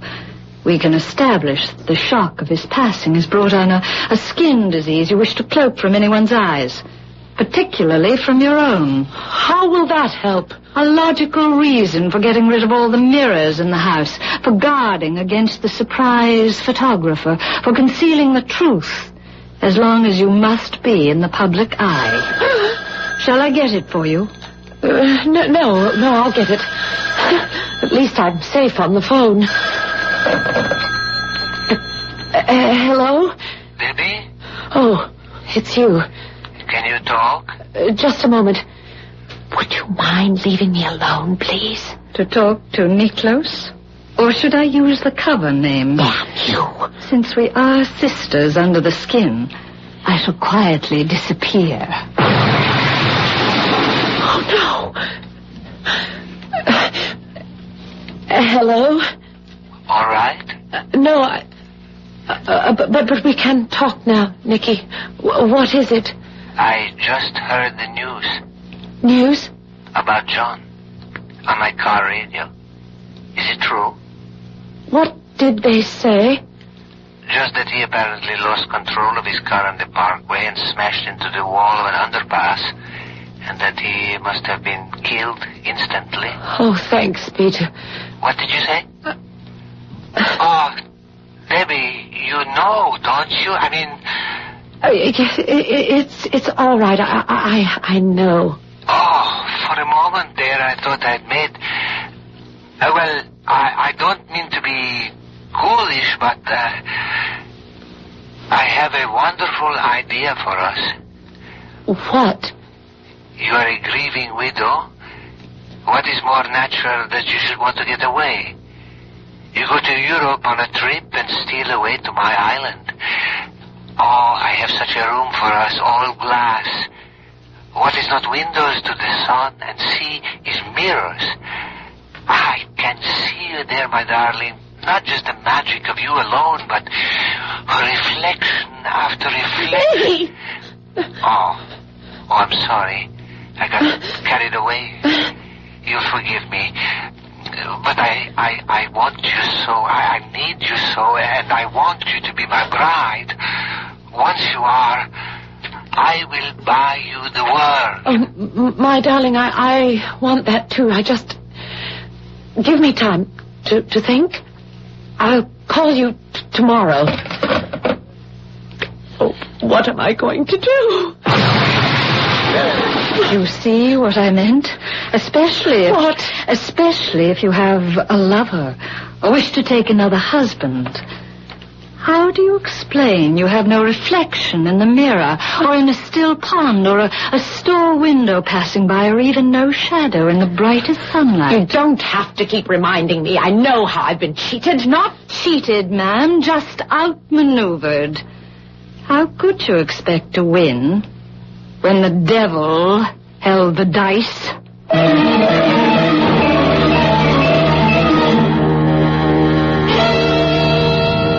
All that Deborah Denton schemed to gain, wealth beyond imagining as Niklos Sarinjuglo's wife, seems now denied her. Can she outwit the devil, or is she already doomed? A haunted figure who casts neither shadow nor reflection, set apart forever from everyone else. I shall return shortly with Act 3.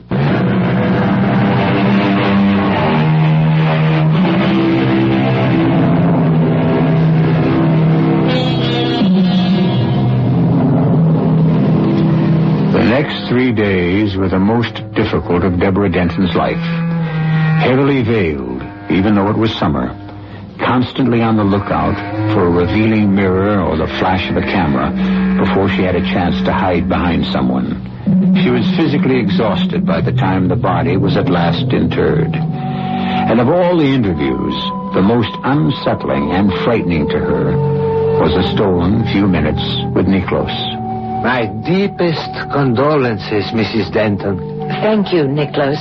I waited till the end of the line. Can't we be alone for a moment? So kind of you to send those lovely flowers. I can't, Nick. Not here. I had nothing but admiration for the governor. There, it's important. He was a fine man, and the state will mourn his loss. We all will. You can walk me to the hall. I'll pretend to feel faint. Mrs. Denton, are you all right? Oh, just a little faint. I'm all right, ladies and gentlemen. I just need to rest. Niklos, if you will be good enough to give me your arm to the stairs, please forgive me. I'll try to join you again later. Just lean on me, Mrs. Denton. Let me get the door. Oh, thank you. Who is that young woman you brought with you? That is my niece. It is why I have to talk to you. I have to get her back to Greece very soon. No, wait. Wait for me. I can meet you there as we planned, or come back for you. No, don't leave me now. I need you. Oh, you're not well, Debbie. Not yourself. Maybe we should wait until... Until what? Till the rash or whatever it is that makes you wear that veil. Oh, that is nothing. Can't I see you tonight, my darling? Why don't you phone me after? What is it? I don't know. Crazy, but I happened to be looking at that mirror as we passed, and I could swear... What mirror? That one. Hanging over the chest. Who put that back? I don't know. But it was so strange. I could swear, looking in it, that I was all alone. Oh, don't be silly. No, come back just a moment. I have got to lie down. Are you trying to change the subject? No, What about tonight? Call me later and check. You know where. I doubt if many men could appreciate, but I'm sure every woman can, the agonizing frustration of being deprived of the use of a mirror, or anything in which one can view oneself. The terror of feeling that you are alive no longer, that you only exist for yourself. Furtively, I found a small mirror from an old pocketbook and checked. No matter what the angle, there was still no answering image of my face. And I could not rid myself of the sight of the beautiful young woman that Niklos called his niece. I doubted her, hated her, was sick with jealousy for her. Oh, not for Nick himself, but for the wealth and power he meant to me. Now that John was gone, I was ready to crawl, to beg, to plead for any small chance from the vile thing that had become my master. You wanted to see me, Deborah? Yes, Louis. Someone hung a mirror in the hall. Do you know about it? Why, yes. I had it replaced. Why? Hundreds of people have come to pay their respects to the late governor. Half of them women. The mirror may not be a necessity, but the total absence of any is miss. I don't believe you. You had it hung to torture me. Or just to remind you. I want my reflection back. Are you sure? Sure. I am sure of nothing, thanks to you. Oh, I know I made some kind of pact with you, and I don't expect any mercy, but I hope, I beg that there is some life left for me. If I am to be dragged at last into a hell that is as eternal and is as devastatingly destructive as the last days have been, I am asking you for some last fling at life before you and yours swallow me up forever. You're worried about Niklos and his niece. Yes. And quite right. The relationship is close, but not familial. Do you mean that she... Oh, that's... Of course she's not his niece. But then in spite of her desires, she's not yet been able to capture his entirely. You are a master at this, aren't you? To turn a person slowly on the spit, never burning, only scorching. We're two of a kind. How many men have you turned on the spit? Hopelessly bound and tied by your beauty and promise, only to abandon them after their purpose had served yours. Supposing I admit it, will that gain me any comradeship with you? What is it you want? So little. My mirror image back again. You're sure that's all? That is all I dare to ask, isn't it? And how will it serve you? Even at the simplest level. A woman cannot live without a reflection. She needs it to begin, live, end her day. And for your sort of woman to reaffirm your strength. For what are you without beauty? Oh, you knew so well when you took it from me I would be back on my knees to beg for it. I was damned the day I agreed. I can't live as ordinary people do. I need Nicky's money, position, power. Neither can the rest of us. The rest of us? We, the powers of darkness, the strength of the world which will ultimately make it our own. I don't mean to align myself with you. How can you help it anymore? Just let me warn you, Deborah. If I return your image, it may not be what you expect to see. It will be what I want the world to see. Can you be so sure? It will be me, won't it? Of course. I'll sign anything more for that chance. There's no need for that. Call your lover. Win him back from his niece, if you can. By the time you two can meet, your mirror image will have returned. I want it now. Some things are possible, but not all. You must wait until you meet him again. Maybe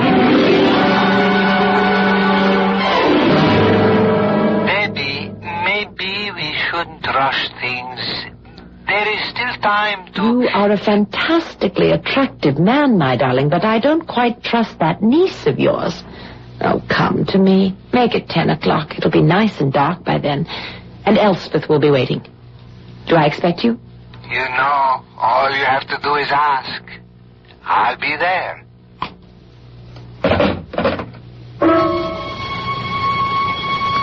I hung up the phone and sat for a long time thinking. I couldn't rest. So I called Elspeth and made arrangements for Nicholas to be admitted to the house. If you're sure you want me to, Mrs. Denton. What are you talking about, Elspeth? I told you I did. Why wouldn't I want you to? Well, I'm sure it's none of my business, but if I were you, I might talk it over with Mr. Stark. Why? Oh, he's the only one who could answer that, ma'am.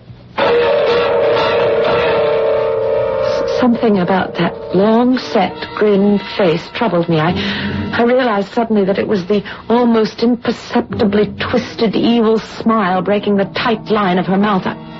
I could feel my heart drop like a stone into a dark and bottomless pit. And suddenly, Louis Stark, whoever or whatever he was standing before me. Louis. It's 9 o'clock. I thought you should have time to think things over. What are you doing here? Oh, don't worry, I shall be gone long before your lover appears. If you're sure you want him to. Why don't you leave me alone? Haven't you done enough to me? This time I thought I would do a kindness. You wanted your reflection back. You promised me. As you are. I thought perhaps you'd better look at it before your lover comes. Look. I promise you it is a perfect mirror image of you. For some reason, I am afraid to look. What you see, everyone else will see. Remember, it is your true reflection, and you live or die by it. What does that mean? See for yourself. I will. But by myself. This time, the gun is loaded. I want you out of here. Look on yourself, Deborah. I had no will of my own for that moment. Standing with the gun in my hand, I turned to the mirror which Elspeth had restored to the vanity. And there I saw a loathsome parody of myself. The hair twisting and writhing about my face like black snakes. The iris of my eyes, dull, muddy brown, with great dark bruises beneath them. My nose hooked as fiercely as an eagle. My lips drawn in a snarl, their purple color stretched to a death white over two great canine teeth leering back at me as lasciviously as any vampires. Is that what you want your lover to see? No, that isn't me. The real you. No, I'll kill it. If you do, you kill yourself. Then to hell with both of us. Oh, God, no. John! No, John! It's all right, Deborah. He's dead. Just as dead as always. Only one difference. What? It will take time. The trial, the headlines, jail, and then a long wait for the death sentence to be carried out. Everything your husband fought against. How do you know? How can you be so sure? Because we're right back where we started. This is exactly how I arranged it. Arranged it? What better way to get you in my power, Deborah? This time, forever. No need to dwell on a sensational trial, and the most ironical of circumstance, that a governor who was forced to sign a bill reestablishing the death sentence in his state made his wife the first victim, as he himself was the first victimized. I'll be back in a moment. John Williams and the Boston Pops Orchestra proudly present Music of America.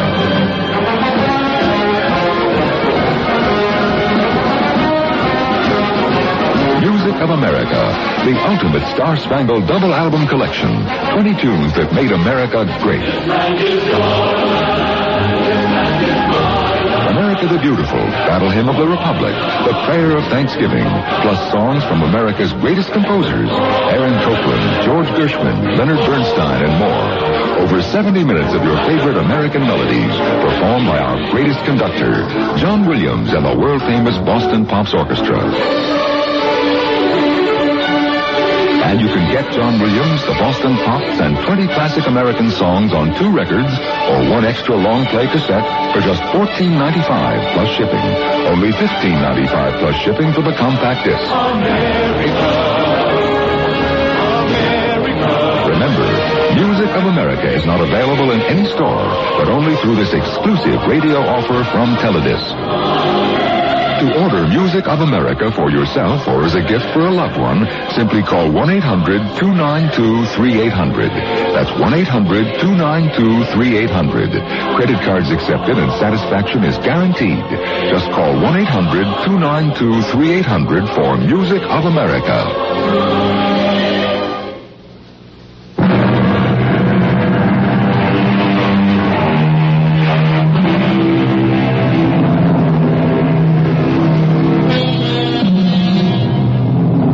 The most damaging witness at the trial of Mrs. Denton, wife of the former governor, was Louis Stark, who reluctantly but devastatingly, under questioning, sealed her death warrant.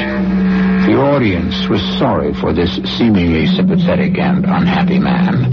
But then, as Elizabeth Barrett Browning said, the devil's most devilish when respectable. Our cast included Patricia Elliott, Mandel Kramer, Robert Dryden, and Carol Teitel. The entire production was under the direction of Himan Brown. My mother threw me out. Said I was too much trouble. Out here, I don't have a job or a room or anything. Most nights, if it's not too cold, I just sleep outside somewhere. Last week was my 16th birthday. Not much of a party. I wish I could go back home. I'd put up with anything, really. I just don't know what else to do. Thousands of kids like Ellen are thrown out onto the streets. Covenant House helps these kids with food, clothing, a place to stay, or just someone to talk to. Call us on our 9 line, 1-800-999-9999. 24 hours a day, no questions asked. That's the Covenant House 9 line, 1-800. And keep dialing 9. It's free. Sometimes I think it's not real. It's somebody else. I just don't feel like myself anymore. A message from the Ad Council. This is E.G. Marshall inviting you to return to our Mystery Theater for another adventure in the macabre. Until next time, pleasant dreams.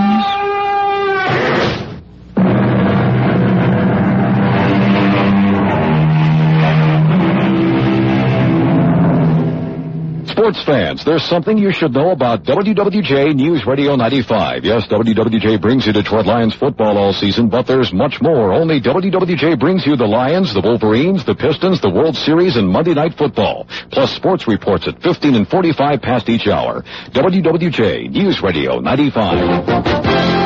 You're listening to WWJ News Radio 95. I'm Brad Bianchi. Good morning. In the moments ahead, I'll have details on these top headline stories. 2 people gunned down in Highland Park. A dogfight at the Detroit School Board meeting last night. And an elderly Lincoln Park man is behind bars, charged with sexually molesting several young boys. These stories are coming up along with sports at 1:15. And CBS covers the world and the nation with news next at the top of the hour. The WWJ News Radio 95 Weather Command forecast. Considerably cloudy this morning, some snow flurries or snow showers, and a low dropping to the upper teens. For Thanksgiving, partly cloudy, cold, some snow flurries or snow showers, a high today near 30 degrees. Right now in Detroit, clear skies, winds northerly at 12. The barometer steady, it reads 30.05 inches, 88% humidity, and the temperature right now 24. All news, all the time. News Radio 95. WWJ, Detroit.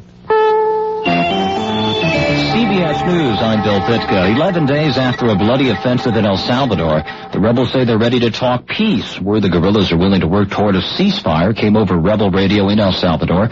The invitation follows the end of a hotel siege in San Salvador that saw 12 Green Berets trapped inside, while the rebels withdrew, allowing the U.S. military advisors to leave the hotel without harm. U.S. Ambassador William Walker. CBS Radio Mystery Theater presents...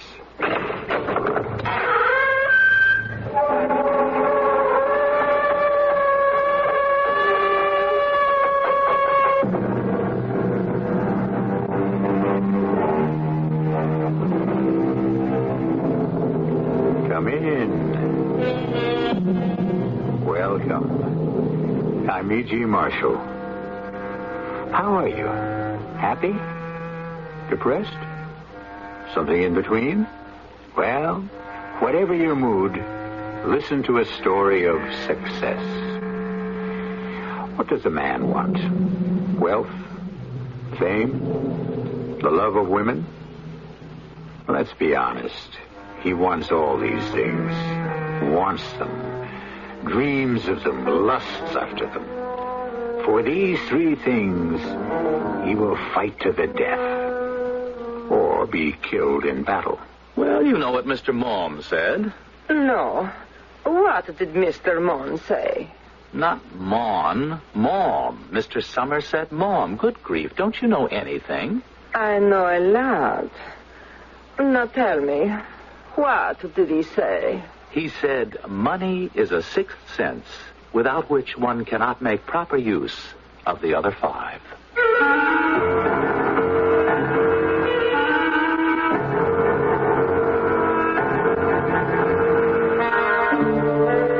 Our mystery drama, Help Somebody, was written especially for the Mystery Theater by Elspeth Eric and stars William Redfield.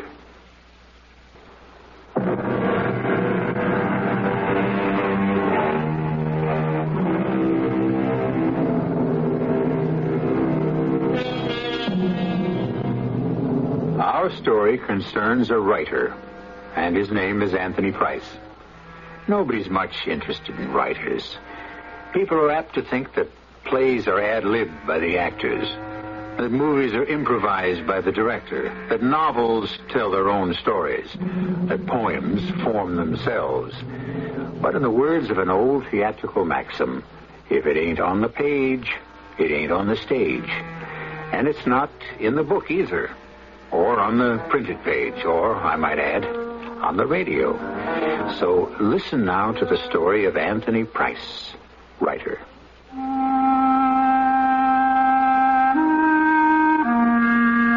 It was incredible, absolutely incredible, and I, more than anyone, couldn't believe it. But before I try to tell you about it, let me go back a little and hope that will explain, at least in part, why I could not comprehend what came later. It began in Italy, in Rome. Pronto? Si. Anthony Price, aquí. Anthony? Si, yes. Clark McKay, Anthony, your father's lawyer. You remember me? Oh, very well, Mr. McKay. How's every little thing in New York? Anthony, your father asked me to call you. Oh? Couldn't he have picked up the phone himself? Anthony, he asked me to tell you the answer is no. Look, hasn't he heard there's inflation in Italy, too? That pitiful allowance he granted me 10 years ago is positively pathetic by now. Well, he thinks you should be able to supplement it with your writing. Mr. McKay, I've written 4 books and made a grand total of $914. Perhaps you should try something else. I don't know anything else. Well, there must be something. There isn't. Thanks for calling, Mr. McKay. I was living in Rome in the thieves' quarter, though no accomplished thief would have deigned to live there, in a room smaller than Savonarola's cell, eating pasta and frutta and more pasta than frutta, obstinately trying to earn the right to call myself a novelist. Pronto? Si, Anthony Price. Yes, hello? Tony. You there, Tony? Can you hear me? I'm here, I hear you. This is Leon, Tony. I got your manuscript. I read part of it. It's not bad so far. Oh, I love your wild enthusiasm. I'll call you again when I finished it. Well, don't throw your money around, Leon. Send it over here. Of course, a couple of other editors will have to see it. Why did you bother to call, Leon? Listen, they may like it a lot. How do I know? You don't. So, cheer up. So long, Leon. Tony, Each day, when I finished writing, I walked to the piazza for coffee and the feeling of people around me. A film company was shooting a picture there, and a young actress named Claudia Crisi had a minor role. I was attracted to her from the start, and then finally filled to the brim with a desire to go to bed with her. Pronto? Antonio, it's Claudia. How are you? All right. What about tonight? Oh, I can't. That's why I'm calling you. You couldn't last night either.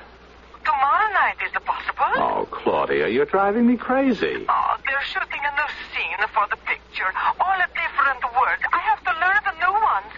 And I have to talk to the director about the changes. I see. Oh, boy, do I see. Now, Antonio... Thanks for making everything so Antonio. clear. I was 33 years old and succeeding at nothing but growing older. Then the cablegram arrived. Your father gravely ill, come at once. Sufficient money for the plane fare accompanied the cable. I thought wildly of pocketing the money and staying rooted in Rome, but some puritanical shred still clung to my conscience. And 2 hours later, I was on the plane, bound for the metropolis I had not seen for 10 years. I beg your pardon. Yes? Who? I wasn't sure I recognized you. You are Anthony Price, aren't you? Yes. Are you... Oh, you're Clark McKay, right? Right. Well, it's very nice of you to meet the plane. I didn't expect it. Well, down to the circumstances. Come on, let's get your luggage. Oh, I've got my luggage right here. Just that one small bag? That's all. Oh. Well, then, let's get a cab.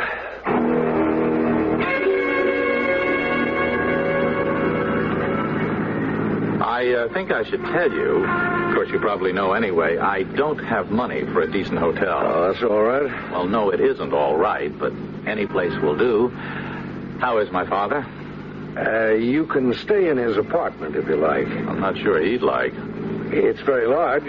13-room penthouse overlooking the park. Your father bought it last year. I suppose he's in a hospital. Which one? He's not in a hospital, no. Oh, then he must be better. Anthony, he's dead. He's dead? Yes, about an hour ago. I was 30,000 feet in the air an hour ago. I'm sorry. I wish I were. Mr. McKay, we weren't on the best of terms. You know that. I wish I could feel something. It's terrible not to feel anything at all. Well, it's the shock. Maybe. Well, now, perhaps I can give you some news that will... that penthouse I was telling you about? Yes, 13 rooms overlooking the park. Yes. He left it to you, Anthony. He what? It's in your name. But that's a riot. Oh, that's the funniest thing I ever heard. How am I supposed to support a penthouse when I can't even support myself?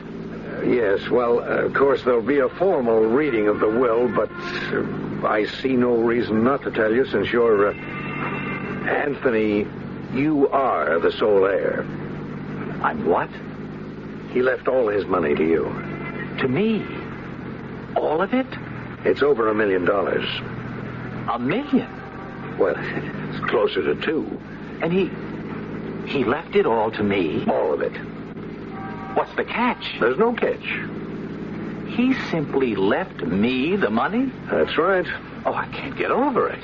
Now, I'm the executor. I can't turn it over to you till the will goes through probate, but... I'm rich.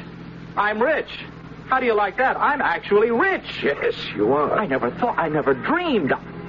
Well, all right. Now, what's the best hotel in town? I want to go there. Take it easy. Look, Mr. McKay, when I left Rome, I gave them your address and phone number just in case. You see, I didn't know where I'd be staying. Now, if anybody calls, will you tell them where I am? Yes, of course. Now, let's go to some elegant hotel. I mean, the best. I proceeded to go crazy. Room service. Even when I wasn't hungry or thirsty, I called room service. I bought clothes and charged them to this person named Anthony Price, whom I scarcely knew. I bought a watch and a pair of solid gold cufflinks before I had shirts they'd even go into. I walked through the 13 rooms of the penthouse overlooking the park and then called a decorator and told him what I wanted. Lots of space, empty corners, soft things to sit and lie on, plenty of white and lots of yellow and a few touches of red. It was in the middle of one of these prodigious conferences when the phone rang. Hello.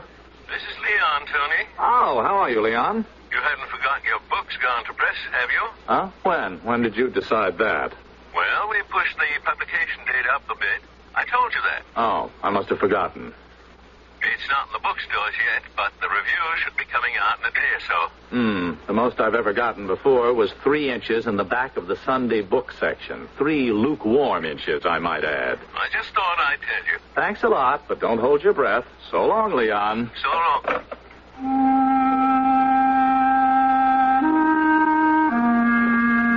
Now, you may think I sounded blasé, and I suppose I did. But in the pit of my stomach, there was the old familiar stirring, the bubble of excitement, the fervid silent prayer, this time, let them like what I've written. I stayed up every night waiting for the morning editions to hit the stands, and finally, shortly after midnight, I don't believe it. I'm a success. Hey, everybody. I'm famous. It's happened. I'm a success. I was in Leon's office before 9 o'clock, clutching the morning papers and waiting for him. My heart was racing. My head was spinning. Congratulations, Tony. You've seen him? The important ones. Come on inside. And you thought the book was no good. I never said that. Well, you never called it the authentic masterpiece of the decade. I never thought it was. Well, what do you think now? I think a lot of other people think it's the masterpiece of the decade. Mm-hmm. And for all I know, they're right. Oh, Lord, it's all too much. It's too much. I can't take it in. I really can't. First the money, now this. Pretty overwhelming, isn't it? Overwhelming, devastating. There's no word to describe it. It's too much, Leon. Do you mind if I answer this? I don't mind anything. Go ahead. Yes? Is Mr. Anthony Price there by any chance? He's right here in my office. I couldn't reach him at his home. May I speak with him, please? This is his lawyer. Certainly. It's your lawyer. Oh. Yes, Mr. McKay. Anthony, I have a cablegram here for you. Shall I send it over, or do you want to pick it up? Read it to me. You sure? Sure, I'm sure. It's from Rome. It's signed Claudia. Read it. I cannot live without you, Antonio. Arriving tomorrow, flight number... That's enough. Well, don't you want to know that... I'll pick it up in a little while. She cannot live without me. Who? She's flying here to be with me. Who is? A girl I've been wanting for months and months, and now she wants me. It's too much. It's just too much.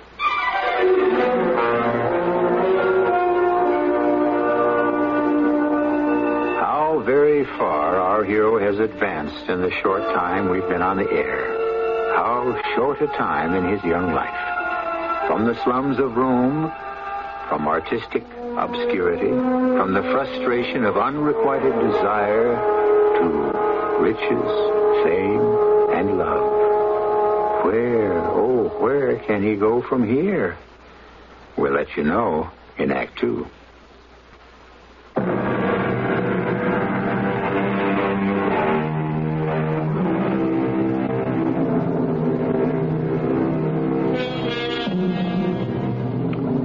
The father of Anthony Price died suddenly and left his son almost $2 million and a penthouse overlooking the park. Following close upon this stupendous event came the publication of Anthony's 5th novel and the reviews which made it his first successful one. And fortune's smile turned to a gurgle of light-hearted laughter when he received a telegram from the girl he coveted, announcing that she felt the same desire for him and was flying to join him. Antonio! Oh, my darling. Oh, let me look at you. Oh, I wasn't wrong. You are the most beautiful thing in the world. Come on.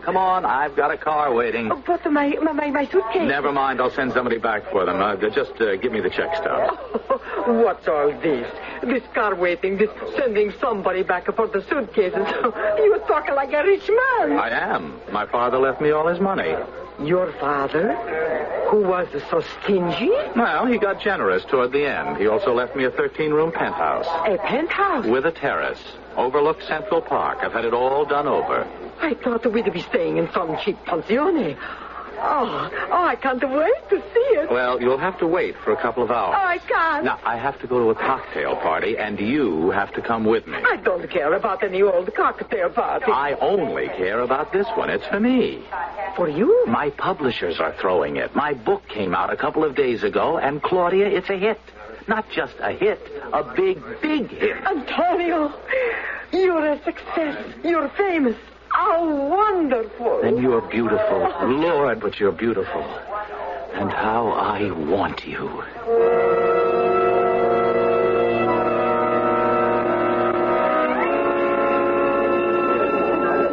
This is so exciting. Is it? Who are all of these people? I don't know. Publishers, editors, writers. I don't know any of them. Then how am I going to meet anybody? Well, why don't you just go mingle with the crowd? The way you look, you'll meet everybody inside half an hour. This isn't a movie crowd. Oh, come on. You just can't stand in the corner. Yes, I can. Oh, you look as though you hadn't even been invited. That's how I feel. Well, if that's the way you're going to behave, Antonio, we might as well leave. Let's. Only I don't want to. Oh, wait a second. There's my editor. Leon. You see, you do know somebody. Yes. Over here, Leon. Oh, well, finally. How long have you been here? Forever. Not long. Claudia, this is Leon Long, my editor. Signorina Claudia Creasy, actress. Signorina Enchante, or whatever you say in Italian. Mr. Long, I've heard about you so much. You mean that? Leon, do me a favor. Take Claudia, introduce her around, will you? She wants to meet people. Well, sure, but what about you? You're supposed to meet people. This is your party. Later I will, I promise. I don't know. I'm just not used to this kind of thing. Signorina Creasy, permesso. How's that for speaking the language? Oh, perfetto. And call me Claudia, please. I stood there, like a wallflower. I can't tell you why. This great gathering of people, all there to meet the man who had written the authentic masterpiece of the decade. 10 years of trying to reach the very spot where I now stood, and I couldn't take the next step. Anthony? What? Oh, Mr. McKay. Hello. I didn't know you'd be here. I asked your publishers to invite me. They were kind enough. Well, I'm glad you're here. Shouldn't you be out there in the middle of the crowd receiving plaudits? Yes, I guess I should. Well, then? Oh, I will later. Yes. Anthony, what do you plan to do with your money? I think we ought to begin to think about that, don't you? Well, what do you mean, do with it? Well, there are various ways of handling it. Well, what did my father do with it? I'll do whatever he did, I guess. Well, your father used it to make more money. Oh, I see. Well, no, I don't think I'd care to do that. Actually, I wouldn't know how. I mean, can't we just put it in the bank and I'll buy things with it, I guess. Uh-huh. A car? Oh, I already bought one of those. Oh, what kind? Maserati. Oh, that's a good car. Yes. I wanted one for 10 years. Now I've got one. You like it? What? I said, do you like it? Oh, look at Claudia. She's having a ball, isn't she? Which is Claudia? The most beautiful girl in the room. Oh, she's the one from Italy. Sent you the cable. Mm-hmm. Leon's introducing her around. Well, I think he's bringing her back here. Antonio, such a beautiful party. I meet so many people. Everybody's so nice. Come on, Tony. You can't stand against that wall any longer. Go on, darling. It's your party, all for you. You really should, Anthony. I don't want to. Tony, come on. Antonio. Oh, I really think, Anthony. I want to get out of here. You can't. Claudia, come on. We're leaving now. I have to get my coat. Well, then we'll get it. I started to move away with her, but I stopped before I'd gone very far. The voices of Leon and McKay reached me where I stood. Is he all right, do you think? I don't know. I was talking to him before about his inheritance. He didn't seem interested. Well, he certainly isn't interested in anything here. I think perhaps all he's interested in is the young girl from Italy. That must be it. That must be it. I said the words over to myself. That must be it. Claudia was here. Claudia was with me. She had flown the ocean to be with me. I was waiting for her to collect her coat. Then she and I would get into my Maserati. We would drive to my 13-room penthouse, and there, after all the months of longing and frustration, she would be mine.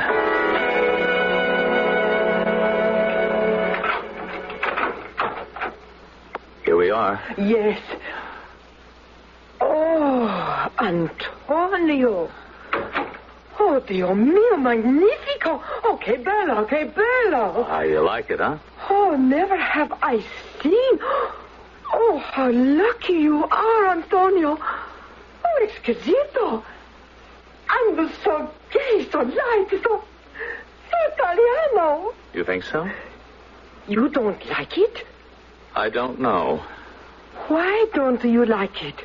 It looks gray. Gray? With the white walls, the yellow shutters, the beautiful white carpet? Oh, what are you talking about? I don't know. I just think it looks gray. Oh, And the beautiful red couch. Oh, is it velvet? I don't know what it is.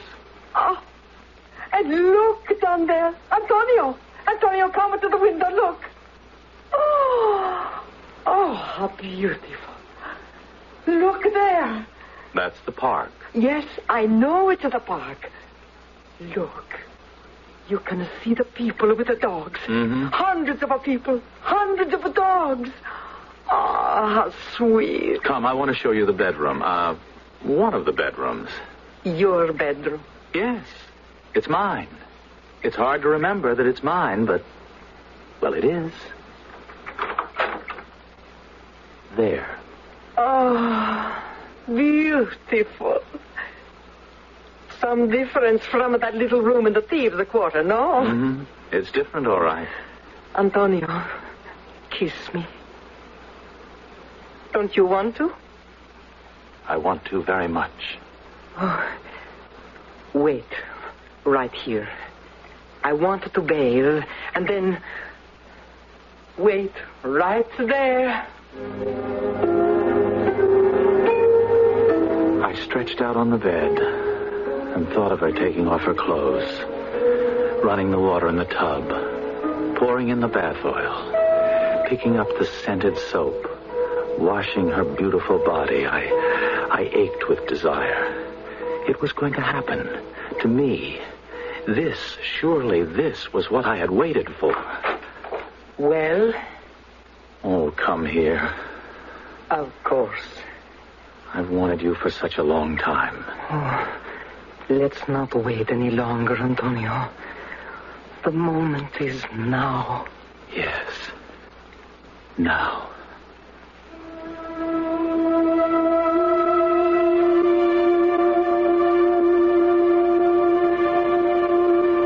What is a man supposed to feel when he first possesses a woman he has desired?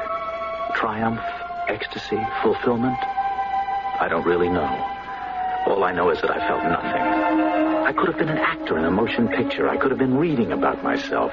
This man, this Anthony Price, his character, this hero. Oh, what a man. Rich, famous, and beloved. I marveled at him, and I felt nothing. Antonio, say something, please. You don't like me? I disappoint you? It was very good. Then why... Antonio, look at me. Oh, Dio mio, you look so sad. I never saw a man who looked so sad. What is it? Is it me? Did I do wrong? You did everything right. Then why do you look so unhappy? I don't know. Oh, I was not good for you. Oh, no, it's not that. Please, I don't want you to think that. Oh, what else can I think? You're beautiful. You're desirable. Everything was exactly what I wanted. I'm a lucky man. Then why are you so unhappy? Because you are unhappy, aren't you? I feel... It's not even unhappiness. It's worse. What can be worse? Ashes. Ashes in my mouth. What does that mean? Everything has turned to ashes. Oh, if you're going to talk like that, I don't understand a word. I know, and I can't make you understand. Claudia, look, do one more thing for me, will you? Anything. What? Go back to Italy. Now? Right now. I'll give you the money. I have my own money, thank you. No. I want to give you some, Cara. I have a lot. I don't want any of your money. Please, let me, Claudia. I'm going to get dressed now. Find out when the next plane leaves for Rome. I called the airline. Then I walked to the window and I looked down at the park. There were the people, walking their assortment of dogs, pausing to talk to one another. All very urban, very civilized, very nice. Then I saw a black figure racing along the furthest edge of the park, running wild and unattended. I wanted, above all else, I wanted to be that solitary thing. I wanted to be a wolf, a lone wolf on the tundra, so that I could open up my throat and howl. A desperate, abandoned howl filled with terror and desperation. A howl that would say, I am here. I am frightened. I am alone.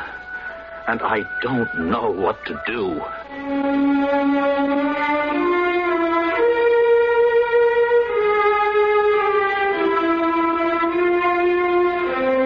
Consider the predicament of the tiny baby whose mother has turned off the light, left the room, and shut the door, leaving the helpless infant not knowing that she will ever come back. What can the child do but cry? And what does the cry say but, I am here, I am frightened, I am alone, and I don't know what to do.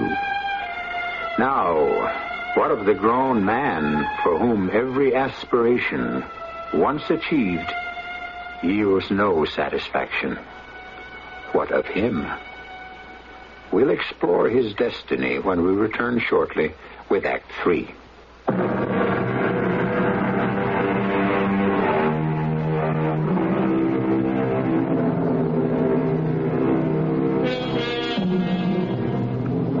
We left Anthony Price, writer, with his new wealth, his sudden fame, both turned to ashes in his mouth. His capacity to enjoy them evaporated. He had just suffered his bitterest disappointment. The girl of his dreams and desire had yielded herself to him, and this, too, had brought no pleasure. We rejoin him now, alone. I lived somehow through the days that followed. There was nothing I wanted to buy. There was no talk show or interview that I wanted to take part in. There was no woman I wanted to meet. For the most part, I lay on the red velvet couch and stared at the ceiling. Now and again, I would get up and walk to the window and stare down at the park with its myriad of people and dogs. One day, I thought I would dress, go outside, cross the street, and join them. Perhaps lose myself in that idle crowd of dog-walking people I did not know, who did not know me. I developed a mild interest in the dog-walking people. They usually formed little groups, and when I eavesdropped on their conversations, I found they were almost always talking about their dogs, almost never about themselves. And another funny thing, they almost never knew one another's names, but they always knew the names of one another's dogs. So it was, hello, Beauregard, hi there, Colonel, well, how's Mingus today? Greetings like that. It was as though this brief, dutiful period in the park had been given over to the dogs, and the pets had become the people, and the people, the pets. Then one day, I saw a young girl sitting on a bench. A stringy, scrawny sort of a girl, not distinctive in any way, save one. She had no dog. Hello. Hello. Mind if I sit down? No. Thank you. I don't have a dog either. Makes me feel out of place here. Why don't you get a dog? Why don't you? Well, my landlady won't let me keep one. Oh. Anyway, I have one. Sort of. Where do you keep it? Oh, he keeps himself. Really? Where? Well, I don't know. Well, why do you say he's yours? Well, I feed him. I'm waiting for him now. I have some steak with me. I saved it from dinner last night. I was taken out to a restaurant. Are you sure he'll show up? Well, he always does. Oh. What's his name? Well, I haven't given him a name. It's not up to me. On the other hand, I suppose I ought to call him something. Well, that's a good name. What is? Something. You think so? Well, if I were a stray dog, I'd like to think someone was looking for me. And everybody's looking for something. Don't you think so? Is that supposed to be a joke? I don't think so. Well, oh, here he comes. That's him? He's just a mongrel, but he's very beautiful, don't you think? I've seen him before. Oh, he comes around every day. No, not here. I saw him from my window once, running, just the way he's running now. It was a day when I thought the world had ended. Oh, obviously it didn't end. Not quite. Come on, good dog. Come on over here. Here's something. Oh, good dog.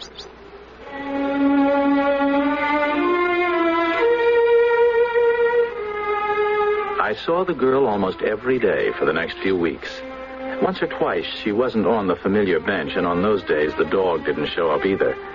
I never asked her anything about herself. True to what I took to be the code of the dog walkers, I confined our conversations to the subject of the black dog. Then, one bright sunny day, I walked with some semblance of a purposeful stride to the familiar bench and found it empty. I sat down and waited. I waited until nightfall. Oh, well, it had happened before. Tomorrow we would meet and talk about the black dog and bring our bags of food for him and discuss his weight and the color of his eyes.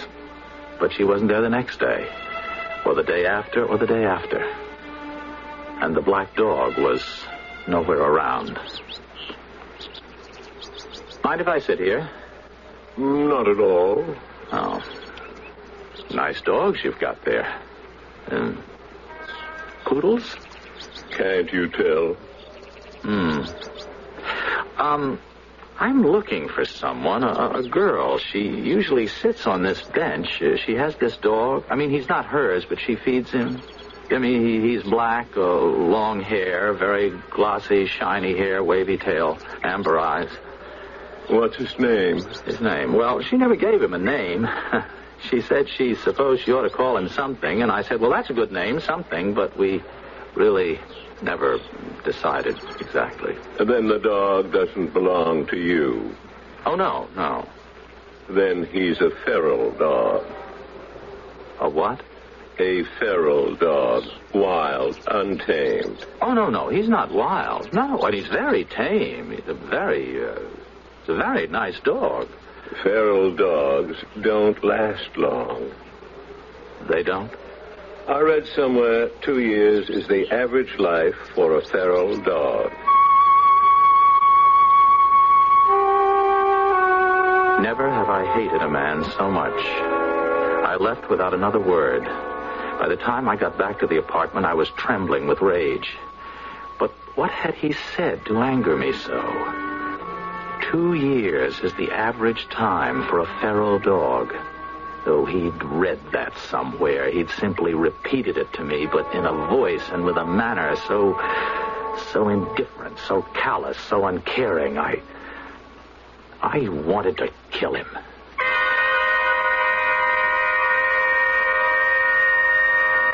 I was in the park the next morning almost as soon as it was light. I reached the bench which had been my rendezvous for those few life-saving weeks. I didn't expect to find the girl there at that hour. I didn't expect to find anyone. But there was someone, a very old man, dogless like me. And I sat down beside him. Oh, nice morning. Oh, yes. Yeah, I very seldom come out this early. Well, probably you can sleep. Yeah, I'm pretty well, yes. I have trouble in that department. I'm 82 years old. You don't say. What brings you out so early? Well, actually, I couldn't sleep either. Something happened yesterday right here on this bench. As a matter of fact, something someone said. Oh? Yes, someone I didn't know, a complete stranger. He said, feral dogs only live 2 years on the average. Feral dogs? Dogs without homes? I don't know why that made me so angry, but it did. Are you interested in feral dogs? Well, I'm interested in one, a black one. There was a girl, you see. She used to feed him, and she and I got to talking one day.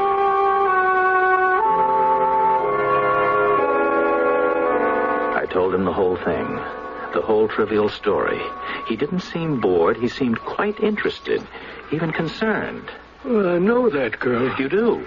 Oh, what happened to her? Why doesn't she come around anymore? She got married. She got married? I think they moved upstate somewhere. He got a job up there. Oh. Well, I don't know why I'm surprised. There's no reason in the world why she shouldn't get married, only... Well, I guess I got into the habit of meeting her and feeding the dog. I guess I thought it would go on forever. silly of me. It got to be a habit. Well, sort of. No, it was more than that. You see, I met her, and through her I met the dog at a kind of crucial time in my life. Mm-hmm. Something happened to me. Well, a lot of things happened to me, all at once when I least expected it. Least expected them, any of them, and, well, certainly not all of them. And then it happened, and that was the worst of all. I'm sorry. I must sound all mixed up. I must sound crazy. That's all right. I'll try to straighten it out. That is, if you're interested. Oh, I've got all day if it takes that long. Well, I don't think it'll... On the other hand, I don't know. It might.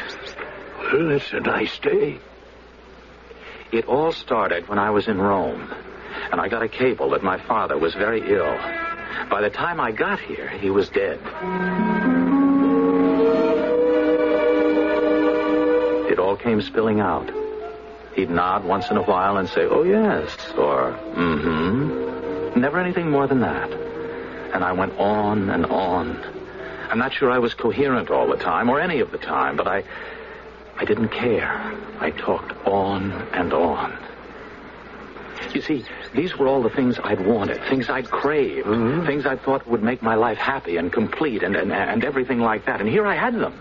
And not just had them, but the promise of more to come. More money, more books, more women, more fame. I don't know, more everything. I see. And I didn't want it. I didn't not want it. That's not what I'm trying to say. I don't mean I wanted to give it all up and go live in a cave like some old monk. But you did go and live in a cave. What? A 13-room cave. You're dead. And you're in hell. Didn't you know people could die before their deaths and go to hell? Well, I must say, No, I didn't know that. Oh, yes. Happens all the time. It's what religions are all about. All of them. And all philosophies and all faiths. They're all defenses against dying before your death and going to hell. Nowadays, some people call it depression and go to psychiatrists. Has it happened to you? Oh, of course. Or how could I know all about it? There's a way out, though. You can work your way back, though it's difficult. How? How? Tell me. Well, in everything you've said, something seems to be missing. That part about your father's death, you told me you didn't feel anything. I think you felt a lot. Only it wasn't what you wanted to feel, or thought you should feel. But I felt nothing. Oh, you felt so much you couldn't sort it out and let it come clear.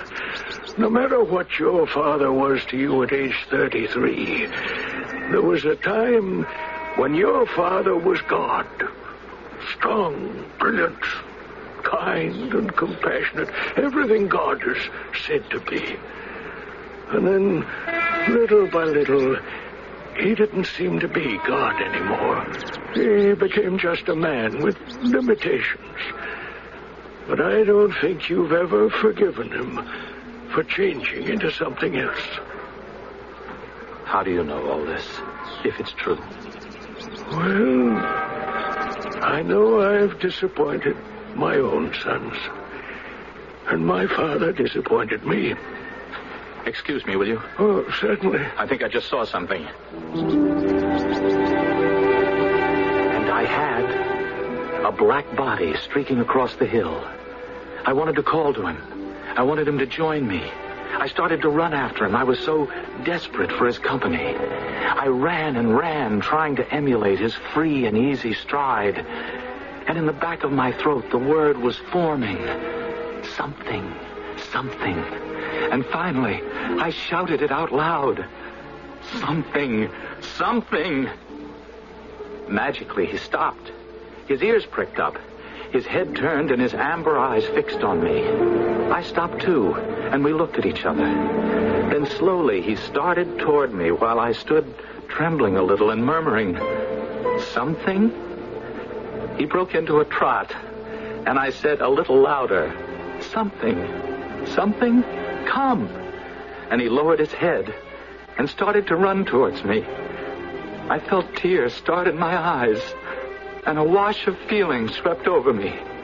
A feeling that could only be hope. Hope that I would find my way out of hell and back into life.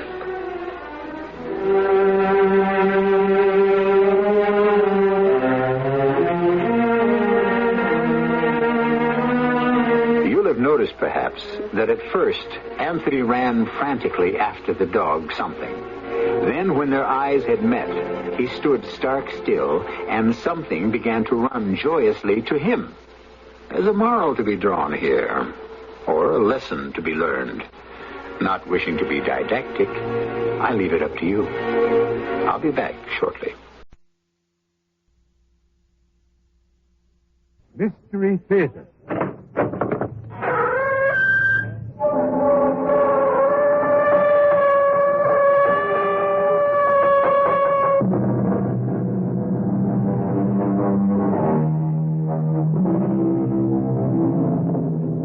Come in. Welcome. I'm E.G. Marshall. Welcome. It's such a nice, evocative word, isn't it?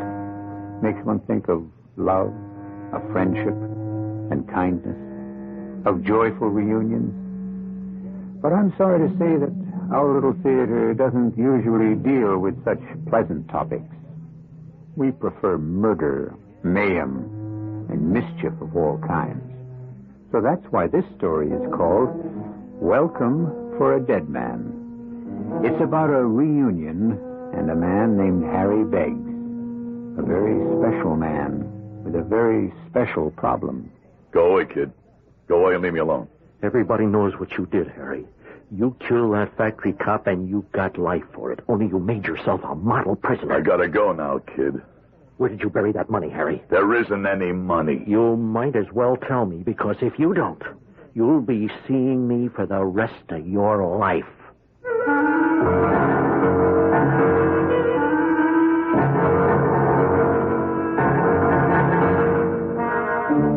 Our mystery drama, Welcome for a Dead Man, was written especially for the Mystery Theater by Henry Slessor and stars Howard Da Silva.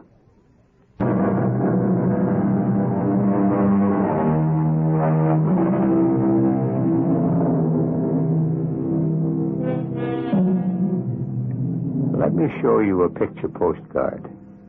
It's an idyllic country setting. The trees are tall and green, and the surrounding hills are gently curved.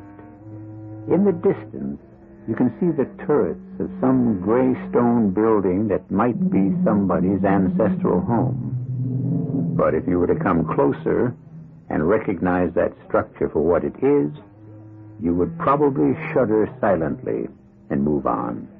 Because prisons affect people that way. And this place is one of them. But for at least one of the long-time residents, this is a very important day. Come on in, Harry. Sit down, sit down. Yes, sir. Didn't you hear me? I said sit down. Yeah, sure. There is no part of my job I like better than this. Seeing you men leave this place. Yes, sir. Especially men like you, Harry. Men who have served long sentences, stayed out of trouble, and went out clean. How long's it been, Harry? You got the record right there. Well, I'm sure you know the exact time a lot better than I do. Yes, sir, I know the exact time. 21 years, 1 month, 3 days. I'll bet you can tell me the hour if you wanted to. Whatever you say, Ward. Oh, come on, Harry, cheer up. You don't look like a man who's facing the greatest day of his life. Now, you've got a lot of living ahead of you. Now, I just hope you know that. Not me. Oh, of course you do. You're only 50. 50's not old these days. Plenty of men get new starts in life at your age. It's too late for that, Ward. What? I'm a dead man. Oh, nonsense, Harry. I died in the joint 10 years ago. You just forgot to bury me. I don't like that kind of talk. But it's the truth. I'm dead. I'm a corpse. In a brand new suit And $20 in my pocket. Just enough for a cheap coffin, maybe. I don't like that. I don't like it at all. Whatever you say, Warden. You've got a family, haven't you? No. Oh, don't talk bull to me, my friend. Now, I've got the records right here. Just as you said, you've got a wife and a child. You're wrong. Oh, all right. All right, now, I know she wasn't much on visiting. But she will be out there now waiting for you. No, nobody's waiting for me.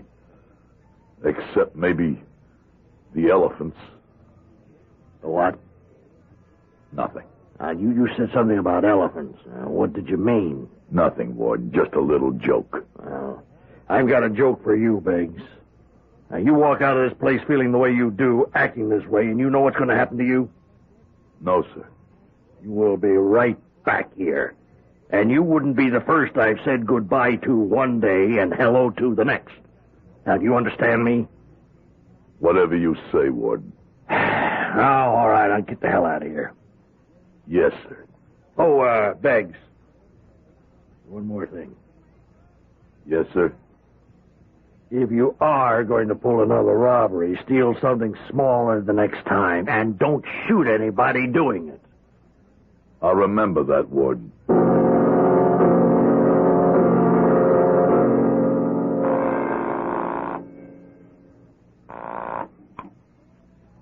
Hello? Hello? Who is this? It's Harry, Edith. Harry? Well, what do you know? What is this? They're letting you people make phone calls now? I'm out, Edith. Out? How do you mean, out? That's it. Out of prison, paroled. Oh, you've got to be kidding. I'm in a phone booth at the bus station right now. I had to break the 20 they gave me to make this call. I didn't even know if you'd be at the same number. I'm at the same everything. Nothing ever changes for me. Harriet, how could you be out serving life? I told you. Parole. They reviewed my case again. They decided it was time. Not because you told them anything. I had nothing to tell nobody. You know what I mean. About the money. They stopped asking me about that 10 years ago, Edith. If you had come to visit me, I would have told you that. I can't believe it. I never thought I'd live to see the day. The day's here, Edith. Only now what? How should I know? Somebody's got to tell me. Oh, leave us alone, Harry, all right? Go find your friends, your old friends. My friends are all gone. There's none of them left. Except maybe the elephants. The what? I used to dream about the elephants every night. I used to wake up in my cell, sweating. But it's funny, you know. After a while, I stopped worrying about them. Maybe it's better that they find me and finish the whole thing. What thing? What are you talking about? Well, somebody's got to do it. You can't let a corpse walk around. It isn't decent. You've got to bury them. Harry, have you gone crazy? What's all that about a corpse? I went and died in prison, Edith. You must be crazy. I'm dead. I'm going to hang up. No, wait. One more thing. What is it? Edith, what if I came home? No, Harry. You haven't seen me in 10 years. I'm 10 years better looking. Stay away from us, Harry. You're here. Don't you want to see if I lost my hair? Remember you used to say I'd look like my old man if I went bald? Well, don't you want to see? No. Oh, for heaven's sake, why didn't you stay out of my life? Why did you have to call me? I want to see you, Edith. No. You can't. You can't look at me. I don't want to see what I look like in your eyes. Why not? Because I'm an old woman now. No, not you. Yes, I'm old. Older than I ought to be, thanks to you. I look older than my mother does. That's what my last 10 years were about, Harry. Working like a dog. No money, just Let me come up here just for a while. We could talk. No, stay away from here. You understand me? You say you're a dead man? Fine. Stay dead, Harry.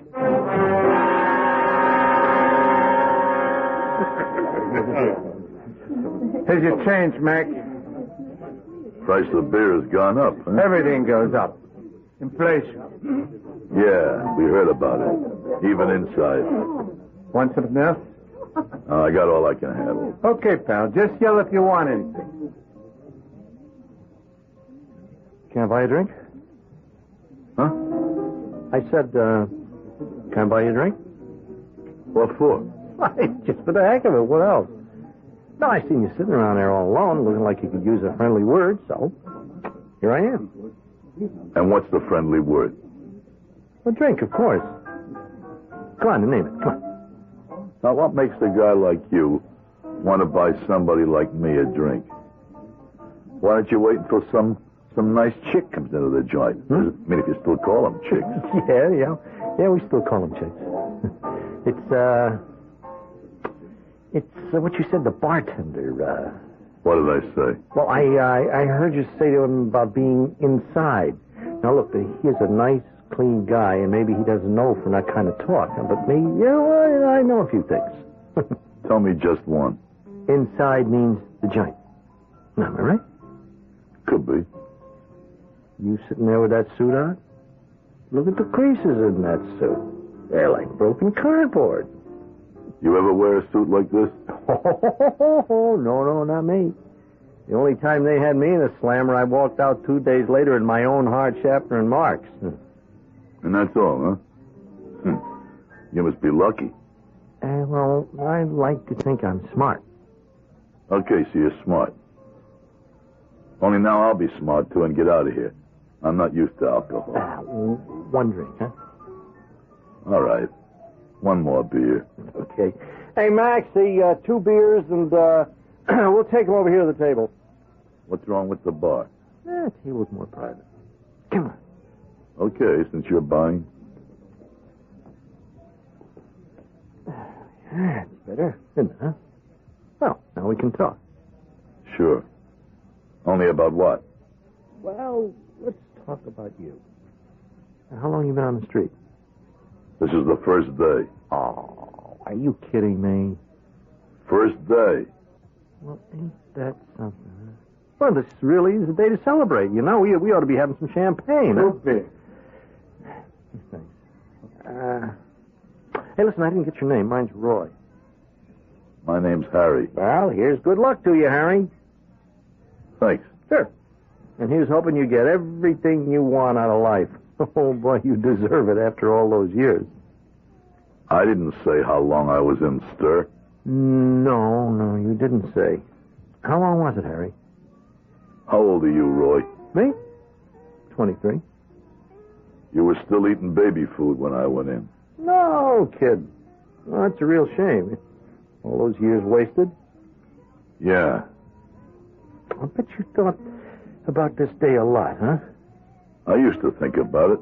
Then I stopped. Oh, come on. Don't kid me. I bet you made plans. I mean big plans. No. Well, what about women? Bet you thought plenty about women, huh? Like I said, I was locked up only a few days, and that was all I could think about. Even that stops. Everything stops when you die. Huh? What's said about dying? Nothing. Well, here's to you, Harry. Here's to your future. Hey, you're not drinking. I'm not thirsty anymore, I guess. Boy, if I had spent 20 years in the joint, I'd be mopping up every bar in town, eating every steak I could get my fork on. Yeah. You got a 23-year-old stomach, Roy. Come on, you look in pretty good shape to me. I'll bet you mopped up a few bars in your time, huh? No, just one of them. There was just one place I used to hang out. Looked a lot like this one. Where was it? Over on Clinton Street, right across the way from the building where I lived. It was called Lucky's. Lucky's. No, I don't know the places. Any kind of action there? It was just a neighborhood place. My wife and I used to go there a couple of nights a week. So you're married, huh? Well, why didn't you say so? I'm not married. Look, Roy. I'm feeling a little woozy. Like I said, I'm not used to alcohol. Hey, please, one more minute, huh? Oh, come on, I want to talk to you, Harry. No kidding. About what you're going to do. Why should you care about that? Because I want to help you. What are you talking about? No, I mean it, Harry. I want to help you. Well, you look like you could use some help. I mean like a partner. Hey, are you stoned or something? What would I need a partner for? Oh, you know, Harry. No, tell me. The money, Harry. What? Get the 50 grand. Well, you're going to need help getting it. You know that. Good Lord. Don't look at me like that, Harry. You're an elephant. What? I never would have figured you for one of them. I've been waiting for one of you to show up, but I never figured a 23-year-old kid. What do you mean, elephant? The ones that wouldn't forget me. Not even after 20 years. And so Harry Beggs, who calls himself a dead man, has met a man he calls an elephant. Definitely an odd couple. But what will become of their encounter? Will Harry obligingly tell the young man named Roy where to find $50,000? They say that dead men tell no tales. Will Roy be satisfied with silence? We'll find out in just a moment when I return with Act 2.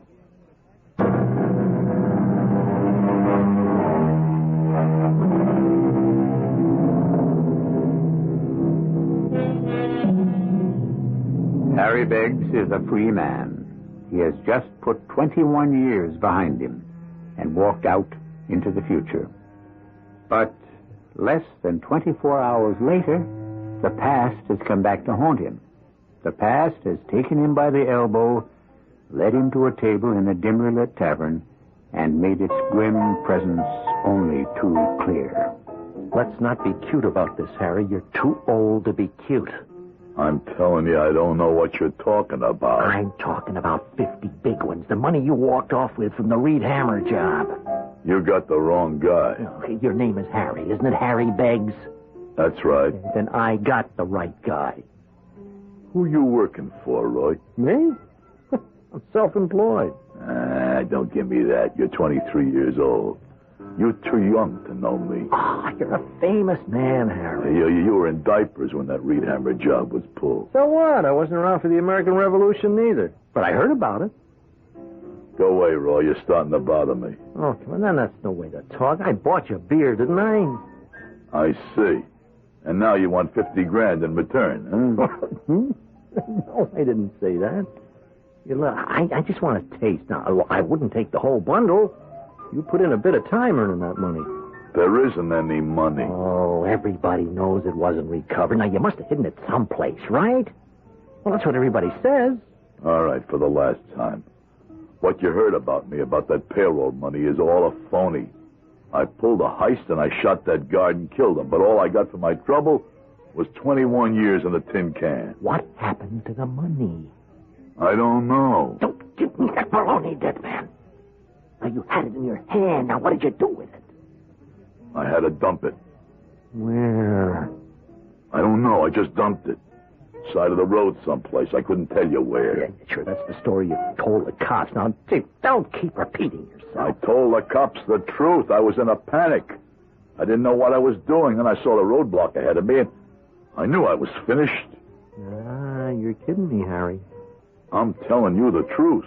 You make it sound like the cops grabbed you 10 minutes after the heist. Now, it was a good 6 hours before you were arrested.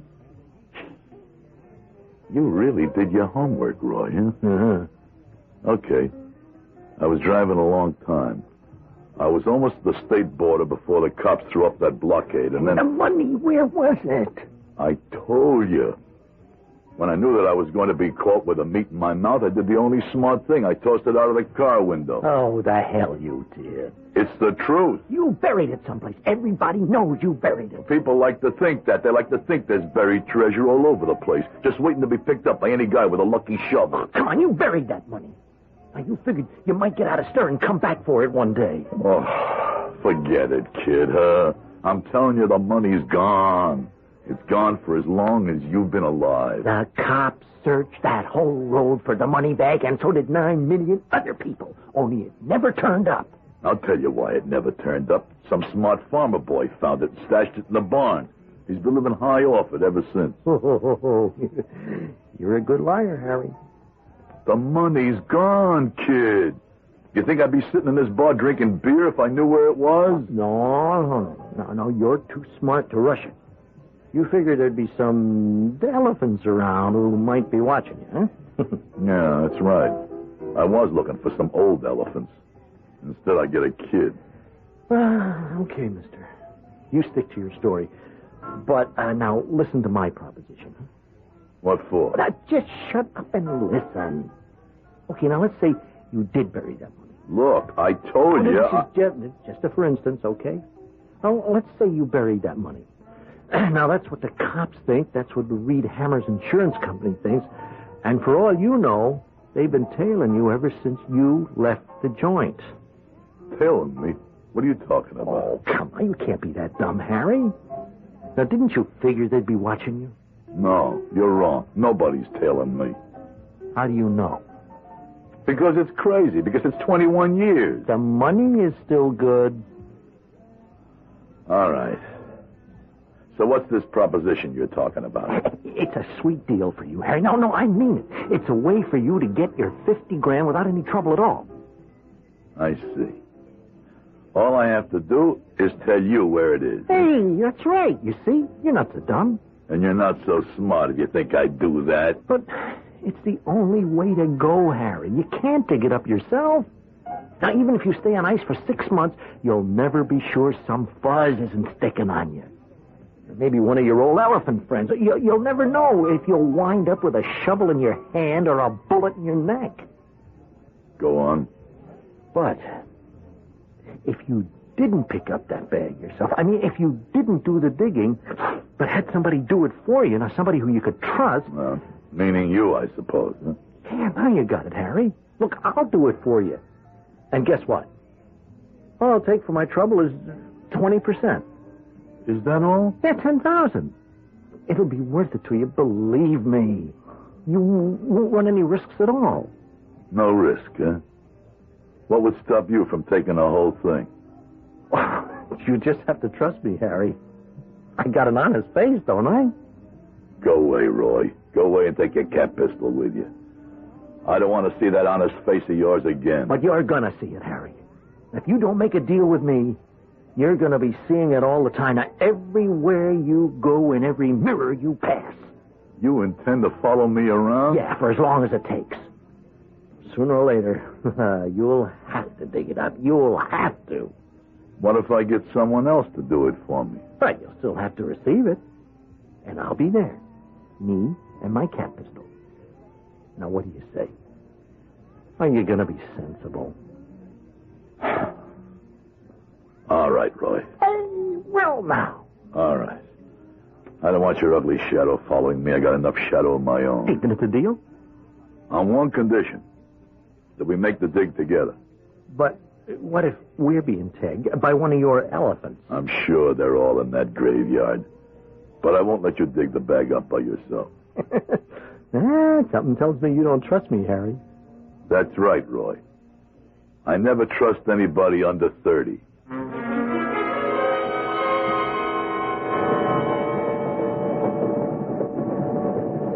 Hey, where is this place, anyway? I've never been so far out of the city. It's called Purdy's Landing. Real country stuff, huh? I didn't know you were a country boy, Harry. When I was a kid. Is that what gave you the idea? I mean, the stash, you know what out here? You talk too much, Roy. I know where the bag is, but it's 21 years ago. Someone else might know, too. Well, how do we get to this place? We get off the train, then we get a taxi.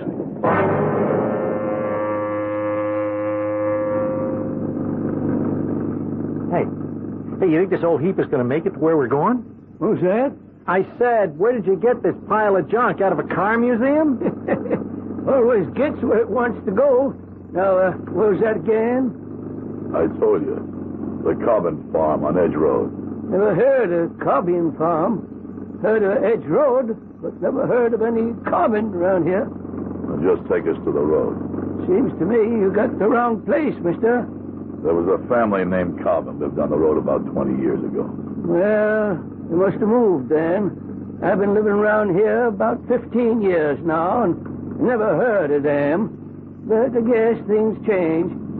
Yeah, that's right. Things change.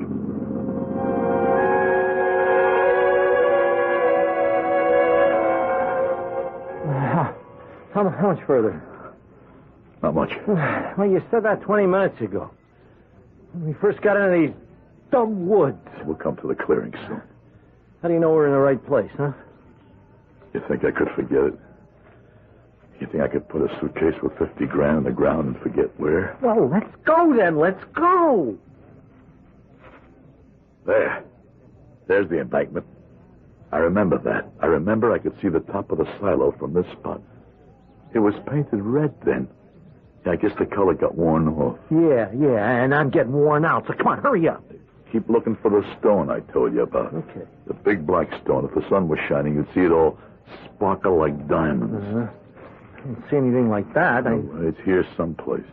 Even 20 years wouldn't touch that old stone. Looked like a fist coming out of the earth. Hey, is that it? Over there. Yeah, that's it. That's the stone. Where's the money? 3 paces from it. 3 paces to the nearest tree. Damn. What is it? The tree's gone. What? The tree, I remember. It must have fallen or something. Yeah, but this is the spot. It has to be the one. What do we have to do? Dig up the whole clearing? No. We won't have to dig it all because there's the other rock, the one I put over the payroll bag. Where? By that stump. That must have been the old tree. Yeah, I remember rubbing my hand on that old tree and telling it I'd be back. I didn't know it would take me 21 years. Let's go. All we gotta do is move that smaller rock, Roy. If she's still there, that's where she is. Stuck in the ground. I'll help you. Come on. Push. I'm pushing. She's coming. I think she's coming loose. There it goes.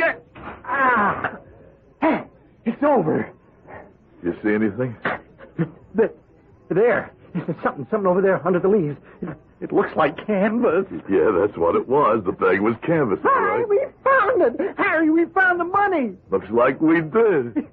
It's here. It's just like you said. Now look. Look, I can see the name on the bag. The Reed Hammer Company. That's the one, Roy. Oh, my God. What is it?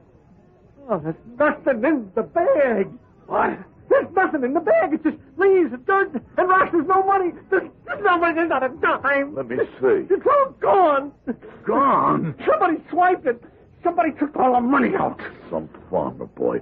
I warned you, kids. Some farmer boy searched this spot and found the money. He took it all and threw away the bag. It's not fair. It's just not fair. Well, how do you think I feel, Roy? I waited 21 years for this. For this handful of dirt.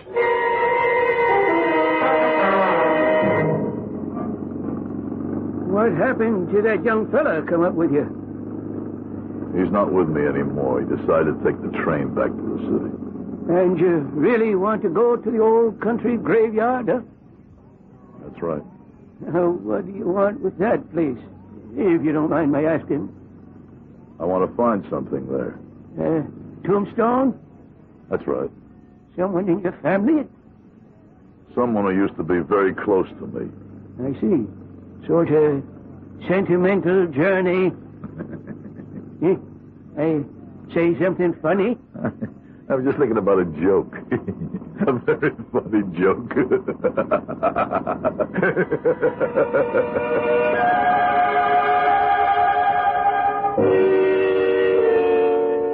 So Harry Beggs, the dead man, is going to pay a visit to the home of the dead.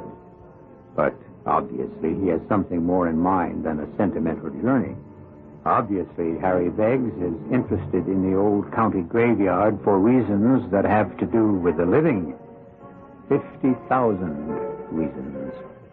I'll be back shortly with Act 3. Monsieur.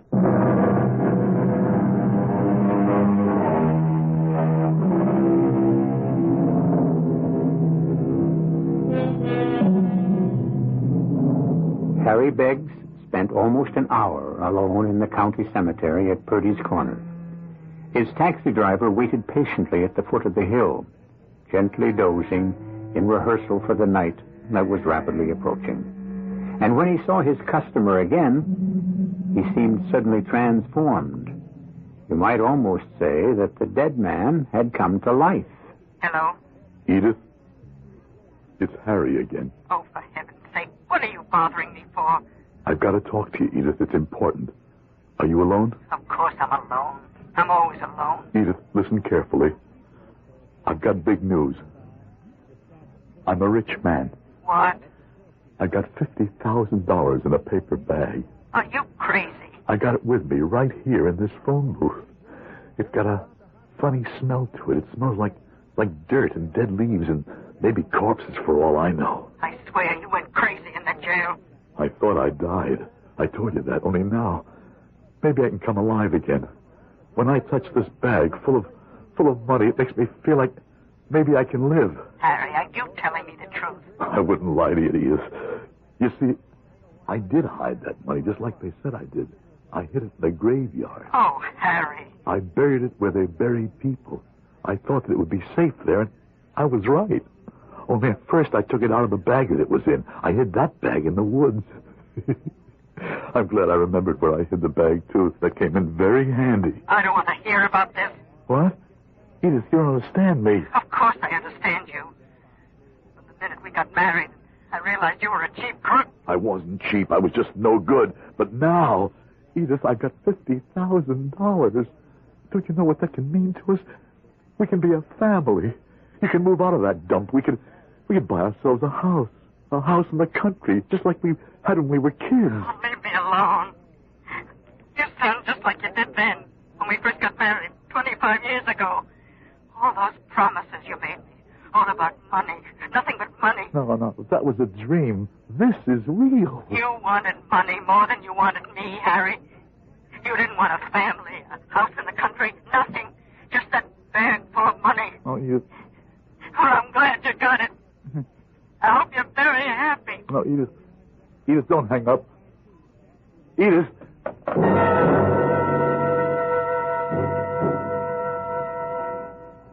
What can I get you, mister? I'll have a beer. One beer coming up. No. Wait a minute. Make a whiskey. Okay. One whiskey. How do you want it? Neat with a soda on the side. There you go. Thanks. Hey, can I ask you something? Sure. I used to know this bar. I mean, I used to live right across the street. No kidding. Yeah. What I wanted to ask you was, whatever happened to Lucky Rossiter? Rossiter? 6 feet down. No kid. 12 years ago. His wife gave him a set of golf clubs. Goes out on the course, drops dead on the first tee. You wonder why they called him Lucky? And what do they call you? They call me Lucky, too. For me, I don't play golf. Hey, take it easy. Sorry. Maybe you should have stuck to beer. I'm just not used to whiskey. It's been a long time. You been sick or something? Yeah, something. Give me another one. I'll mix it with soda this time. Suit yourself. Hey, this place looks different now. Yeah, I spiffed it up. Yeah, used to be just plain. No jukebox or stuff like that. Well, you got to keep up with the times. We even got a machine here that plays electronic ping pong. How about that? Hey, that's progress, I guess. And women. You hardly ever saw women in the old Luckies. You said you came in with your wife. No, I mean women like that. You're looking at her like you never saw any kind of woman before. Well, enjoy the drink. I got things to do. Yeah. What's the matter, Pop? What? You got a cold or something? It's the drink. I'm not used to this stuff anymore. Oh, well, you need practice, that's all. No, maybe I better just quit while I'm ahead. Oh, you can't fly on one wing. This is my second wing. Yeah, but you're still not flying, are you? Oh, why don't you have one more? No, I don't think so. I tell you what, you buy one more and try it. If you don't like it, I'll finish it for you. It's like a money-back guarantee, only you don't get your money back. Yeah. Okay, I'll try one more. Maybe you'd like one of your own? Oh, hey, that's a nice idea. I mean, I like mine with ginger ale, and maybe we could have it at a table, huh? I hate these stools, don't you? Yeah, sure. Yeah, we could do that. You're cute, you know what? Cute? Yeah. I love men with gray hair. And by the way, everybody calls me Honey.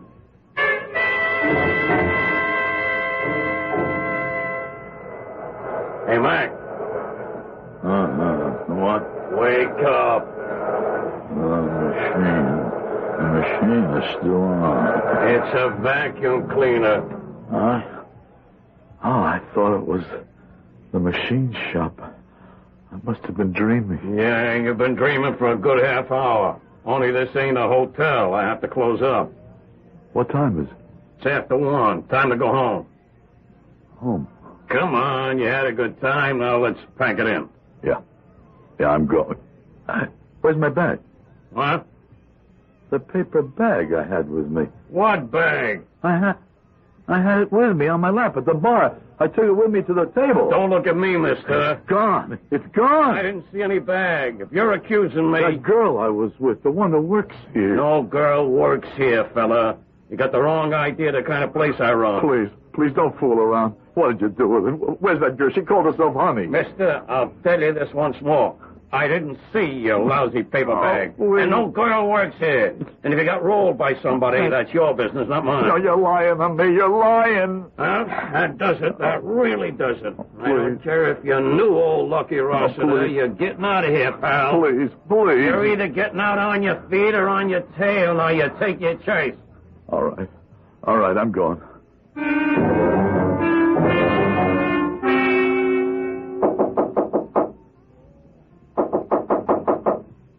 Who is it? It's me. Who? It's Harry, Edith. Oh, no. Please open the door, please. 1 second. Edith. Oh, I was afraid you'd do this. I was afraid you'd just show up. Let me come in, please. Oh, you look terrible.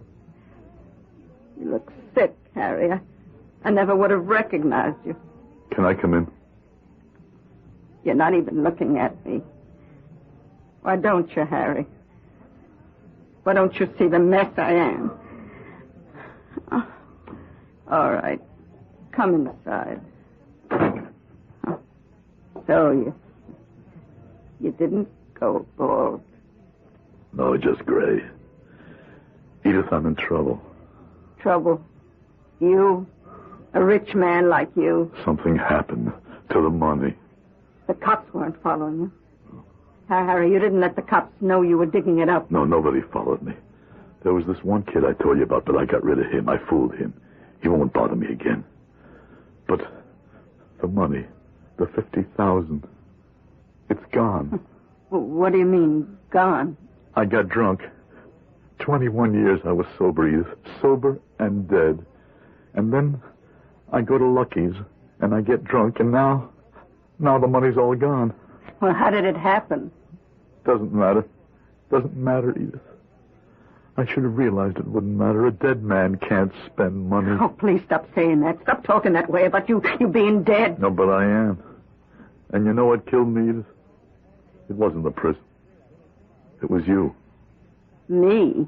When you gave up on me 10 years ago, when you decided to think of me as dead, that's when I died. Oh, Harry. You were the only thing keeping me alive. You and our kid. The thought of you. But when I knew you stopped thinking about me, That was it. Oh, don't you? You're hurting me so much, Harry. I just wanted to see you one last time, Edith, and you know something? You don't look as bad as you said. You still look beautiful to me. Harry? Yeah? Where are you going? I don't know. Anywhere. It's late. Where will you sleep? Park bench, bus station. What does it matter? You could stay here. What? I couldn't turn you out without a place to go. I couldn't do that to a dog. You could sleep on the couch if you wanted to. Do you want to do that? This couch? I'd rather sleep on this couch than in the palace. Oh, Harry. Harry. Edith, I missed you so much. It wasn't the money I thought about all the time in prison. Oh, hush, don't talk now. It was you, Edith. You and all the things I could do for you with that money. Oh, don't. It's all right now. Everything's all right. We're together again. That's all that matters. You mean it? You mean that together? Oh, I felt dead, too, Harry. Maybe together we'll be alive. Alive, Edith. Harry, you know how old I am. I don't care. I'm a woman with a grown daughter. Oh, Harry, you never even saw your own daughter. You never saw Angela. She was only a baby when... Angela, wake up! She's here? In the bedroom. Angela, come out and meet somebody. What the heck's going on? What's all the yelling about? My God! What's he doing here? Just wait till you hear who he is, honey. Honey? Harry, tell her who you are. I'm nobody, honey. Just a dead man.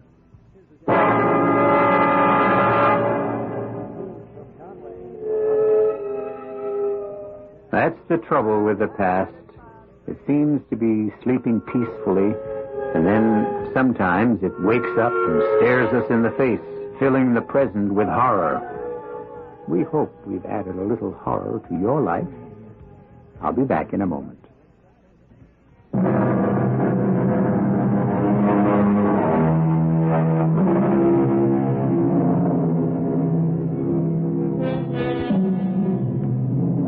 It's been said that the past is history, but isn't it also true that the future is mystery? It's the unknown that lies ahead of us that gives life its excitement, its novelty, and its terror, which describes exactly what the future has in store for you at Mystery Theater. Excitement, novelty, and terror. We hope you'll be back for another helping of all three. Our cast included Howard Da Silva, Bryna Rayburn, Earl Hammond, and Gil Mack. The entire production was under the direction of Himan Brown. This is E.G. Marshall inviting you to return to our Mystery Theater for another adventure in the macabre. Until next time, pleasant dreams.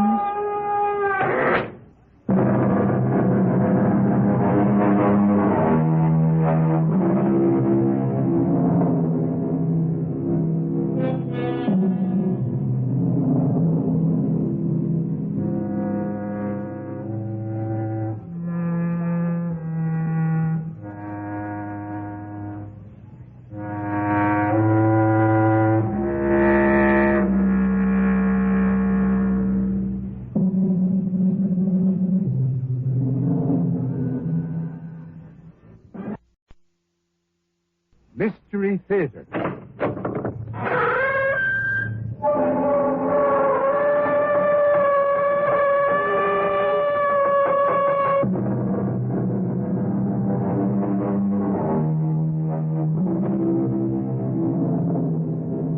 Come in. Welcome. I'm E.G. Marshall. I have an unusual story for you about two young people kept in seclusion from the world. Their minds stunted, their thinking warped, their fantasies soaring into the supernatural. What is real and what is unreal seem to be melting into each other in a weird and frightening dream. When Mary began to ask questions, Frida Kurtz, the housekeeper, told her, "It's to test you, to tease you. And they did that to Carol when she first came. She got to love them. We were all sad when she left. On a Friday. Unlucky Friday. How did you know? I've heard all the gossip. I've heard about Gareth, too. They told you about him? Why are you trembling, Frida? You have seen him? No. He used to work here, I understand. But you asked me if I'd seen him. I thought you and I were the only employees in this house. Why, did I? I don't know what I meant by that. I must go. I must take care of the children. Don't ask me any more.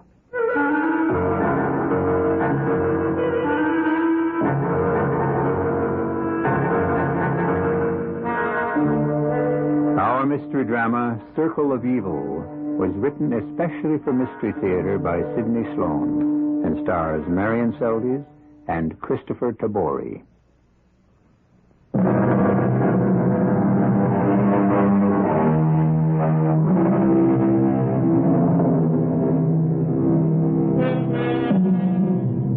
When the rickety old taxi had deposited her in front of Greystone Manor that dark, cold, rainy day in late autumn, Mary Richards almost changed her mind and called the taxi back to return her to the station.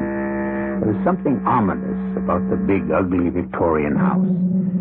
It was too much like the illustrations she remembered from the gruesome fairy tales of her childhood. When she had dragged her heavy suitcases to the top of the stone steps, she stopped. She was suddenly gripped by a nameless fear, a crippling fear of the unknown.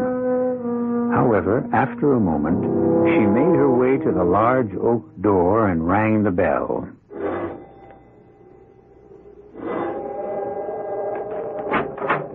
Yes? I'm Mary Richards. Oh, yes, of course. You must be the new governess. I'm Frida Kurtz. I'm the housekeeper. Oh, come in out of the rain. Here, let me take your suitcase. Oh, thank you. I can manage.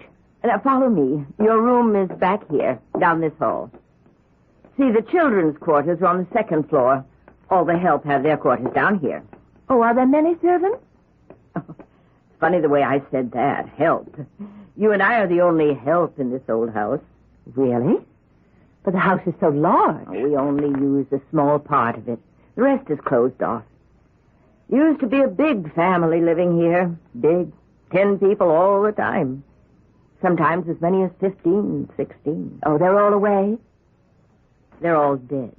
At least, most of them. What? All the grown-ups except Mr. Dykeman. William Dykeman. Then there are the 2 children, Andrea and Alex. You're to take care of them. Oh, yes. Mr. Dykeman interviewed me at the agency in New York for the job. He's Andrea and Alex's guardian. He's their uncle. Didn't he say anything about this place? What you were to do? No, just that I was to look after the children, supervise their education until they would be ready for something more formal, until they'd be old enough to go away to school. Old enough? How old did he say they were, Andrea and Alex? He didn't say. I gather they must be quite young, 5, 6. Oh, dear. You're in for a surprise. Surprise? Andrea is 18. Alex is 20.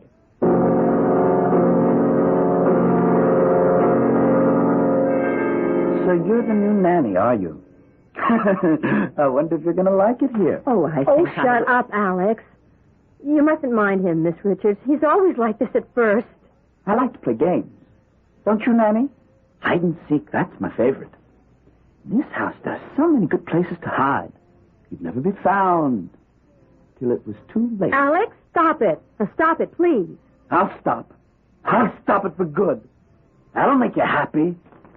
Bye, Andrea. Bye, Nanny. Oh, please forgive him. He's not always rude, Miss Richards. You'll get to like him in time. In time? Well, Carol Wicker did. At first she hated him. Carol Wicker? Well, she was the governess before you. She left? You might say that, Miss Richards. Look, may I call you Mary? It sounds so formal to call you Miss Richards. Oh, of course. Now, this Miss Wicker, how long did she stay? Oh, nearly 2 years. 1 year and 11 months. She left on a Friday. I always feel Fridays are unlucky, don't you, Mary? No, not necessarily. Oh, Carol hated them. She would weep in her room on Fridays. What? Oh, not for the first few months. But later, she would weep in her room. She was in love. And Andrea, I wonder if you would mind changing the subject. Oh, of course, Mary. I didn't know. I didn't think that... Didn't think what? That you had met him. I don't know what you're talking about. Gareth Nordway. Oh, he's very handsome. And she was very much in love with him. He has a way with the ladies. Andrea, I do not wish to continue this. Oh? So you've met him, too? No, I haven't met him, and I don't wish to discuss this further. You'll meet him, Mary. You'll meet him.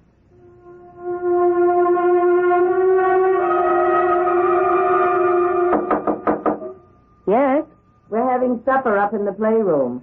Wouldn't you like to come up and eat with the children? Come in, Mrs. Kurtz. I want to talk to you. Oh, you haven't unpacked yet. Do you want me to help you? No. As a matter of fact, I've decided that this job isn't exactly what I'd contracted for. You're leaving? Yes. I'm afraid this is more than I can handle. Mr. Dykeman gave me to understand that I'd be working with children. They are children. No. They are two young people who need attention, who seem to need psychiatric help, and I'm not qualified for the job. I've placed a call to Mr. Dykeman in New York. Oh, yes, I know. It's that crazy act they're putting on for you. Act? Sure. It's to test you, to tease you. It's only a joke. They did that to Carol when she first came, and she got to love them. We were all sad when she left. On a Friday? Unlucky Friday? Well, yes, how did you know? I've had all the gossip. I've heard about Gareth, too. They told you about him? Yes. Why are you trembling? Have you seen him? No. Does he work here? He used to. He was the chauffeur. Used to work here. But you asked me if I'd seen him. Oh, did I? I don't know what I meant by that. I must go and have my supper now. They're waiting. Mrs. Kurtz, wait.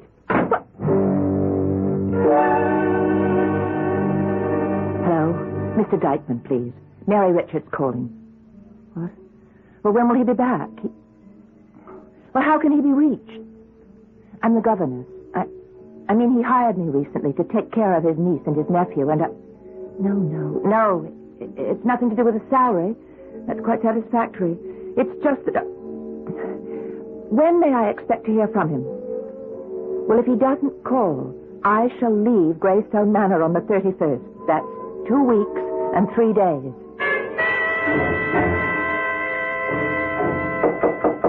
Who's there? It's Alex Merritt.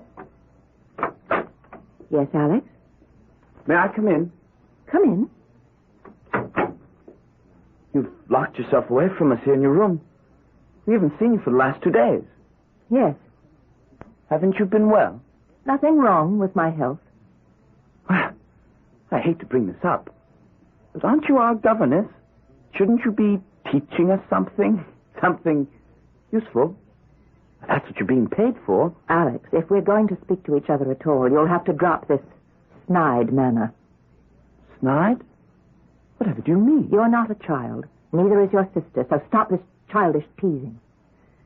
I shall only be here till the end of the month. You're leaving us? I accepted this job as a governess to take care of and teach young children. That's what I'm qualified to do. I'm not qualified to... Say it. Go on, Mary, say it. You think I'm mad, don't you? You think Andrew is, too, don't you? I think... My uncle does, too. That's why he keeps us here, away from the world. Why he hires governesses for us to take care of us. Why does he? Because he can't let the story come out. Too unsettling. Impossible. Scandalous. He's ashamed of us. I don't understand. Perhaps it's better that you don't. Alex? Alex, where are you? That's Frida. She's looking for me. Well, open the door and tell her where you are. No. Well, I will then. Mrs. Curtsey's here, in here with me. Oh, there you are, you naughty boy, hiding from Frida. Now come, we're having tea upstairs in the nursery, and I've baked your favorite, apple kuchen. No, I don't want any. I want to stay and talk with Mary. I've got things to explain to her. No, you come. I won't come. Don't force him if he doesn't want to. You stay out of this, miss. When I tell him to do something, he must do it. But I'm... And you are nothing here. I know all about your calling Mr. Dykeman. Wanting to quit your job here, I know. I told you I was going to call. I wasn't concealing it. But he didn't speak with you, did he? Mr. Dykeman called me. Told me what to do. Well, why didn't he answer my call to him? Because he wanted to talk to you in person. He's coming here to talk. And you will stay here until he comes.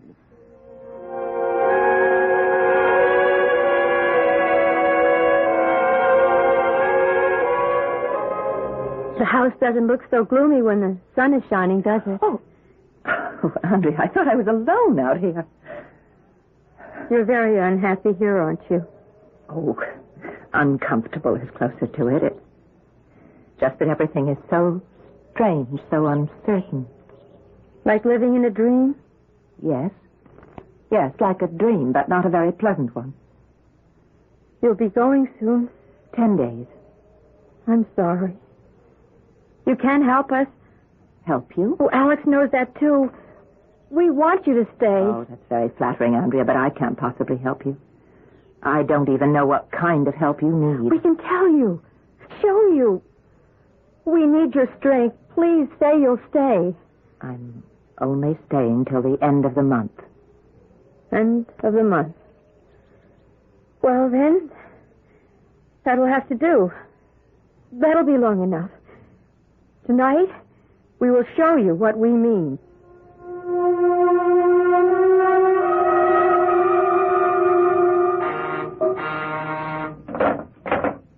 Hello? Yes? Did I wake you, Mary? No, I was reading. I wasn't asleep. Please come to the large drawing room on the 3rd floor as soon as you can. What is it? I can't tell you over the house phone, please. Very well. It'll take me a few minutes to dress. No, just put on your robe. Come now, please. I'll come right up.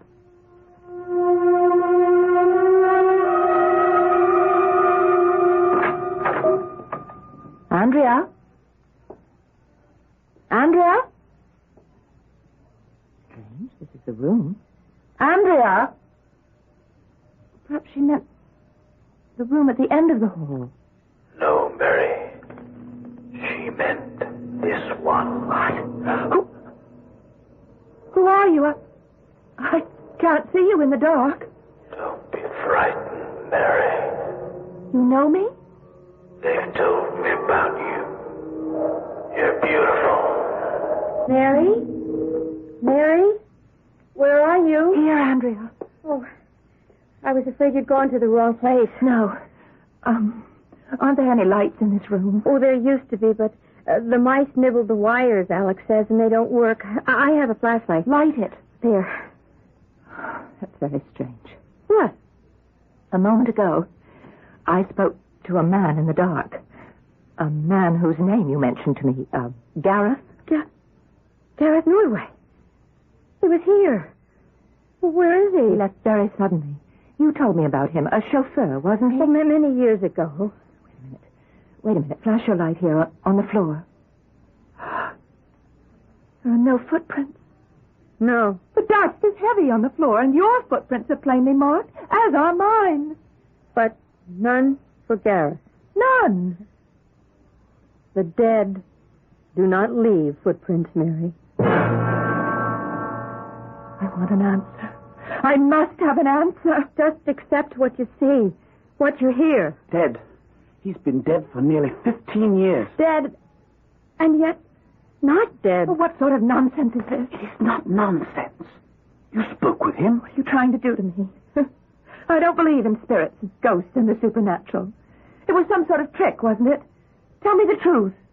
Believe this. Gareth is here. Possibly right in this room. No, I don't believe you. It's all in your mind. It's some morbid story that somebody told you when you were children. If this house frightens you and depresses you, why don't you run away from it? You don't have to stay. But we do. What? We cannot leave. He won't let us leave. He holds us. He keeps us here. It's part of his revenge. Revenge? Do you expect me to believe... Revenge for his murder.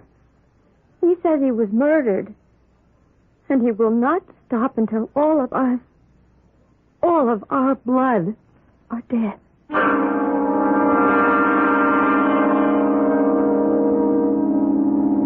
Already Mary Richards had fallen under the spell of the old house. She was beginning to believe the unbelievable.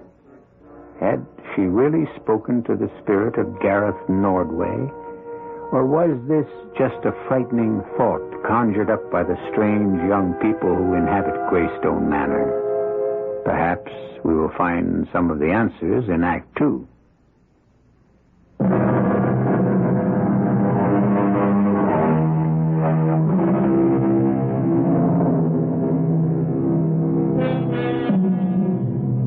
Mary Richards searched for an explanation of the events which had occurred, but which she, with her logical mind, could not accept.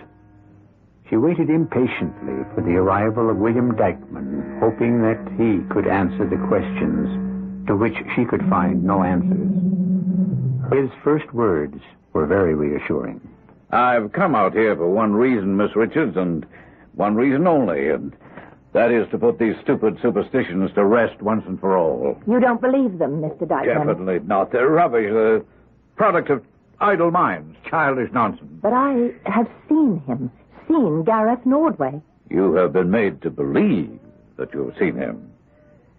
Miss Richards, it must have occurred to you that Andrea and Alex are, well, how shall I say, not quite normal. Well, their behavior is somewhat bizarre. Strange, just pranks, childish pranks. Nothing serious, however, wouldn't you say? But I'm not competent to judge. I'd say that it was more than childish pranks. Frida told me that almost the entire family died in a rather mysterious fashion. Almost all at the same time. She seemed to hint there was something supernatural behind it all. Oh, that? Well, one can hardly call a serious epidemic of flu supernatural. We lost 9 members of our family. It was a terrible tragedy. Altogether in this house, we must have passed the virus to each other. Terrible thing to happen to a family. Alex and Andrea were little more than infants at the time. It very definitely affected them. I see. By your tone, I can see you don't believe me. If the 2 children were affected by this tragedy, if indeed it twisted their minds, why wasn't something more constructive done for them? Miss Richards, why weren't they given a psychiatric help?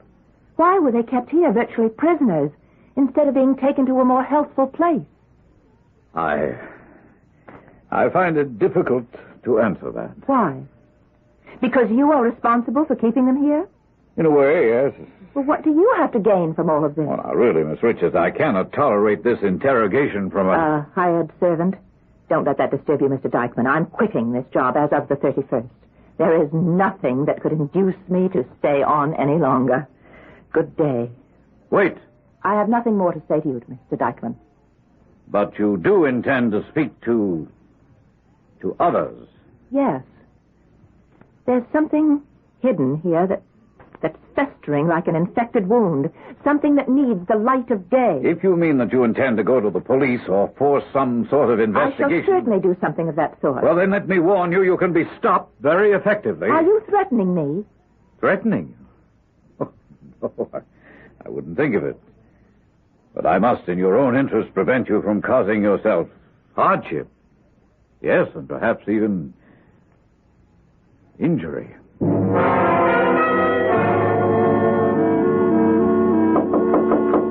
Yes? It's Andrea. May I come in? Yes, of course.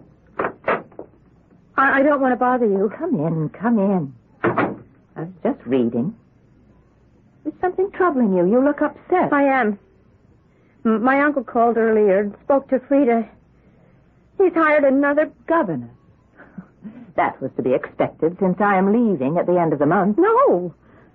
You are leaving Friday.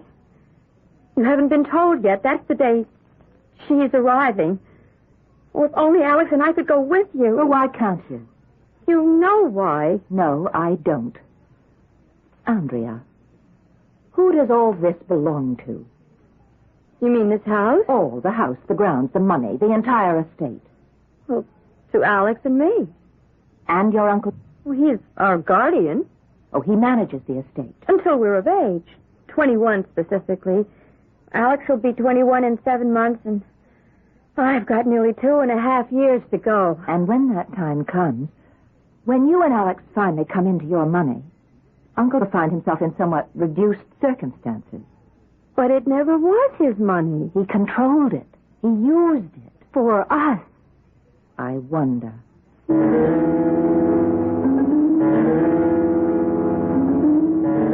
Mary, listen to me.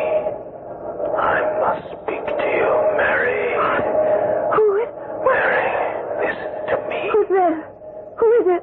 Don't be frightened. I said don't scream. I will not harm you.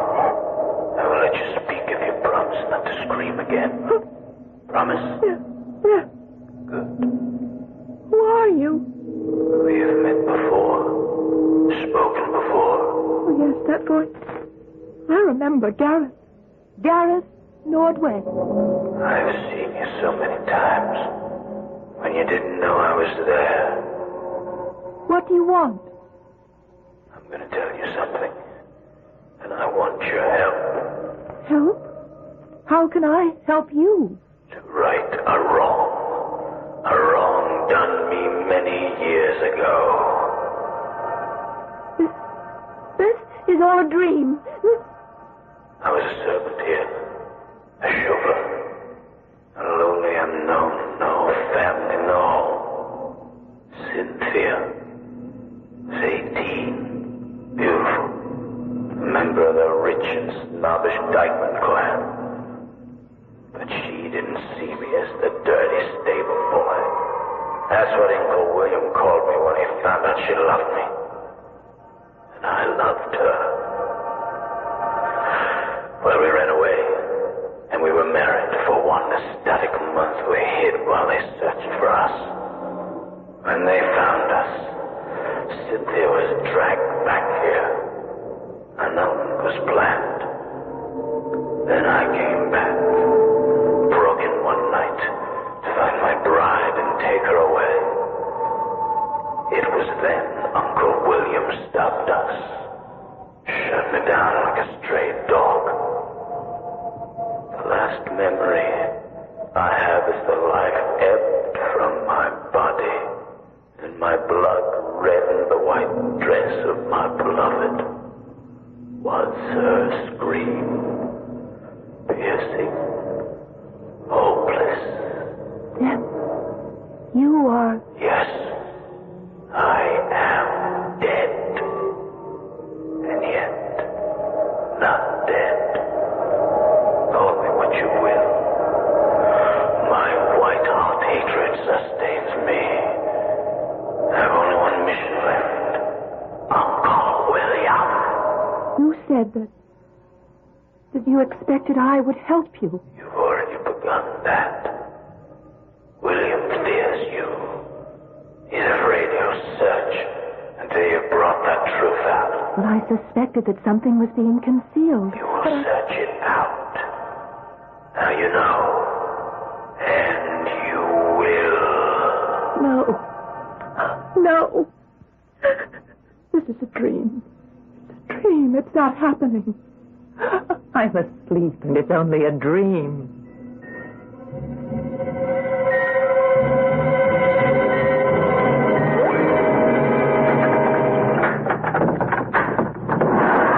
Going cycling again, Mary? Oh, Alex, what are you doing in the garage? I hope you don't mind if I use your bike. Not at all, since it's not mine. I've got another bike. Mind if I come along? Well, I wasn't exactly going just for a ride. Going into the village, then? Alex, I had a strange dream last night. It was Gareth, wasn't it? However did you know? It's his way. He's working on you. He told you a story, didn't he? Yes, tragic. I almost wept for him. Oh, it's won you over, Mary. The way he won Carol over. He wants your help. He'll try to use you. Listen to me, Mary. Gareth can be very persuasive when he wants to be. He can make you believe the most ridiculous things. I don't want to hear any more about Gareth. Let me tell you the true story. Or at least the official version of the tragedy. I don't want to hear it. You better listen. Cynthia was attracted to Gareth Norway. Everyone knows that. She flirted with him, some say. Whatever it wasn't love. Not on her part. Gareth kept after her, and finally... They ran away together? They married? No. He tried to get her to go away with him. She refused. He got angry, wild. He kidnapped her. Uncle William chased them, found them. Gareth drew his knife. Uncle William shot him. That's how it was? That's the way the police got the story. It was called self-defense. Case was dismissed. And Cynthia? He killed her. Or as the story goes, the first shot wounded him. But he was able to stab her with his knife. Uncle William fired at him again. I believed him. I believed Gareth. Carol Wicker believed him. And committed suicide. No. But I heard... She did not kill herself. She was murdered. Deeper and deeper, Mary Richards plunges into the morass of claims and counterclaims. The circle of evil that surrounds the old gray house is being drawn tighter and tighter around the lives of all who dwell there. As though fighting up to the surface of a stagnant pool that threatens to suffocate her with its vile and rotting weeds, Mary reaches out for help. I'll be back in a moment with Act 3.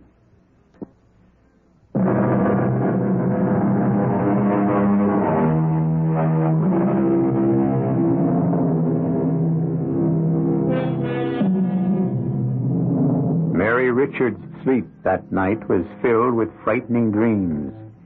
Dreams of frustration in which she could not fight or defend herself from unknown and unnamed forces. She found herself slipping into a deep abyss, the sides of which afforded not the slightest foothold. Her fingers, clutching at the slimy walls, could grasp nothing. The next morning, clear and sunny, brought with it the resolution to take positive action, to reach out to the sane world outside for help. Hello.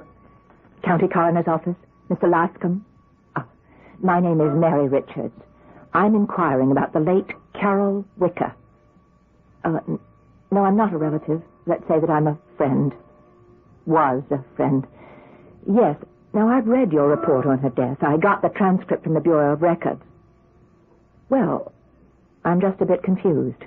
Your original opinion was that she might have been struck with a club or some other blunt instrument. But your final opinion was that her death was caused by an overdose of sleeping pills. Well, I was just wondering why you changed your mind. New evidence. What new evidence? That she had been upset, melancholy, despondent. Well, who gave you that evidence? Oh, I see. Well, the reason for this call is to ask, how does one go about getting permission to exhume a body? I'm not so sure you're doing the right thing, Mary. After all, Carol was in a bad state of mind, unhappy, depressed. And she knew something. Something which might prove embarrassing. It was your Uncle William who supplied the information that changed the coroner's opinion. Don't you find that interesting? I do. You're jumping to conclusions, Mary. Am I? All you know has been told to you, and you believe what you've been told. Mary, we don't know what we believe anymore. Well, where did you get your version of what happened to Carol Wicker? Frida told us.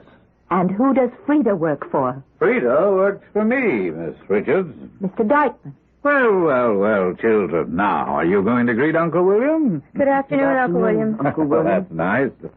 Now, would you mind leaving the room? I should like to speak to Miss Richards in private. Anything you have to say had better be said in the presence of witnesses. Witnesses?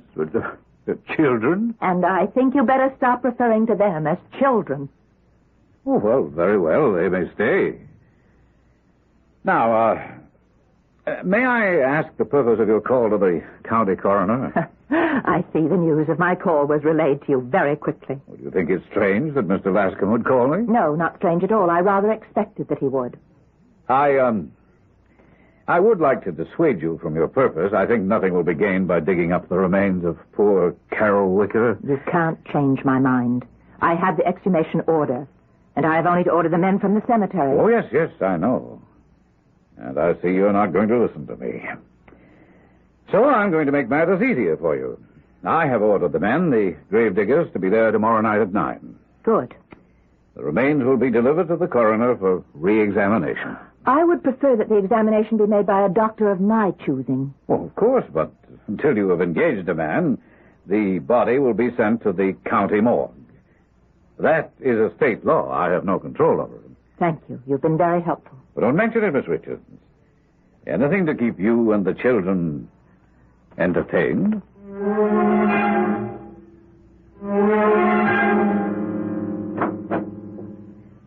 Is that you, Alex? Yes, Andrea. Where have you been? Upstairs, in the old part of the house. Looking for him? I thought he would want to speak to us. Are you certain that he can? That he...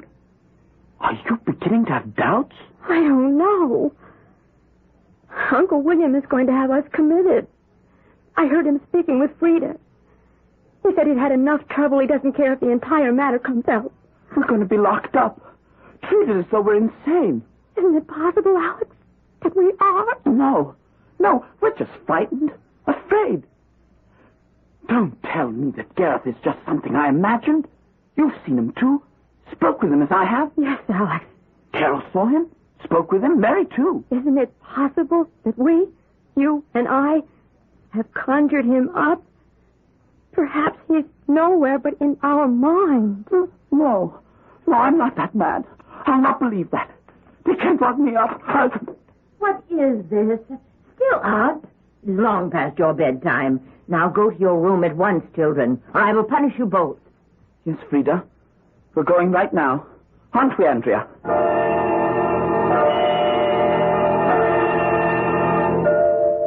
You rang for me, Mr. Dykeman. Oh, yes, Mrs. Coates. I just wanted to tell you what my plans are as they concern you and your future. Future? Well, you'll be well taken care of. I'm settling a substantial sum on you, a sort of a annuity. You're letting me go? Well, let us say that I'm retiring you. Oh, but this is so unexpected, so sudden. Mrs. Coates, as you know, the welfare of the children has been my prime consideration for many years. But I can take care of them. I can watch them. Of course, I'm not criticizing you. It's just that I have decided we can't do it any longer on this level. They're grown people now, no longer children. When am I to leave? Well, there's my car waiting in the driveway. If you hurry, we'll be able to have you catch the 11:20 train at the station. Yes, tonight. So soon. Yes, I will go. I will be ready. But first I say goodbye to my children. No. Under no circumstances are you to let them know that you're going. It would be very bad for them. Oh, yes. Yes, I will do as you say.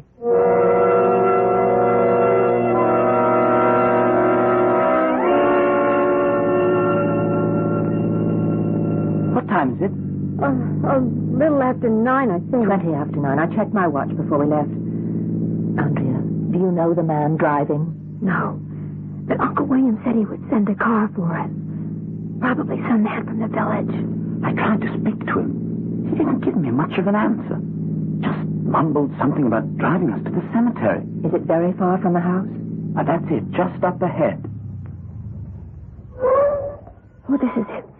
We'll have to walk from here. Oh, driver, will you wait for us here? Follow me. I know where it is. Don't run ahead. Wait for us. Come on. It isn't too far. I don't like being here, Mary. Neither do I. Oh, I recognize the area now. This is the Dykeman family plot. And Carol was buried just up ahead. Andrea! Mary, come quickly. Hurry! Come on, sound frightened. We're coming, Alex. Look. Oh, it's empty. The grave is empty. It was dug up. And the body removed. Oh, it's obvious that your Uncle William never intended to go through with the re-examination. But he never tried to block you. Or at least he said he never would. Why did he go through this whole business of digging up the body and bringing us here to see what he had done? The car! The car that brought us here! It's leaving! Stop! Wait! Stop! Hold your breath, Alex. He won't stop. How are we to get back? You might ask that question of your Uncle William. Why, yes, that's an excellent suggestion, Miss Richards. But we must hurry. There isn't too much time left. Why did you take the body of Carol Wicker from her grave? I had two reasons, dearest nephew. One, I didn't want the body re-examined for obvious reasons. It really was murder, then. Not suicide, as the coroner's report said. Oh, my dear niece, you have an absolute genius for the obvious. Yes, the report is in error. Carol Wicker was murdered by you. As you have suspected for some time. Why did you kill poor Carol? She snooped around and snooped around. She came upon the truth. That your story of how Gareth died was a lie. Yes, I shot him down. I killed him. I don't believe in giving a rabid dog a chance to bite. You brought us here to make a confession of your crime? I brought you here, Miss Richards, to tie up all the loose ends neatly. You're all going to die right here. No! No! Oh, Uncle William couldn't. Why ask? What have we done to you? You stand in my way. The Dykeman money will be mine. You can't. You'll be discovered. By whom? There'll be no witnesses. No one will investigate your disappearance. Gareth, help us. Help us. He is your murderer. He's here. Oh, keep calling if you think it will do you any good. Gareth Nordway is dead and buried. He cannot help you. You wanted revenge. Here he is. The man who killed you. All right. Line up now. Line up as I'm telling you. Gareth, come now. I shall have to shoot you then where you'll stand and drag your bodies into the pit if you... Gareth, come, face your enemy. Gareth, save us. See, Miss Richards, they are stunted human beings, as I said. Wouldn't it be better to end it all and let them find peace? Poor, mad creatures. You are the madman. Perhaps. But I control the situation, and it shall be as I want it to be. You will all be dead and silent, and no one will be the wiser. No! No, please. No! I will stop you. I must stop you. Stand back, will you? I've got the gun. I've got... Oh, you shot here. I'm quick. Oh, he's fallen. He's shot. Did I stop him? Yes, Alex. He's dead. Gareth, why didn't you help me? I did it. I was able to do it. I had to let you become a man, Alex. And have I, Gareth? Have I become a man? Why doesn't he answer me? He doesn't have to. You've proven yourself, Alex. You know the answer.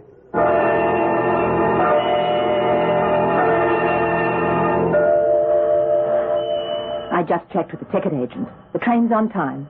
I'm almost sorry. I hate to see you leaving. I must. And you'll be all right now, Andrea. Oh, are you sure you won't reconsider and come back to the city with me? No.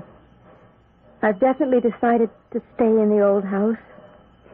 So many memories. Well, if you ever change your mind, you know where and how to reach me. I know. The old house will be different now. It feels different. The gloom seems to have lifted, and everything seems brighter.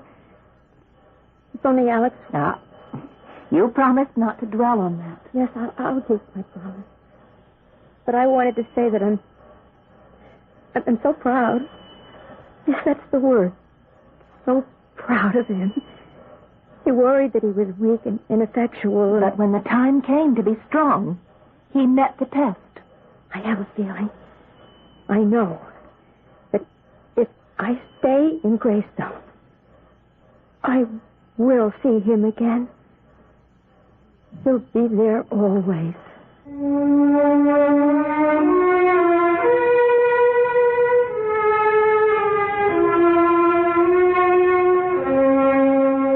As the train began slowly pulling out of the station, Mary Richards could see the lonely figure of a young girl standing wistfully looking after the departing train. Then she saw Andrea turn and make her way back to the old station taxi, get in, and start to Greystone Manor, empty now of all but its ghosts. I'll be back shortly.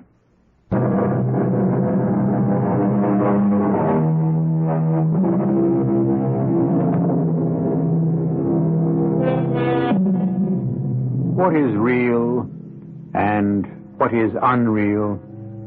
It's a question which has troubled man since he began to reason.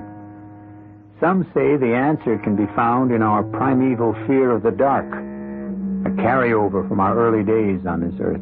There are others who believe that there are forces beyond our comprehension, forces which control us, guide us into good or evil. What do you think? Our cast included Marion Seldes, Christopher Tabori, Mary Jane Higby, Rosemary Rice, and Ian Martin. The entire production was under the direction of Himan Brown. This is E.G. Marshall inviting you to return to our Mystery Theater for another adventure in the macabre. Until next time, pleasant dreams.